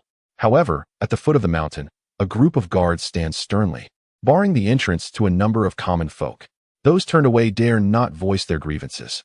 Upon revealing their identities, Yun Ge and his companions were permitted to ascend the mountain. Earlier, at the foot, Yun Qi had been eager to confront the guards, but Yun Ge had restrained him. Now that they have entered the mountain, he could no longer contain his frustration. "Elder brother, why did you stop me? We don't even know who they are. Yet they act so tyrannically." Ruan recalled the leading guard, who had been holding onto her aunt's arm while casting glances at Yun Ge. "Cousin, are those not the men from the Prince of Xin's estate?" Yun Ge nodded. "Indeed, they are numerous and powerful, and a direct confrontation would serve no purpose. Tomorrow, I shall have father inform Lord Zhuo at the censorate to lodge a complaint against the prince. Lord Zhuo of the censorate is a fearless official. Even if the Emperor of Shilin errs, he would dare to speak up." Hearing them mention Jun Li, Lin Shi frowned. "Enough about that person. It's bad luck." Yuan smiled faintly. Ever since her cousin's incident, her aunt had developed an aversion to Jun Li. "Very well, let us not dwell on that. Cousin, are you not to compete with Ning? Let us commence now. You must exert your utmost effort and not underestimate Ning simply because he is trained since childhood." Yun Shi responded with enthusiasm. "Of course, father has taught me that underestimating an opponent is a grave mistake." Yi Qi Ning added, "That is good to hear. I was worried that cousin might hold back on purpose. If we are to compete, let us showcase our true skills." Yun Qi patted Yi Qi Ning on the shoulder. "Well said, cousin. Let us proceed." With that, the two young men left Ruan and the others behind as they moved forward. Ruan watched the spirited figures of the two youths, feeling a gentle wave of satisfaction swell within her. Although vengeance remains unfulfilled, the vitality of those around her offers a unique solace. In the blink of an eye, Yi Qi Ning and Yun Qi had vanished from sight. Ruan, linking arms with Lin Shi, ascended the mountain at a leisurely pace, while Yun Ge, fanning himself, patiently accompanied them, responding occasionally to their conversation. Yet Lin Shi was correct. Today did indeed carry an air of misfortune. After walking for a while, Lin Shi, feeling fatigued, spotted a pavilion nearby obscured by trees. As she approached to take a rest, she noticed three figures already seated there. Facing them was Jun Li, who appeared relaxed as he conversed with a man and a woman seated on a stone bench, their backs turned to the newcomers. Evidently, they were discussing something amusing, as the woman stifled a laugh, creating a congenial atmosphere. Jun Li, having caught sight of Ruan and her group, was met with Lin Shi's internal reluctance. Yet, she could not simply turn away, thus she led her companions forward to pay their respects. Jun Li smiled unexpectedly. What a coincidence that Lady Yun also came to climb the heights with the young master today. Lin Shi suppressed the disdain in her heart and succinctly replied, "Indeed." As a woman of rank, she turned her back to the others while Su Ziqin and Su Ziwei, hearing her voice, slowly rose and turned to Lin Shi with a gesture of respect. "Greetings, Lady Yun." Su Ziqin's voice, usually somewhat cold, carried a hint of warmth today, akin to the melting snow from the peaks. Ruan noticed a small sprig of red fruit nestled in her hair, its vibrant hue enhancing her frigid beauty with a touch of color. There were no maidservants by her side. It was unclear whether it was her elder brother or Jun Li who had arranged this. Jun Li was known for using the name of others' elder brothers to engage in unsavory actions. When he visited the Yi residence, he did so under the pretense of being associated with Yi Zhifan, did he not? As Lin Shi looked closely at Su Ziqin, she suddenly recalled some past events. "You are the second young lady of the Su family, are you not?" "Yes, Lady Yun," Su Ziqin replied. "My elder brother has an appointment with His Highness, the Xian Wang, to climb the heights today, and I am accompanying him. Lin Shi furrowed her brow slightly upon seeing the blush on Su Zichin's face. How could the Su family be entangled with the Xianwang? Back then, Su Zichin had nearly become a daughter-in-law of the Yun family. Lin Shi had held a deep fondness for this young girl, who, despite her tender age, embodied the grace of the esteemed Su Taifu. However, these bygone matters were likely unknown to the younger generation. At that moment, each person was lost in their thoughts, and no one spoke. It was Jun Li who coughed lightly and said, "Lady Yun, on this double ninth festival, Ziwei and I have brought some chrysanthemum wine. Why not sit down with young Master Yun and Miss Yi for a drink?" His gaze lingered on Yi Ruan for a moment. Sensing a change in her demeanor, not only in her appearance and manner, but also in the way she looked at him. It seemed she had been this way since the ceremony of Yun Wen's coming of age. Lin Shi naturally did not believe that Jun Li genuinely wished to invite them. "Your Highness, you are too kind. We still have some distance to climb and shall not intrude upon your enjoyment." Jun Li had merely been polite and did not insist. Yet, at this moment, Yi Ruan's eyes flickered, and she halted Lin Shi's departure, saying, "Aunt, please wait a moment. I have something to discuss with His Highness the Xianwang." Lin Shi and Yun Gu paused, casting puzzled glances at Yi Ruan, who did not look at them but instead fixed her bright, sparkling gaze on Jun Li, her lips curling into a somewhat ingratiating smile. Jun Li, observing her expression, thought to himself that her previous demeanor had indeed been a facade, and now she was eagerly trying to curry favor with him. Yin had told him that her elder sister had become infatuated with him ever since he rescued her and returned her to the Yi residence. What a lack of self-awareness. Did she not consider her own station, daring to harbor such thoughts about him? Had it not been for Yinner's sake and the fact that she was a close relative of the Yun family, he would not have bothered to save a woman of tarnished reputation. At this moment, Yi Ruan's voice resonated once more, as she expressed a hint of relief while addressing Jun Li. "Your Highness, the Prince of Xian. We noticed earlier on our ascent that guards were obstructing the common people below. I wonder if your Highness is aware of this. On this auspicious double ninth festival, who could be so tyrannical? It is indeed fortunate to encounter your Highness today, for I have heard that you are renowned for your wisdom, cherishing your subjects as if they were your own children, and harboring a fierce disdain for wickedness. Perhaps it would be prudent to send someone to inquire about this matter, seeking an explanation for the people. Surely, they would be grateful for your noble intentions." Upon hearing her words, Jun Li's earlier contemplations dissipated entirely, and his expression darkened. He thought to himself that Yi Ruan was indeed a fool. If she wished to curry favor with him, she could have chosen a more astute approach. Chapter 53. The Death of the Rabbit and the Grief of the Fox. Jun Li cast a fleeting glance at the siblings, Su Zijing and his sister, as he prepared to respond casually. However, the second son of the Yun family preemptively admonished Yi Ruan lightly, "Cousin, do not speak recklessly. Those down the mountain are indeed the men of His Highness, the Xianwang. There must be some misunderstanding here." Though perplexed by Yi Ruan's intent to expose Jun Li, he believed his cousin was not one to act without purpose. Thus he felt compelled to assist her. Yi Ruan, in astonishment, covered her mouth, her face a portrait of disbelief as she gazed at Jun Li, exuding an air of trepidation. "Your Highness, I meant no offense. Surely, there must be some pressing matter that justifies your actions. As a mere young lady, I am unaware of the intricacies involved. I beseech your forgiveness." Jun Li clenched his teeth, yet maintained an outwardly gentle demeanor. "It is of no consequence. I did indeed arrive today accompanied by a few individuals. It seems there was a misinterpretation on their part. I shall send someone to clarify the matter. Miss Yi, your intentions are commendable. How could I possibly hold it against you?" Yi Ruan, feeling a pang of sympathy, gently placed her hand on her chest. "Your Highness, your discernment is commendable. I am in awe." Jun Li's lips twitched. Were it not for his knowledge of her lack of intellect, he might have suspected her words were a deliberate mockery.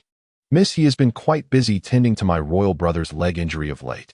I wonder how she finds the leisure to accompany Lady Yun for a scenic outing today." Yi Ruan cautiously lifted her gaze, appearing eager yet hesitant to meet Jun Li's eyes. "Your Highness, my cousin has been away for 2 months, compounded by the recent inclement weather. My aunt has been in low spirits at home, and my cousin, fearing her health might deteriorate from confinement, urged her to enjoy the fine weather of the double ninth festival. Naturally, I ought to accompany her. Your Highness and my cousin have had a betrothal since childhood. I have heard from my elder brother that you are a person of deep feelings. Given the recent misfortunes that have befallen my cousin, one can only imagine the burden on your heart these past days." After delivering her heartfelt words, Ruan continued to console Jun Li. Although my cousin's spirit has departed, I hope you can find solace in due time. She would wish for your happiness from beyond. As her words sank in, Jun Li's expression shifted repeatedly. He had yet to reveal his connection to Su Zijing.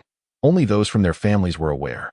Today, Ruan, by mere chance, had spoken such words before Su Zijing. If he were to show kindness to her in light of Yun Wen's recent passing, would it not portray him as heartless and unfaithful? Jun Li's smile turned rigid. Indeed, Miss Yi speaks wisely. I hope you will find the means to comfort Lady Yun. Ruan detected a hint of suppressed ire in his tone, but feigned ignorance, offering him a respectful bow. Thank you for your counsel, Your Highness. I shall take heed. We must take our leave now. With that, Ruan assisted Lady Lin and turned to depart. Before leaving, she cast a lingering glance at the somewhat dazed Su Zijing. Once they had distanced themselves from the pavilion, Yun Ge could no longer contain his curiosity. Cousin, you are not one to speak out of turn or relish in verbal sparring. Why did you intentionally place the Xian Wang in an awkward position just now? Lady Lin also awaited Yi Ruan's explanation with a puzzled expression. After a moment of contemplation, Yi Ruan finally spoke. Cousin often resides in the capital. Have you heard of the second Miss Su Ziqin from the Su family? Yun Ge has never been fond of the delicate and affected demeanor of the women in the capital. However, he distinctly recalls her rendition of fishing boats at dusk during the Empress Dowager's birthday banquet. He is well aware that the Su family, under the esteemed Su Taifu, is noted for its integrity, suggesting that the offspring must also be of commendable character. Yi Ruan nodded in agreement. Presently, the Prince of Xian and the noble consort Jia have successfully severed their engagement with the Yun family. The powerful Chui clan supports the noble consort in the northwest. Wielding military authority, her brother commands the Yulin Guards, but what they currently lack is the allegiance of the court's civil officials. Thus, the candidate chosen by the noble consort for the new royal bride is none other than Miss Su Ziqin of the Su family. As Yun Ge pondered the nature of Jun Li, a frown creased his brow. Su Taifu is not a sycophant of the powerful. If Miss Su were unwilling, her family would surely not compel her.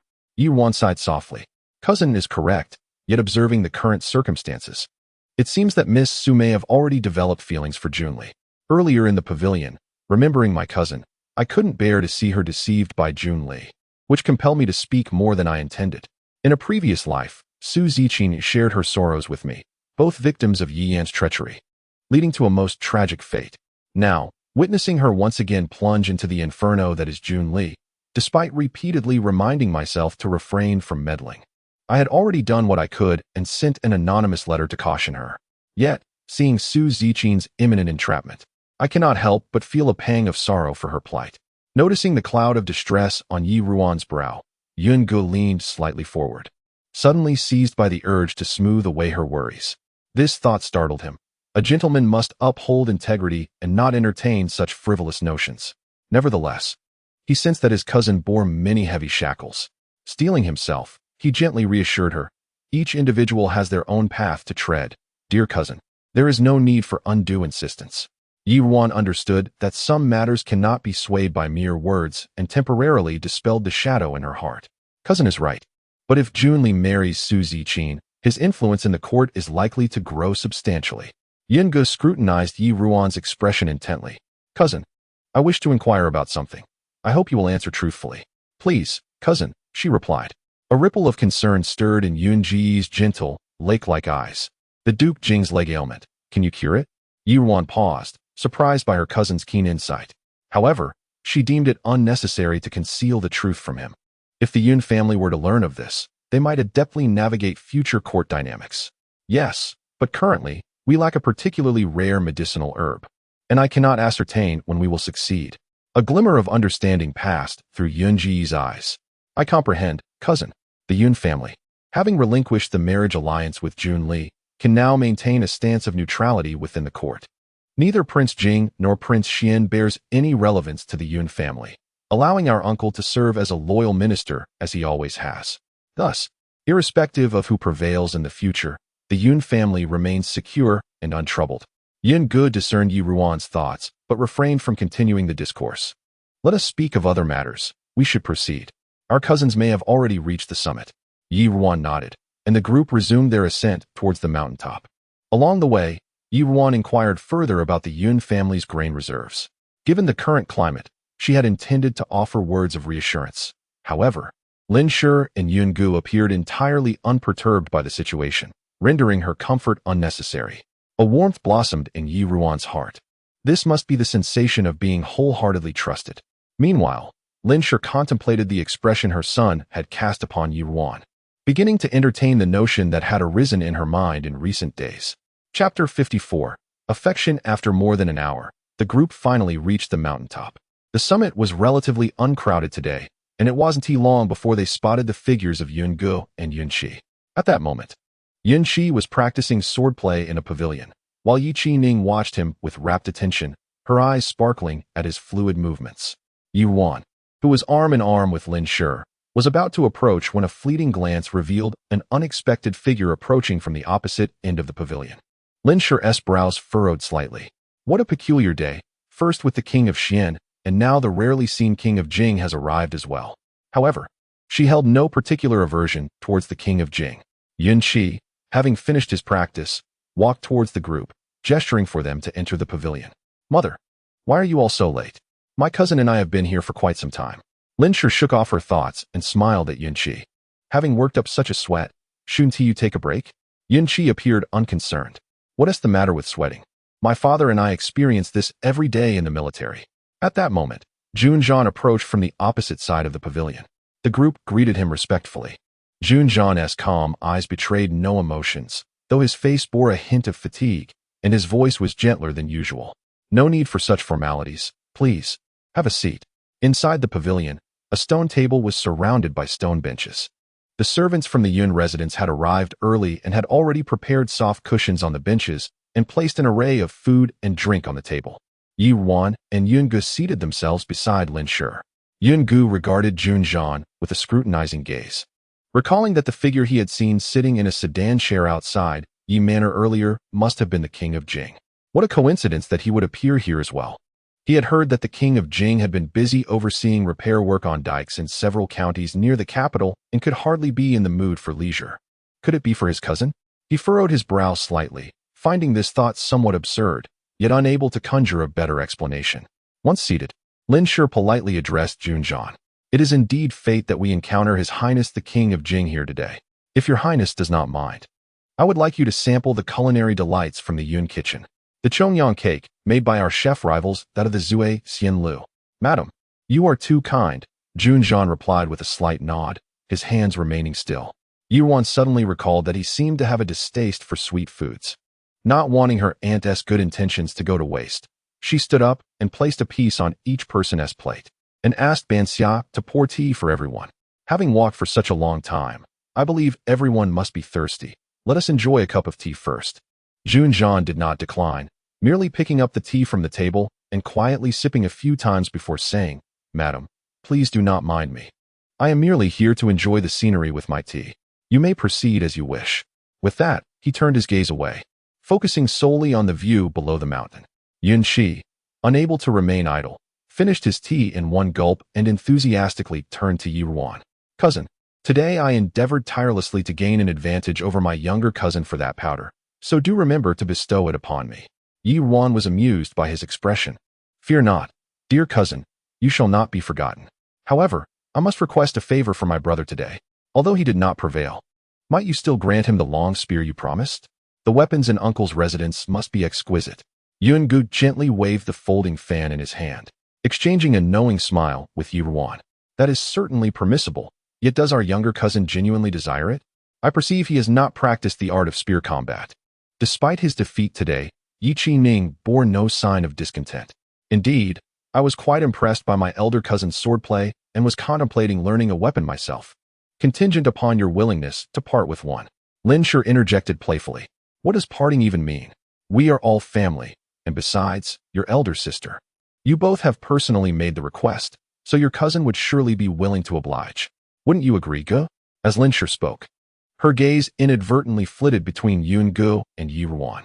Seated beside Lin Shi, Yun Gu remained oblivious to her subtlety. Yes, as long as our younger cousin is earnest in his studies, I shall send someone to deliver it upon my return home. Yi Ning responded with delight. Thank you, elder cousin. At that moment, Jun Zhan, who had been sipping tea, suddenly found the waning sunlight somewhat blinding. He set down his cup and remarked, "Although the long spear combines the merits of both the lance and the halberd, many renowned generals have risen to fame through its use. Yet the young master of the Yi family currently lacks a foundation. This spear is not only heavy, but also requires agility and versatility, making it somewhat arduous for a beginner. It would be wiser to first learn the long spear, focusing on building strength and developing a feel for it, before considering other options in the future." Yi Qining was taken aback by the Duke of Jing's sudden interjection, eager to respond. Yet he realized that the Duke's gaze was not upon him, but rather directed at his second cousin. Yun Ge sensed the subtle possessiveness in Jun Zhan's gaze and felt a ripple of unease in his otherwise calm demeanor. Perhaps his earlier suspicions were not unfounded. He continued to fan himself, offering a gentle smile. "Your Highness speaks wisely. It is indeed beneficial for our younger cousin to familiarize himself with various weapons at this stage." Jun Zhan's eyes followed the movement of the fan in Yun Ji's hand, its bamboo frame appearing almost ethereal with each wave. Suddenly, the sunlight felt even more piercing. He squinted slightly. "The Duke of Jing happens to possess a fine spear, which I shall have Miss Yi bring back to the Yi residence today as a token of gratitude for her diligent efforts in treating my leg ailment." Yun Ge noted the weightiness with which the phrase diligent efforts was articulated and responded with a hint of significance. "Though my younger sister faithfully obeys the Emperor's wishes to attend to the Duke, she must surely feel elated by the Duke's appreciation of her hard work. As for which weapon our younger cousin finds most suitable, that ultimately lies within his own preference, does it not, Your Highness?" A sudden silence enveloped the pavilion, and Yi Ruan sensed an inexplicable oddity in the atmosphere. She laughed lightly. "The prince and his cousin have given considerable thought for the well-being of Brother Ning. I, Ruaner, express my gratitude here. Should my brother achieve success in the future, I shall certainly prepare generous gifts for both of you, in appreciation of your enlightening guidance today." Upon hearing Yi Ruan's voice, Jun Zhan seemed to suddenly regain his composure.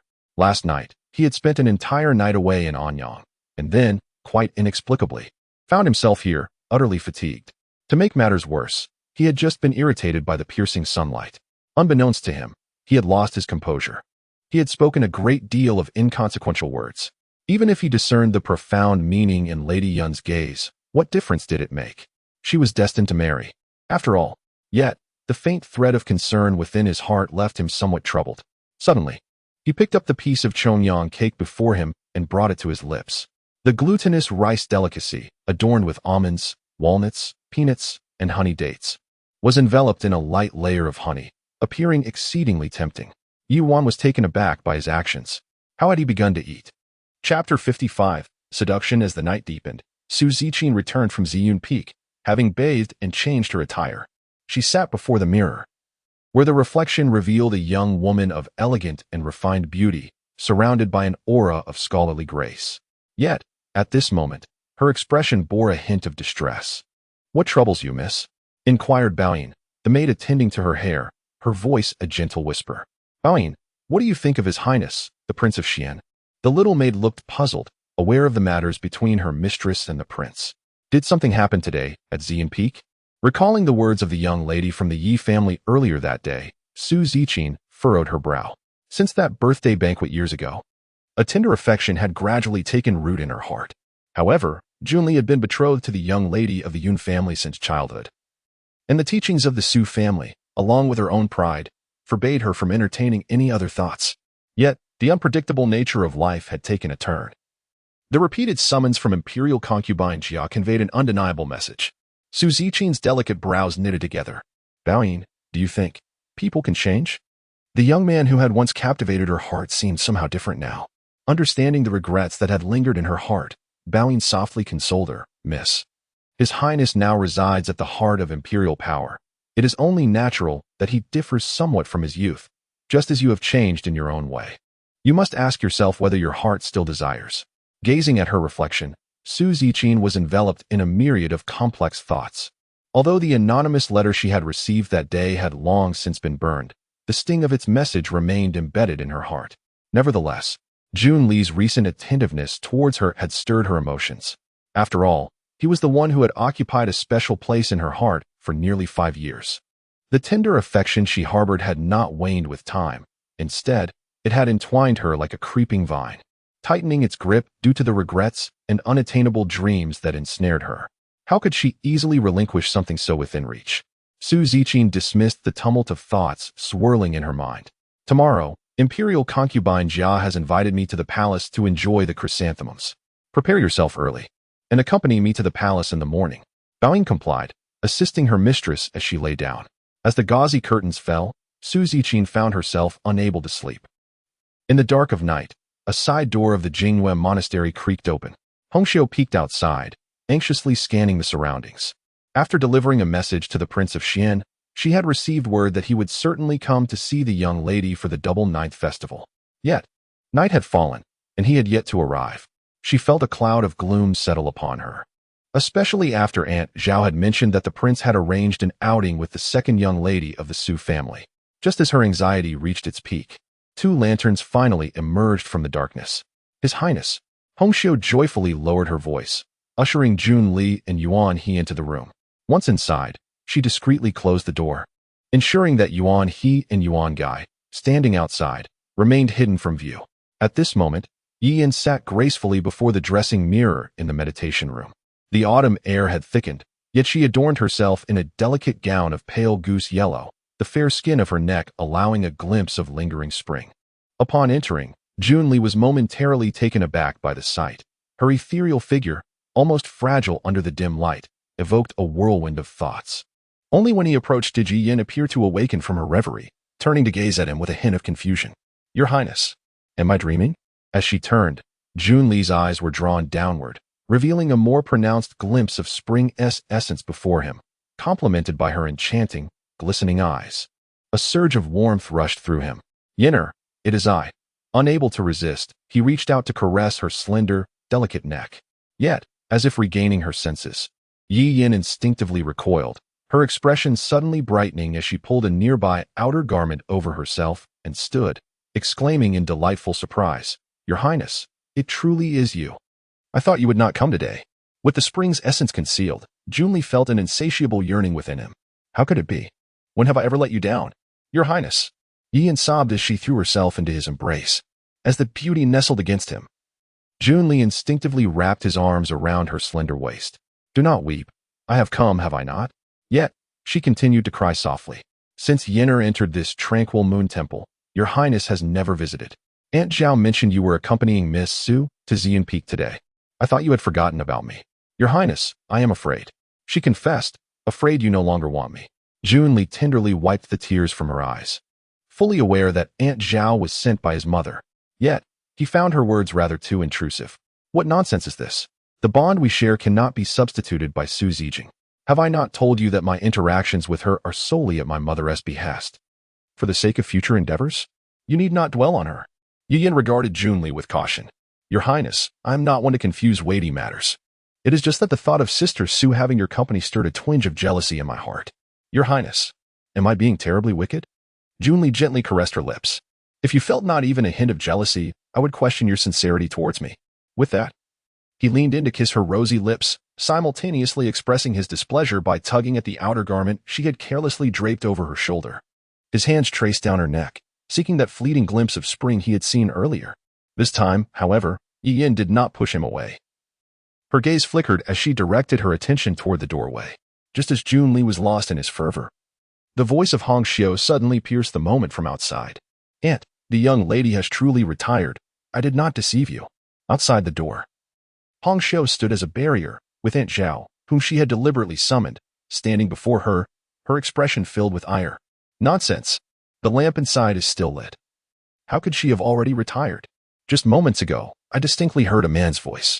Yi Yin often presented herself with a somewhat enchanting demeanor, which undoubtedly prompted the imperial concubine Jia to keep her in check. However, she never anticipated that Yi Yin would dare to engage with men within this secluded temple. "And it is true, the young lady has been restless these past few days, consumed by fear, which is why she left a lamp burning while she slept." Hongxiu appeared visibly anxious, occasionally casting furtive glances into the room. "The young lady injured her foot a few days ago, and as the weather has turned chilly, she has been washing clothes despite her injury, catching a chill. Yet you still punish her by making her stay up late to transcribe scriptures. Now that she has finally managed to fall asleep, Please, have some compassion and do not torment her any further. Seeing Hong Xiu's distress, Aunt Zhao became even more convinced of her suspicions. Silence. Do you take me for a fool? There is clearly a man's voice in this room. Step aside. I intend to discover which rogue is hiding within. Aunt Zhao made a move to push past Hong Xiu and open the door. Just then, an exasperated voice suddenly emerged from inside the room. Yuan He, Yuan Guy, are you both dead? Upon hearing this voice, Aunt Zhao's mind erupted in shock. It was unmistakably a man's voice, and yet, was that the voice of Prince Xian? At that moment, Yuan He and Yuan Guy appeared to block Aunt Zhao's path. After a brief pause, Jun Li opened the door. An annoyed expression etched on his face as he fixed his gaze upon Aunt Zhao and said in a low, stern tone, Aunt, do you now see clearly who the wild man you mentioned truly is? Chapter 56. Success. A sudden flutter surged within Aunt Zhao as she caught the gaze of Jun Li. Realizing he had overheard her earlier dispute with Hong Xiu, although she had been tasked by the noble consort Jia to discipline Yi Yin, it was evident that the charming Yi Yin still held a place in the heart of His Highness, the Prince. Should she mismanage the situation, she would undoubtedly incur his ire in the future. My apologies, Your Highness, for my ignorance of your presence. I was merely concerned for Miss Yi, given her youth, and acted out of impulsiveness. I did not intend to offend you. Forgive? Jun Li scoffed. Wasn't Aunt Zhao rather imposing just now? He turned his gaze back to Hong Xiu.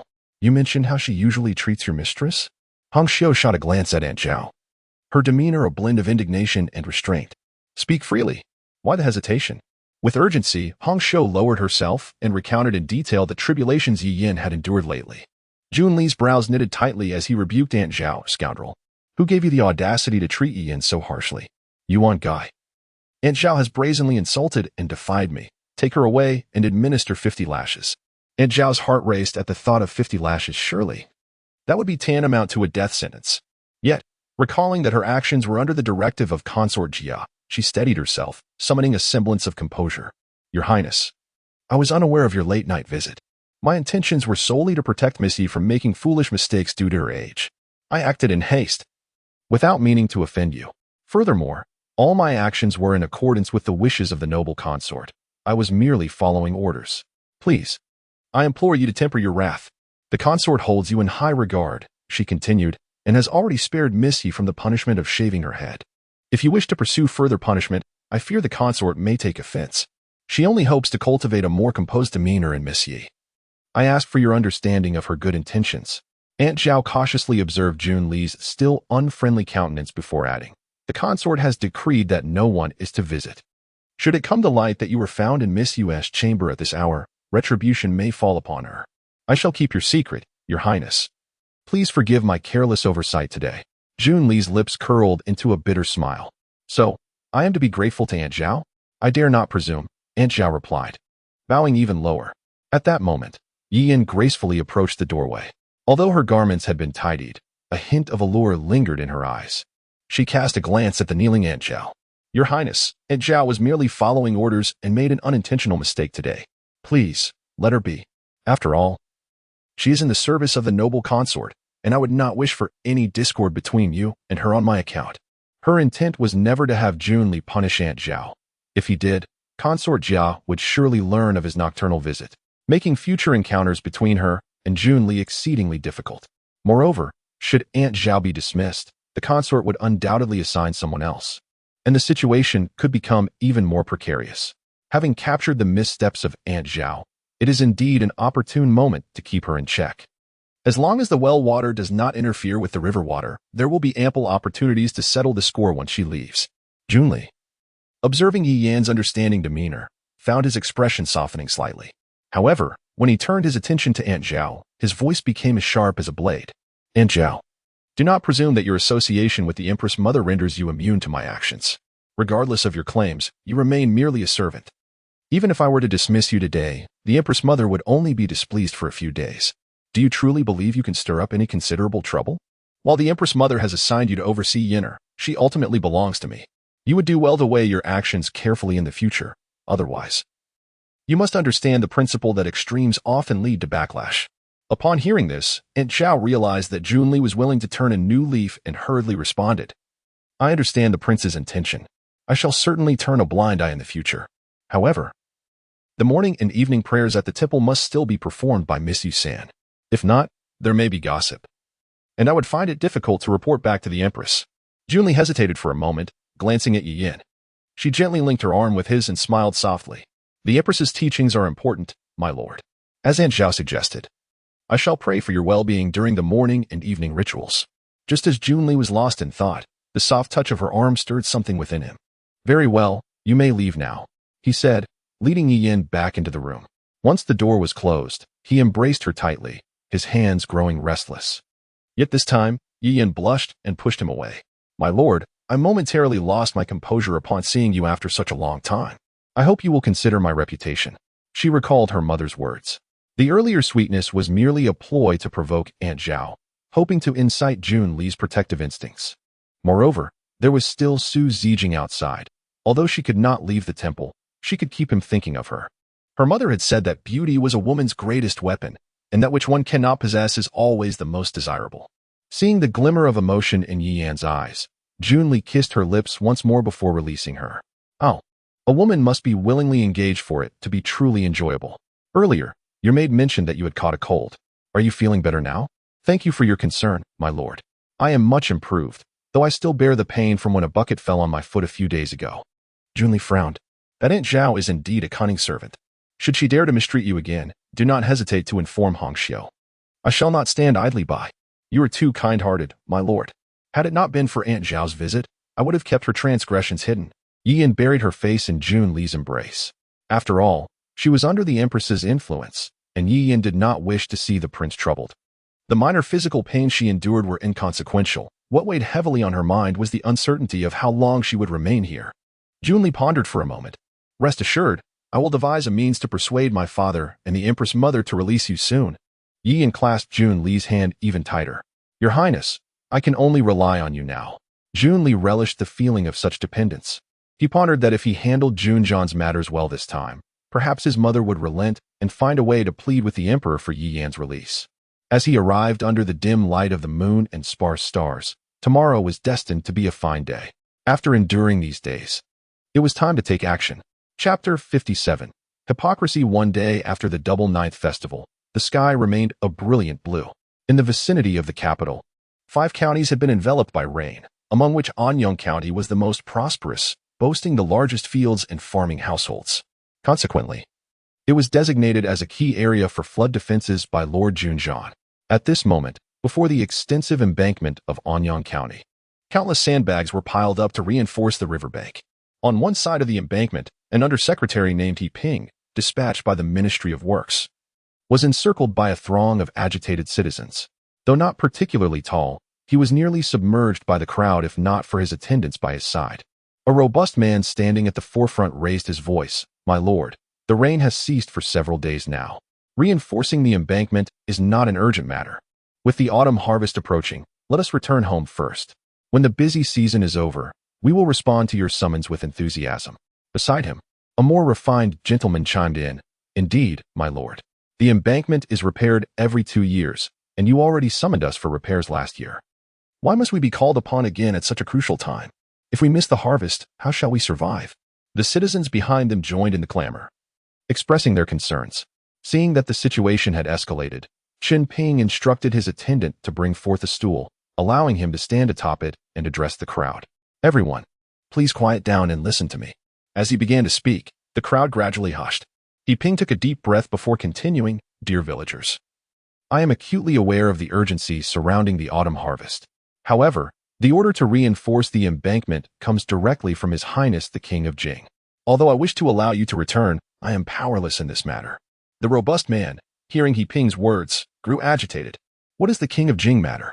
The harvest is the lifeblood of the common folk. Even if His Majesty were to come in person today, we must voice our concerns. He Ping appeared conflicted. But if you leave, how shall I report to His Highness? Voices from the crowd responded, My lord, where is this King of Jing? Why not summon him forth? We wish to ask him why, on such a sunny day, he confines us here to repair the embankment at this critical moment for the harvest. Even if he is a prince, he cannot be so unreasonable. Yes, I've heard that the King of Jing is disabled and rarely leaves his home. What does he understand?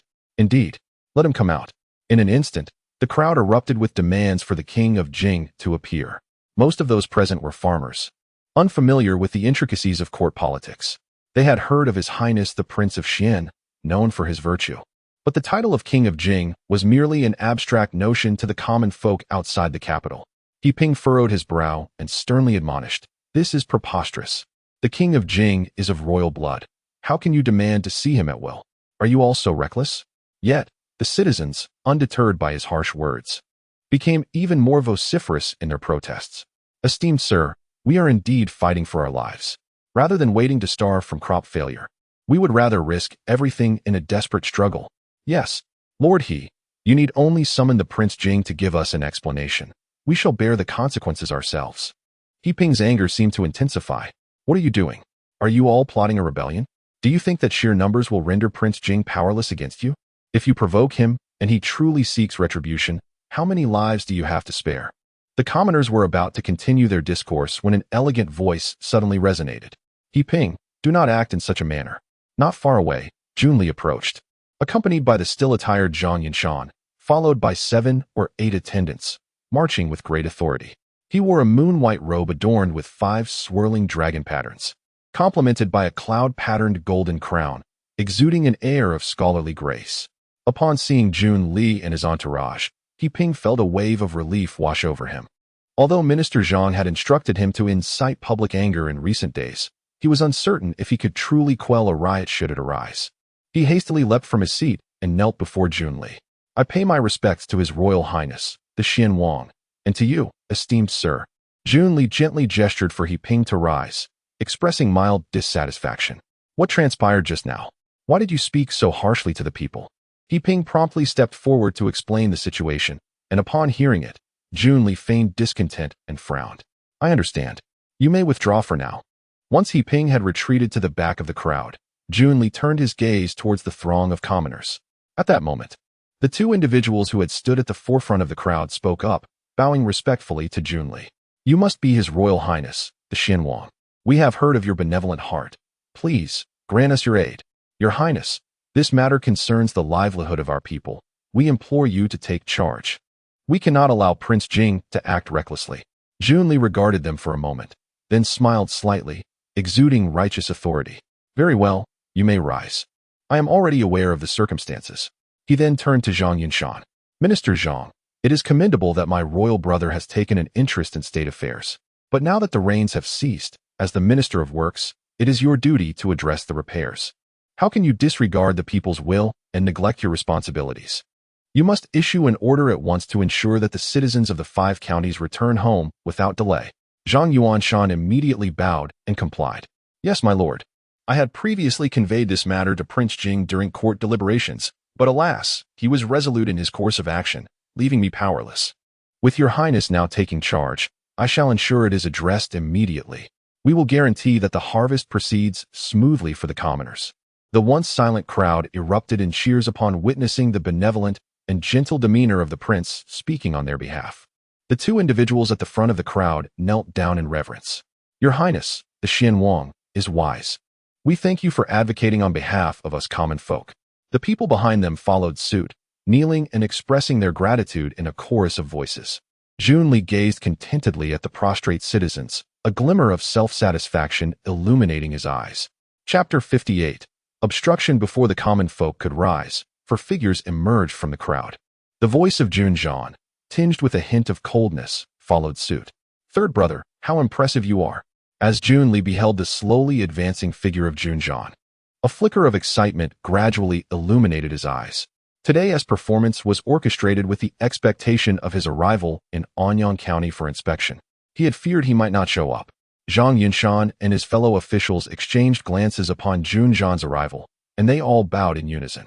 "We pay our respects to His Highness, the King of Jing." The once prostrated commoners, upon hearing their address, turned their gazes towards the King of Jing. This is the King of Jing they spoke of earlier? Though he appeared somewhat disabled, his grandeur was indeed striking, exuding greater nobility and dignity than the previously mentioned Prince of Xian. Yet, recalling his past actions, one could not help but think he was merely a hollow shell. Jun Zhan's gaze swept over the flicker of eagerness in Jun Li's eyes, then turned with keen interest towards Zhang Yunshan. "I had sent someone to the Ministry of Works to seek out Lord Zhang. yet he claimed to be too occupied with state affairs to be present. Today, however, he has deemed it fit to show his face. Zhang Yunshan, now feeling quite assured, was unperturbed by Jun Zhan's biting remarks. Indeed, I have been busy with matters of state, and since the fortification of the riverbank is under your highness's direction, there was no need for my involvement. I merely dispatched someone in my stead. However, given the change in circumstances, I felt compelled to witness the situation firsthand. Jun Zhan refrained from responding, shifting his gaze towards Jun Li. I have just heard that you intend to send these commoners back home. Jun Li smiled. Indeed, elder brother. You must have also heard the grievances of the people. Do you have any objections to my decision? Jun Zhan scoffed lightly, unwilling to engage in pleasantries with Jun Li. I have long proclaimed that the fortification of the dam is imperative. No one shall obstruct me. Jun Li, observing his brother's obstinacy, felt his excitement intensify. He had feared Jun Zhan might yield and retreat to the king of Jing's palace in defeat. Elder brother, I am also considering your position.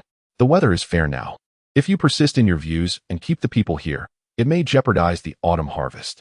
You would find it difficult to justify to father and the populace. Perhaps it would be best to send them home now, thus sparing you from further embarrassment. Jun Zhan regarded Jun Li coolly. It appears my third brother has not grasped my earlier words. Father has entrusted this matter entirely to me. It would be prudent for you not to interfere. At that moment, Zhang Yuanshan stepped forward from beside Jun Li, visibly aggrieved. The Prince of Xian is merely advocating for the people. Why must the King of Jing invoke His Majesty's name? I understand that your highness is new to court affairs and eager to make your mark. Earlier, the inclement weather was forgivable, but now that the rain has subsided, why do you stubbornly cling to your pride and act so autocratically, disregarding the livelihoods of countless citizens? Are you not concerned that such haste might alienate the hearts of the people?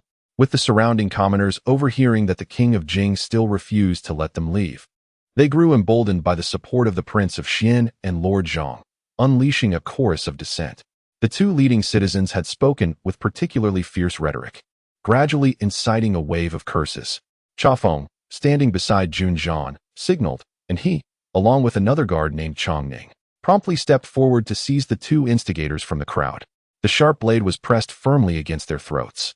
Chongfeng's voice was cold and stern. You two have repeatedly caused trouble. What is your intent? Yet, the two men showed no sign of fear. Lord He has stated that under the broad daylight and the watchful eyes of the public, disguised as commoners, the King of Jing would not dare to act against us. We are without fear. What does His Highness the King of Jing mean by this? We are merely ordinary citizens, compelled to be here today for the sake of our harvest. One man exclaimed, Could it be that your Highness intends to use your power to oppress the people? Even if you are a prince, you cannot treat lives so lightly. A fine red line appeared on one man's neck as Chongfeng's sword grazed him, and he coldly retorted, Ordinary citizens? Then tell me where you reside and your names. Let us see if anyone here recognizes you. The two men's expressions shifted, yet they defiantly responded. What does it matter where we live or what our names are, when the King of Jing disregards the livelihoods of the people? Chongfeng scoffed, surveying the crowd of citizens. Is there anyone among you who recognizes these two? Step forward. The crowd exchanged glances, but no one moved, leaving the situation in a state of stunned silence. What was happening? How could no one recognize these two? Jun Zhan regarded the two men, his voice as sharp as a blade emerging from a cold abyss. Chongfeng, Chongning, take these two to the Ministry of Punishment for thorough questioning. Should anyone dare to cause further unrest, apprehend them as well. He cast a glance at Jun Li and his companions. No exceptions. Jun Li was momentarily taken aback as he witnessed his elder brother apprehending their arranged individuals so swiftly. Brother, these two are merely commoners. I believe it would be prudent to release them. Otherwise, if news spreads of your oppression of the people, it may incite public outrage. Jun Zhan merely lifted his gaze. I act on imperial orders. These two, with their obscure identities, have taken the opportunity to incite chaos. It is only just that I detain them. There is no need for my younger brother to fret. He continued. Do you think that with just these few people behind you, they could rescue these two from my grasp? Jun Li was momentarily speechless. However, a thought crossed his mind. Given that these two were disguised as commoners, it would indeed be difficult to uncover their identities immediately. He could arrange for them to assume new identities upon their return, thus casting the blame of oppression upon Jun Zhan, which would serve him better. A glint of cunning flashed in Jun Li's eyes as he adopted an expression of righteous indignation. Brother, Are you truly going to persist in this obstinacy? Jun Zhan, however, chose not to respond. Reclining comfortably in his chair, his eyes slightly closed, displaying an air of disinterest in further discourse. A flicker of brilliance crossed Jun Li's eyes as he realized that his objective for the day had been achieved, and there was no need for him to continue entangling himself in this matter, which would only diminish his stature. He turned to face the citizens. Dear villagers, my royal brother is currently bound by a sacred edict, and it seems he will be unable to fulfill his earlier promises today. I am deeply remorseful, however. Please rest assured that upon my return, I shall earnestly petition our father, the emperor, for your swift release. With that, he dramatically swept away, feigning great indignation. The onlookers, witnessing their departure, were unsettled by the sight of two troublemakers held at knife point, leaving them in a state of uncertainty. The two dark-clad guards bore expressions of sheer terror, for it had been revealed that the Duke of Xian, accompanied by 7 or 8 men, was no match for these two. The kneeling individuals exchanged silent glances amidst the crowd, preparing to speak. However, Chanfeng Chongning swiftly struck the nape of their necks with the back of his blade, rendering them unconscious in an instant. Chen Ping's brow furrowed as he cautiously observed Jun Zhan's countenance. My lord, what shall we do next? Jun Zhan lifted his gaze to meet Chen Ping's. Naturally, we shall proceed as previously stated. Mr. Chun has served in the Ministry of Works for several years. If you cannot resolve this minor insurrection, I believe you may as well resign. Chen Ping wiped the cold sweat from his brow. Understood, my lord. Chapter 59. A glimmer of cunning flickered in Yi Ruan's eyes. Following the events in Anyong County, Jun Zhan not only refrained from sending the common people away but, rather, utilized the imperial edict from the Emperor of Shilin that mandated cooperation among various departments, compelling the Ministry of War to mobilize nearby garrison troops to assist the 5 counties. Instantly, the atmosphere became tumultuous, as a multitude of citizens from the 5 counties surged into the capital, predominantly comprised of the elderly, women, and children. They beseeched assistance from all quarters, yearning for their cries to reach the heavens. Particularly outside the residence of the Prince Jing, countless citizens from the 5 counties knelt, refusing to rise, lamenting loudly and imploring the prince to allow their men to return home to oversee the autumn harvest. The court officials, continuously submitting accusations against the Prince Jing, flooded in one after another, while some chose to exercise restraint, mindful of maintaining the emperor's dignity. The venerable grand scholar of the censorate showed no mercy.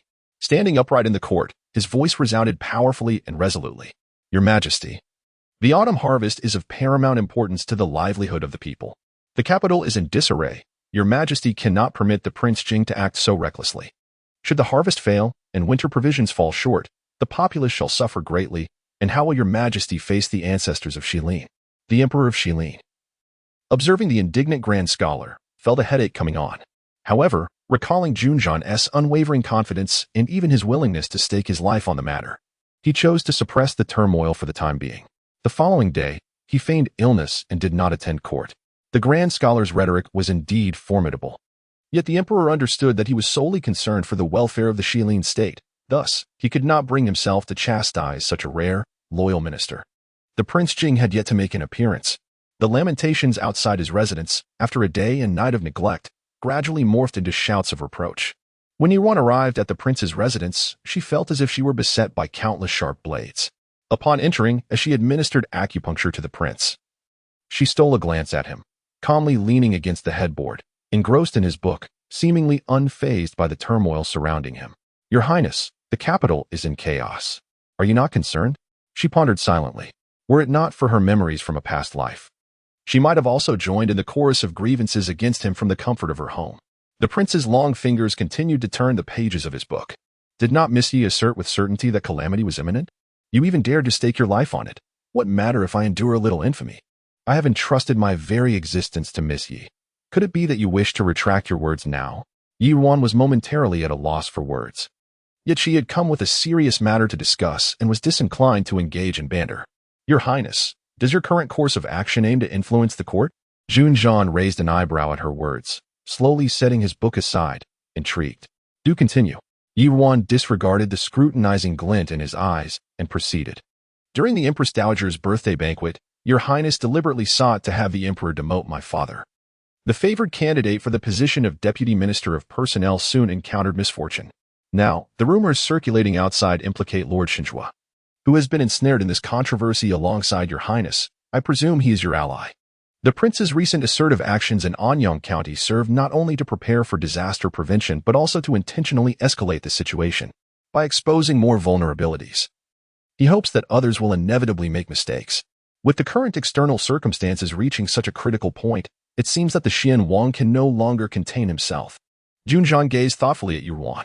You have concealed your talents until now. Why reveal your brilliance today? Ruan tightened her grip on the golden needle. I only wish to ask His Highness a question. If the Xian Wang, in pursuit of a virtuous reputation, orders the complete withdrawal of those repairing the river embankment, will you allow him to achieve his desire? Jun Zhan's fingers brushed lightly over the pages of the book. After a moment, his voice carried a hint of resolve. No. Ruan, who had been gripping the golden needle tightly, gradually relaxed her hold. Your Highness, the noble righteousness you embody is a blessing for the people of Shilin. Jun Zhan had grown accustomed to Ruan's frequent flattery in this life, yet at that moment, he discerned a glimmer of sincerity in her eyes. He suddenly thought that, had it not been for Jun Li, perhaps he had not misjudged her in his previous life. Natural disasters are irreversible. This year's crop failures are already a foregone conclusion, beyond the power of human intervention. However, in the previous life, numerous embankments had breached, inundating the 5 towns near the capital, particularly in Anyong County. What had once been a prosperous city was reduced to ruins overnight, leaving behind endless devastation. Among those ruins lay countless lives lost. While the few survivors could only moan in despair, the more severe the consequences, the more unforgivable Jun Li's transgressions became. Yet, despite his desire for vengeance, he scorned the idea of trading the lives of so many innocent individuals for it. Having glimpsed the celestial machinations, one ought to fulfill their human responsibilities. Ruan's inquiry stemmed from her own concerns. As Jun Zhan pondered, her voice continued to resonate. Your Highness possesses a benevolent heart and does not wish to use the lives of the people as bargaining chips. However, if these individuals are not removed, even if you apprehend a couple of instigators and gather evidence against them for inciting public outrage when the matter comes to light, their attempts to obstruct will likely result in only a mild punishment, which would be too lenient for Jun Li. I have a solution that could satisfy both sides. Would your Highness be willing to listen? Jun Zhan raised an eyebrow, intrigued. Are you familiar with the Yun family army? The Yun family army? Ruan's eyes sparkled with a glimmer of hope. For many years, Shilin has known no warfare, and some soldiers who once valiantly fought alongside my uncle have returned to the capital. Yet, the forces within the court are largely controlled by Jun Li, leaving them with no place to belong, forcing them into seclusion and self-sufficiency. But I believe that at my uncle's command, they would willingly rally to your Highness's side. Jun Zhan immediately grasped her intent, but hesitated. Are you willing to involve the Yun family in this affair? He observed her protective stance toward the Yun family. Ruan nodded, a mischievous glint in her eyes. Of course. Moreover, I am confident in persuading my uncle. However, I wish for this matter to be orchestrated by His Highness, with my uncle merely acting under duress. I implore His Highness to mediate in this affair. Jun Zhan gazed at her with a slight smile, recognizing her intent to keep the Yun residents untainted by the discord between him and Jun Li, while simultaneously seeking to secure merit for the Yun family and the Yun army. Although the Yun family currently boasts the title of a national general, seemingly basking in glory, the prevailing tide of power in the court gradually diminishes the actual authority held by military officials. Her meticulous planning is, after all, aimed at securing a brighter future for the Yun residents. She genuinely exerts herself for the Yun family, yet this wicked task is thrust upon him. Nevertheless, given his current reputation, there is little to be concerned about. After a brief contemplation, Jun Zhan replied, I understand. However, Jun Li has always adhered to the doctrine of moderation. Presently, he merely feigns strength to undermine my standing with the people. To compel the officials of the Ministry of Works and the Ministry of War to disobey orders and withdraw personnel will likely require some external impetus. A glimmer of cunning flickered in Ruan's eyes. Rest assured, Your Highness, this matter shall be entrusted to me. Oh. A hint of curiosity sparkled in Jun Zhan's gaze. Then I shall await the outcome. Ruan smiled, set down the golden needle in her hand, and summoned Chang Yi and Ban Xia. Chapter 60. Bang Xia's vehement outburst. Not long after, 2 unfamiliar faces emerged amidst the crowd gathered outside the Duke Jing's residence. Clad in the attire of rustic maidens, dressed in coarse linen, their sun-kissed faces bore evidence of exposure. They blended seamlessly with the common folk, vociferously joining in the cacophony of invective hurled at the prince. Their sharp tongues drew admiration from the otherwise monotonous crowd, who merely echoed a few cliché phrases. Inside, Changfeng, who was observing alongside Ruan, felt a twitch at the corners of his mouth upon witnessing the fierce denunciation of the prince by these two spirited figures. Lomi, now in the company of Miss Yi, seemed transformed, casting aside any burden as she lambasted the prince with abandon. The girl named Banksia, too, had evidently acquired a repertoire of streetwise expressions from an unknown source, leaving him momentarily stunned. Her usual demeanor suggested timidity, yet, when it came to hurling insults, she exhibited a surprising audacity. Changfeng and Banksia joined the masses in their outcry for nearly half an hour before fatigue began to set in. Anxiety gnawed at Changfeng's heart. Would the prince hear their clamoring? Meanwhile, Banksia appeared exhilarated, her eyes sparkling with a newfound fervor. Having navigated the halls of the Duke Jing's residence with trepidation, she found today's boldness liberating. In a fleeting moment, she even perceived the prince as somewhat less formidable.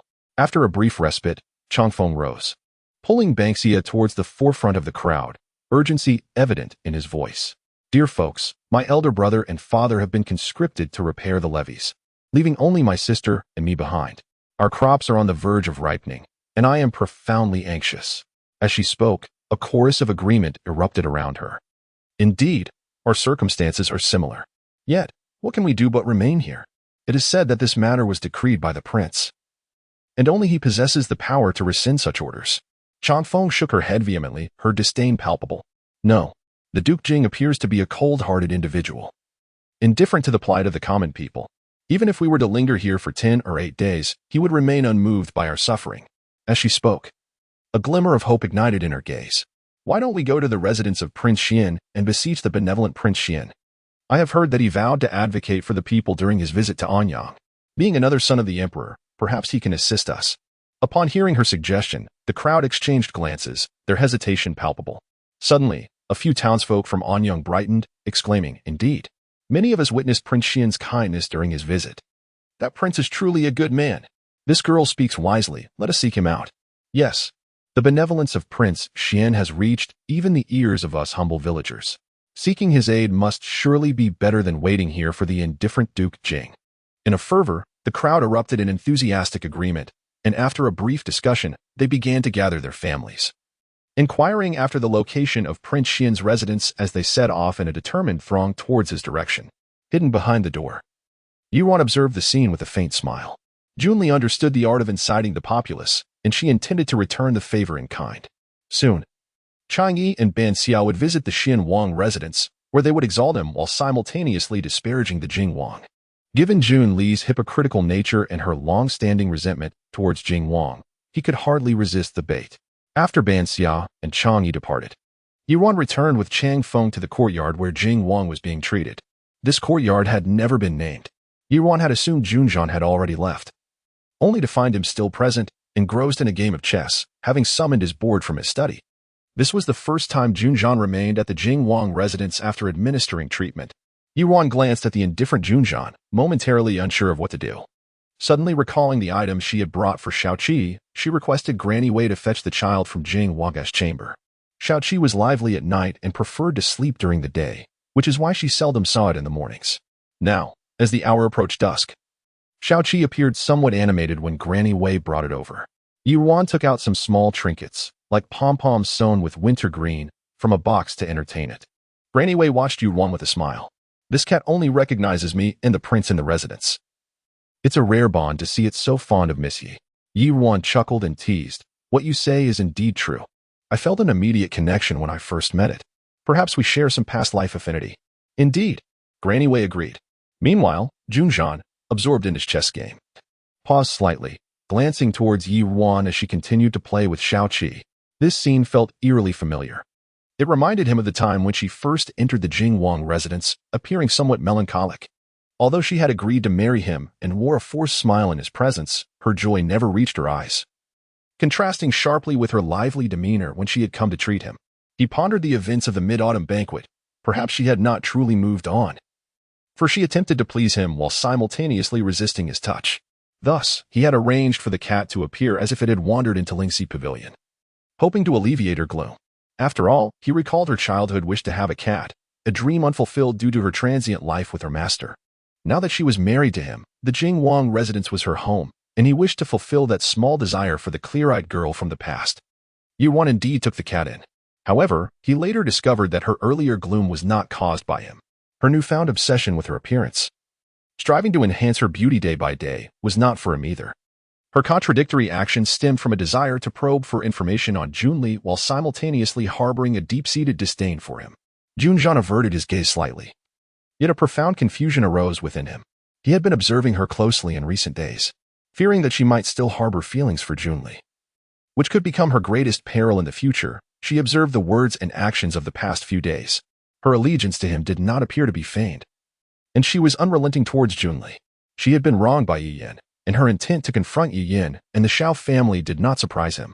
Yet, it puzzled him that she had forsaken the coveted position of a quasi-empress, a role aspired to by countless women, to betray him, choosing instead to follow Jun Li with no claims or titles. What, then, could have prompted this sudden abandonment? Was there a reason for her demise that he remained unaware of? As dusk fell, Ruan finally awaited the arrival of Han Xia and Chang Yi. Upon entering the inner chamber, Han Xia excitedly rushed to Ruan, exclaiming, "Miss, the number of people gathering before the Xian Wang's residence is increasing."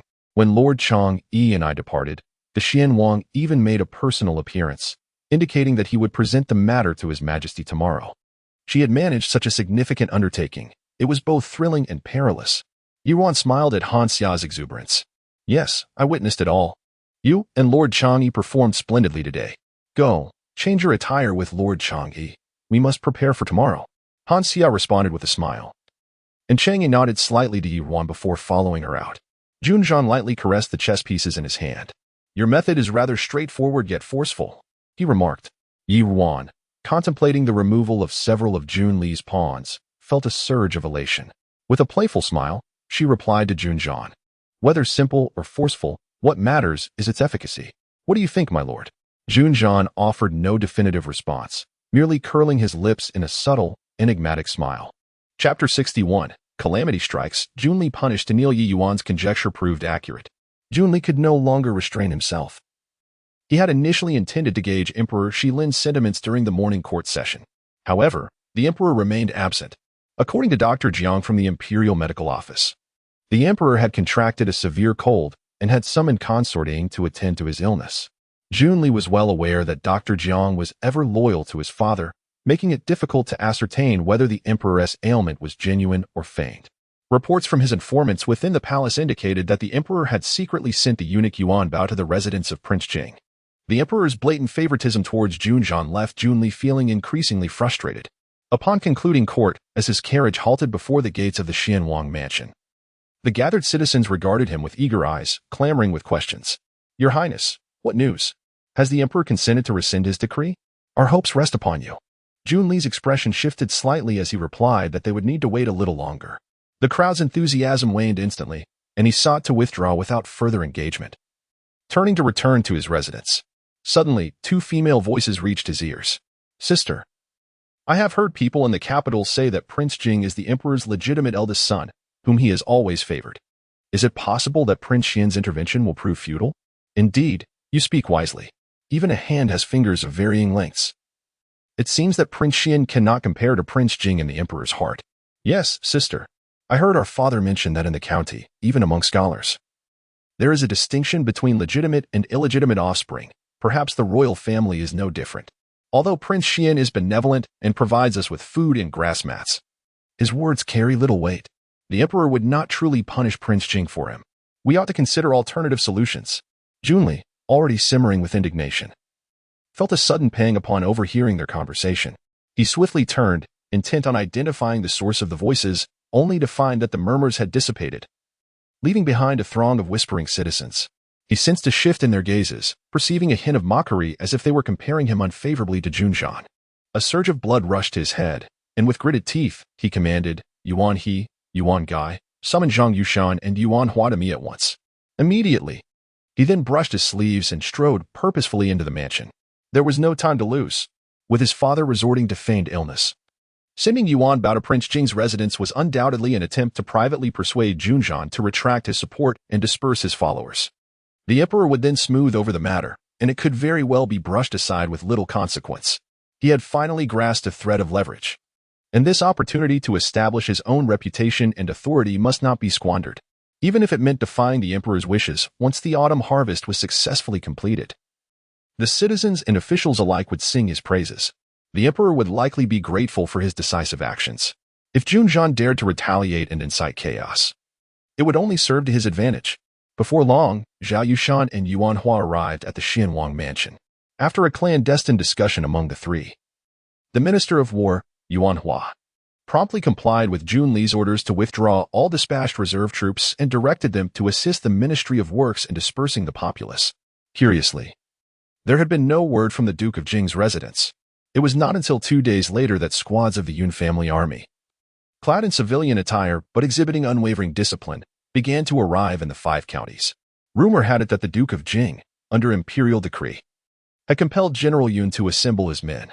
The common folk speculated whether the Duke had lost his senses as he had not abandoned the matter, and they directed their sarcasm towards the incoming Yun troops.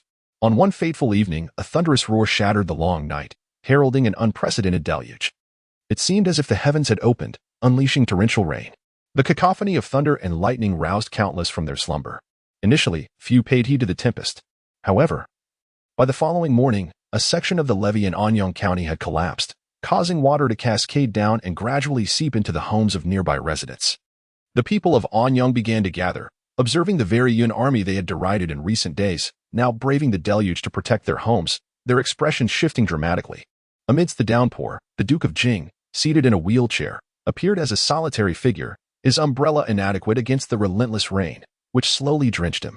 Suddenly, a few citizens stepped forward to join the ranks repairing the levee, followed by a wave of people discarding their umbrellas and advancing together. News of this quickly reached the capital. At that moment, the skies above the capital were equally foreboding. In the court, officials stood silently in the increasingly frigid air. Zhang Yunshan and Yuan Hua knelt on the ground, wishing they could bury their heads in the earth. Finally, the Emperor of Xilin, arriving for court, bellowed in anger, "Fools! Who permitted you to unilaterally withdraw personnel?" Zhang Yushan raised his gaze toward Jun Li, gritting his teeth. "Your Majesty, recently, countless citizens flocked to the capital seeking aid. And in your illness, you could not attend court. I could not bear to see their plight and, in a moment of confusion, made this decision with Lord Yuan. I implore your Majesty to punish me." The Emperor's countenance darkened. "Punish you? Were it not for the Duke of Jing's sudden mobilization of the idle Yun army, the levee's breach would have imperiled the lives of countless citizens. How many lives could you offer to compensate?" Yuan Hua was drenched in cold sweat. "Your Majesty, natural disasters cannot be predicted. Given the weather conditions at the time, we were compelled to send the people home for their livelihoods. This was, in truth, the best choice under the circumstances." The Emperor scoffed, a fine calculation of benefits. "While it is true that natural disasters are unpredictable, your disobedience to imperial orders is an undeniable fact. If all officials in the court acted as you do, disregarding authority while feigning compliance, what need would there be for me as the Emperor?" Zhang Yushan and Yuan Hua's faces turned ashen. "Your Majesty, please temper your anger." The Emperor fell silent.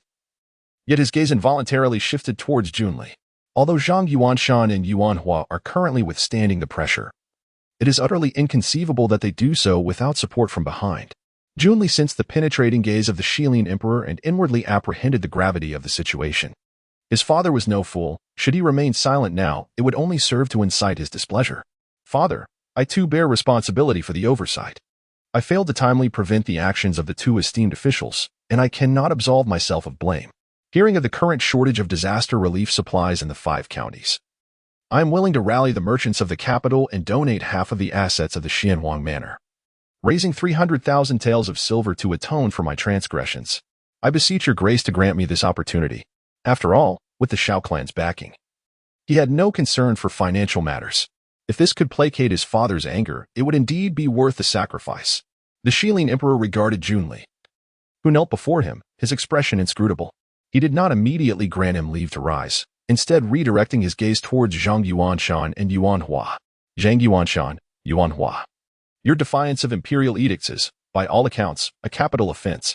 However, considering the circumstances surrounding your actions, I shall first dismiss you from your posts as ministers and confine you to the Dali Temple, where you shall await judgment once the disaster abates." Trembling, Zhang Yuanshan and Yuanhua expressed their gratitude for the emperor's mercy. The Shilin emperor then surveyed the assembly of court officials, his eyes finally settling on the military officers. Yun Xiao, where are you? Yun Xiao felt a jolt of alarm and promptly stepped forward. I am here, though you were compelled by the crown prince. It is nonetheless the Yun family army that has rendered service in disaster relief.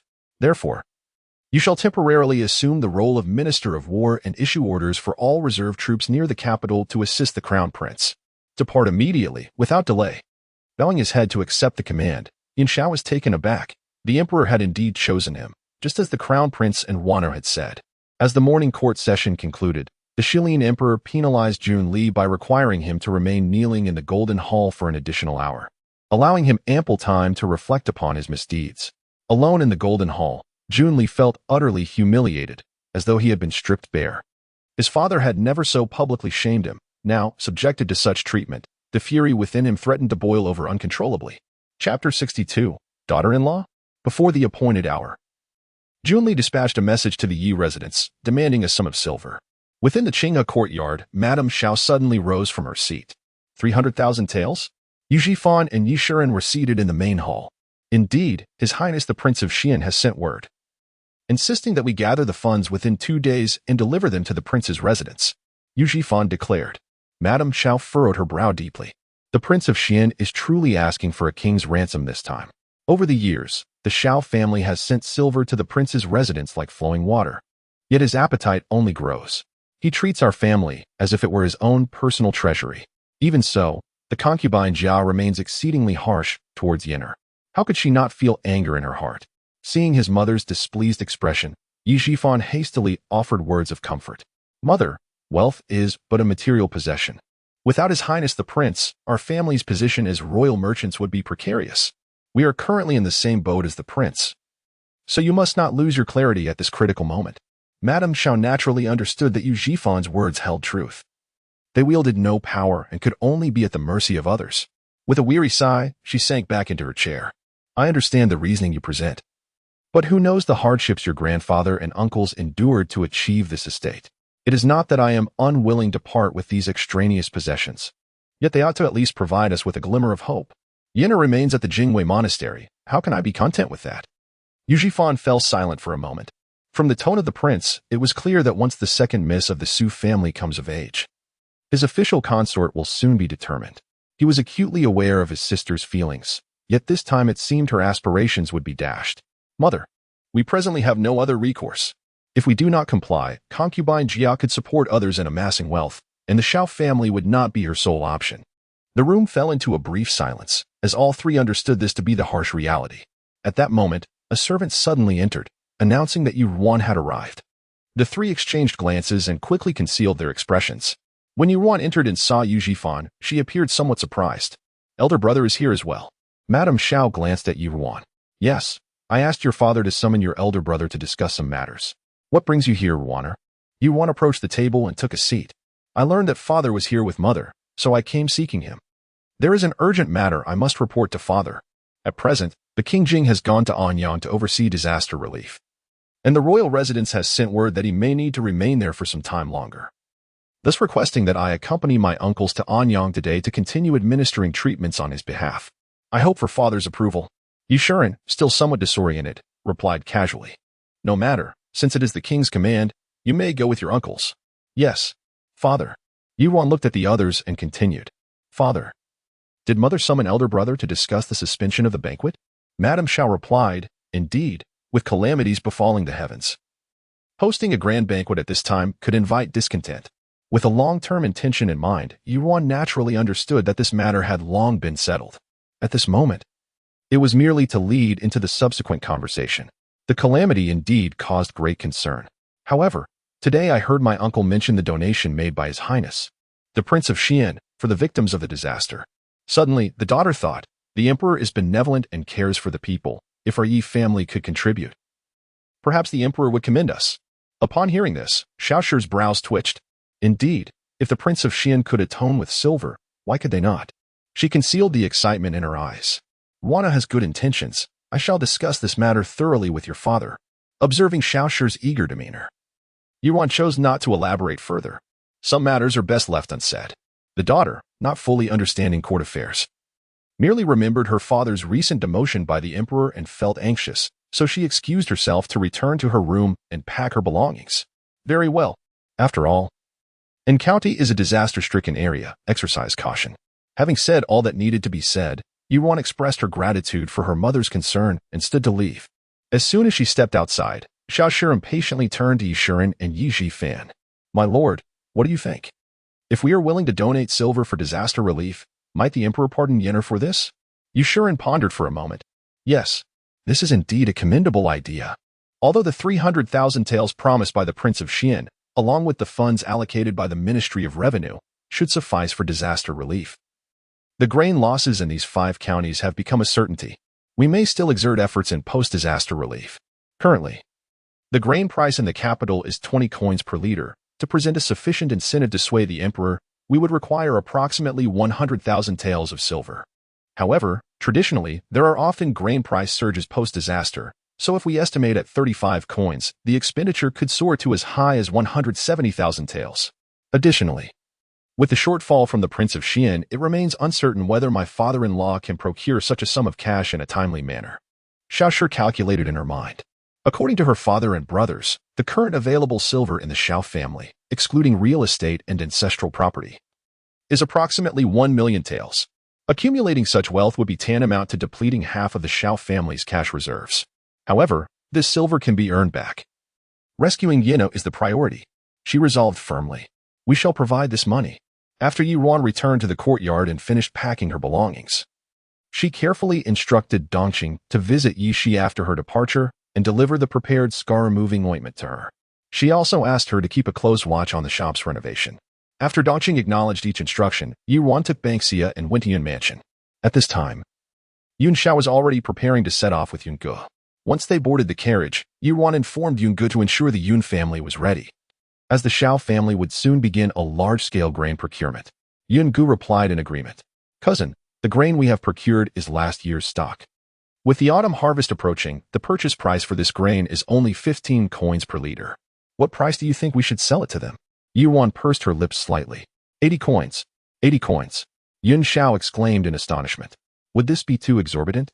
The daily grain price in the capital hovers around 21. Even in years of poor harvests, the premium would scarcely exceed 41. The smile in Ruan's eyes grew increasingly radiant. It is impossible. They can afford it. This expenditure will avert calamity, and it must be done thoroughly. Yun Xiao contemplated the fact that the Yun family had mobilized all available funds, even selling 2 estates. Yet they had only managed to gather 30,000 taels of silver for grain procurement. If Wanner's words were to come true, would this not translate into a staggering 160,000 taels? It is worth noting that his annual salary as a second-rank general barely exceeds 1,000 taels. Although His Majesty bestows occasional rewards during festivals, if not managed judiciously, little would remain after expenditures. He smirked slightly, pondering that his wife's decision was indeed astute. Not only would it ensure Wanner's lifelong security, but this daughter-in-law had already begun to fortify the Yun family's fortunes even before her arrival. While he was not particularly avaricious, this sum would certainly enable the less fortunate members of the Yun family army to lead better lives. He must hasten to subtly encourage Gur to exert greater effort in winning Wanner's heart, as marrying her would be paramount. Chapter 63. The Threat of Death. At this moment, Anyong County was engulfed in torrential rain, the curtain of downpour obscuring nearly all colors of the world, while the horizon loomed ominously dark as if it were about to collapse. After settling at the official inn, Ruan accompanied her uncle to the county office of Anyong, where they found Jun Zhan. He was seated at the desk, deep in contemplation, with the county magistrate, and Bihai, standing beside him. Yun Xiao stepped forward to pay his respects. Your Highness, I have been commanded by His Majesty to mobilize the reserve troops from the vicinity of the capital for assistance. How shall we arrange these men? Jun Zhan lifted his gaze from the documents on the table, and upon seeing Ruan, he displayed a hint of surprise. Yet he refrained from inquiring further, addressing Yun Xiao instead. General Yun, please rise. At present, the Yun family army and the local populace are tasked with continuing the repair and elevation of the levees. Manpower should suffice. However, with the rain showing no signs of abating and the water accumulating beyond the farmlands and waterways, we need to organize personnel for dredging the rivers to prevent sediment buildup from inundating homes. Additionally, as a precaution, we must also evacuate a portion of the residents near the levees to higher ground for their safety.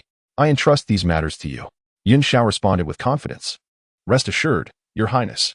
In my earlier campaigns, I have grown accustomed to the evacuation and resettlement of the populace.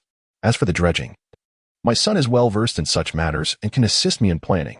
Jun Zhan cast a glance at Yun Go, who stood elegantly beside Ruan, his eyes flickering slightly. Very well, you may proceed. Yun Xiao, accompanied by Yun Go, took their leave. And Bihai, the county magistrate, wore a fawning smile as he stood next to Jun Zhan. Your Highness, your foresight is commendable. It is thanks to your presence that the people of Anyong County may preserve their lives and livelihoods. I genuinely admire you. Jun Zhan, uninterested in his flattery, dismissed him as well, and then turned his attention to Ruan, who remained in the hall. What brings you here? Ruan inclined her head slightly.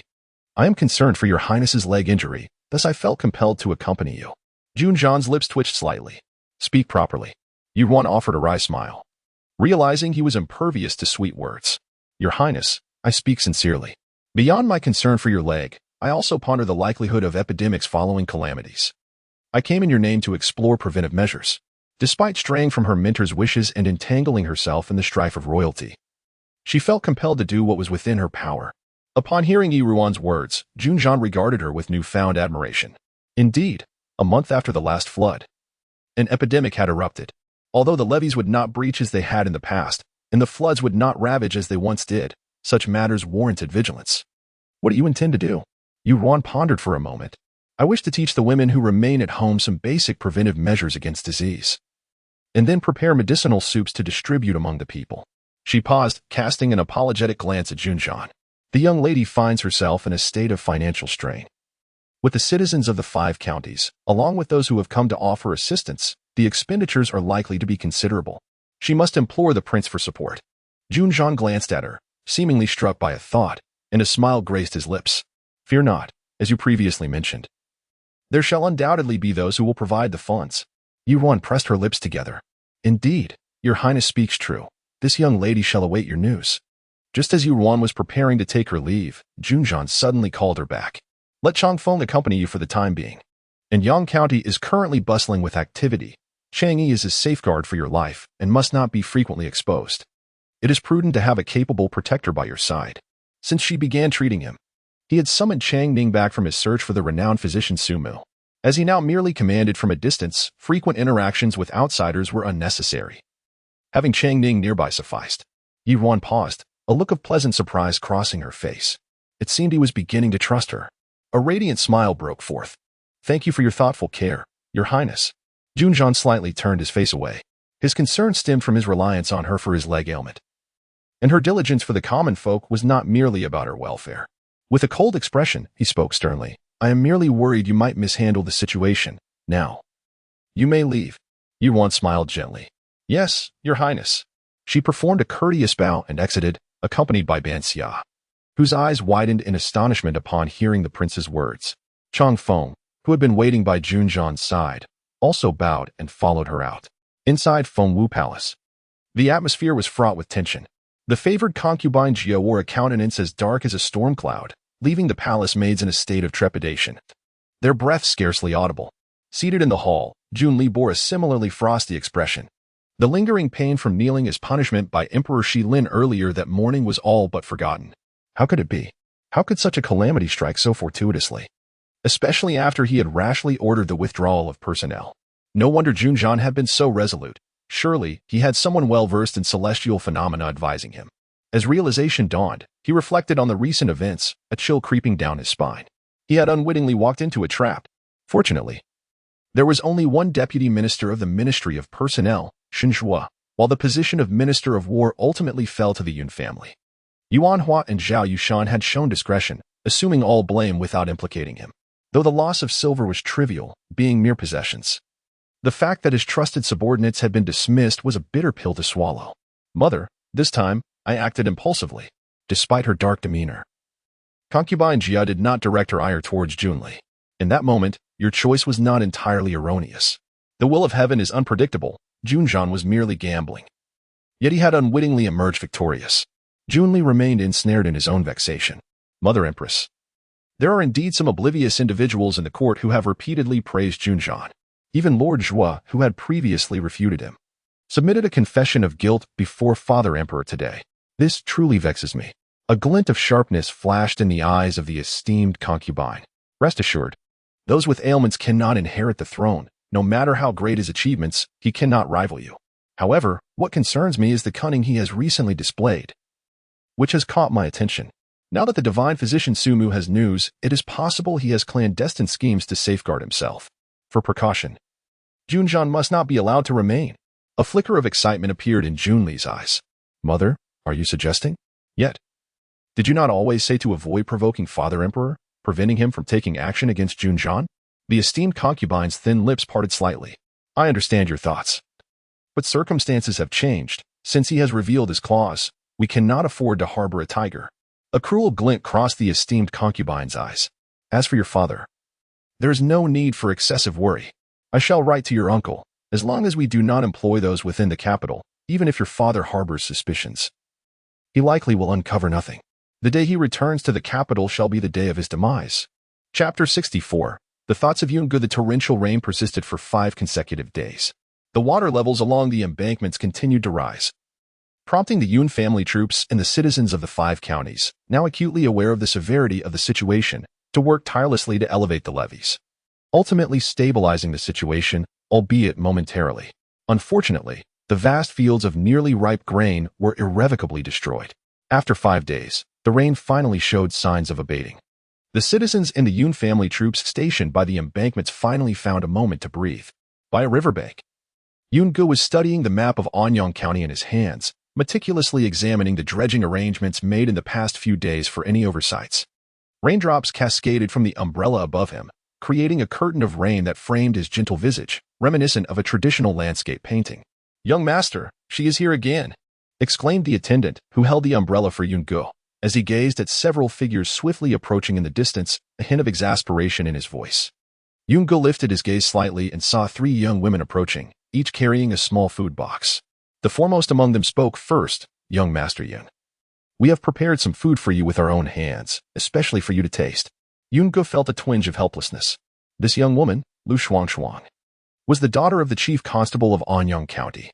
A few days prior, she had organized a group of women to volunteer their assistance, only to find themselves stranded in the river.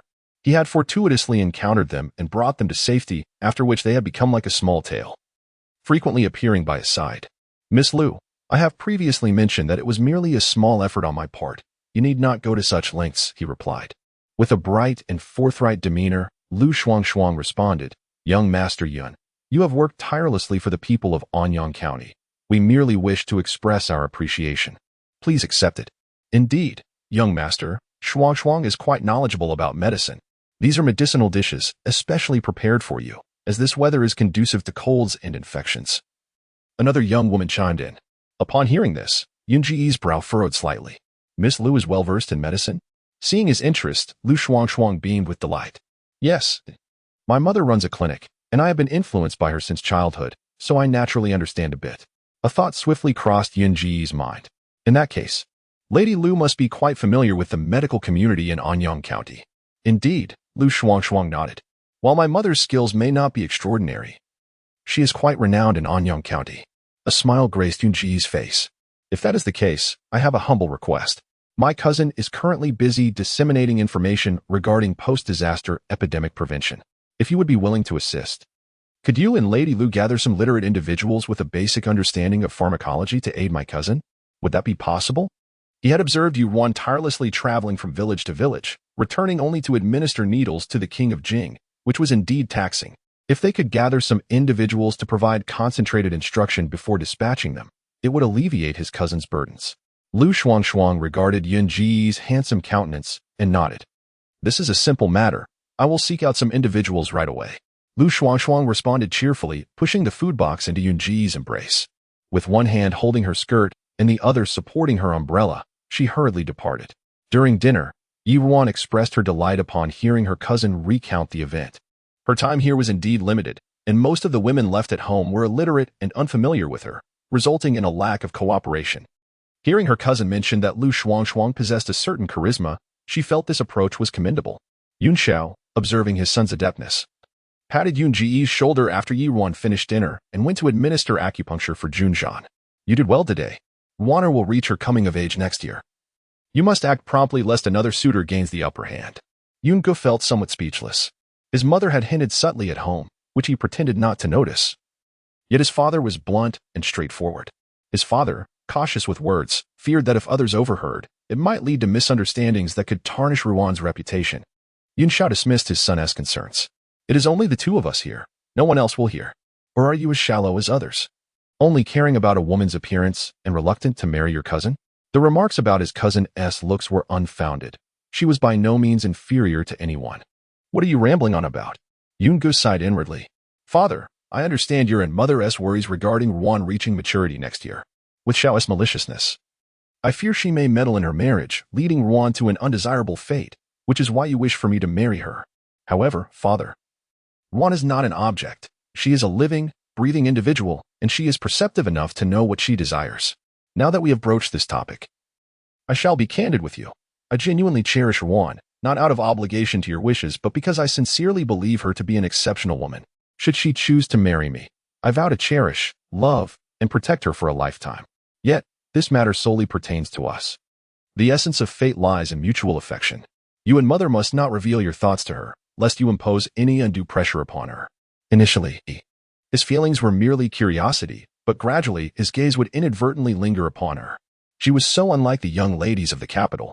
He had never realized that there existed someone so enigmatic yet profoundly alluring. Yun Xiao remained silent, disapproving of Yun Ji's procrastination in such a significant matter.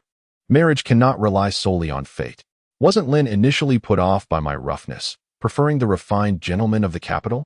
Yet, through persistence, I ultimately won her heart. However, I recognize that my second son is resolute in his decisions, forcing him might yield contrary results. Very well, I shall refrain from further discussion.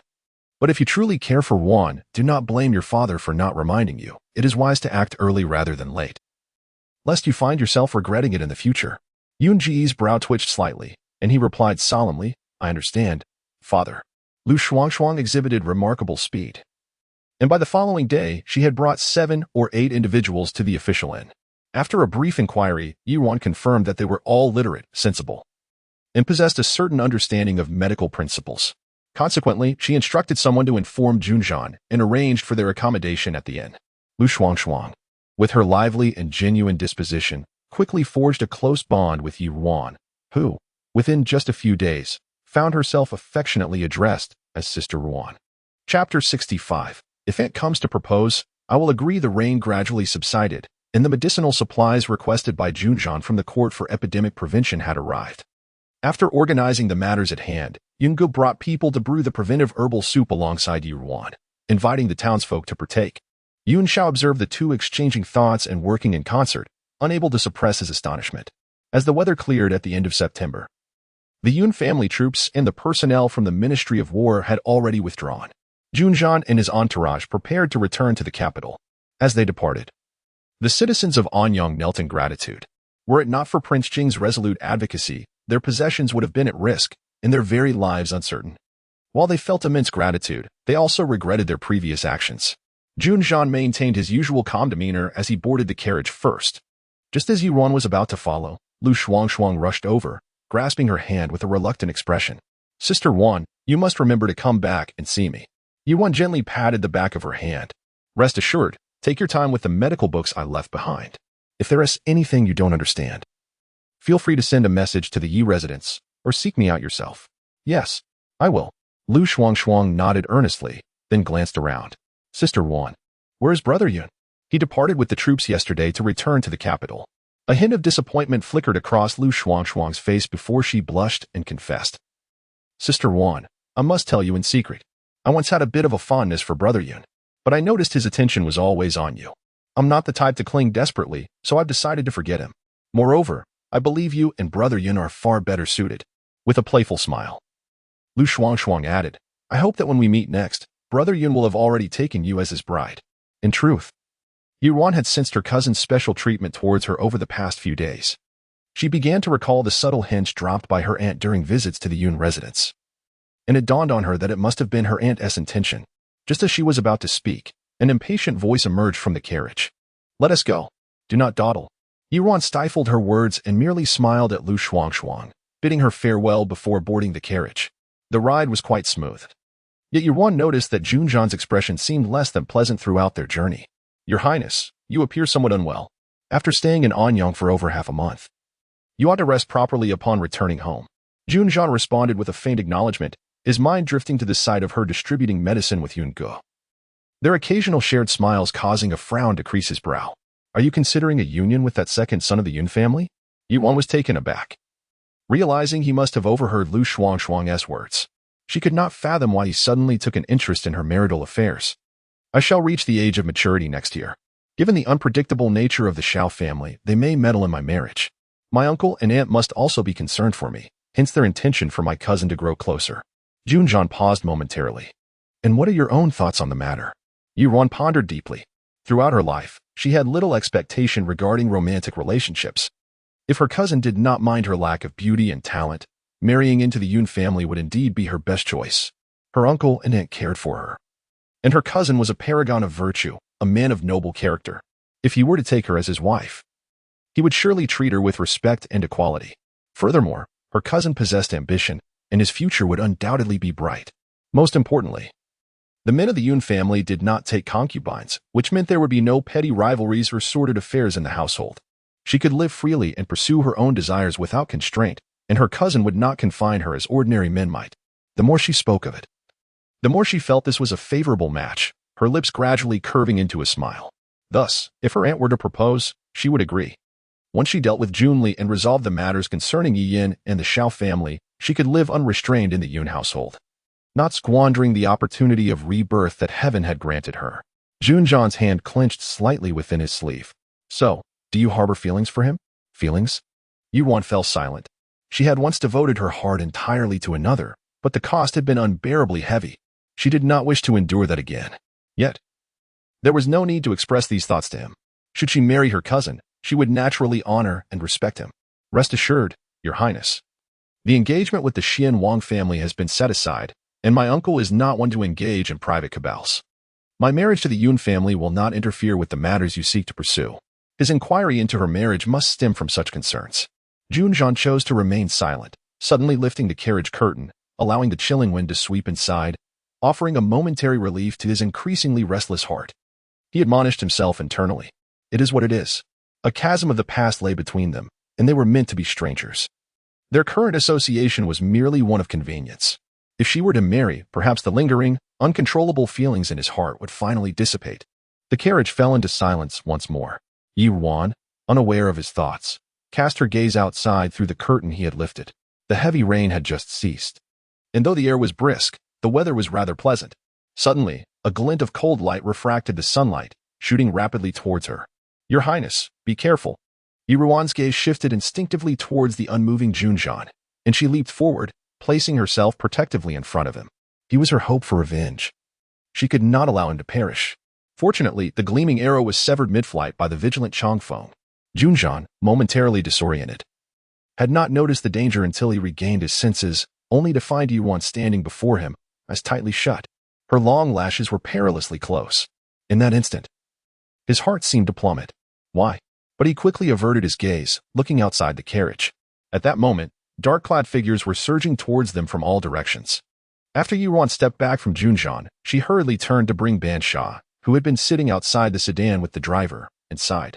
However, as she lifted the curtain, she encountered Changfeng, who, with a pallid complexion, unceremoniously threw her inside.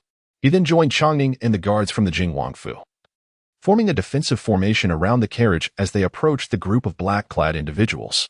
Yet, their numbers, barely exceeding 20, paled in comparison to the 100 or so formidable opponents before them. As Changfeng and Changning witnessed the ruthlessness of their adversaries, their eyes ignited with fury, and they retaliated with lethal strikes. One by one, the black-clad assailants fell, bathing the ground beneath them in a vivid crimson. Changfeng, assessing the dire situation, shouted to Changning. "Changning, you must escort the prince's carriage to safety. I will cover the rear." However, Changning, with a fierce countenance, pressed forward into the throng, even drawing more of the black-clad figures toward him. With an icy tone, he insisted, "You go." Changfeng cast a glance at him, recognizing the urgency of their predicament and deeming further debate unnecessary. Moreover, though Changning appeared cold-blooded, he surely harbored gratitude for Changfeng's past act of shielding him from harm, and would never retreat first. In a swift motion, Changfeng leaped onto the carriage, drawing a dagger from his boot and plunging it into the flank of the horse. Startled, the steed bolted through the crowd, racing toward the forest. 7 or 8 of the black-clad pursuers, eager to follow, were suddenly confronted by a swift figure. She moved like a specter, casting a powder into the air, causing the oncoming assailants to instinctively cover their mouths and noses. Yet, the very act of shielding themselves brought excruciating pain, as the corrosive substance began to eat through their flesh, revealing bone beneath. Despite their agony, the determined few attempted to launch themselves at Chang'e, who evaded them effortlessly, disappearing from sight with a few agile movements. Chapter 66. Suddenly, her eyes grew warm as the carriage vanished into the dense forest. A signal flare, resembling a burst of fireworks, shot up from the carriage and exploded in the air. Changfeng gradually drove the carriage deeper into the woods. The startled horse galloped swiftly, jolting along the bumpy path, its hooves striking the ground with a dull thud. Inside the carriage, Ruan pressed her lips tightly together as she held onto Banksia. When the agitated horse finally began to slow down, a cacophony of hoofbeats resonated behind them. Ruan anxiously glanced back, only to see a dozen figures rapidly approaching. Their attire markedly different from that of the black-clad assailants they had encountered earlier. Recalling the signal flare released by Jun Zhan, she hastily inquired, "Your Highness, are they your men?" Jun Zhan cast a fleeting glance over his shoulder, his thin lips pressed together. No. Ruan's heart sank instantly. She could see that the pursuers numbered at least 40 or 50. Changfeng alone could not possibly fend them off, especially since he needed to protect the 3 of them. This arrangement suggested that the mastermind behind the scheme intended to eliminate them. Jun Zhan raised his gaze slightly, observing the 2 who were tightly huddled together. Not us. But me.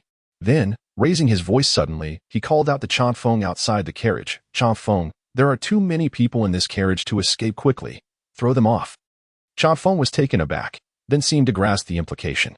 Banksia, upon hearing this, trembled all over, fearing that Jun Zhan truly intended to abandon them to flee alone. Overcoming her fear, she cried out to him, "Your Highness, please don't. I can jump down myself. You take Miss Yi and go. I beg you. Take her with you." Jun Zhan merely cast a cold, indifferent glance in her direction, remaining unmoved. At that moment, Changfeng had already entered the carriage and was preparing to throw the 2 of them out. However, Ruan suddenly interjected urgently before he could act. "Your Highness, even if you intend to abandon us and lead them away, Banksia and I may not survive. If you trust me, there is a cliff 5 miles west from here. It is perilously high, but if we leap from there, we can shake off our pursuers. Moreover, below the cliff lies a vast cold pool. We still have a chance to survive." She had observed this location carefully. It was a place her master had visited while foraging for herbs. It was also her master who had told her that he had once fallen from that cliff but had survived, unharmed, after landing in the pool. "What? Jumping off a cliff?" Changfeng exclaimed, visibly alarmed. Though Missy spoke thus, it was indeed a terrifying prospect. "Yes." Ruan turned her gaze towards Jun Zhan, her eyes resolute. "Your Highness, we must hurry. They will catch up to us soon." Jun Zhan closed his eyes for a moment. "Changfeng, do as she says."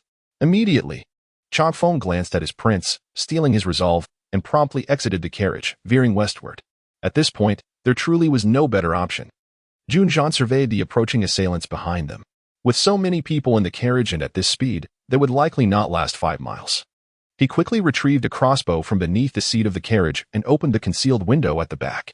Ruan had just realized the situation and, upon witnessing Jun Zhan's movements, his eyes lit up. He promptly stepped forward to steady Jun Zhan's body by supporting his back. Jun Zhan cast a glance at him before aiming towards the rear and releasing a shot.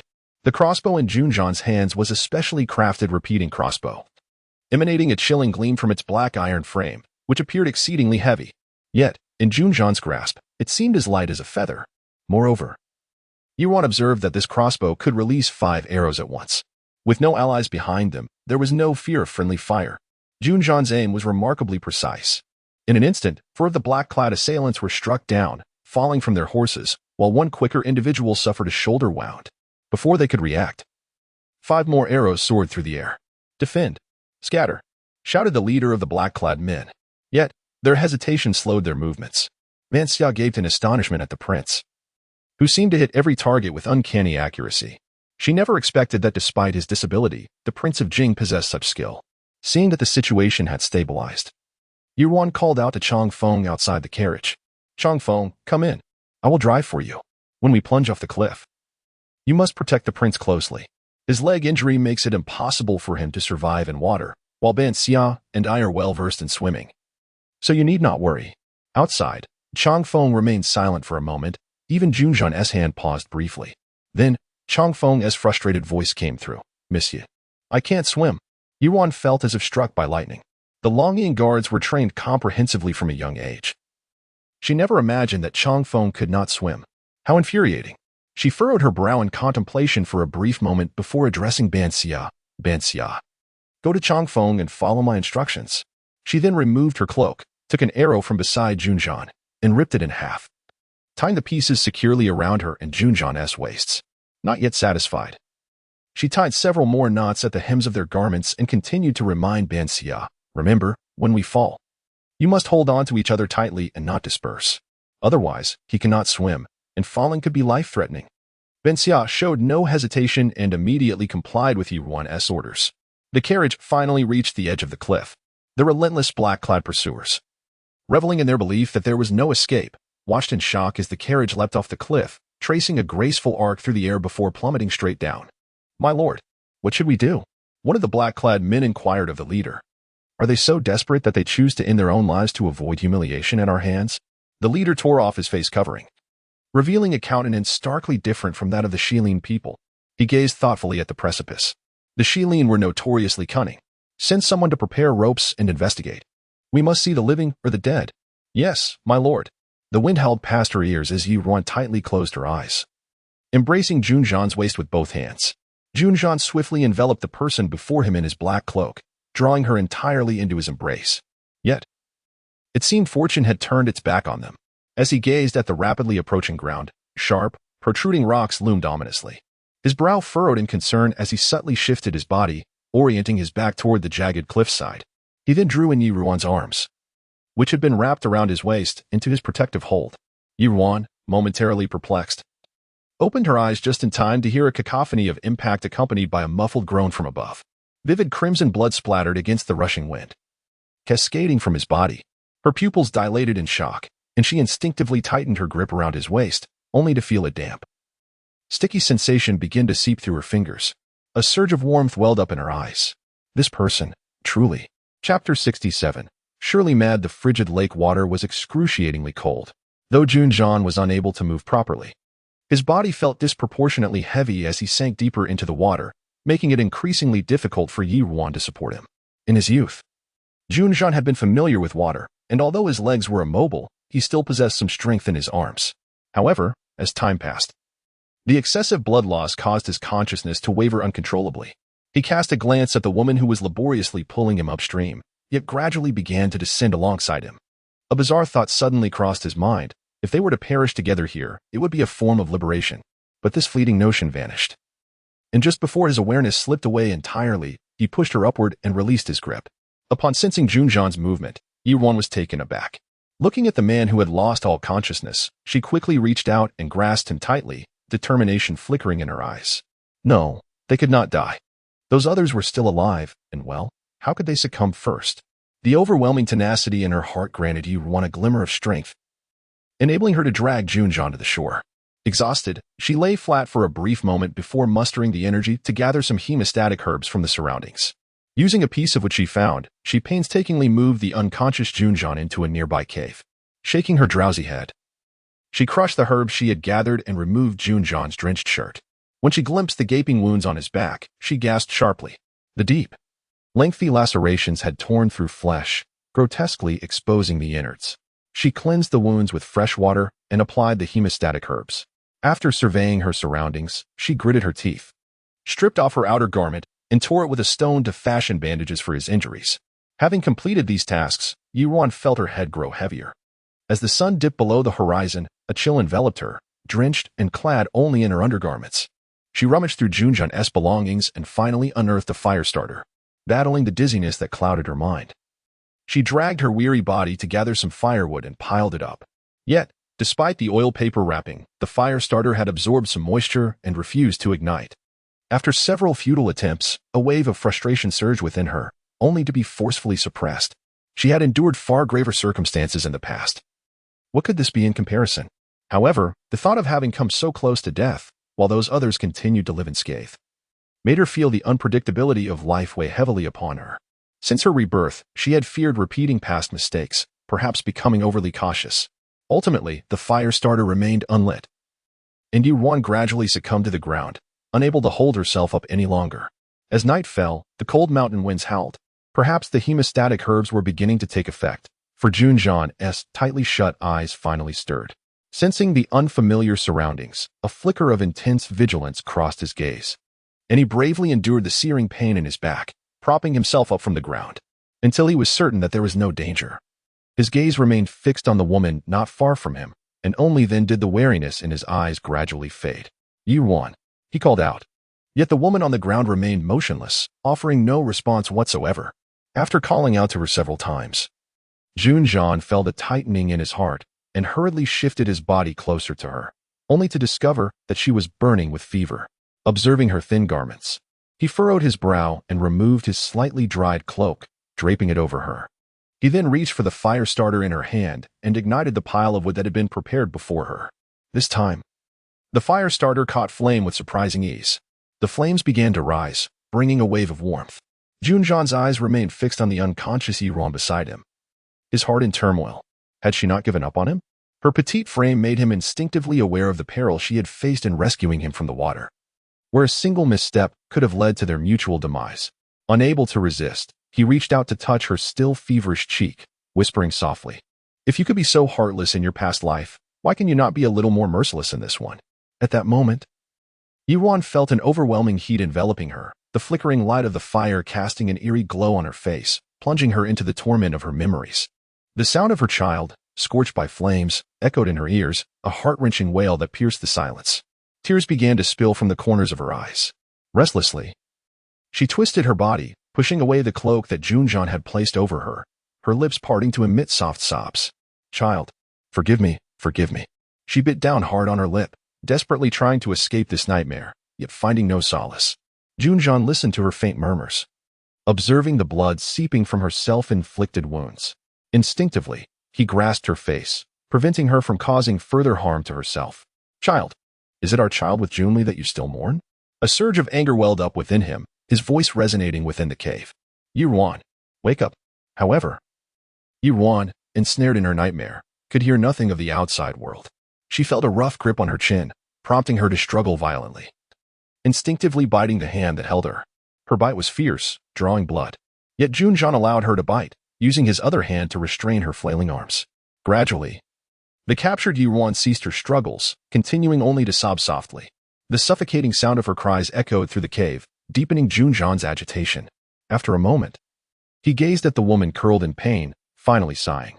Ignoring the reopened wound on his back, he lay beside her, pulling her firmly into his embrace, his strong hand gently stroking her disheveled hair, as if to offer silent comfort. Enveloped in her nightmare, Ruan felt a pair of strong hands pulling her from the depths of torment, and slowly, the cruel images began to fade away. She curled herself into Jun Zhan's embrace as if clinging to a lifeline. Her slightly tilted face rested gently against his neck, her lips brushing against the prominent Adam's apple with a delicate caress. Jun Zhan shivered momentarily, gazing down at Ruan, who had calmed and unconsciously nestled against him. This display of reliance and trust was something she had never before revealed in his presence. She was so close, so near that he could almost hear the rhythm of her breath. He reached out, intending to wipe away the remnants of blood from her recently bitten lip. Yet, the blood had already congealed, resisting his efforts. A wave of irritation surged within him, and, in a moment of impulsive madness, he lowered his head and pressed his lips against hers. His lips and tongue grazed her tender petals, and the faint metallic taste of blood mingled with the subtle fragrance of medicine that clung to her, causing a sudden tightening in his abdomen. With immense self-control, he forced himself to pull away from her lips, refraining from delving deeper. Surely, he must be losing his mind. As the fire gradually waned, a chill enveloped them once more. Jun Zhan, in a fit of agitation, tousled her hair before closing his eyes, turning away to avoid looking at her any longer. He positioned himself to shield her from the cold wind seeping into the cave with his back, which had begun to bleed anew. In the stillness of the night, Only the sound of dripping water and the whispers of the wind accompanied them. Chapter 68. An unexpected delight at dawn. Ruan's parched lips moved slightly, her voice tinged with a hint of hoarseness. Water. Sensing a shift before her, Jun Zhan immediately opened his eyes and reached out to her forehead. Fortunately, the fever had subsided. Hearing her request for water, he cast a weary glance at his incapacitated legs, suddenly filled with a profound disdain for his broken body. Just as he was about to rise, Ruan slowly opened her eyes. The light filtering in from outside the stone cave caused her to squint slightly. And when she lifted her gaze, she found herself staring into a pair of deep-set eyes. For a fleeting moment, her mind went blank. After a brief pause, she regained her composure and realized she was lying in Jun Zhan's embrace. As consciousness returned, Ruan awkwardly sat up, withdrawing from his arms and clearing her throat. Your Highness. The absence of warmth in his arms made Jun Zhan acutely aware of the dissipating comfort, and he cast a cursory glance at the woman before him, now entirely on guard, devoid of the dependency she displayed the previous night. Indeed, she was far more endearing when unconscious. Suppressing the faint disappointment within, he adopted a demeanor of nonchalance and propped himself up. Merely mutual warmth. You need not feel burdened by it. Upon hearing these words, Ruan relaxed, nodding as if granted a reprieve. Yes, thank you for your care last night, Your Highness. However, as soon as she eased, a gnawing hunger surged forth, echoing through the stillness of the cave with a soft rumble. Ruan's expression faltered, and she awkwardly said, Your Highness, since we cannot leave here for the moment, allow me to fetch something for you to eat. Jun Zhan simply replied in a low voice, Very well. Seeing him acquiesce, Ruan swiftly turned to leave. Only after exiting the cave did she slow her pace, suddenly feeling grateful for the embarrassing sound her stomach had emitted. Otherwise, she would have been at a loss on how to navigate such an awkward situation. Given that they were both meeting their needs, it was preferable for their relationship to remain uncomplicated. Ruan gathered some wild fruits and herbs, and after steadying her mindset, she returned to the cave. She offered the fruits to Jun Zhan. Your Highness, I have washed these thoroughly. Please have some. However, Jun Zhan did not reach for the fruits. Instead, he waved his hand before her. Water. Realizing his intent, Ruan silently criticized his fastidiousness but dutifully produced a bamboo tube filled with water to cleanse his hands. Yet, when he extended his other hand, her pouring hand hesitated. There, on his palm, were distinct bite marks. He was certain that he had not possessed such marks while in Anyong. There was no reason for him to inflict such wounds upon himself. So, were they indeed his doing?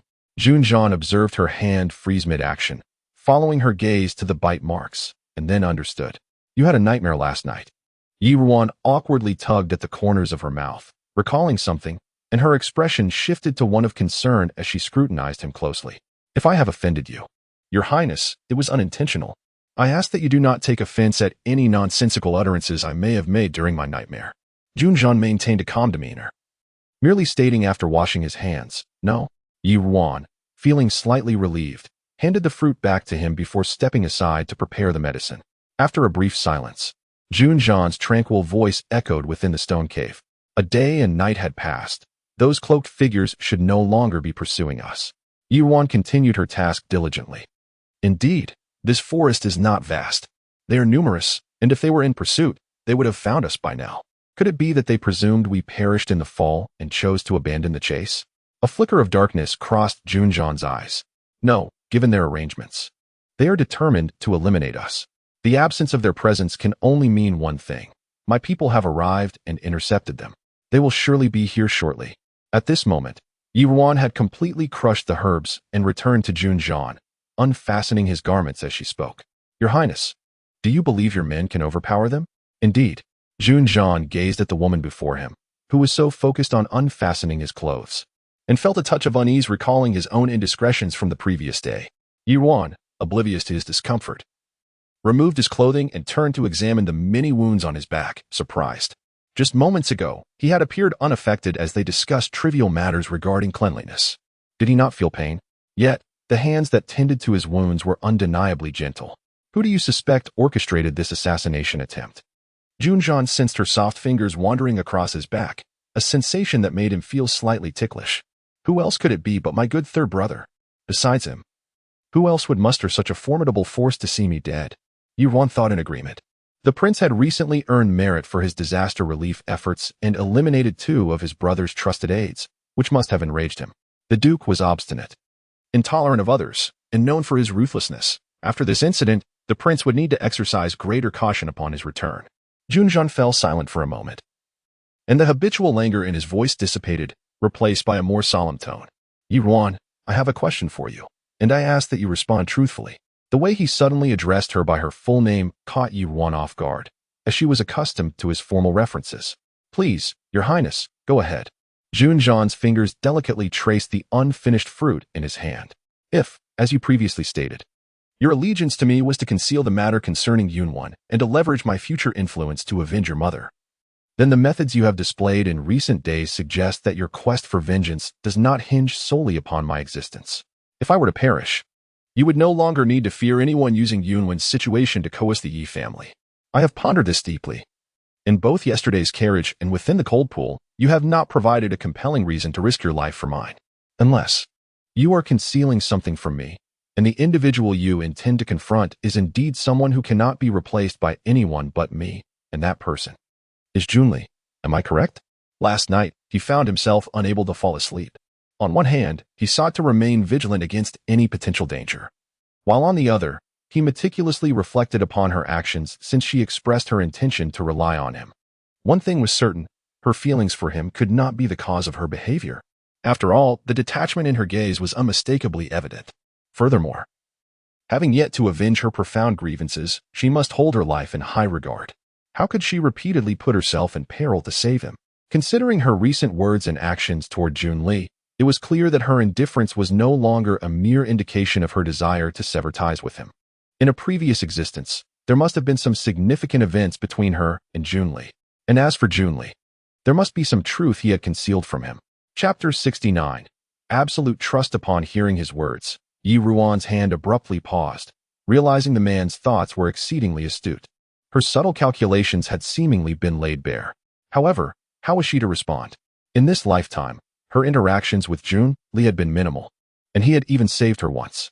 If she were to admit it, how could she possibly explain everything? Why would the prince entertain such notions? Just yesterday, she was simply. Jun Zhan, sensing her attempt to evade the matter, furrowed his brow and decisively interrupted her. Miss Yi, do you recall what I stated at the Jingwang residence? What I demand is absolute loyalty. You would do well to consider your response carefully. I shall not inquire about the reasons. You need only answer with a yes or a no. The words Ruan had prepared swiftly retreated. With a soft sigh in her heart, she conceded that since he had already discerned the truth, any further evasion would be futile. Fortunately, he had declared that he would not question the reasons. Reflecting on Jun Li's past actions and recalling how she had nearly lost her life at his hands just the previous day, a trace of coldness seeped into her voice as she resolutely declared, "Yes, I wish to kill him." Upon hearing this, Jun Zhan's brow suddenly relaxed, as if a ray of light had pierced through the shadows of his heart. It seemed that with Jun Li's petty nature, he would not disclose his schemes to tarnish her reputation. Her feelings of resentment and betrayal toward him were not entirely her fault. The past was behind them, and yesterday, she had, in a way, spared his life. Then remember what you have said today, he continued. I shall assist you in achieving your desires and will treat you as one of my own henceforth. However, I will not tolerate even the slightest betrayal. Do you understand? Rest assured, Your Highness. If I go against today's words, I shall meet a fate worse than death, and my spirit shall find no peace. Ruan replied, her tone earnest. Jun Zhan frowned slightly. Enough. There is no need for such oaths. I do not put stock in them. Ruan lowered her voice in acknowledgement. Having already prepared the medicine for him, please rest for a while. The outside is safe. I will go search for Ban Xia and the others, so we may leave this place soon. As Jun Zhan looked at her, warmth flickered in his gaze. He removed his heavy cloak and draped it over her shoulders. You have just recovered from a high fever. Do not catch cold again. Noticing the change in his expression, Ruan felt a surge of elation. Though she had revealed her intentions regarding Jun Li, it seemed she had unexpectedly gained his trust. A sweet smile crept onto her lips. Thank you, Your Highness. Jun Zhan gazed at her somewhat soiled face, where her brilliant eyes sparkled, illuminated by the light streaming in from the cave entrance, radiant and astonishingly bright. It resembled the purity he had first encountered in her during a previous life. His heartbeat seemed to falter. At that moment, Ruan had already donned Jun Zhan's black cloak and turned to leave. Suddenly, she seemed to recall something and pivoted to speak. However, as she turned, her pupils suddenly constricted, her gaze freezing in place. In an inconspicuous corner of the cave, a solitary green plant stood proudly in the crevice of the stone wall. Was that a resilience herb? Her heart jolted, and she swallowed the words she had intended to speak as she hurried towards that spot. She was overly eager to identify the plant and, in her haste, accidentally stepped on her voluminous cloak, causing her to lurch forward. This sudden movement brought her to the ground not far from Jun Zhan. Instinctively, he reached out to assist her, but due to his mobility issues, he could only watch helplessly as she fell hard. "What are you doing? Be careful." Yet Ruan did not pause. She merely lifted her increasingly ashen face, excitedly pointing at the plant. "Your Highness, it's the Romania root." From this distance, she could see it clearly. She quickly rose, approached the precious herb, removed her cloak, and prepared to climb. However, Jun Zhan's brow furrowed at the sight, recalling the moment she had just fallen before him, feeling powerless. "Do not climb." Ruan hesitated mid-step, glancing back at Jun Zhan. "Your Highness, when I was with my master, I frequently scaled cliffs to gather herbs. It's nothing to worry about." Saying this, she attempted to proceed. Yet Jun Zhan's deep voice carried a hint of anger. "I have spoken. Do not climb." "Your Highness." Ruan sensed the ire in his voice and felt a twinge of dissatisfaction. Jun Zhan's expression darkened considerably. "The herb is not going anywhere. Why the urgency? It is better to wait for my men to arrive before gathering it." Ruan grumbled internally but obediently donned her cloak once more, reluctantly exiting the cave. Fortunately, after walking a short distance, she heard footsteps approaching. Instinctively, she concealed herself in the nearby underbrush. When she cautiously parted the foliage, two familiar figures came into view. Her heart leapt with joy as she stood and called out, "Ben Xia." Chang Feng. At that moment, Ben Xia was being carried on Chang Feng's back, both appearing somewhat disheveled. Upon spotting her, Ben Xia was elated and made to dismount, but Chang Feng tightened his grip, scowling. "What are you doing? You want to lose your legs?" By this time, Ruan had reached them and, hearing Chang Feng's words, glanced at Ben Xia's legs. "Did you injure your leg? Is it serious?" Ben Xia, with tears welling in her eyes, shook her head. "I'm fine, miss. I just tripped. Seeing you safe puts my heart at ease." Chang Feng thought to himself that it was more than just a trip. She had clearly suffered a fracture. Yet she disregarded his protests, dragging her injured leg and clamoring to find her mistress. Unable to bear it any longer, he resigned himself to carrying her. "Miss Yi, where's the prince?" Ruan cast a worried glance at Ben Xia's leg and replied, "In a nearby cave. Follow me," leading them back to the mountain cave. Chang Feng carefully set Ben Xia down, startled by his lord's visibly pale complexion. "Your Highness, are you injured?" "Just a minor injury. It's nothing to fret over." "How could it be nothing?" Chang Feng retorted, noticing the deep bruises on Jun Zhan's face. He quickly turned to Ruan. "Miss Yi, where is the prince hurt?" As Ruan tended to Ben Xia's leg, she responded to him. "On his back, I have already applied the medicine for him." Fortunately, it did not injure any vital areas. However, the wound is rather deep, and after being soaked in water, he has lost a significant amount of blood. Upon returning home, he will likely need to rest in bed for some time. At this, Chang Feng felt a sense of relief. Ruan glanced at him and continued, "Yet, this misfortune has brought us unexpected fortune. We have discovered the Duhua herb in this stone cave, right over there. Quickly collect it, but be cautious not to damage the roots." "Duhua herb?" Chang Feng exclaimed in astonishment, hastily following Ruan's. "Was it not the very herb that Miss Yu had previously illustrated for them?" His eyes gleamed with excitement as he swiftly ascended, carefully collecting the precious medicinal plant. He could scarcely believe his eyes. It truly was the Duhua herb. Splendid news. The prince's leg could be saved. This was indeed a serendipitous discovery, effortlessly obtained. Observing his exhilaration, Ruan reiterated her warning. "Entrust this herb to your care. Treat it with utmost caution, for you must not damage the roots." Chang Feng nodded earnestly. "Rest assured, Miss Yi, I shall guard it with more reverence than my own life." Chapter 70. Consorting after a brief respite in the cave. Chongning and Changyi arrived with their companions, each bearing various wounds, clearly the aftermath of a fierce battle. "Were there any survivors?" Jun Zhan inquired, fixing his gaze on Chongning. There were none. They were all death warriors. The few who remained after defeat chose to end their own lives. Yet, their appearances do not resemble those of the Shilin people. Rather, they bear the traits of the barbarous tribes from Beirong. Beirong? Jun Zhan's eyes darkened with contemplation. In his previous life, less than a year after his leg had healed, the previously tranquil Beirong erupted into chaos, leading to a retreat of the Chui clan, who had long defended the northwest. Suddenly, officials banded together to petition him to lead an expedition, and his father, wishing to bolster his authority in the court, acquiesced. However, it was all a trap. The Chui clan had secretly colluded with the Beirong, hoping to see him perish on the battlefield. Although he had detected the anomaly in time and temporarily repelled them, the losses incurred were devastating. Before he could return to the capital, news of his father's grave illness reached him, and upon his hurried return, he found that Jun Li had already ascended to the throne. The Yun family, having forged a false edict purportedly from his father, confronted Jun Li on the day of the new emperor's coronation, resulting in their execution. He sensed that there was more to this than met the eye, which is why he had remained hidden. It was not until Jun Li lured him into the palace under the pretense of Ruan that he was ensnared. Reflecting on the years of turmoil that had since subsided, it seemed that Beirong had been engaging in minor skirmishes along the northwest border, likely due to some clandestine agreement made with the Chui clan. It was this arrangement that allowed them to maintain a military presence in the region. Jun Zhan's thoughts darkened further.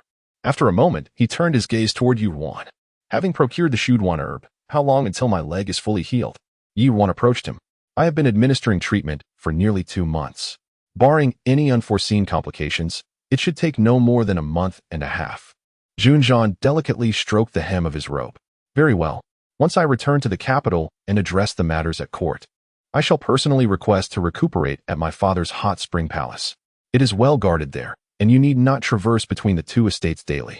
For the next few days, remain at the residence and do not venture out. I will petition my father for permission for you to accompany me. Are you willing? Ruan understood his intent. With the favored consort and Jun Li already harboring murderous intentions, if one attempt failed, another would surely follow. The Jing mansion was rife with intrigue, and although Jun Zhan had uncovered many conspirators, his notorious reputation for ruthlessness had already spread, leaving room for potential threats. As a loyal subject, I shall accompany you, my lord. A flicker of anticipation crossed her mind upon their return from the hot spring palace. She wondered what expression would grace Jun Li's face when he beheld Jun Zhan, whole and unscathed. At that moment, news of Jun Zhan's assassination attempt had already reached the capital. The Shilin emperor spent a sleepless night, only finding solace upon hearing that Jun Zhan was alive and on his way back.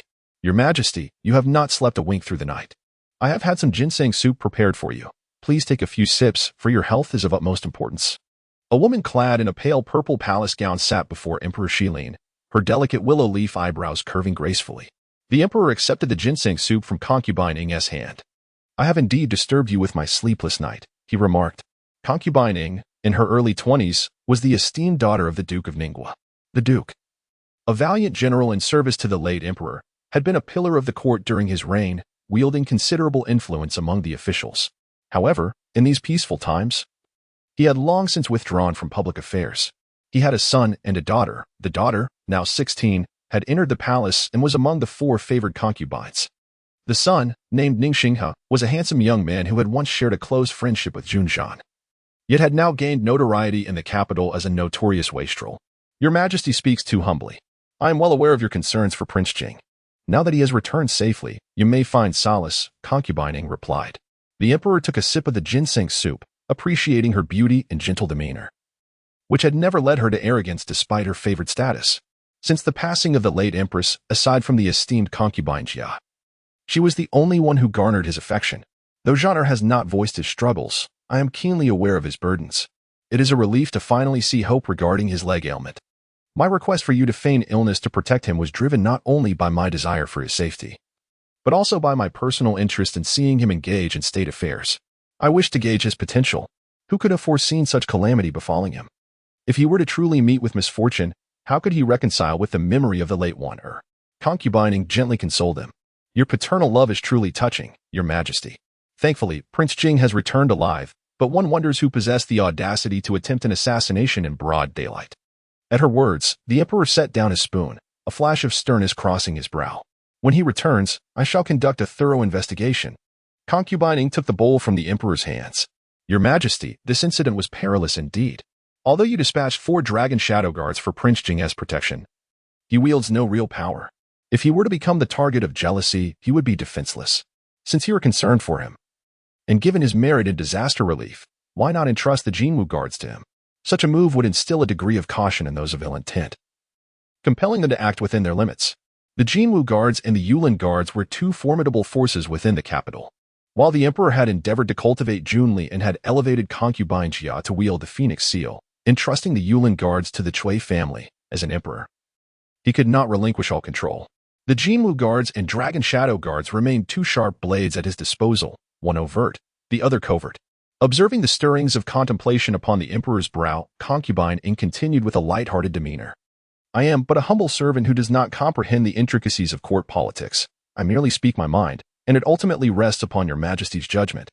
The emperor of Shilin continued to furrow his brow in contemplation, given that Zhan's leg ailment has yet to heal. Entrusting him with the command of the Jinwu guard at this juncture might lead to dissent. A more opportune moment must be sought.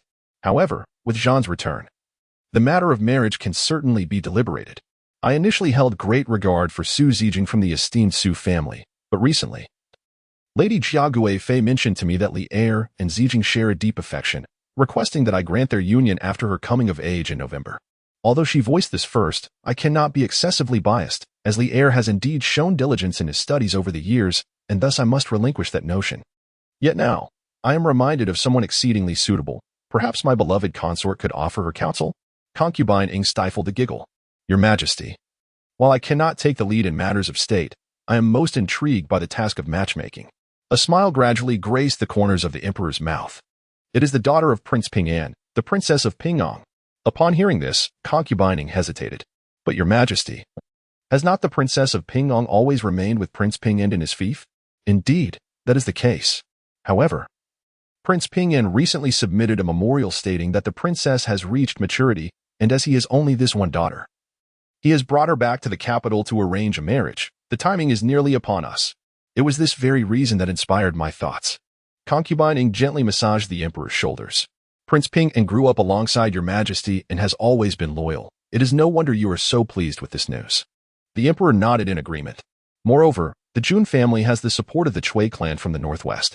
Should it come to a competition between Zhan and Li Er, it is essential that Zhan has a formidable ally behind him. Only then can they stand on equal footing. I do not oppose healthy competition among the princes. Mutual encouragement fosters swifter growth. However, all of this must not infringe upon my boundaries. Should there be fratricide, disregarding the well-being of the Shilin realm and its subjects, it would be utterly intolerable. Chapter 71. Yi Yin returns to the mansion when Jun Zhan returned to the capital. A considerable gathering of citizens had amassed on the royal street. These individuals comprised a mixture of common folk from 5 counties who had come to inquire about the news of Jun Zhan's assassination attempt, as well as local residents eager to witness the unfolding events. Upon sighting Jun Zhan's palanquin in the ceremonial procession of the Jingwang manor, the crowd erupted into fervent cheers. How wonderful! His Highness, the Jingwang, has truly returned safely. He has saved the people of our counties. If any misfortune had befallen him on the journey back, how could we find peace in our conscience? The citizens of the capital were taken aback by the chorus of praise for the Jingwang that surrounded them. The once infamous crippled prince had indeed accomplished something monumental. The rumors that had circulated in the capital now seemed less credible. At this moment, Ruan had separated from Jun Zhan's carriage, while Ban Xia leaned against the side of the carriage, grinning widely. Miss, look. They have all come to welcome His Highness, the Jingwang. Oh, miss, look over there. Those few individuals were the ones who rallied against the Jingwang at the entrance of the manor. She recognized them clearly, recalling their earlier confrontation. Indeed, it seems their change of heart is swifter than the turning of a page, Ruan remarked, observing the bustling crowd outside the carriage. They are merely farmers reliant on the heavens for their sustenance. The autumn harvest directly impacts their livelihoods. Naturally, they were anxious in such dire circumstances, not intentionally aiming to target anyone. Now that the situation has stabilized, though they may have lost their harvest, they have preserved their lives, and thus, they feel gratitude. It is merely a case of changing times. As Ruan's carriage reached the fork in the road, it diverged from Jun Zhan's path. She intended to return to the Yi mansion first. Jun Zhan turned back to glance at her departing carriage, a faint smile gracing his lips. He then lifted the curtain of his carriage and addressed Changfeng, who was accompanying him. Have those watching the Zui Xianlu retreat? Changfeng complied, noting the subtle smile on his lord's face. Was his lord accepting the allegiance of Miss Yi? Meanwhile, a group of anxious individuals awaited in front of the Yi mansion, led by Lin Shi and Xiao Shi. Upon seeing Ruan's carriage approach, Lin Shi hurried to grasp her hand. Wanner, Ruan looked into her aunt's reddened eyes and reciprocated the gesture. Aunt, I am sorry to have worried you. Lin Shi wiped away her tears when she had received the news of Ruan's fall. She felt as if the world had darkened. Just as Yun Xiao and Yun Gu had returned to the mansion, she had heard her husband mention that Gu and Ruan had been getting along well, filling her with joy. Who could have anticipated such dreadful news would arrive? Behind Lin Shi, Yun Gu gazed intently at Ruan, his calm eyes betraying a tumultuous undercurrent of emotions. Upon hearing of Ruan's fall, he recalled his father's words. One should act promptly, lest one regrets in the future. However, Xiao Shi appeared somewhat distracted, only speaking after Yi Qining approached and exchanged a few words with Ruan. Ruaner, the situation this time is indeed perilous. Mother has spent a sleepless night in worry, and now that I see you are unharmed, I can finally breathe a sigh of relief. Ruan, observing her mother's demeanor, felt a tinge of surprise. The Xiao family has always been adept at masquerade, and such an open display of concern was rather unusual.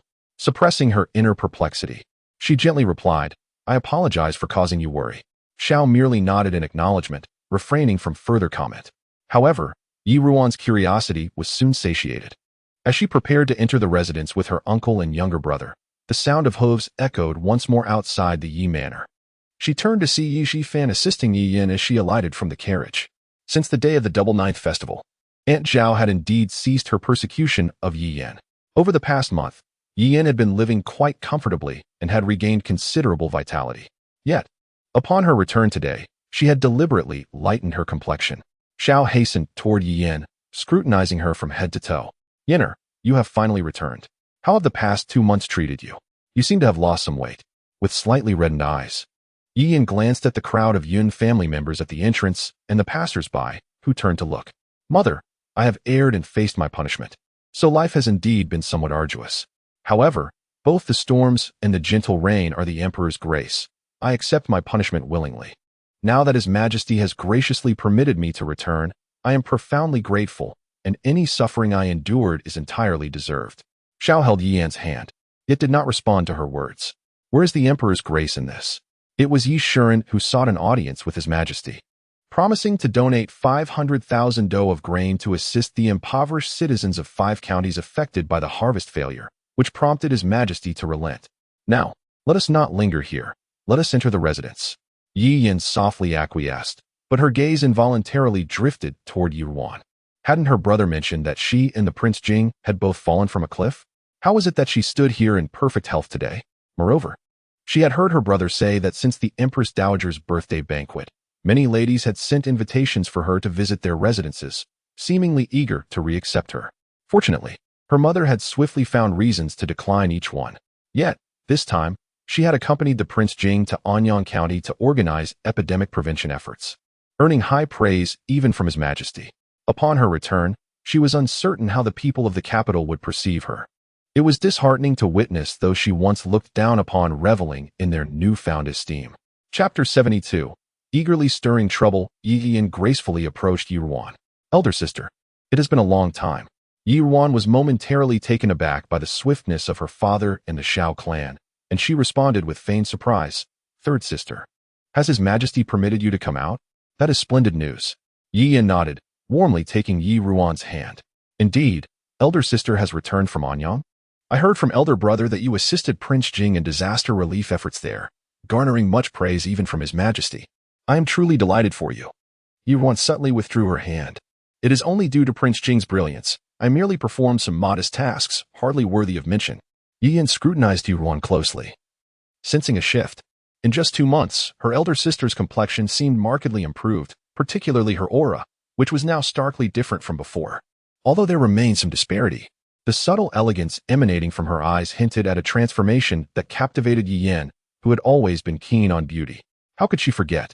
Their father had once been the unrivaled flower of the capital, and their mother, Yun Tang, was renowned for her beauty. Recalling the illegitimate daughter that Aunt Jiang had once introduced years ago, unease blossomed within her heart. Elder sister, you are being overly modest, she suddenly addressed Xiao Shi. Mother, I have heard that elder brother's banquet was postponed due to the disaster. Now that the crisis has passed, and with elder sister's safe return, it truly is a double celebration. Perhaps we should consider rescheduling the banquet? Xiao Shi felt a twinge of confusion, Why was Ian bringing this up? Yet she maintained a cordial demeanor. Very well, the preparations for the banquet were nearly complete, so it would not be difficult to resume them. As she spoke, she donned a warm smile directed at Lin Shi. We hope that Madame Yun and the young masters of the Yun family will grace us with their presence. With Yushuren's demotion, the people of the capital were known for their fickle affections. The Yun family had recently gained considerable popularity, and inviting them would bolster the Yi family's reputation. However, she could not fathom why the Yun family now seemed so distant compared to before. Perhaps it was due to Yun Wen's death, or perhaps dissatisfaction with Yi Yan's behavior during the birthday banquet. After all, the second son of the Yun family had been merciless in reprimanding Yi Yan in front of the entire court. Just as Lin Shi was about to refuse, Ruan discreetly tugged at her hand. Lin Shi had no choice but to respond noncommittally. Xiao Shi, brimming with delight, declared, "Excellent. Once we finalize the date, I shall send an invitation to the Yun family." Subsequently, she welcomed everyone inside. After returning to Qinghe courtyard with Xiao Shi, Yi Yan was finally able to recount her experiences at Jinghui Temple. Initially, it had been quite challenging, but once Prince Xian had reprimanded the matron Zhao, she no longer dared to treat me harshly, and I suffered little thereafter. Xiao Shi patted her hand. That is good to hear. This time, your uncle pledged 50,000 measures of grain to save you from that predicament. You must express your gratitude. Tomorrow, you shall accompany your elder brother to the Shao residence to show your appreciation. In Yi Yan's eyes, there flickered a glimmer of calculation. I understand, mother. Even without your prompting, I intend to visit grandfather's home. Oh? Xiao inquired, somewhat puzzled. But is it to seek your uncle's assistance? Yi Yan curled her lips into a slight smile. Not my uncle, but my elder cousin. Xiao frowned. What do you require of him? Your elder cousin is rather inconsequential and has a notorious affinity for women. In the past, I allowed Yi Qining to associate with him. But I have always advised you to keep your distance. Your uncle has indulged him since childhood, and now he even dares to disregard your uncle's words. With your beauty, it would not bode well if he were to become infatuated. Yi Yan pressed her lips together, chuckling lightly. Do not worry, mother. I shall certainly not allow such a wastrel to take advantage of me. Though Xiao disapproved of her nephew, she felt a twinge of dissatisfaction at Yi Yan's blunt dismissal of him. He is, after all, your uncle's son. You are aware to maintain some distance from him. And as your peer, it is inappropriate to speak of him in such a derogatory manner. Yi Yan recognized her mother's tendency to defend her maternal family and, entwining her arm with hers, cooed, You are right, mother. It is indeed my oversight. My maternal family has treated me so well. I merely wish to consider a suitable match for my cousin. Xiao, not wanting to be overly harsh with her daughter, found herself intrigued by this notion. A suitable match? Yi Yan's smile blossomed even more radiantly. The Yun family has regained favor with His Majesty, and they have always cherished their elder daughter. If my cousin could marry her, it would be immensely beneficial for both us and the Xiao family. What do you think, mother? Xiao hesitated slightly. While that may be true, your father will be increasingly cautious of the Yun family due to their regained power. Given your cousin's reputation, he would certainly not approve of any reckless endeavors on this front. From what I gathered from your father earlier, once she reaches the appropriate age next year, he intends to choose a suitable scholarly match from this year's candidates, regardless of their background, as long as they possess a good reputation. The Yun family has always held themselves in high regard and has no stringent demands regarding social status, as evidenced by their acceptance of Yuntang marrying your father. In my opinion, it would be wise for you to refrain from meddling in this matter. After all, you have already caused your father to face demotion. Should any further mishaps occur, it may lead to his discontent. Upon hearing her mother's refusal, Yi Yan swallowed the words that had nearly escaped her lips, responding obediently. It is indeed my oversight. Yet, a flicker of barely concealed resentment flashed in her eyes. In the Qingyu pavilion, Ruan dismissed the servants from the courtyard, leaving only Dongqing to stand guard outside. Inside, it was just her, Lin, and Yungu. Aunt, during our absence, has anyone from the Xiao family come to inquire? Lin grasped Ruan's hand tightly, still appearing somewhat apprehensive. Yes, I received a letter from your uncle, instructing them to quote 80 coins as you suggested. However, the Xiao family members claimed we were asking for too much and left in a huff. You honor, should we perhaps allow them some leeway for negotiation? After all, the sum of 80 win is rather daunting, Yungu interjected. There is no need for concern, mother. To my knowledge, in the vicinity of the capital, there are around 20 cities, and all the prominent granaries have had their supplies acquired by us in conjunction with another faction. Unless they are from the Xiao family, it is utterly impossible for them to gather the amount required to report to His Majesty, Yun Gu continued, casting a glance towards Yi Yuan. My informants have reported that this other faction possesses substantial financial backing and acts decisively, leaving no stone unturned in their pursuit, targeting not only the large granaries, but also the smaller ones, effectively sweeping through the region. The quantity of grain they have amassed is 3 to 4 times that of the Yun residents. Do you have any inkling of who might be behind this? Yi Yuan pressed her lips together, initially believing that Jun Zhan was merely playing his role in the court. Could it be that he had taken the initiative to handle this matter personally? However, where could he have procured such vast sums of silver? I have discussed this matter with His Highness, the King of Jing. It is possible that he is involved. Yet, confirmation from him is essential for certainty. A flicker of understanding crossed Yun Ji's eyes. His Highness seems to hold considerable trust in you, dear cousin. Reflecting on the peculiar behavior of the King of Jing on that day at Ziyun Peak, he felt increasingly convinced of his suspicions.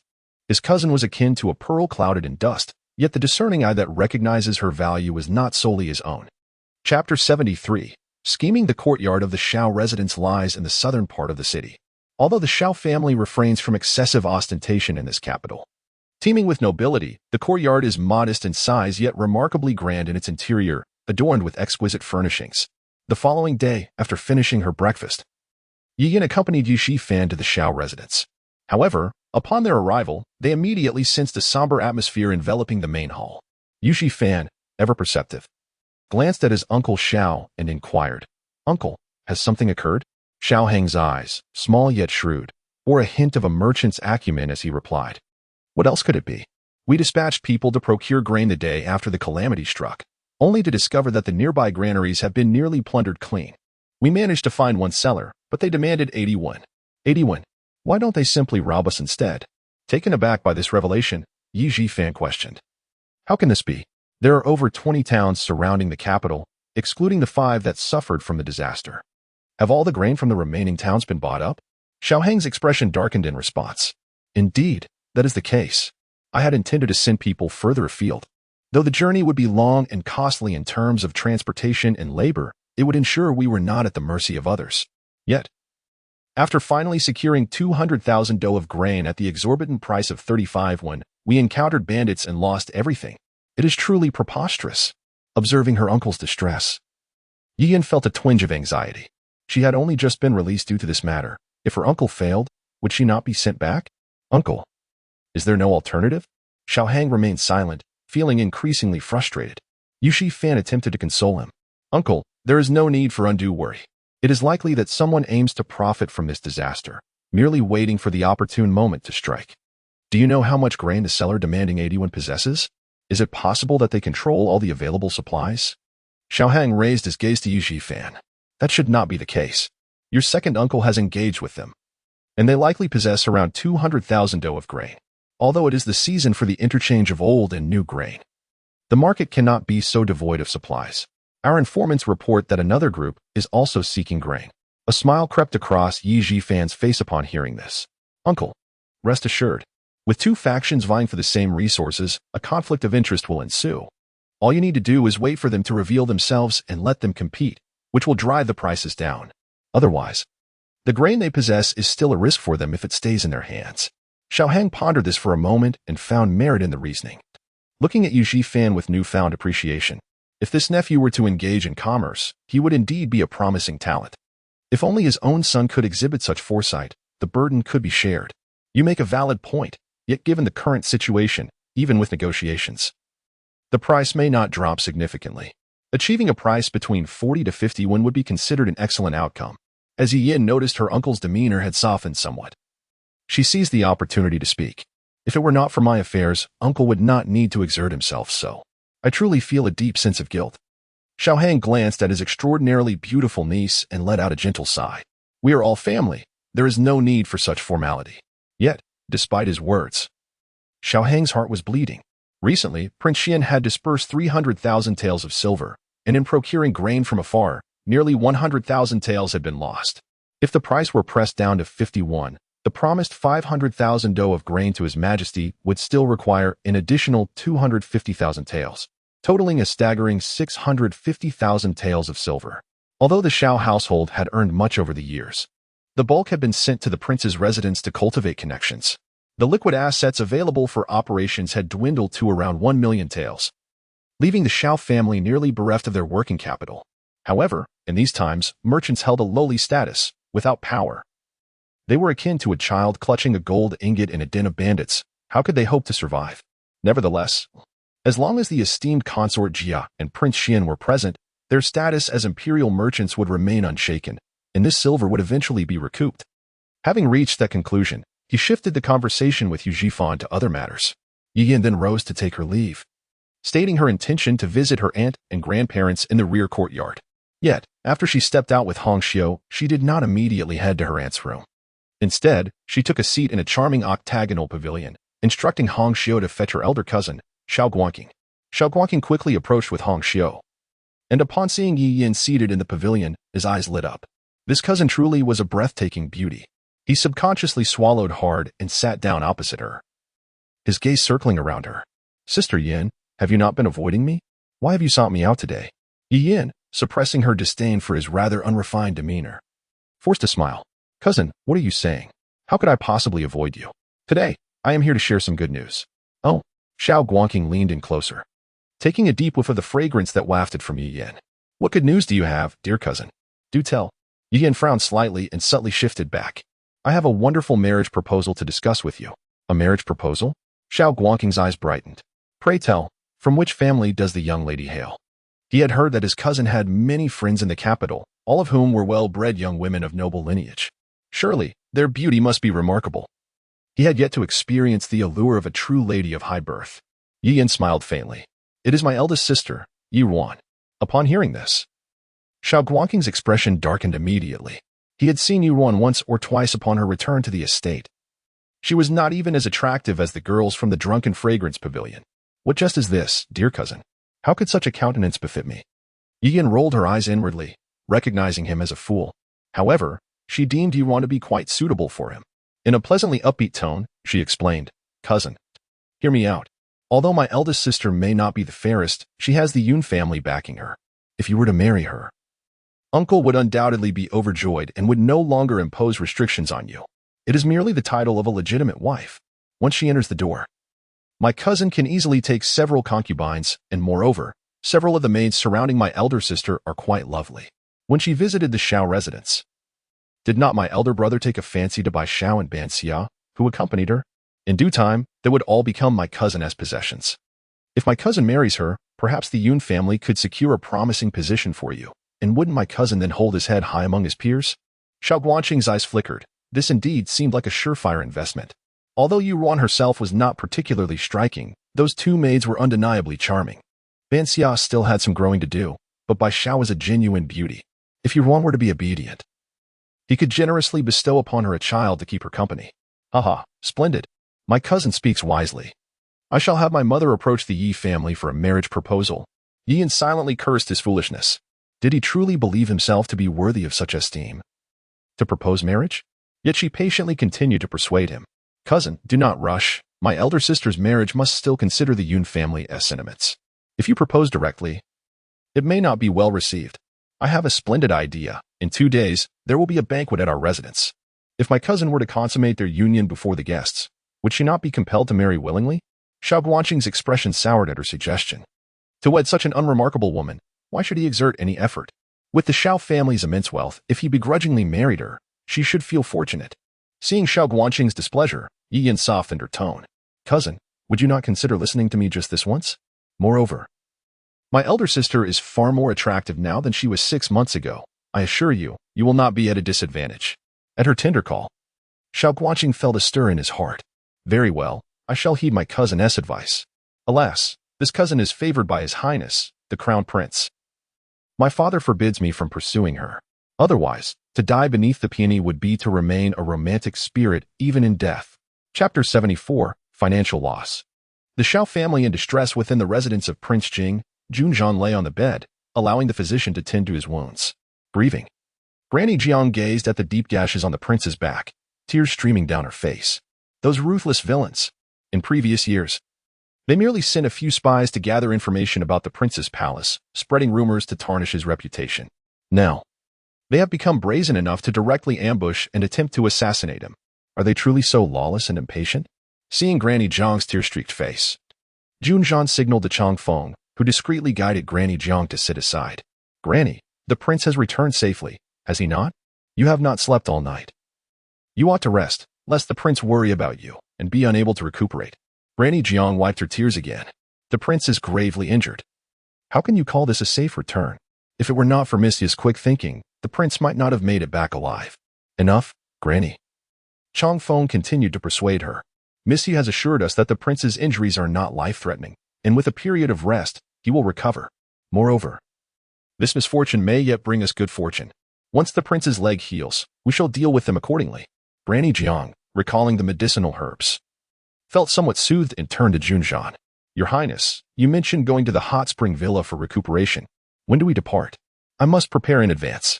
At this moment, Jun Zhan felt discomfort from the physician's clumsy hands as they treated his back, a stark contrast to the gentleness he had experienced before. Frowning in displeasure, he replied, in 3 days.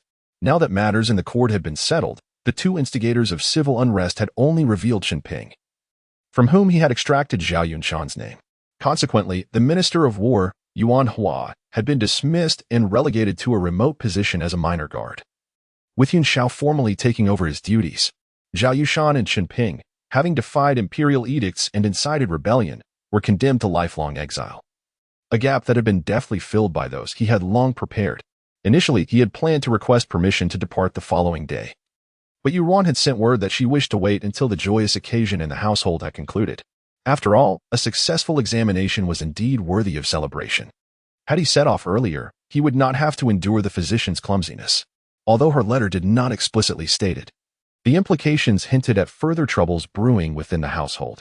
Contemplating the Shao family, Jun Zhan turned to Chang Feng, his expression darkening. Where is Ningxingha? Have him come at once. After enjoying lunch at the Shao residence, Yi Yan and Yi Zhifan took their leave of the Shao family. However, no sooner had they departed than the second master of the Shao family, Shao Guang, rushed into Shao Hang's study. Elder brother, another group of grain hoarders has surfaced. Shao Hang's heart leaped with joy. Excellent. Have we discerned who is behind this? Shao Guang, his face clouded, shook his head.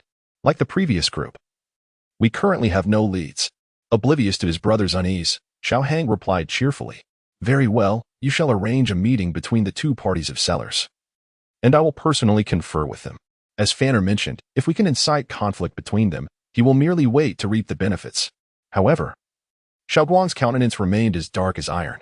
Elder brother, they have made it clear, 101 per do, not a single coin less. There is no room for negotiation. They also stated that if one wishes to purchase, they must bring silver to transport the grain. Otherwise, there shall be no discussion. Furthermore, they insisted that this is today's price, and next time it will not be the same. What? Shao Hang abruptly rose from his seat. This is outrageous. How can they conduct business in such a manner? Do they take my Shao family for fools?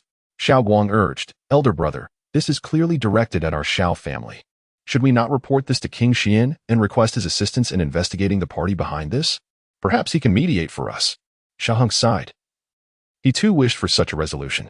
However, King Xian is currently preoccupied with setbacks in court and has little inclination to concern himself with our trifling matters.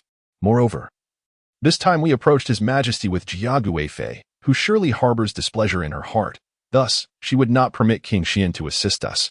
What then, elder brother? Shall we do? Shao Hang felt his heart bleed. Quickly procure the grain that was previously offered at 81, lest they catch wind and raise the price as well.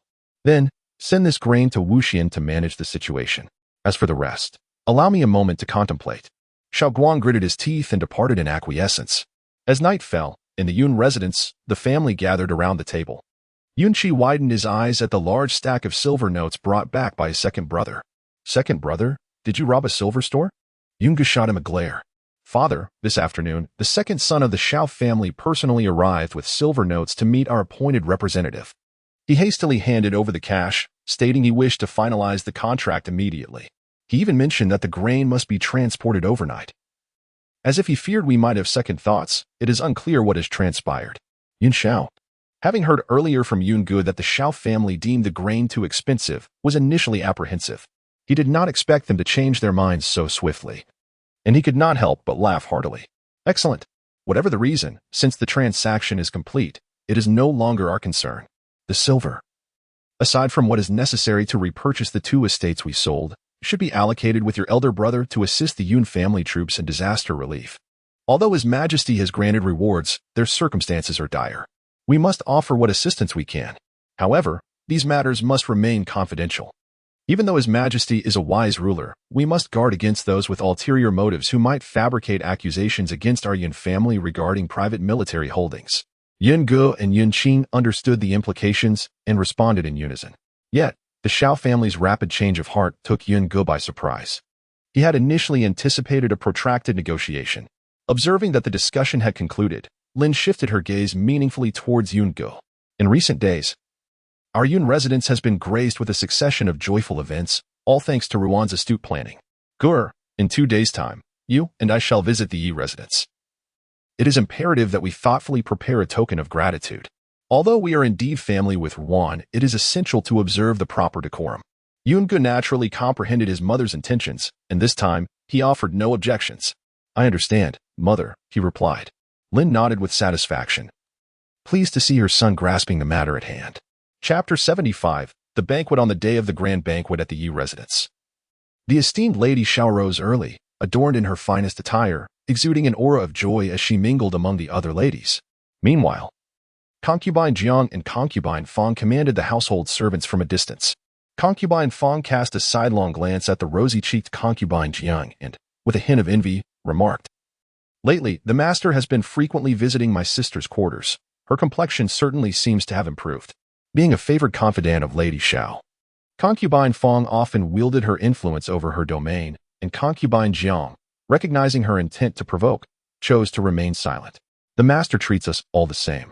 Concubine Fong scoffed. The master has his own considerations. We must adhere to our roles. Sisters should not harbor any misguided thoughts. One must first assess if they possess the fortune to bear such blessings. Concubine Jiang lowered her gaze. Sister speaks truly. Today is the eldest young master's auspicious day. Let us first attend to the matters entrusted by the lady. Finding no amusement in the exchange, Concubine Fong decided against instigating trouble today and, casting a dismissive glance at Concubine Jiang, departed.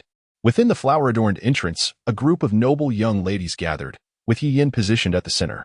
Clad in a simple, frost-white long coat adorned with subtle rose patterns, she appeared remarkably understated, in stark contrast to Lady Zhao's flamboyance.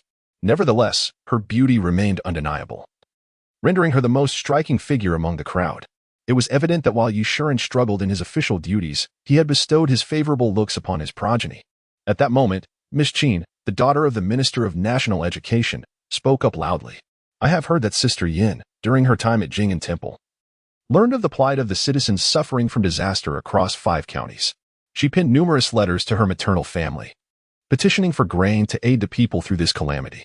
The emperor, moved by her benevolence, has graciously pardoned her previous transgressions. Yi Yin smiled shyly.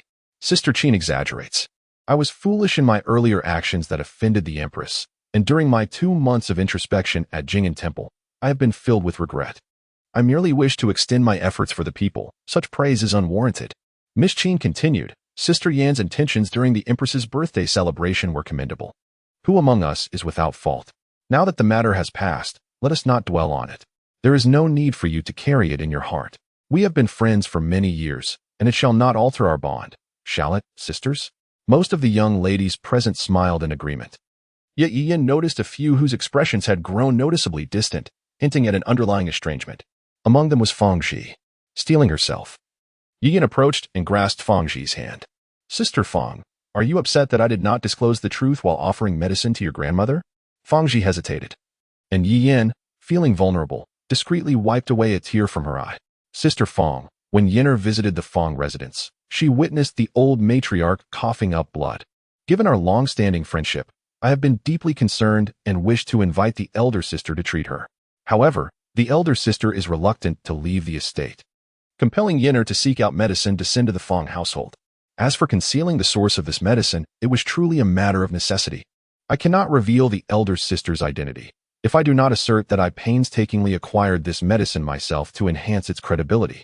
What if Sister Fong's family hesitates to administer it to the old matriarch? Would that not delay her recovery? Upon hearing this, Fong Zhi's expression softened slightly. Although Yi Yin had deceived her, and her behavior during the birthday banquet was indeed somewhat disreputable, Her grandmother's ailment had indeed been alleviated because of her. Despite the rift that now existed between them, there was no need to let the situation become awkward. I understand, and I harbor no resentment towards you. However, why is it that I do not see the young lady of the house today? I had intended to personally express my gratitude, but previously, my mother sent a message, and Lady Yi mentioned that the young lady was occupied with treating Prince Jing's injuries. Subsequently, she went to Anyong, which has caused some delays, Feng Ji explained. Several young ladies responded in agreement. Indeed, Yenner, this Miss Yi is a disciple of a divine physician and has traveled extensively since childhood. Surely, she must know many novel things we have yet to hear. Please, bring her forth so we may broaden our horizons. We are all quite curious. This reasoning resonated with them, and reflecting on it now, it seemed that although Miss Yi had not been entirely gracious initially, her nature was indeed refreshingly candid. Witnessing the sudden shift in attitude towards Ruan, Yenner felt a surge of irritation, yet after a moment, she managed to force a smile and replied, I understand the sentiments of my esteemed sisters. However, my elder sister is currently preoccupied with hosting Lady Yun. I believe she will join us shortly. As she spoke, she signaled to Miss Qin, who promptly added, Well, now that we are all gathered at the Yi residence, surely Miss Yi cannot evade us. Why don't we engage in a round of the flower game while we await her arrival? It would be a delightful way to pass the time. Yenner agreed, standing up to say, Sister Qin is right. I may have acted thoughtlessly before, and today, on my brother's auspicious day, I would like to raise a toast to all my sisters as an apology. Allow me to initiate this game. Soon, the atmosphere within the flower-draped gates was filled with merriment, laughter resonating throughout. After indulging in their playful activities for a while, Yenner excused herself to leave. However, just as she stepped outside, Miss Qin hurried after her, her face flushed as she presented a small box from a maid's hands. Yenner, today marks a joyous occasion for young Master Yi. I have prepared a fine box of pine soot ink to celebrate young Master Yun's youthful triumph in the imperial examinations. Please convey my regards to him, and may young Master Yi achieve great success in the future. Yenner accepted the box with a sense of gravity. Today, I must express my gratitude to Sister Qin for defending me eloquently before our fellow sisters. Fear not, dear sister. Such a splendid gift will certainly be delivered to my elder brother by my own hands. Qin Rant's face flushed even deeper. I shall trouble you, Sister Yenner. You mentioned you had matters to attend to, so I shall take my leave for now. Very well, I will return shortly to keep the sisters company. Nodding, Qin Ran hurriedly departed, her cheeks aglow. As she watched Qin Rant's retreating figure, Yin could not suppress a smirk that flickered across her mind. Casually tossing the box to the side, she remarked, Consider it yours. This soot ink hardly qualifies as a precious item. How can she take such pains to present it so solemnly? Truly, she is a product of humble origins. Were it not for her unyielding admiration for my elder brother, which she has consistently demonstrated, I would hardly spare a glance at the daughter of a minor official. Miss Ye, Hong Xiu exclaimed joyfully as she accepted the gift. While the young lady may not value it, this soot ink is worth several months' wages for them. Yin cast a glance at Hong Xiu and inquired, Has everything been arranged with our cousin? Rest assured, miss, all is in order. Cousin has already entered the inner courtyard without anyone noticing. However, Bai Xiao informed me that the eldest lady is entertaining Lady Yun in her chamber, and thus she could not bring the person over. Upon hearing this, Yin furrowed her brow slightly, but after a moment's contemplation, her smile returned. No matter, go to the front courtyard and summon my second brother. Hong Xiu immediately understood. Yes, Mississippi Chapter 76. Deceiving Yi Qining, traversing the lengthy corridor adorned with intricate carvings, Hong Xiu hastily summoned Yi Qining. Third sister, Yi Qining paused before Yi Yan, calling out to her with a hint of confusion in his eyes. Today, the residence was bustling with guests, and their father had instructed him to accompany his elder brother in hosting the male visitors. Although these guests had come primarily to pay tribute to his brother, showering him with accolades, Yi Qining's presence was merely supplementary. Nevertheless, their father had remarked that it was commendable for him to help his brother fend off excessive drinking, especially as his brother was on the cusp of reaching the age for the coming-of-age ceremony. Today, their father clearly intended to showcase his brother at the banquet, subtly seeking a suitable match for him, and it was imperative that his brother maintained his composure and dignity. Indeed, several esteemed guests had subtly conveyed this notion during the feast, and to their father's delight, the distinguished elder Zhu from the censorate had also graced them with his presence, exhibiting a keen interest in assessing Yu Jifan's character. Rumor had it that this elder Zhu had an unmarried daughter yet to be betrothed, which brought a smile to their father's face that was nearly impossible to conceal.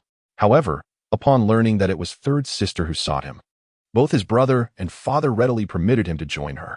Yin regarded Yuqining with her customary cheerful demeanor. I have heard that you have been diligently attending the academy during the day and practicing martial arts upon returning home. I have scarcely seen you these past few days nor had a proper conversation with you. How fares your studies? Have you made any progress? Thank you for your concern. Third sister, I am well, but I wonder what prompted you to summon me so suddenly. Yi Qining replied. Yi Yin, perceptively noting the slight coolness in Yi Qining's demeanor, sensed that he no longer treated her with the same warmth as before. Typically, he would share every detail of his life with her, but today he merely responded with a brief assurance. However, she was adept at manipulating others and did not dwell on it too much. With an unbroken smile, she continued. There is nothing of great significance, merely that our elder sister will be departing for the hot spring villa with Prince Jing tomorrow. I do not know how long she will be away. I have been reflecting on my previous misstep and revealing the secret entrusted to me by elder sister, and I feel quite remorseful. Thus, I have prepared a surprise for her, intending to formally apologize on this auspicious day. Unfortunately, elder sister has been occupied in the room with our aunt. As it is a surprise, I cannot disclose it directly to her. Therefore, I was hoping you could find a reason to invite elder sister to the Qingren Pavilion. After all, we are family. If I could mend this minor rift before elder sister departs, it would alleviate my daily unease, she concluded. Upon hearing this, Yi Qining felt a slight sense of relief, realizing that third sister intended to reconcile with their elder sister. However, he was somewhat disapproving of her approach. Third sister, elder sister is not one to hold grudges.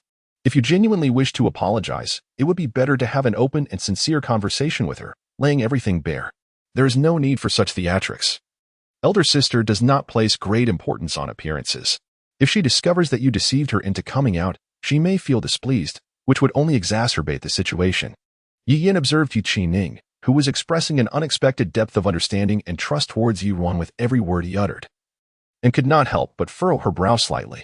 When did he become so intimately acquainted with Ruan? It had only been a mere 2 months since she departed from the Yi residence. Previously, Yi Qining had always heeded her words without question.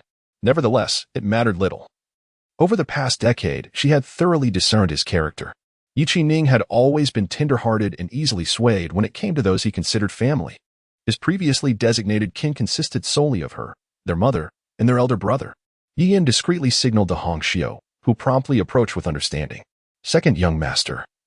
My lady has been preparing this surprise for the eldest young lady since her time at Jingwei Monastery, expending considerable effort.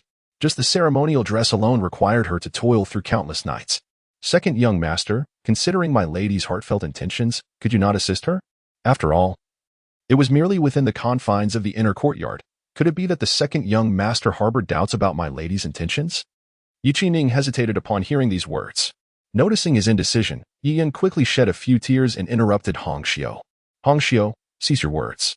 I indeed made a mistake earlier, and I suppose my brother feels I am unworthy of forgiveness. After all, the eldest sister is his true blood relative, while I am merely an outsider. Let us not trouble him further. Let today's matter rest, and we shall take our leave. Seeing Yu Yin on the verge of tears, Yi Qining felt a pang of compassion. After all, she had been by his side throughout his upbringing and had earned his trust for over a decade. Requesting the eldest sister to step out for merely a short visit was hardly a significant matter. Moreover, the Qingzhan Pavilion was not far from the Qingyu Pavilion. After some contemplation, he called out to Yi Yin. All right, third sister, do not be distressed. I have never regarded you as an outsider. I shall go fetch the eldest sister for you now. Yi Yin joyfully wiped away the non-existent tears from her eyes. Good. I knew third brother would be the best to me. It was merely an unintentional slip of the tongue earlier. Yi Qining offered her another word of comfort before turning towards the direction of the Qingyu Pavilion. Hong Xiu watched his departing figure with some hesitation. Miss, should you send the second young master to fetch the eldest young lady? If something were to occur, wouldn't he then suspect you? Yi Yin collected her tears and smiled slyly. Fear not, he is rather simple-minded. You go fetch the 2 exquisite sets of attire that our uncle prepared for me and deliver them to the Qingzhan Pavilion. We shall concoct a plausible tale to cover it later. Understood, my lady. Chapter 77. Your words have revived my spirits within the verdant confines of the Qingyu Pavilion. A harmonious atmosphere prevailed. Lin shared with Yuan the news that the Lin family had successfully purchased all of the grain from the Xiao family for 80 yuan each. Although her uncle had not spoken of it in years, Lin was aware that he held a deep concern for the Yun family army, which had once fought alongside him in the capital. The opportunity to assist them brought him immense joy. Yuan poured a cup of warm tea for her aunt. In the present landscape, the northwest was under the influence of the Cui family, while the south was ruled by the Pingyan king. The once mighty Yun family army, which had accompanied her uncle, now numbered merely around 30,000, tasked with safeguarding several strategic locations, while the rest had gradually returned to civilian life. Her uncle, now serving as the Minister of War, had the capacity to cultivate and promote truly capable individuals. The Ministry of War had previously been a pawn in the hands of the Xin king, entangled in numerous interests and malignancies. As long as her uncle refrained from engaging in factional disputes and remained devoted to the emperor, no one would dare to challenge him. Lin smiled as she accepted the tea from Yuan, watching the delicate steam rise from the cup. Fear not, my dear. Your uncle is well aware of your concerns. The Xian king has recently tested your uncle's sentiments, yet your second cousin, being astute, has already ensured that your uncle presents himself as a righteous and straightforward minister upon his return to the capital, leaving no room for suspicion. However, I have noticed that many guests have arrived at the Yi residence today. Do not solely attend to me. Let us venture out together to greet them. You have suffered losses at the hands of the Shao family and bear a tarnished reputation. Now that our Yin family enjoys a favorable standing, I believe it prudent to leverage this momentum to help you gradually restore your name. While Lin harbored a personal desire to see Yun go at Yuan, allowing her to guard her closely, she recognized the uncertainty of such matters. Should Yuan harbor no interest in Yun Go, reclaiming her reputation could provide her with more choices when she came of age, sparing her from being hastily matched by the Shao family and her indifferent father. Yuan understood her aunt's well-intentioned motives and gently replied, I appreciate your kindness, aunt, but I have come to realize that the opinions of others often serve as shackles. Living for the perceptions of others only confines one to the narrow space they wish to see, inducing anxiety and restlessness. In my previous life, I was overly concerned with others' judgments, leading me to succumb to the manipulations of the Shao family and Yi Yan, resulting in insecurity and timidity. One misstep spiraled into a series of errors. Seeing Yuan's resolute demeanor, Lin ceased her attempts to persuade her. Gu said it himself, one is a person of conviction, and we must respect her thoughts. As long as you are at peace with your choices, that is what matters. However, why did you prevent me from rejecting the Shao family? Had you not intervened, I would have preferred to avoid this trivial banquet altogether. What merit does a mere jinshi hold to warrant such an extravagant celebration? Yu Shifan does not even rank as highly as your eldest cousin, let alone Yun Good, who achieved the top position at the age of 17. Yuan could not help but chuckle. Her aunt had inadvertently brought up her second cousin in their conversation. Although her words were undeniably true, they carried an air of self-aggrandizement. She chose not to confront her, merely teasingly remarked, if others were to overhear you, they might think you're mocking someone. A 19-year-old scholar is indeed a rarity, even in the capital. However, today, Ruan had a significant matter for which she sought her aunt's assistance. Lin looked at Ruan with a puzzled expression. Oh, what important matter do you have? Pray, tell me. A glint of mischief flickered in Yi Ruan's eyes as she uttered two words, catching infidelity. What? Lin sprang to her feet, her demeanor shifting to one of eager anticipation. Yi Ruan suppressed a smile, pulling her back to sit down, leaning close to whisper her thoughts. Lin's expressions changed dramatically as she listened, her excitement palpable. Once Yi Ruan finished, she hurriedly left the room. Not long after Lin departed, Yi Qiming arrived at Qingyu Pavilion. He peered around the room, puzzled. Isn't sister entertaining our aunt indoors? Why is she absent? Yi Ruan, noticing her brother's unexpected presence, felt a stir in her heart. Aunt said it was stuffy in the courtyard, so she went outside to chat. Ah, I see. Yi Qiming mused, remembering that he was supposed to be assisting their father and elder brother with the male guests. But why are you here at this time? He hesitated before continuing, Sister, today a maid in our courtyard has been suffering from continuous abdominal pain and fainted at the entrance of Qin Pavilion. I had to have her carried to the side room there.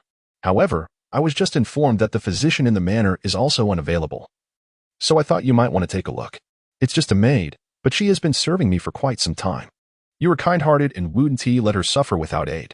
Upon hearing this, Yi Ruan's heart sank, fully aware that this was yet another scheme orchestrated by Yi Yan. However, having learned of Yi Yan's intentions, she had resolved to take advantage of the situation and impart a profound lesson. Once the incident unfolded, all previous pretenses would be stripped away. She had secured Jun Zhan's trust completely, and Qingyu Pavilion was now under her control. She no longer wished to engage in superficial niceties with them. Yet, if Yi Qingning continued to harbor goodwill towards them, he would only bring misfortune upon himself, becoming a weapon for them to wield against her at an unforeseen moment. She gazed intently at Yi Qingning, realizing there was no time for him to grow gradually. Ning, look into my eyes and tell me again, where do you want me to go? Yi Qingning met her gaze, sensing a myriad of emotions swirling within his sister's eyes, the most apparent being disappointment. His heart sank. Sister, what is wrong? Yuan remained steadfast. Her eyes locked onto his. I merely wish to hear you repeat your earlier words. Yi Qingning was momentarily taken aback, confronting the complexity in his elder sister's gaze, feeling as though his heart was being gnawed by ants, leaving him anxious and flustered. He hurriedly replied, Sister, I apologize. My previous words were all deceitful. In truth, it was our third sister who urged me to convey this message to you. She wishes to extend her sincere apologies and requested that I bring you to the Qingren Pavilion without revealing her intentions. I understand that I should not have acted thus. Yet I reasoned that it was merely within our own courtyard, with so many family members present. Surely, our third sister harbors no ill intentions. After all, you and she shared such a close bond in the past, and now, amidst the bustling capital, you have no other confidants. If she truly seeks to atone, it would provide you with companionship, and I would hate to see you so solitary. Yuan let out a soft sigh. Brother Ning, I have no need for any of what you've just expressed. This shall be my final admonition to you. Listen closely. Regardless of the profound affection you once held for them, you must choose between me and them. Should you select me, you must sever all ties with them completely. No matter what transpires or how they may charm you with their words, you must remain steadfast and resolute. Conversely, if you opt for them, consider me no longer your sister. From this moment forth, I shall not concern myself with your affairs, nor shall you inquire into mine. Now, inform Ian that I have already departed for the Qingren Pavilion, and accompany me to witness what unfolds next. Let us discern their true intentions, and then you may reveal your choice to me. Yi Qingning's lips parted slightly. He yearned to declare his choice. He would choose her. Yet, his lips quivered, and he ultimately refrained from speaking. He simply nodded in silence. Sister, I shall accompany you. Chapter 78. Caught in the act at this moment. The Lin matriarch had already entered the flower hall. The ladies of the capital were known for their keen sense of timing, and the Yun household, originally of the second rank, had regained its prominence. Although the martial officials were not as influential as before, General Yun had now assumed the position of Minister of War. This role, albeit of the third rank, wielded considerable power. The combination of these factors had once again made the Yun family a hot topic of interest. Moreover, in the eyes of the other ladies, Lin was already seen as a prized catch. This was not merely due to the striking qualities of the two sons of the Yun family, who had reached adulthood, but also because of the Yun household's reputation for upholding a pure family ethos by not taking concubines. Countless mothers were eager to marry off their daughters to this esteemed family. However, Lin had previously accompanied Yun Shao on military duties, possessing some of the temperament typical of a general's wife. She had never been fond of socializing, and now, as she entered, many ladies gathered around her, leaving Shao, who had been the center of attention, feeling suddenly sidelined. Madame Lu, wife of the Minister of the Imperial Secretariat, was the first to break the ice with a jest. I have heard that Madame Yun was to visit today, yet I wondered where she had been hiding all this time. Lin suppressed her rising excitement and managed a smile that was tinged with sincerity. Hiding? I was merely conversing with my niece. Now, I have come to share some time with all of you. Noticing Lin's unusually cheerful demeanor, Madame Lu's tone became more relaxed. I had just seen the second son of the household in the front hall. He achieved the highest honors in the examinations before reaching 17. We thought that this spring, West Lin would produce the youngest top scholar. Alas, he did not participate in this year's exams, which is truly regrettable. I have heard that he is not only well-versed in knowledge, but also possesses remarkable calligraphy skills. My daughter is quite passionate about this art. Perhaps she could seek his guidance. The other ladies, overhearing this exchange, could not help but silently scold Madame Lu for her audacity in voicing their own thoughts. Lin was preoccupied with other matters and, unlike her usual self, felt no displeasure. As for guidance, there is no question of it. I have heard of your daughter's exceptional calligraphy. Even a recluse like myself cannot be oblivious to such talent.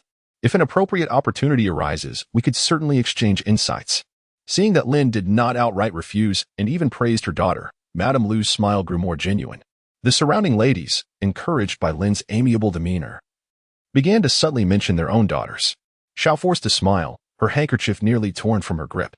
She had invited Lin merely to lend some support to her social standing, knowing Lin preferred solitude and would likely stay with Ruan. She had not anticipated Lin's sudden emergence, stealing the limelight from her son Fan. After all, he was merely the top scholar from the previous autumn examinations. The distinction was not insurmountable.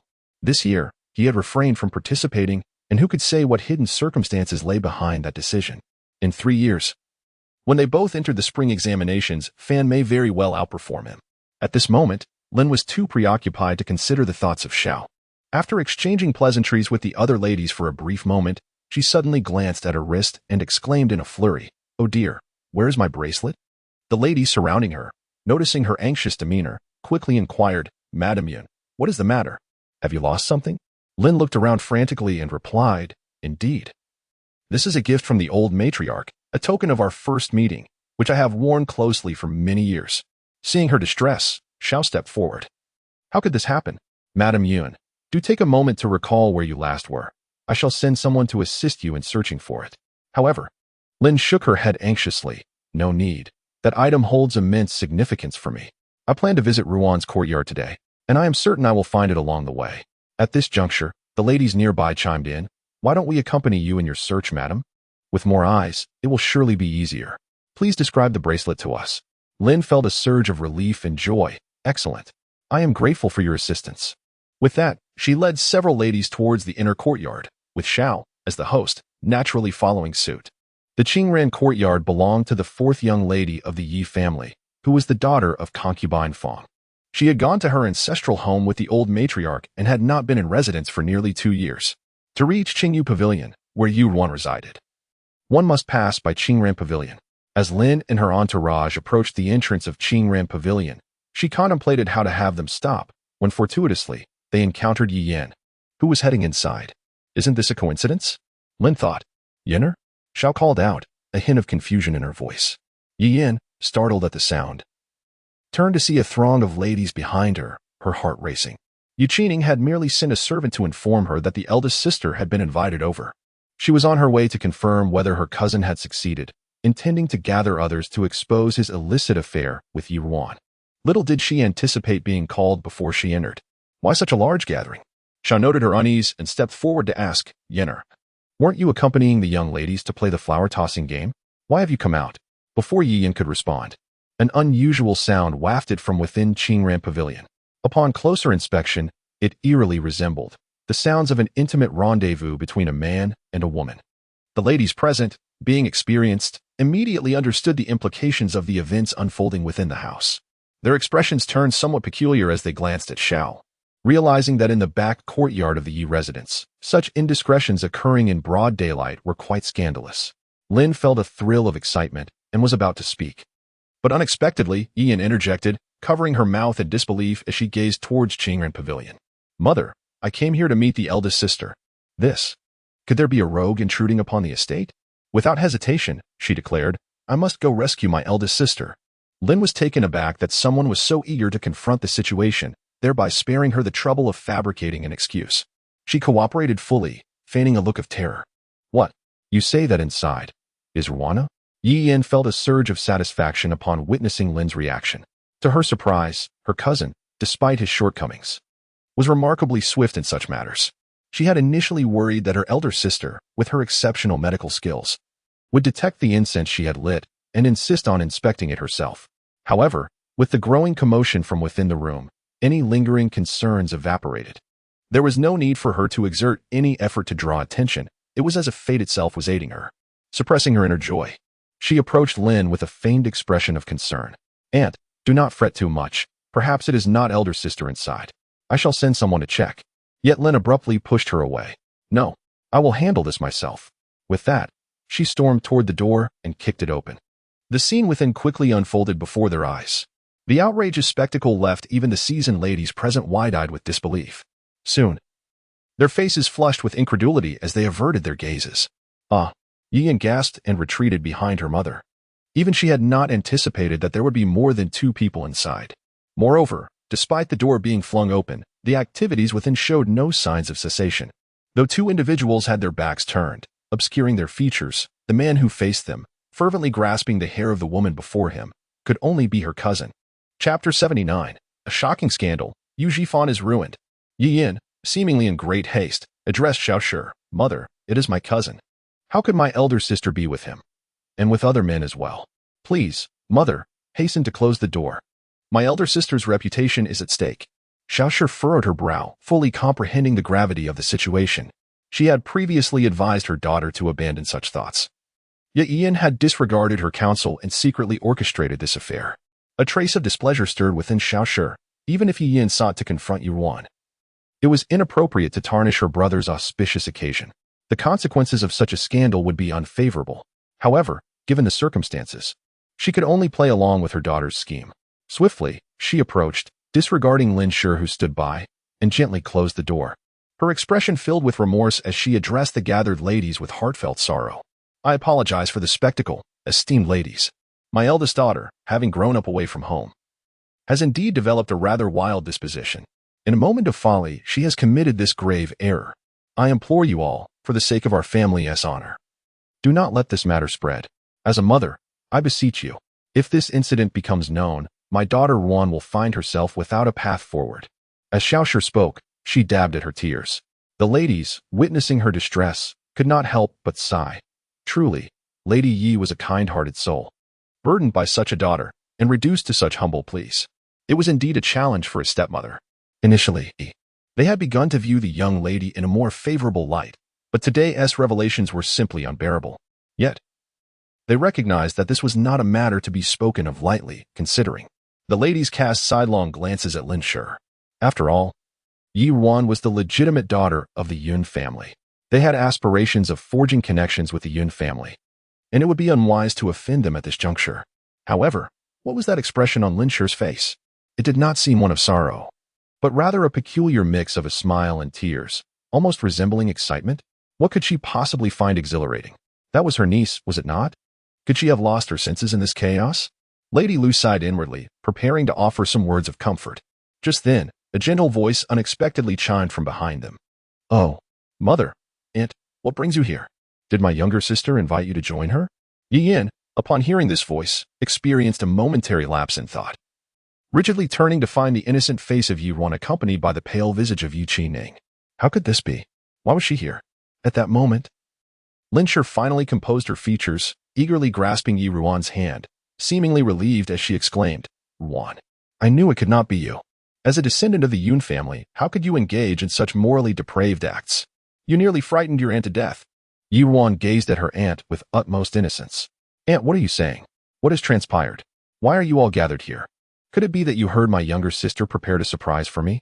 As she spoke, she nudged the seemingly dazed Yi Qi-ning. Brother, truly, did not sister say you were not to disclose anything? Yet here we are, with so many aware of it. Since everyone is so curious, why don't we all go and see what surprises await us?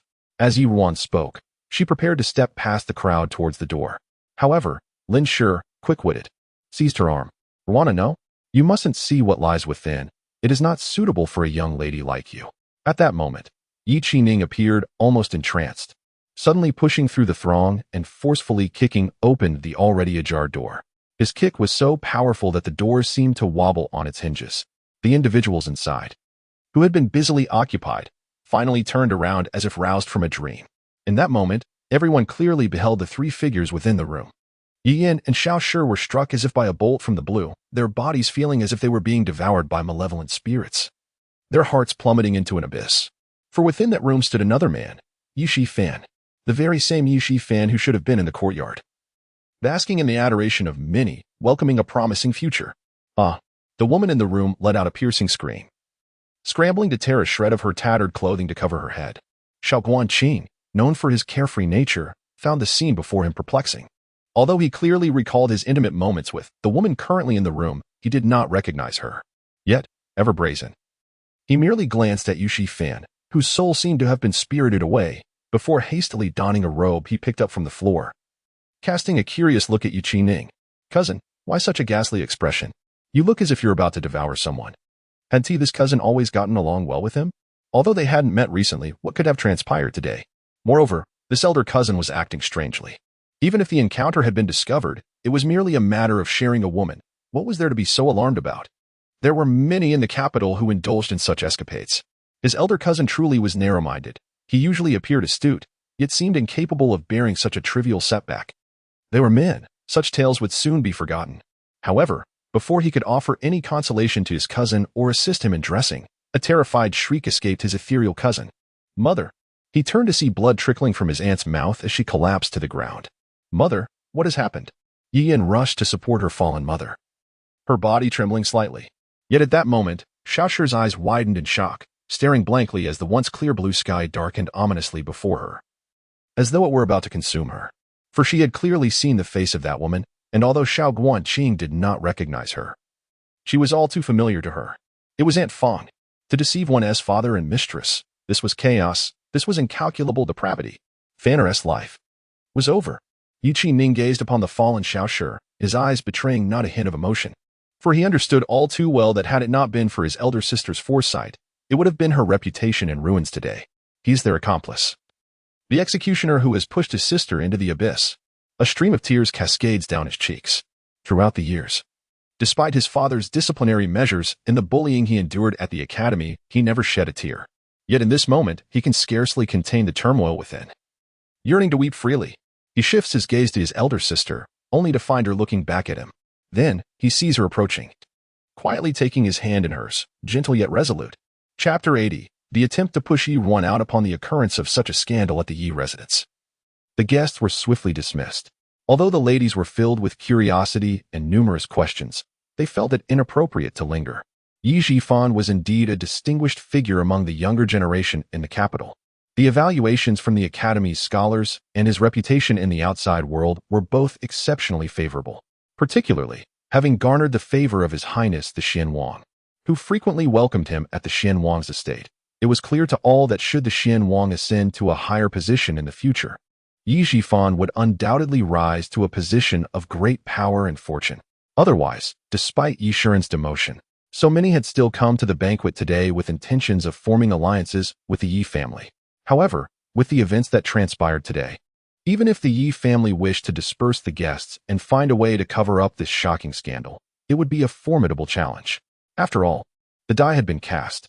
Yi Shiren, upon learning of the incident in the rear courtyard, suppressed his overwhelming shame and rage as he sent everyone away, then sat in the main hall in silence, his handsome face flushed with a deep crimson, his body tense as if he were a volcano on the verge of eruption. He could not shake off the looks from his former colleagues today, particularly the disdainful gaze of Lord Xiaozhua, who had previously regarded Yi Zhifan favorably, leaving before revealing his disgust without restraint. With such a heavy burden of disgrace upon him, especially one borne by his own nephews, how could he conduct himself within the court thereafter? He could only lament his inability to faint like the Xiao family matriarch. At this moment, Aunt Fong was kneeling beside Yi Shiren, trembling and weeping loudly. "My lord, I was truly unaware of today's events. I simply wished to visit Xiner's Jingxi courtyard, only to discover that it had been tampered with beforehand. I too am a victim of this scheme." Though she felt humiliated and furious, she understood that while the two young masters might suffer disgrace, they still had a chance to survive. Her own life, however, was far more precarious. She clung desperately to Yi Shiren, hoping that he would consider the years she had served him and the daughter she had borne him, and grant her a lifeline. Yet, in his current state of turmoil, Yi Shiren could hardly recall any past affections. His anger had no outlet, and he could not bear to move towards either Yi Zhifan, who knelt beside him, or Xiao Guangqing, who was equally immobilized. Looking at Aunt Fong, who clung to his leg, he felt an overwhelming sense of revulsion and unleashed all his pent-up fury upon her. "Get away." He lifted his leg and kicked Aunt Fong away with great force, causing her to tumble backwards, landing directly in front of Yi Zhifan and Xiao Guangqing. Ignoring her pain, she crawled before them, pleading further. "Young master, cousin, you must explain this to my lord. Clearly, we have been framed. We are innocent." Yi Zhifan's gaze fell upon Aunt Fong, whose proximity seemed to awaken a suppressed rage within him. His eyes, once dulled since emerging from the Qingxi pavilion, now burned with a fierce intensity as if he wished to tear her apart. It felt as though, should she vanish from this world, this nightmarish ordeal would finally come to an end. He remained the once promising prodigy, full of potential, the young master. Yi Zhifan, who typically feigned a demeanor of gentility and propriety, now fixed a gaze upon Aunt Fong that resembled that of a malevolent specter. A sudden jolt surged within her, and an involuntary chill of sweat broke out across her skin, rendering her voiceless. Yi Zhifan then averted his eyes to Yi Xian, his voice emerging as if extricated from between clenched teeth. Father, today I was ambushed and rendered unconscious before being taken to Qingran Pavilion. Upon regaining consciousness, I was bereft of my senses. Surely, there are those who conspire to ruin me, to obliterate the Yi family. At that moment, Xiao Guangqing realized the gravity of the situation. This woman was none other than his uncle's concubine. No wonder his cousin, as he had entered Qingran Pavilion. A surge of blood rushed through him, contemplating how his cousin, who usually appeared so pure and pristine, possessed such formidable allure. Just as he was about to succumb to frustration, a faint sound of a woman's moan reached his ears. He drew back the curtains of the bed, revealing a woman with enchanting eyes and unparalleled beauty, who immediately became entangled with him upon his arrival. She bore an uncanny resemblance to his cousin Yenner. However, wasn't it his cousin who had orchestrated his union with Yuanqing today? How had he found himself in this predicament? Could it be that Yenner secretly harbored affection for him, too shy to voice it, thus orchestrating this scenario? In a moment of euphoric abandon, he cast aside all thoughts and pressed his long-desired companion beneath him. The subsequent events became a blur in his memory. When he regained clarity, he found himself amidst a throng of onlookers alongside his cousin. Yeno had transformed into an aged woman in his eyes. He too was utterly bewildered. Stealing a glance toward Yi Yin, he noticed her glaring at Ruan, her eyes ablaze with indignation. Soon, her accusatory voice reverberated through the hall. Elder sister, how do you explain today's events? Was it your doing? At that moment, Ruan sat with Lin Shi, Yun Ge, and Yi Qining. And before she could respond, Lin Shi interjected with a stern tone. Explain? What is there to explain? What relation does this have to my daughter, Ruaner? You members of the Xiao family are utterly shameless, engaging in such scandalous behavior before so many noble women in broad daylight. And now you wish to entangle us in your folly. The term scandalous sent a tremor through Yu Zhifan, who had been silently kneeling. He turned his gaze, filled with fury, toward Lin Shi and Yi Ruan, his eyes aflame with venomous wrath. Yun Ge furrowed his brow, rising to position himself between his mother and Yi Ruan, shielding her from his menacing glare. What do you glare at my mother for? She merely speaks the truth. Speak the truth? Yi Yin, her eyes reddened, also rose, her voice sharp as she addressed Yi Xian. Father, it was I who invited elder sister to Qingran Pavilion today, motivated by good intentions. Feeling guilty over past events, I wish to present her with garments and adornments as a coming-of-age gift, to express my remorse. Little did I know she would refuse. While my brother and cousin fell victim to a nefarious scheme that led to their madness, the father was aware that she was a disciple of the renowned physician Su Mu. In this household, who else could possess such a sinister concoction capable of rendering a person devoid of reason? The events of today were exceedingly perplexing. Moreover, Yi Qining had clearly stated that Ruan had gone to the Qingran Pavilion, yet she later appeared alongside Ruan. Additionally, there was Lin, who she later discovered had suggested seeking some bracelet, leading a group of ladies to follow her. Such coincidences were too uncanny, stirring within her a sense of absurd speculation.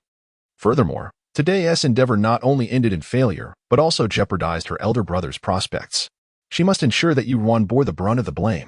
Otherwise, how could she find peace within herself? If she could shift the responsibility onto Ruan, perhaps her brother's situation might still allow for some maneuvering. Chapter 81. Framing Yi Shiren naturally believed that Yu Zhifan would not commit such a foolish act. However, despite his contemplation, he could not fathom who harbored such deep animosity towards the Yi family, orchestrating such a grand scheme that would tarnish their reputation. At this moment, he was also eager to present someone as a scapegoat to the outside world. Otherwise, by dawn, rumors would undoubtedly run rampant throughout the capital. He thus seized the opportunity to reprimand Ruan. Wayward daughter, speak. Did you orchestrate today's events? Your elder brother has always been resolute and disinterested in carnal pleasures. Had it not been for the tampering in that courtyard, he would never have acted in such a manner. The servants of the Yu family are all born and raised here, bound by their contracts to the household. They would never conspire against their own master. It must have been you. Did you collude with outsiders to harm your brother? What is your true intention? To him, Yu Zhifan represented the future pillar of the Yi family, someone he could not afford to forsake. As for Yi Ruan, even if she were not the culprit, he could still push her forward to shield his son from the storm. Yun Ge, witnessing Yi Shiren's demeanor, felt a tightening in his chest. The usually serene and gentle countenance of Yi Shiren suddenly revealed a hint of sharpness, and he scoffed derisively. What a display of baseless accusations. Today, I have witnessed the absurdity of this situation. The one who committed the disgraceful act is not being pursued. Yet you dare to level accusations at your cousin based solely on unfounded conjecture. To perceive only a fragment and claim to know the whole truth, this is how your cousin is treated within the Yi household. As he spoke, he turned his gaze to the kneeling Xiao Guangqing. If Lord Yi wishes to assert his authority, he might first clarify how the young master of the Xiao family came to be in the backyard. Yushuren furrowed his brow, momentarily forgetting the presence of the Yun family. It was no longer solely his domain. He shifted his attention to Xiao Guangqing, who maintained a nonchalant demeanor, which incited Yushuren's ire. He too was curious as to how this scoundrel from the Xiao family found himself in this predicament. Speak. Who permitted your entry? Suddenly named. Xiao Guangqing instinctively cast a glance at Yi Yan. Upon feeling his gaze, Yi Yan's heart quivered. She could not allow him to reveal the truth. Otherwise, her elder brother would discover that today's debacle was rooted in her actions, and he would surely harbor resentment towards her.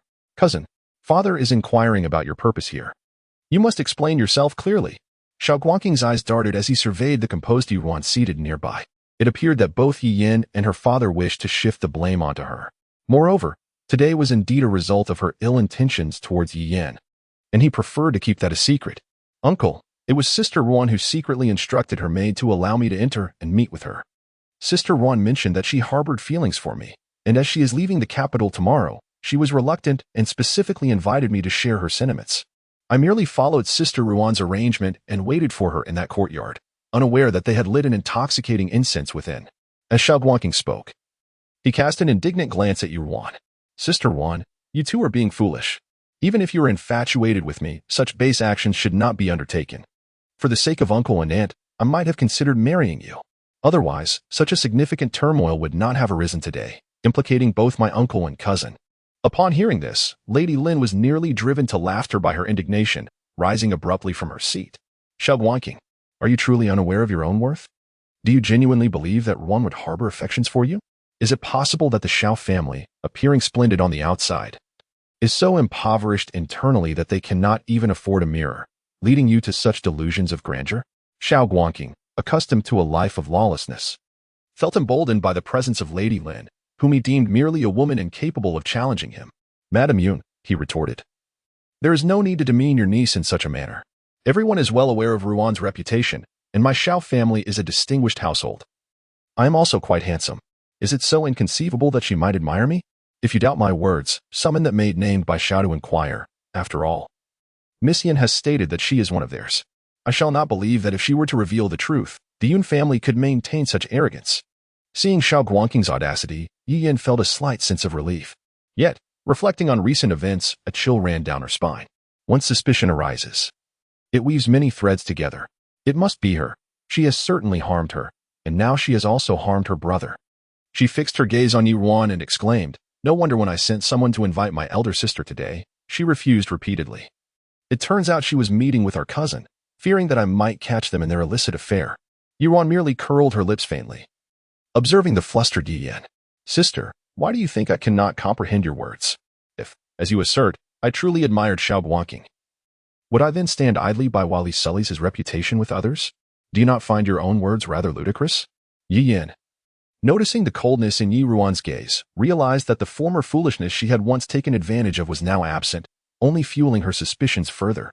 With a derisive laugh, she retorted, who can tell what you truly think? Perhaps our cousin simply does not regard you, and you harbor resentment. Ah, you must be envious of my brother's success over your second brother, fearing that the Yi estate will fall into his hands, leaving no place for you and your siblings. Thus, you conspired with outsiders to incapacitate him, and then let your aunt expose the truth at Qingren Pavilion to ruin his name. Such a malicious heart. Mother has always treated you and your siblings kindly. How have we wronged you that you would wish to harm us in such a manner? Hearing this, Yi Qining was so incensed that he nearly stood up, only to be restrained by Yi Ruan. Sister, tread carefully. While your slander against me today may bear little consequence, your repeated insinuations involving my aunt and the Yun family could lead to dire repercussions. My aunt is a lady of the second rank, bestowed by the emperor himself. Your reckless accusations could land you in legal trouble. If you insist that I am the culprit, then words are futile. Present your evidence. Otherwise, no one shall succeed in placing this blame upon me. Yi Yan regarded Yi Ruan's fierce demeanor and chuckled lightly. Very well. If elder sister desires evidence, I shall provide it. Father, My cousin is indeed correct. To ascertain the truth of this matter, let us summon Bai Xiao for an inquiry. Yushuren gazed upon his eldest daughter, who was now so vastly transformed from her former self. His eyes narrowed slightly, and a flicker of contemplation arose within him. He then commanded in a loud voice, "Summon someone to fetch her from Qingyu Pavilion." Chapter 82, In My Father's Heart. What am I compared to Brother Ning? Bai Xiao was quickly brought up. She raised her eyes to glance at the multitude seated in the hall and, feeling a sense of trepidation, knelt down. Having encountered the master, Yushuren observed her timid demeanor, and the suspicion in his eyes deepened. Initially, he had merely intended to push someone forward to shield Yu Zhifan from public scrutiny, but now he found himself believing Yi Yan's words more than before. Speak. Did your young mistress truly instruct you to seek out the young master of the Xiao family to rendezvous with her in the Qingren Pavilion? Kneeling on the ground, Bai Xiao remained silent, trembling violently, her head bowed and never lifting. Yushuren, unable to contain his impatience, urged her sharply, "Speak quickly."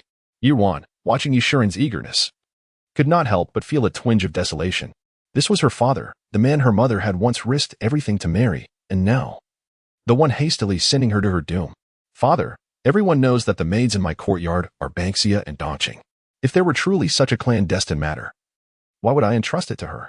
What purpose does your interrogation serve? Moreover, even if she confessed to something, would it hold any weight?" Upon hearing this, Yi Yan sensed that Bai Xiao might have realized something, and a glimmer of triumph flickered in her eyes. Discovering that Bai Xiao was indeed her pawn was perhaps too late. She immediately retorted, "Elder sister, do not try to confuse the truth here. If you wish to keep your actions concealed, what is stopping you from not sending your own maid?" Though Bai Xiao was merely a servant, she possessed a sense of morality. How could her words be disregarded? As Yi Yan spoke, she turned to Bai Xiao. "Bai Xiao, you need not be so fearful. If my sister truly asked you to do something shameful, you should just confess honestly. Rest assured, as long as you speak the truth. Considering your years in the Yi household, father will not vent his anger upon you." After Yi Yan finished, she cast a self-satisfied glance at Ruan, only to find that instead of appearing anxious, her face bore a faint, elusive smile. "Bai Xiao, since my third sister has such faith in you, why not reveal what unspeakable task I have set for you?" A sense of foreboding welled up within Yi Yan. Indeed, the next moment, she saw Bai Xiao, who had remained silent until now, suddenly lift her head, tears welling in her eyes as she gazed at her. "Third miss, I know you still wish for me to frame the eldest young mistress, but the eldest young mistress has always treated her servants kindly. I simply cannot betray my conscience." Yi Yan's body stiffened, and before her mind could fully comprehend, she saw Bai Xiao crawl before Yushuren, crying out, "Master, it was the third miss. It was she who instructed someone to bring the young master into the Qingren Pavilion. She even asked me to deceive the eldest young mistress, saying that she had prepared an aphrodisiac inside and instructed me to lock the door behind her as soon as she entered. But how could I dare to do such a thing?" Reluctantly, she decided to put on a facade for the time being, claiming that the young lady was unable to receive Madame Yun due to her busy schedule, hoping this would prevent anyone from being harmed. Yet, who could have anticipated that Aunt Fong would visit the estate today? As for how the eldest young master ended up unconscious there, the maid had no knowledge of it. As her words fell, the hall fell into a profound silence. Yushuren looked incredulously at the dazed Yi Yan, while even Yu Zhifan, kneeling on the ground, showed a slight tremor in his pupils. The expression in Yushuren's eyes shifted through various emotions, but upon recalling Prince Jun, he forcefully steadied his mind and reprimanded Bai Xiao. "Nonsense! You are merely a maid from Wanner's quarters. How could Yenner incite you to harm her own master? Moreover, if you were unwilling, why did you not reveal the truth sooner?" Bai Xiao, however, did not retreat but instead fervently prostrated herself. "Master, I did not speak falsely. I originally came from the third Miss S room, and it was only after the eldest young lady returned to the mansion that the mistress assigned me to her quarters. The mistress instructed me to keep watch over the young lady. The people in Miss S room, including Lu Mama, were also following the mistress's orders. The reason I did not disclose the truth is simply that I dared not. Currently, the affairs of the mansion are entirely under the mistress's control, and our contracts are all in her hands. I have no choice but to preserve my own safety." At this moment, Yi Yan finally regained her composure and rushed in front of Bai Xiao, delivering a resounding slap. "You speak nonsense. What benefits have you gained from my elder sister to dare slander me and my mother here?" Witnessing Yi Yan's fierce demeanor, Lin Shi found it hard to reconcile with the gentle and kind nature she usually displayed. Her beautiful visage now appeared venomous, instilling a sense of dread. She silently rejoiced for having sent one away at that time, Otherwise, if she had married into the Xian Wang's residence and fallen into Yi Yan's hands, there would be no hope for survival. Yi Yan's slap landed heavily, causing Bai Xiao's face to turn aside, and her eyes held no trace of retreat. Instead, they radiated a resolute determination. The previous night, a mysterious woman had suddenly appeared in her room, bringing her before the eldest young lady. To her astonishment, the young lady was fully aware of everything plotted between her and the third Mississippi. This woman not only revealed the whereabouts of her family, but also produced proof that they had been relocated and forced her to ingest a particularly vile poison. On the day of the Yun family's coming-of-age ceremony, she had witnessed the guard beside Prince Jing administer poison to Aunt Li, instilling a deep fear within her. Furthermore, the young lady promised that if she disclosed all the misdeeds committed by the mistress and the third miss, she would provide the antidote and arrange for her and her family to leave safely, free from worry. Now that she had already offended the third miss, she felt compelled to clarify the matter on behalf of the young lady. Master, I did not speak frivolously. If you do not believe me, I possess numerous items previously awarded to me for assisting the mistress and the third miss, and some of these must be recorded in the mansion's accounts. A simple inquiry will reveal the truth. Bai Xiao spoke as she produced a plethora of gold and silver items from her person, including a gilded bracelet and exquisite jade, which were clearly possessions far beyond what a mere maid could own. Yushuren watched in disbelief as Bai Xiao revealed these scattered treasures, feeling the veins on his forehead bulge with frustration. Enough. Someone, take her away at once. The situation seemed to spiral beyond his expectations, yet regardless of the truth, he could not allow her to continue speaking in front of so many witnesses. Ruan, with a cold smile in her heart, slowly rose from her seat. Wait. Did father and third sister not just express their desire to clarify the matter? Why now, when she speaks the truth, do they hurry to silence her? Yushuren snorted coldly, waving his hand dismissively. How could the words of a mere maid hold any weight? Enough of this. Today's events do not concern you. So return to your quarters. As for the rest, I shall investigate it myself later.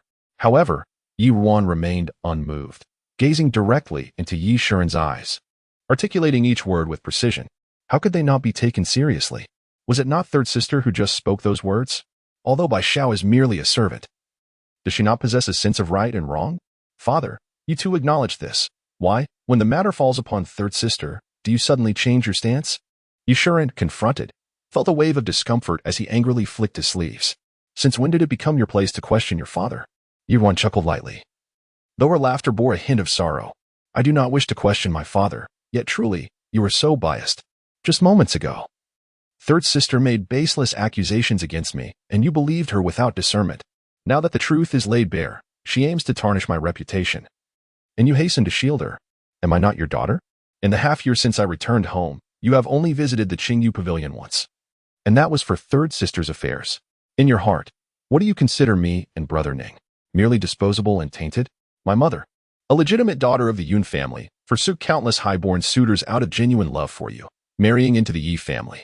But what of you? In those days, while my mother was with child, you brought the Xiao family into the household, and after she suffered a miscarriage and lost her son, you disregarded her dignity, allowing Xiao to bear a legitimate son before her.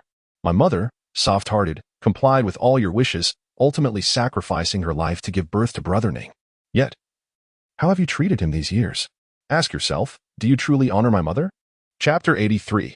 A fractured face. Ruan's voice gradually took on a tone of genuine sorrow, tears accumulating in her eyes. In her previous life, she had longed to pose this question to Yushuren. Why? Why treat their mother in such a manner? Why had he never bestowed upon her and her brother even a fraction of paternal love? And how could he remain indifferent while witnessing their descent into an irreversible abyss? It was one thing for outsiders to harm them, but he was their biological father. During the years spent away with her master, she had entertained fantasies. If a mere outsider could treat her so kindly, how would her own father embrace her upon her return, compensating for the lost bond of father and daughter? Yet, he did not. He had shown her nothing but coldness and disdain. Yushuren looked into Ruan's eyes, which bore a striking resemblance to Yun Tang's, and felt a twinge of unease. He shook his sleeves and said, What is the purpose of your words now? We must uncover who harmed your elder brother. Did I not already state that I believe this matter does not concern you? You should return home and cease this futile argument. At that moment, Yu Ning, who had been silent, suddenly chuckled softly and approached Ruan. The innocence and naivety that once shone in her eyes seemed to have quietly dissipated, replaced by a resolute determination. Father, We do not oppose your investigation into who harmed our elder brother. But it is an undeniable fact that third sister intended to scheme against elder sister. Seeing that Bai Xiao could not succeed, she incited me to lure elder sister to Qing Ran Pavilion. Today, you must deliver justice for elder sister, otherwise, we shall not leave. Yishuren faced the two siblings. Their questioning gazes piercing through him, and the flicker of guilt that had briefly surfaced vanished entirely. Who taught you such insubordination? Step aside. Yi Qining stood her ground unwaveringly. I have said it. Please provide justice for elder sister. Yishuren's complexion turned pale. Very well. In matters of hierarchy, you are disregarding your elders. Today, I shall discipline you properly. Someone, seize this rebellious child. The servants of the Yi household quickly surrounded them. But Yu Qining prepared to confront them. At that moment, Yun Ji's voice rang out with authority. Who dares? He stepped forward, shielding Yu Qining and Yi Ruan behind him. Lord Yi, I have already sent word to your father. Considering the time, he will arrive shortly with others. Unless you intend to eliminate us all today, you cannot hope to conceal this matter. Yishuren instinctively took a step back. How had events escalated to this point? With one member of the Yi family already lost, if this situation spiraled further and another, Yenner, were to be implicated, the future of the Yi household would be irrevocably doomed. Seeing Yishuren's silence, the servants hesitated, unwilling to advance. In the tense atmosphere, Yu Fan, who had remained silent for a long time, suddenly spoke, his voice hauntingly hoarse. Father, there is no need to investigate further. Today's events bear no relation to my two younger sisters. It is I who have sullied propriety by engaging in a liaison with Aunt Fong, aided by aphrodisiacs. My cousin merely came to the Yi residence at my invitation and inadvertently wandered into the room. The third sister is unaware. She simply happened to send someone to fetch Miss Ruan to the Qingran Pavilion. As for that treacherous girl, her words are void of credibility and should not be trusted. Yishuren was taken aback by these words. Fana, what are you saying? He realized that if he were to acknowledge this matter, his life would be irrevocably ruined, leaving no room for redemption. Aunt Fong, equally incredulous, gazed at Yi Fan. Young master, have you lost your mind? When did I? Yet, Yi Fan coldly interrupted her. Aunt Fong, grandmother has always taught us to speak and act with caution. Now that the incident has occurred, further evasion is futile. It is better to admit it early and spare the innocent from harm. The phrase spare the innocent was emphasized heavily by Yi Fan, deliberately invoking the old matriarch's name, leaving Aunt Fong with no illusions. He was threatening her with Exiner. Aunt Fong's face turned ashen, and she crumpled to the ground. Indeed, considering the earlier circumstances, the master was willing to forsake even the eldest daughter for the sake of the eldest son, now, to protect the third young lady. He had made this admission himself. There was no escape for her. At the very least, if she accepted responsibility, she could save Chionger.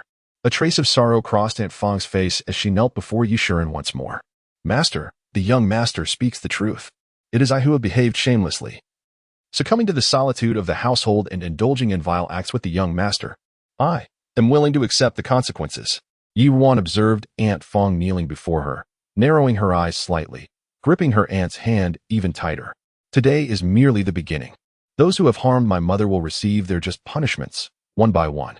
Seeing Yi Fan and Aunt Fong confess, Lin Shi understood that further entanglement today would be futile. Although there was a witness in Bai Xiao regarding Yi Yan's scheme against Ruaner, there was no tangible evidence. If she were to deny everything, she might escape any repercussions, so it would be better to pin this on Yi Fan. She scoffed disdainfully. The Yi residence, with its convoluted familial ties, allows even concubines to be shared. Such fine upbringing indeed. Ninger, Ruaner, gather your belongings when your uncle arrives. We shall leave for Yunfu to stay for a while. There is no need to remain in this foul place, lest it corrupt our spirits. With that, she led Yuan and the others away with an air of finality. In the shadows, Cha Feng and Chongning exchanged glances. It seemed there was no need for them to reveal themselves. The prince had mentioned that if the Yu residents sought to exert pressure, they should visit in his name to assist the eldest daughter. It appeared that the eldest daughter had already orchestrated everything, rendering the prince's involvement superfluous. Chapter 84. The death of Yuntang. After Lin departed with Yi Yuan and the others, Yishuren, overwhelmed with fury, slammed his palm onto the table. How outrageous. I never imagined that my Yi family would harbor such treacherous individuals.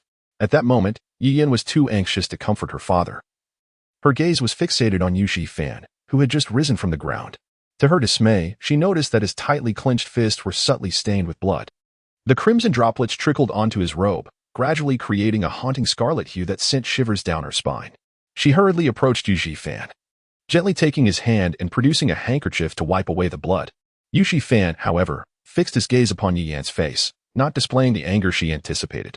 Instead, a chilling smile crept upon his lips, one that sent a wave of unease through her. Elder brother. Yi Yan hesitantly began to speak. Yet, Yu Fan disregarded her unspoken words, slowly withdrawing his hand from her grasp, meticulously examining the wound he had inflicted upon himself. As Yi Yan pondered how to explain the day's events and seek her brother's forgiveness, Yu Fan suddenly grasped her neck with a firm grip. Yushuren rushed over in alarm. Fana, what are you doing? Yi Yan gazed at her once familiar brother with trepidation, though his grip was not forceful. His eyes bore an intensity that made it difficult for her to breathe, leaving her too frightened to push his hand away.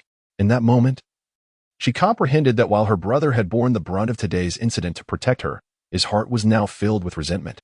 In a panic, she instinctively grasped the hand that held her neck, desperately explaining, Elder brother, today's events were orchestrated by elder sister's feigned ignorance. I had no intention of it. Please do not blame me. Yu Fan, however, remained unmoved, his eyes locked onto Yi Yan as he spoke deliberately. If you lack the skill, sister, then you must obey and focus your thoughts solely on Prince Jun, securing his heart with your beauty. Other matters are not for you to meddle in. Do not presume to act wisely or take liberties. Otherwise, next time, no one will be able to assist you. Do you understand, sister? The smile on Yu Fan's lips lingered, his tone as gentle as ever, yet the malice in his eyes sent a chill through Yu Yan. She stammered, Elder brother. I truly did not mean to. Yu Fan furrowed his brow, suddenly tightening his grip. Startled, Yi Yan exclaimed, I understand, Elder brother. Only then did Yu Fan release her, turning his attention to Yushuren. Father, once today's events become known, there will undoubtedly be those from the judicial department who will seek to impeach you at court tomorrow. My reputation as a scholar will be irreparably damaged. And the Emperor has no tolerance for those lacking virtue. It may even bar me from future examinations. Please do not attempt to defend me, father. Whatever punishment the Emperor deems fit, I shall humbly accept. Yushan was undoubtedly aware of the gravity of the situation, otherwise he would not have been so eager to seek an excuse for himself today. Yet, his calm and composed manner in articulating all of this left him utterly astonished. For a young man of his age, this predicament was akin to an eagle whose wings had been clipped, forever deprived of the ability to soar through the skies. Nevertheless, he remained remarkably tranquil, as if he were discussing someone else's plight. Even he could not comprehend it. Fanner, do you harbor some grand plan in your heart? Yu Fan curled his lips into a faint smile. My son has his own path. You need not worry, father. With that, he turned and vanished into the deepening shadows of the night, leaving those in the hall behind. Upon returning to Qingyu Pavilion, Yuan summoned Chang'e to send Bai Xiao out of the residence. However, she did not allow her to take even the slightest possession from the Yi family. In her previous life, she had been instructed by the Xiao family to ascend to Yi Qining's bed, constantly inciting her brother. Now, honoring her promise to release her from the estate.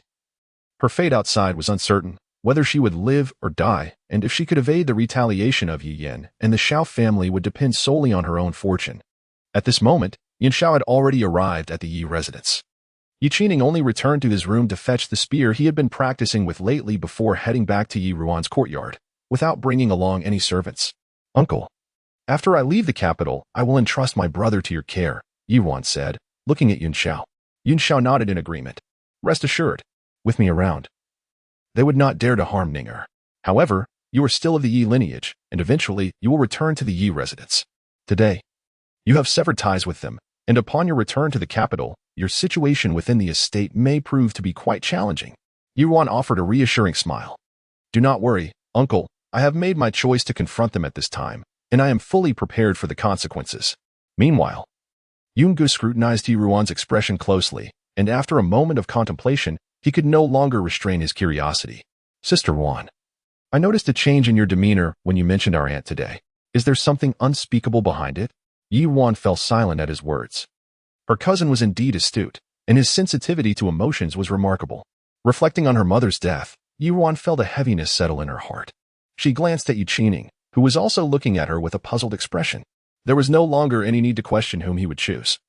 His actions today had already spoken volumes. It was time to reveal everything to him, even if it was somewhat cruel, for growth itself is often harsh.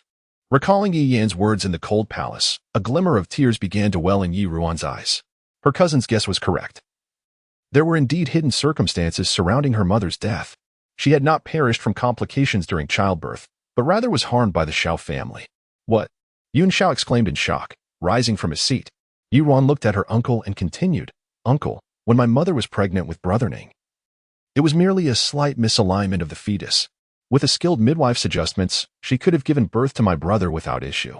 However, the Xiao family had bribed one of the midwives to deliberately harm his mother while adjusting the position of the fetus, leading to her tragic demise from excessive bleeding shortly after giving birth to his younger brother. The sound of shattering porcelain echoed through the room as Yun Xiao crushed the teacup in his hand, the jagged shards slicing into his palm. Yet he remained blissfully unaware of the pain. Damn it! Damn it! Yun Xiao exclaimed vehemently, his eyes swelling with rage as he turned to stride towards the door. However, before Yi Ruan and Yun Gu could utter a word of protest, his steps came to an abrupt halt. He longed to charge out and exact vengeance on the Xiao family for his sister's death, but the remnants of his rationality restrained him. He could not act recklessly. Ruan Air had kept this matter concealed, and certainly lacked evidence. Not only would he fail to avenge his sister, but he would also risk alerting the enemy. Moreover, he had the Yun family to consider. He could not abandon them in such turmoil. Yet the bitterness within him compelled him to remain rooted in place. Rigid as he stood before the door, gazing at the threshold that lay within reach yet remained insurmountable, loathing his own helplessness. Yi Ruan watched her uncle's rigid silhouette at the doorway, tears finally cascading down her cheeks. Yun Gu exchanged a glance with his mother. Neither approached to console him. For at that moment, words felt utterly inadequate. The old matriarch of the Yun family had but one son and one daughter. Yun Tang was the sole sister he had cherished since childhood. Now, learning of her tragic end, how could he not harbor resentment in his heart? Chapter 85. The night before leaving the capital at this moment, Yi Qining rose from his seat and knelt before Yi Ruan with a thud. The guilt and remorse within him threatened to consume him entirely. His sister bore the burden of their mother's hatred and had repeatedly counseled him. Yet, he not only failed to heed her words but also embraced the enemy as his own. Instead of alleviating her burdens, he had only brought her disappointment time and again, even causing her heartache for the sake of their foe. Tears streamed down his face uncontrollably. Sister, it is Ninger who has erred. Rest assured, I shall no longer harbor any softness towards them. I will join you in avenging our mother. I shall strive to improve myself, forsaking idleness, to reclaim dignity for you and for our mother. Yi Ruan regarded the figure of Yi Qining, which seemed to blur into multiple reflections, and nodded solemnly. I believe in you, dear brother. In her previous life, both she and her brother had been deceived, and now that he had awakened to the truth, her heart felt a little lighter. Yun Gu observed the tear-filled eyes of Yi Ruan, and a dull ache pierced his heart. He had always sensed an invisible shackle around his cousin, but he had not anticipated the profound depths of animosity it entailed. Furthermore, he understood that the secrets she harbored were far more than this. Before unraveling the chains that bound her, it was not an opportune moment to broach matters of personal affection. He grasped the jade hairpin he had meticulously carved for her, resisting the urge to wipe the tears from her face, and steadied himself. Sister Ruan, do you have any leads regarding your aunt's demise? Yi Ruan helped Yi Qining to his feet and gestured toward Yun Gu. I have been away from the Yi residence since my childhood. All I knew was that my mother fell victim to the Xiao family, yet the particulars eluded me. It was for this reason that I concealed the matter, not wanting to burden you with unwarranted worries. Only recently did I learn some details from a certain individual who mentioned a midwife involved back then. However, it has been over a decade, and finding her now may prove exceedingly difficult. Upon hearing this, Yin Xiao's rigid form finally stirred. He turned, and his fierce gaze appeared ablaze with determination. Wanner, speak freely. Even if hope seems faint, my Yin family will spare no effort to uncover that person. As night fully descended, Yin Xiao escorted the Yi siblings into the carriage of the Yun residence. Just as the carriage set off, Yi Ruan caught sight of two figures quietly standing at the edge of the estate. She hurriedly lifted the curtain and waved gently at them before the carriage rolled away, leaving only the echo of hoofbeats resonating in the silent night. Madame Jiang watched the departing carriage with a tremor in her voice. Xiao, Aunt Fong just took her own life in her chamber. Yi Shi's brow twitched, and she tightened her grip on her mother's cold hand. Do not fear, mother. She was the greatest accomplice in the death of the mistress and her unborn child, having aided the Xiao family in oppressing you all these years. This outcome is her just deserts. Today, Aunt Jiang guided Miss Fong to the azure dye pavilion with her words. not to harm, but rather in accordance with the principles of justice, as a means of repaying the kindness bestowed upon us by the late matron. What is given in return is only just. We act with a clear conscience. And Jiang adjusted her cloak. Yet she remained unable to ward off the chill that seemed to emanate either from the outside or from within her heart. She asked, "Have you relayed all matters concerning the late matron to the elder sister? Can she truly bring down the Shao family? Should she falter against them and entangle us in their downfall, all these years of forbearance would be rendered futile." The night wind lifted the veil from Yi Shi's face, revealing that she had regained much of her former beauty. Beneath the once fearsome scars, a hint of captivating allure began to emerge. "Do not worry, Aunt." In observing the elder sister's actions, though her methods against her enemies may appear ruthless, she is remarkably compassionate towards others, even the maids in the courtyard. Deep down, she shares a semblance of the late matron's innocence. We have aided her today, and she has vowed not to disclose our connection until her goals are achieved. I believe she will honor her promise. Furthermore, her kindness in tending to my facial injuries merits reciprocity. Moreover, I am confident she will succeed. With Yi Shifan's downfall, it is likely that the Yi estate may soon fall to our second brother. Having forged this bond today, we shall navigate our days within the Yi household with greater ease. Aunt Jiang felt somewhat reassured, yet as she beheld her daughter's slowly revealing beauty, she cautioned, "Your reasoning holds merit, yet with the household in such disarray, we cannot predict how the matron will react upon awakening. You must be particularly discreet about your injuries. Even the young third miss was capable of inflicting such harm upon you in her youth. Should she become aware her fixation on the title of the most beautiful woman in the capital was palpable." A flicker of coldness crossed Yu Shi's eyes, recalling the pain and despair inflicted by Yi Yan. "Fear not, Aunt.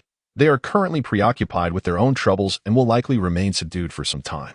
We shall continue to keep a low profile within the courtyard. Moreover, I have a premonition that once the elder sister returns to the capital, the tides of the household will soon shift. We shall observe and await the developments." Aunt Jiang nodded in agreement, and together they returned to the estate. As dawn broke, an opulent carriage, clearly a symbol of grandeur, was stationed before the Yun residence. Behind it followed a well-trained retinue of attendants, with Chang Feng and Chang Ning riding alongside. A large, bony hand lifted the curtain of the sedan chair, and Jun Zhan frowned slightly as he beheld Ruan emerging from the Yun residence.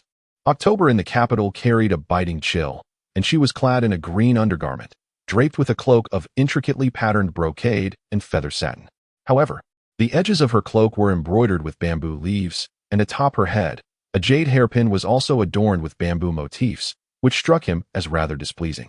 Chapter 86. The prince's jealousy. Upon entering the luxurious carriage, Ruan discovered that its opulence extended beyond its exterior. The interior was exquisitely adorned, offering an atmosphere of comfort and lavishness. A warmth emanated from the heater, enveloping her in a delightful embrace as she stepped inside. The seats and footrests were draped in thick mink fur, while a small table was positioned at the center, laden with an assortment of delicacies and a storybook. Ruan glanced in surprise at Jun Zhan, who lounged comfortably in the main seat, a demeanor that seemed uncharacteristic of him.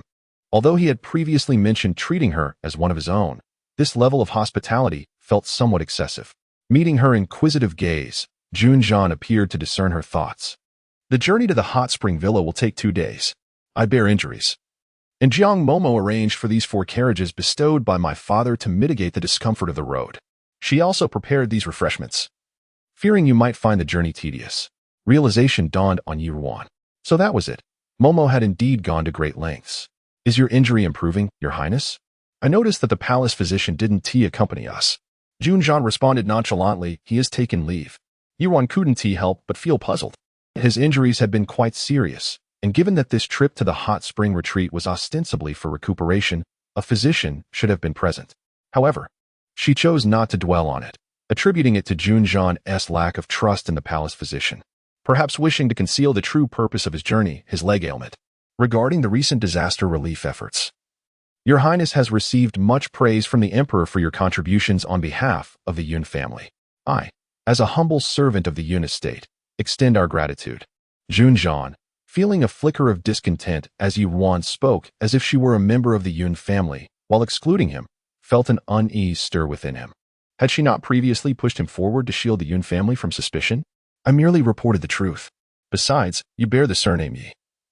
If gratitude is to be expressed, it should not be from you."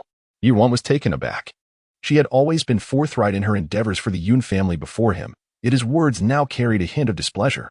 Nevertheless, not wishing to provoke him further, she simply smiled and replied, "Your Highness speaks wisely."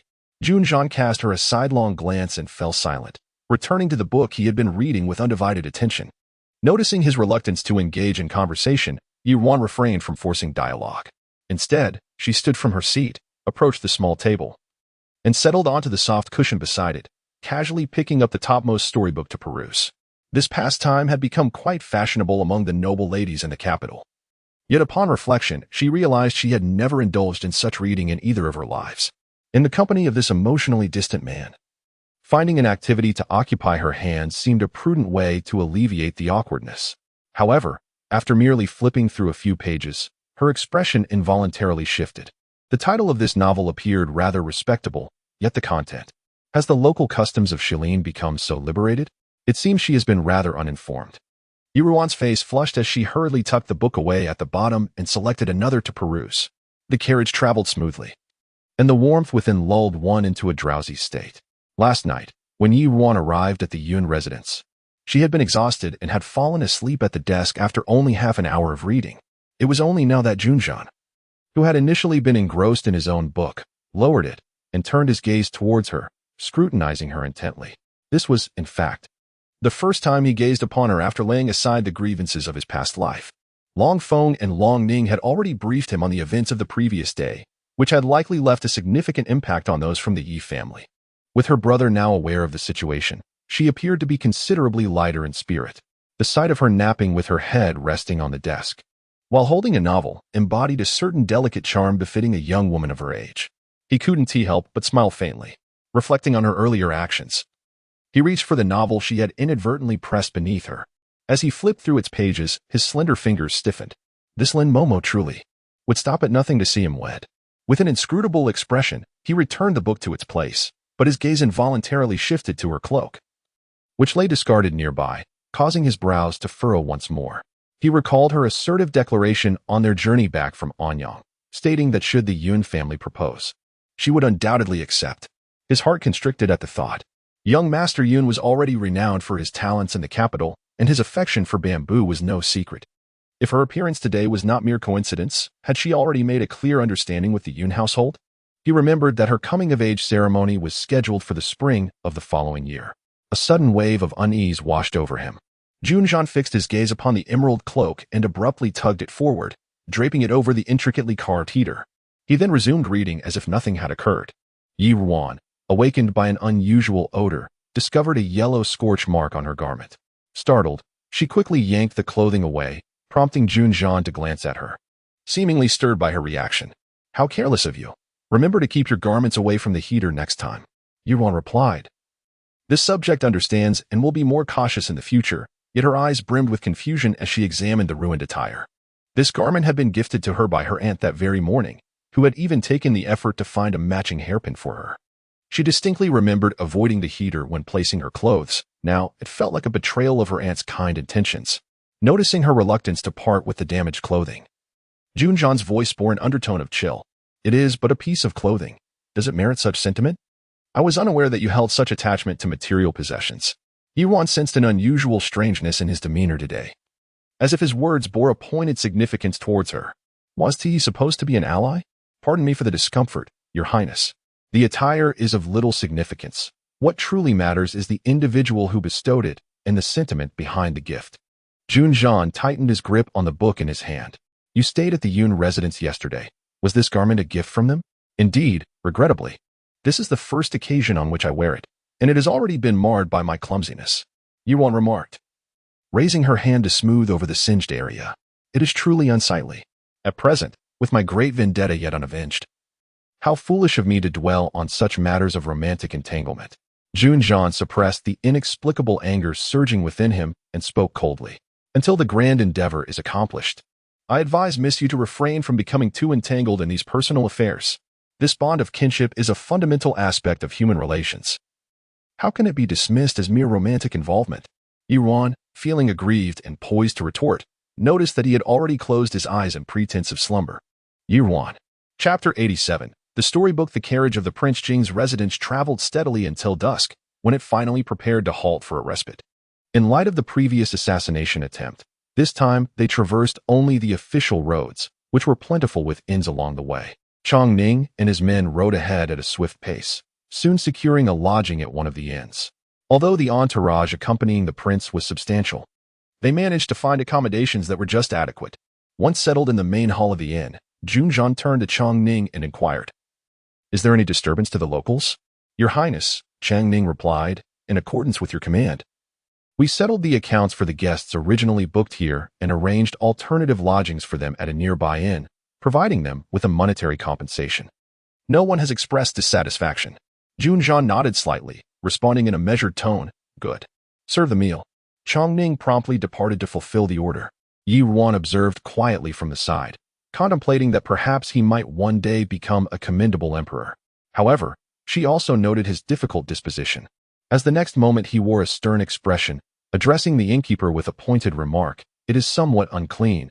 Have someone wipe it down again."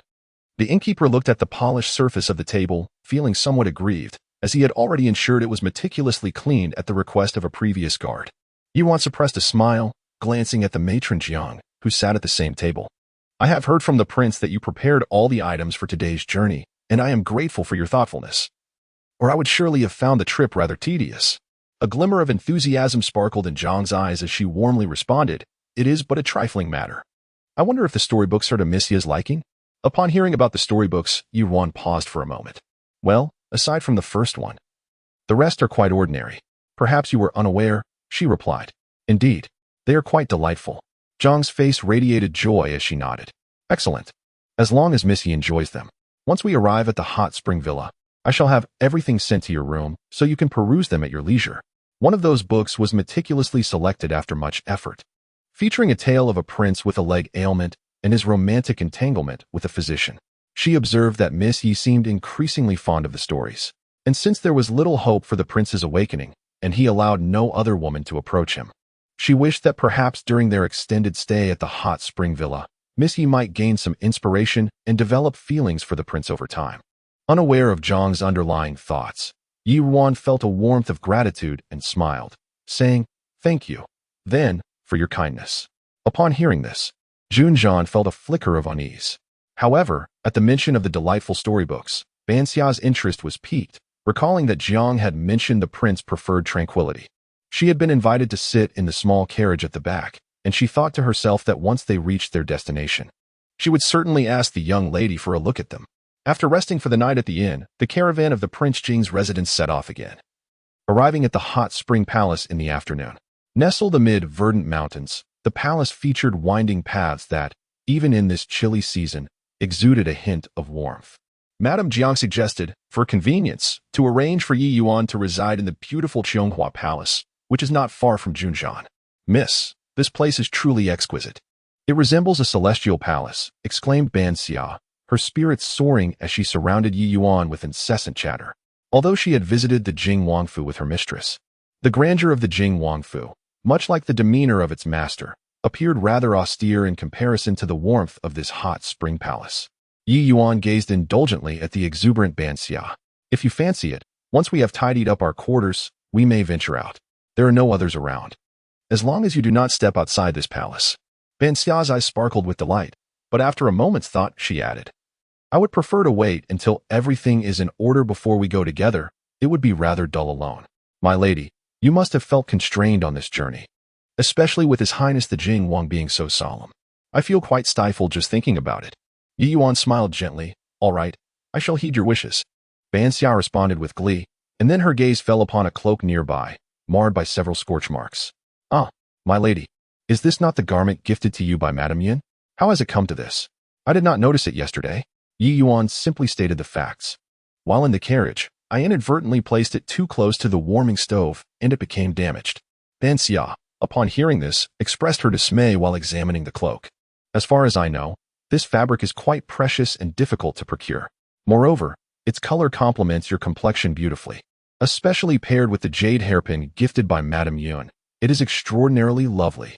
Suddenly, a spark of inspiration lit up her eyes, and with a hint of pride, she addressed Yi Yuan, "However, my lady, while my skills in makeup may not rival those of Sister Dongqing, I am quite adept at sewing. Having grown up in a humble household, I have mastered the art of mending. Allow me to find a way to repair this garment. As long as I can cover the damaged areas, it should still be wearable. This way, we will not squander Madame Yun's kind intentions. What do you think, my lady? Yi Yuan naturally had no objections. Very well. Since you are so considerate, give it a try. You may continue tidying up here while I attend to His Highness the Jing Wang and return to take you for a stroll. Yes, my lady. Ban Xiao replied cheerfully before scampering off to organize the belongings. Though Yi Yuan was not well acquainted with the palace, she felt confident navigating her way since Zhonghua Palace was not far from Jun Zhan's Yuanjin Hall. Thus she did not call for anyone to guide her. As she walked through the corridors, she lifted her gaze and beheld the distant hot spring pool, shrouded in mist, glistening under the slanting sunlight, making the glazed palace walls appear as though enveloped in a delicate glow. It was no wonder Ban Xia adored this place. Upon reaching the entrance of Yuanjin Hall, she found Changfeng standing steadfast like a mountain, guarding the entrance. Noticing Yi Yuan approach alone, he glanced over his shoulder, pondering quietly why that chatterbox little maid had not accompanied her today. Ever since the Prince of Anyong had assigned him to look after Yi Yuan and they had shared trials on the cliff, the little maid had gradually grown less fearful of him, revealing her true nature over time. As he contemplated, he respectfully ushered Yi Yuan inside. Upon entering, Yi Yuan beheld Jun Zhan seated in a luxurious wheelchair adorned with thick mink fur, silently observing as Jiang Mama and a young maid tidied the room.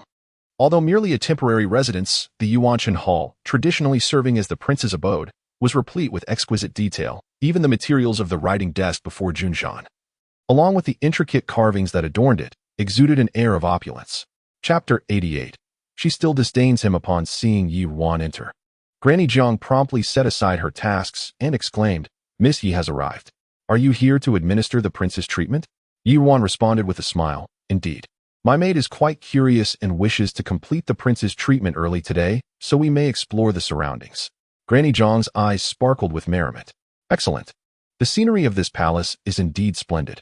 After 2 days in the carriage, it would be wonderful for Miss Yi to stretch her legs. Moreover, the hot springs here are renowned across the land. In this weather, a soak in the steaming waters would be most delightful. Should you wish to indulge, please instruct this old servant to make the arrangements. Yi Yuan slightly bowed and said, I am most grateful, Granny. There is no need for such formality, Miss Yi. Granny Jiang replied cheerfully, casting a sidelong glance at her silent prince. Turning to the young maid still tidying up, she added, Chui'er, let us depart and not disturb Miss Yi while she tends to the prince. As Granny Jiang spoke, she took the young maid by the hand and led her away, giving a gentle tug to Changfeng as they passed. What are you lingering for? Go guard the prince. What if an assassin were to strike? Changfeng retorted, Granny, this hot spring palace is currently as secure as a fortress. How could any assassin possibly infiltrate? Jun Zhan remained silent.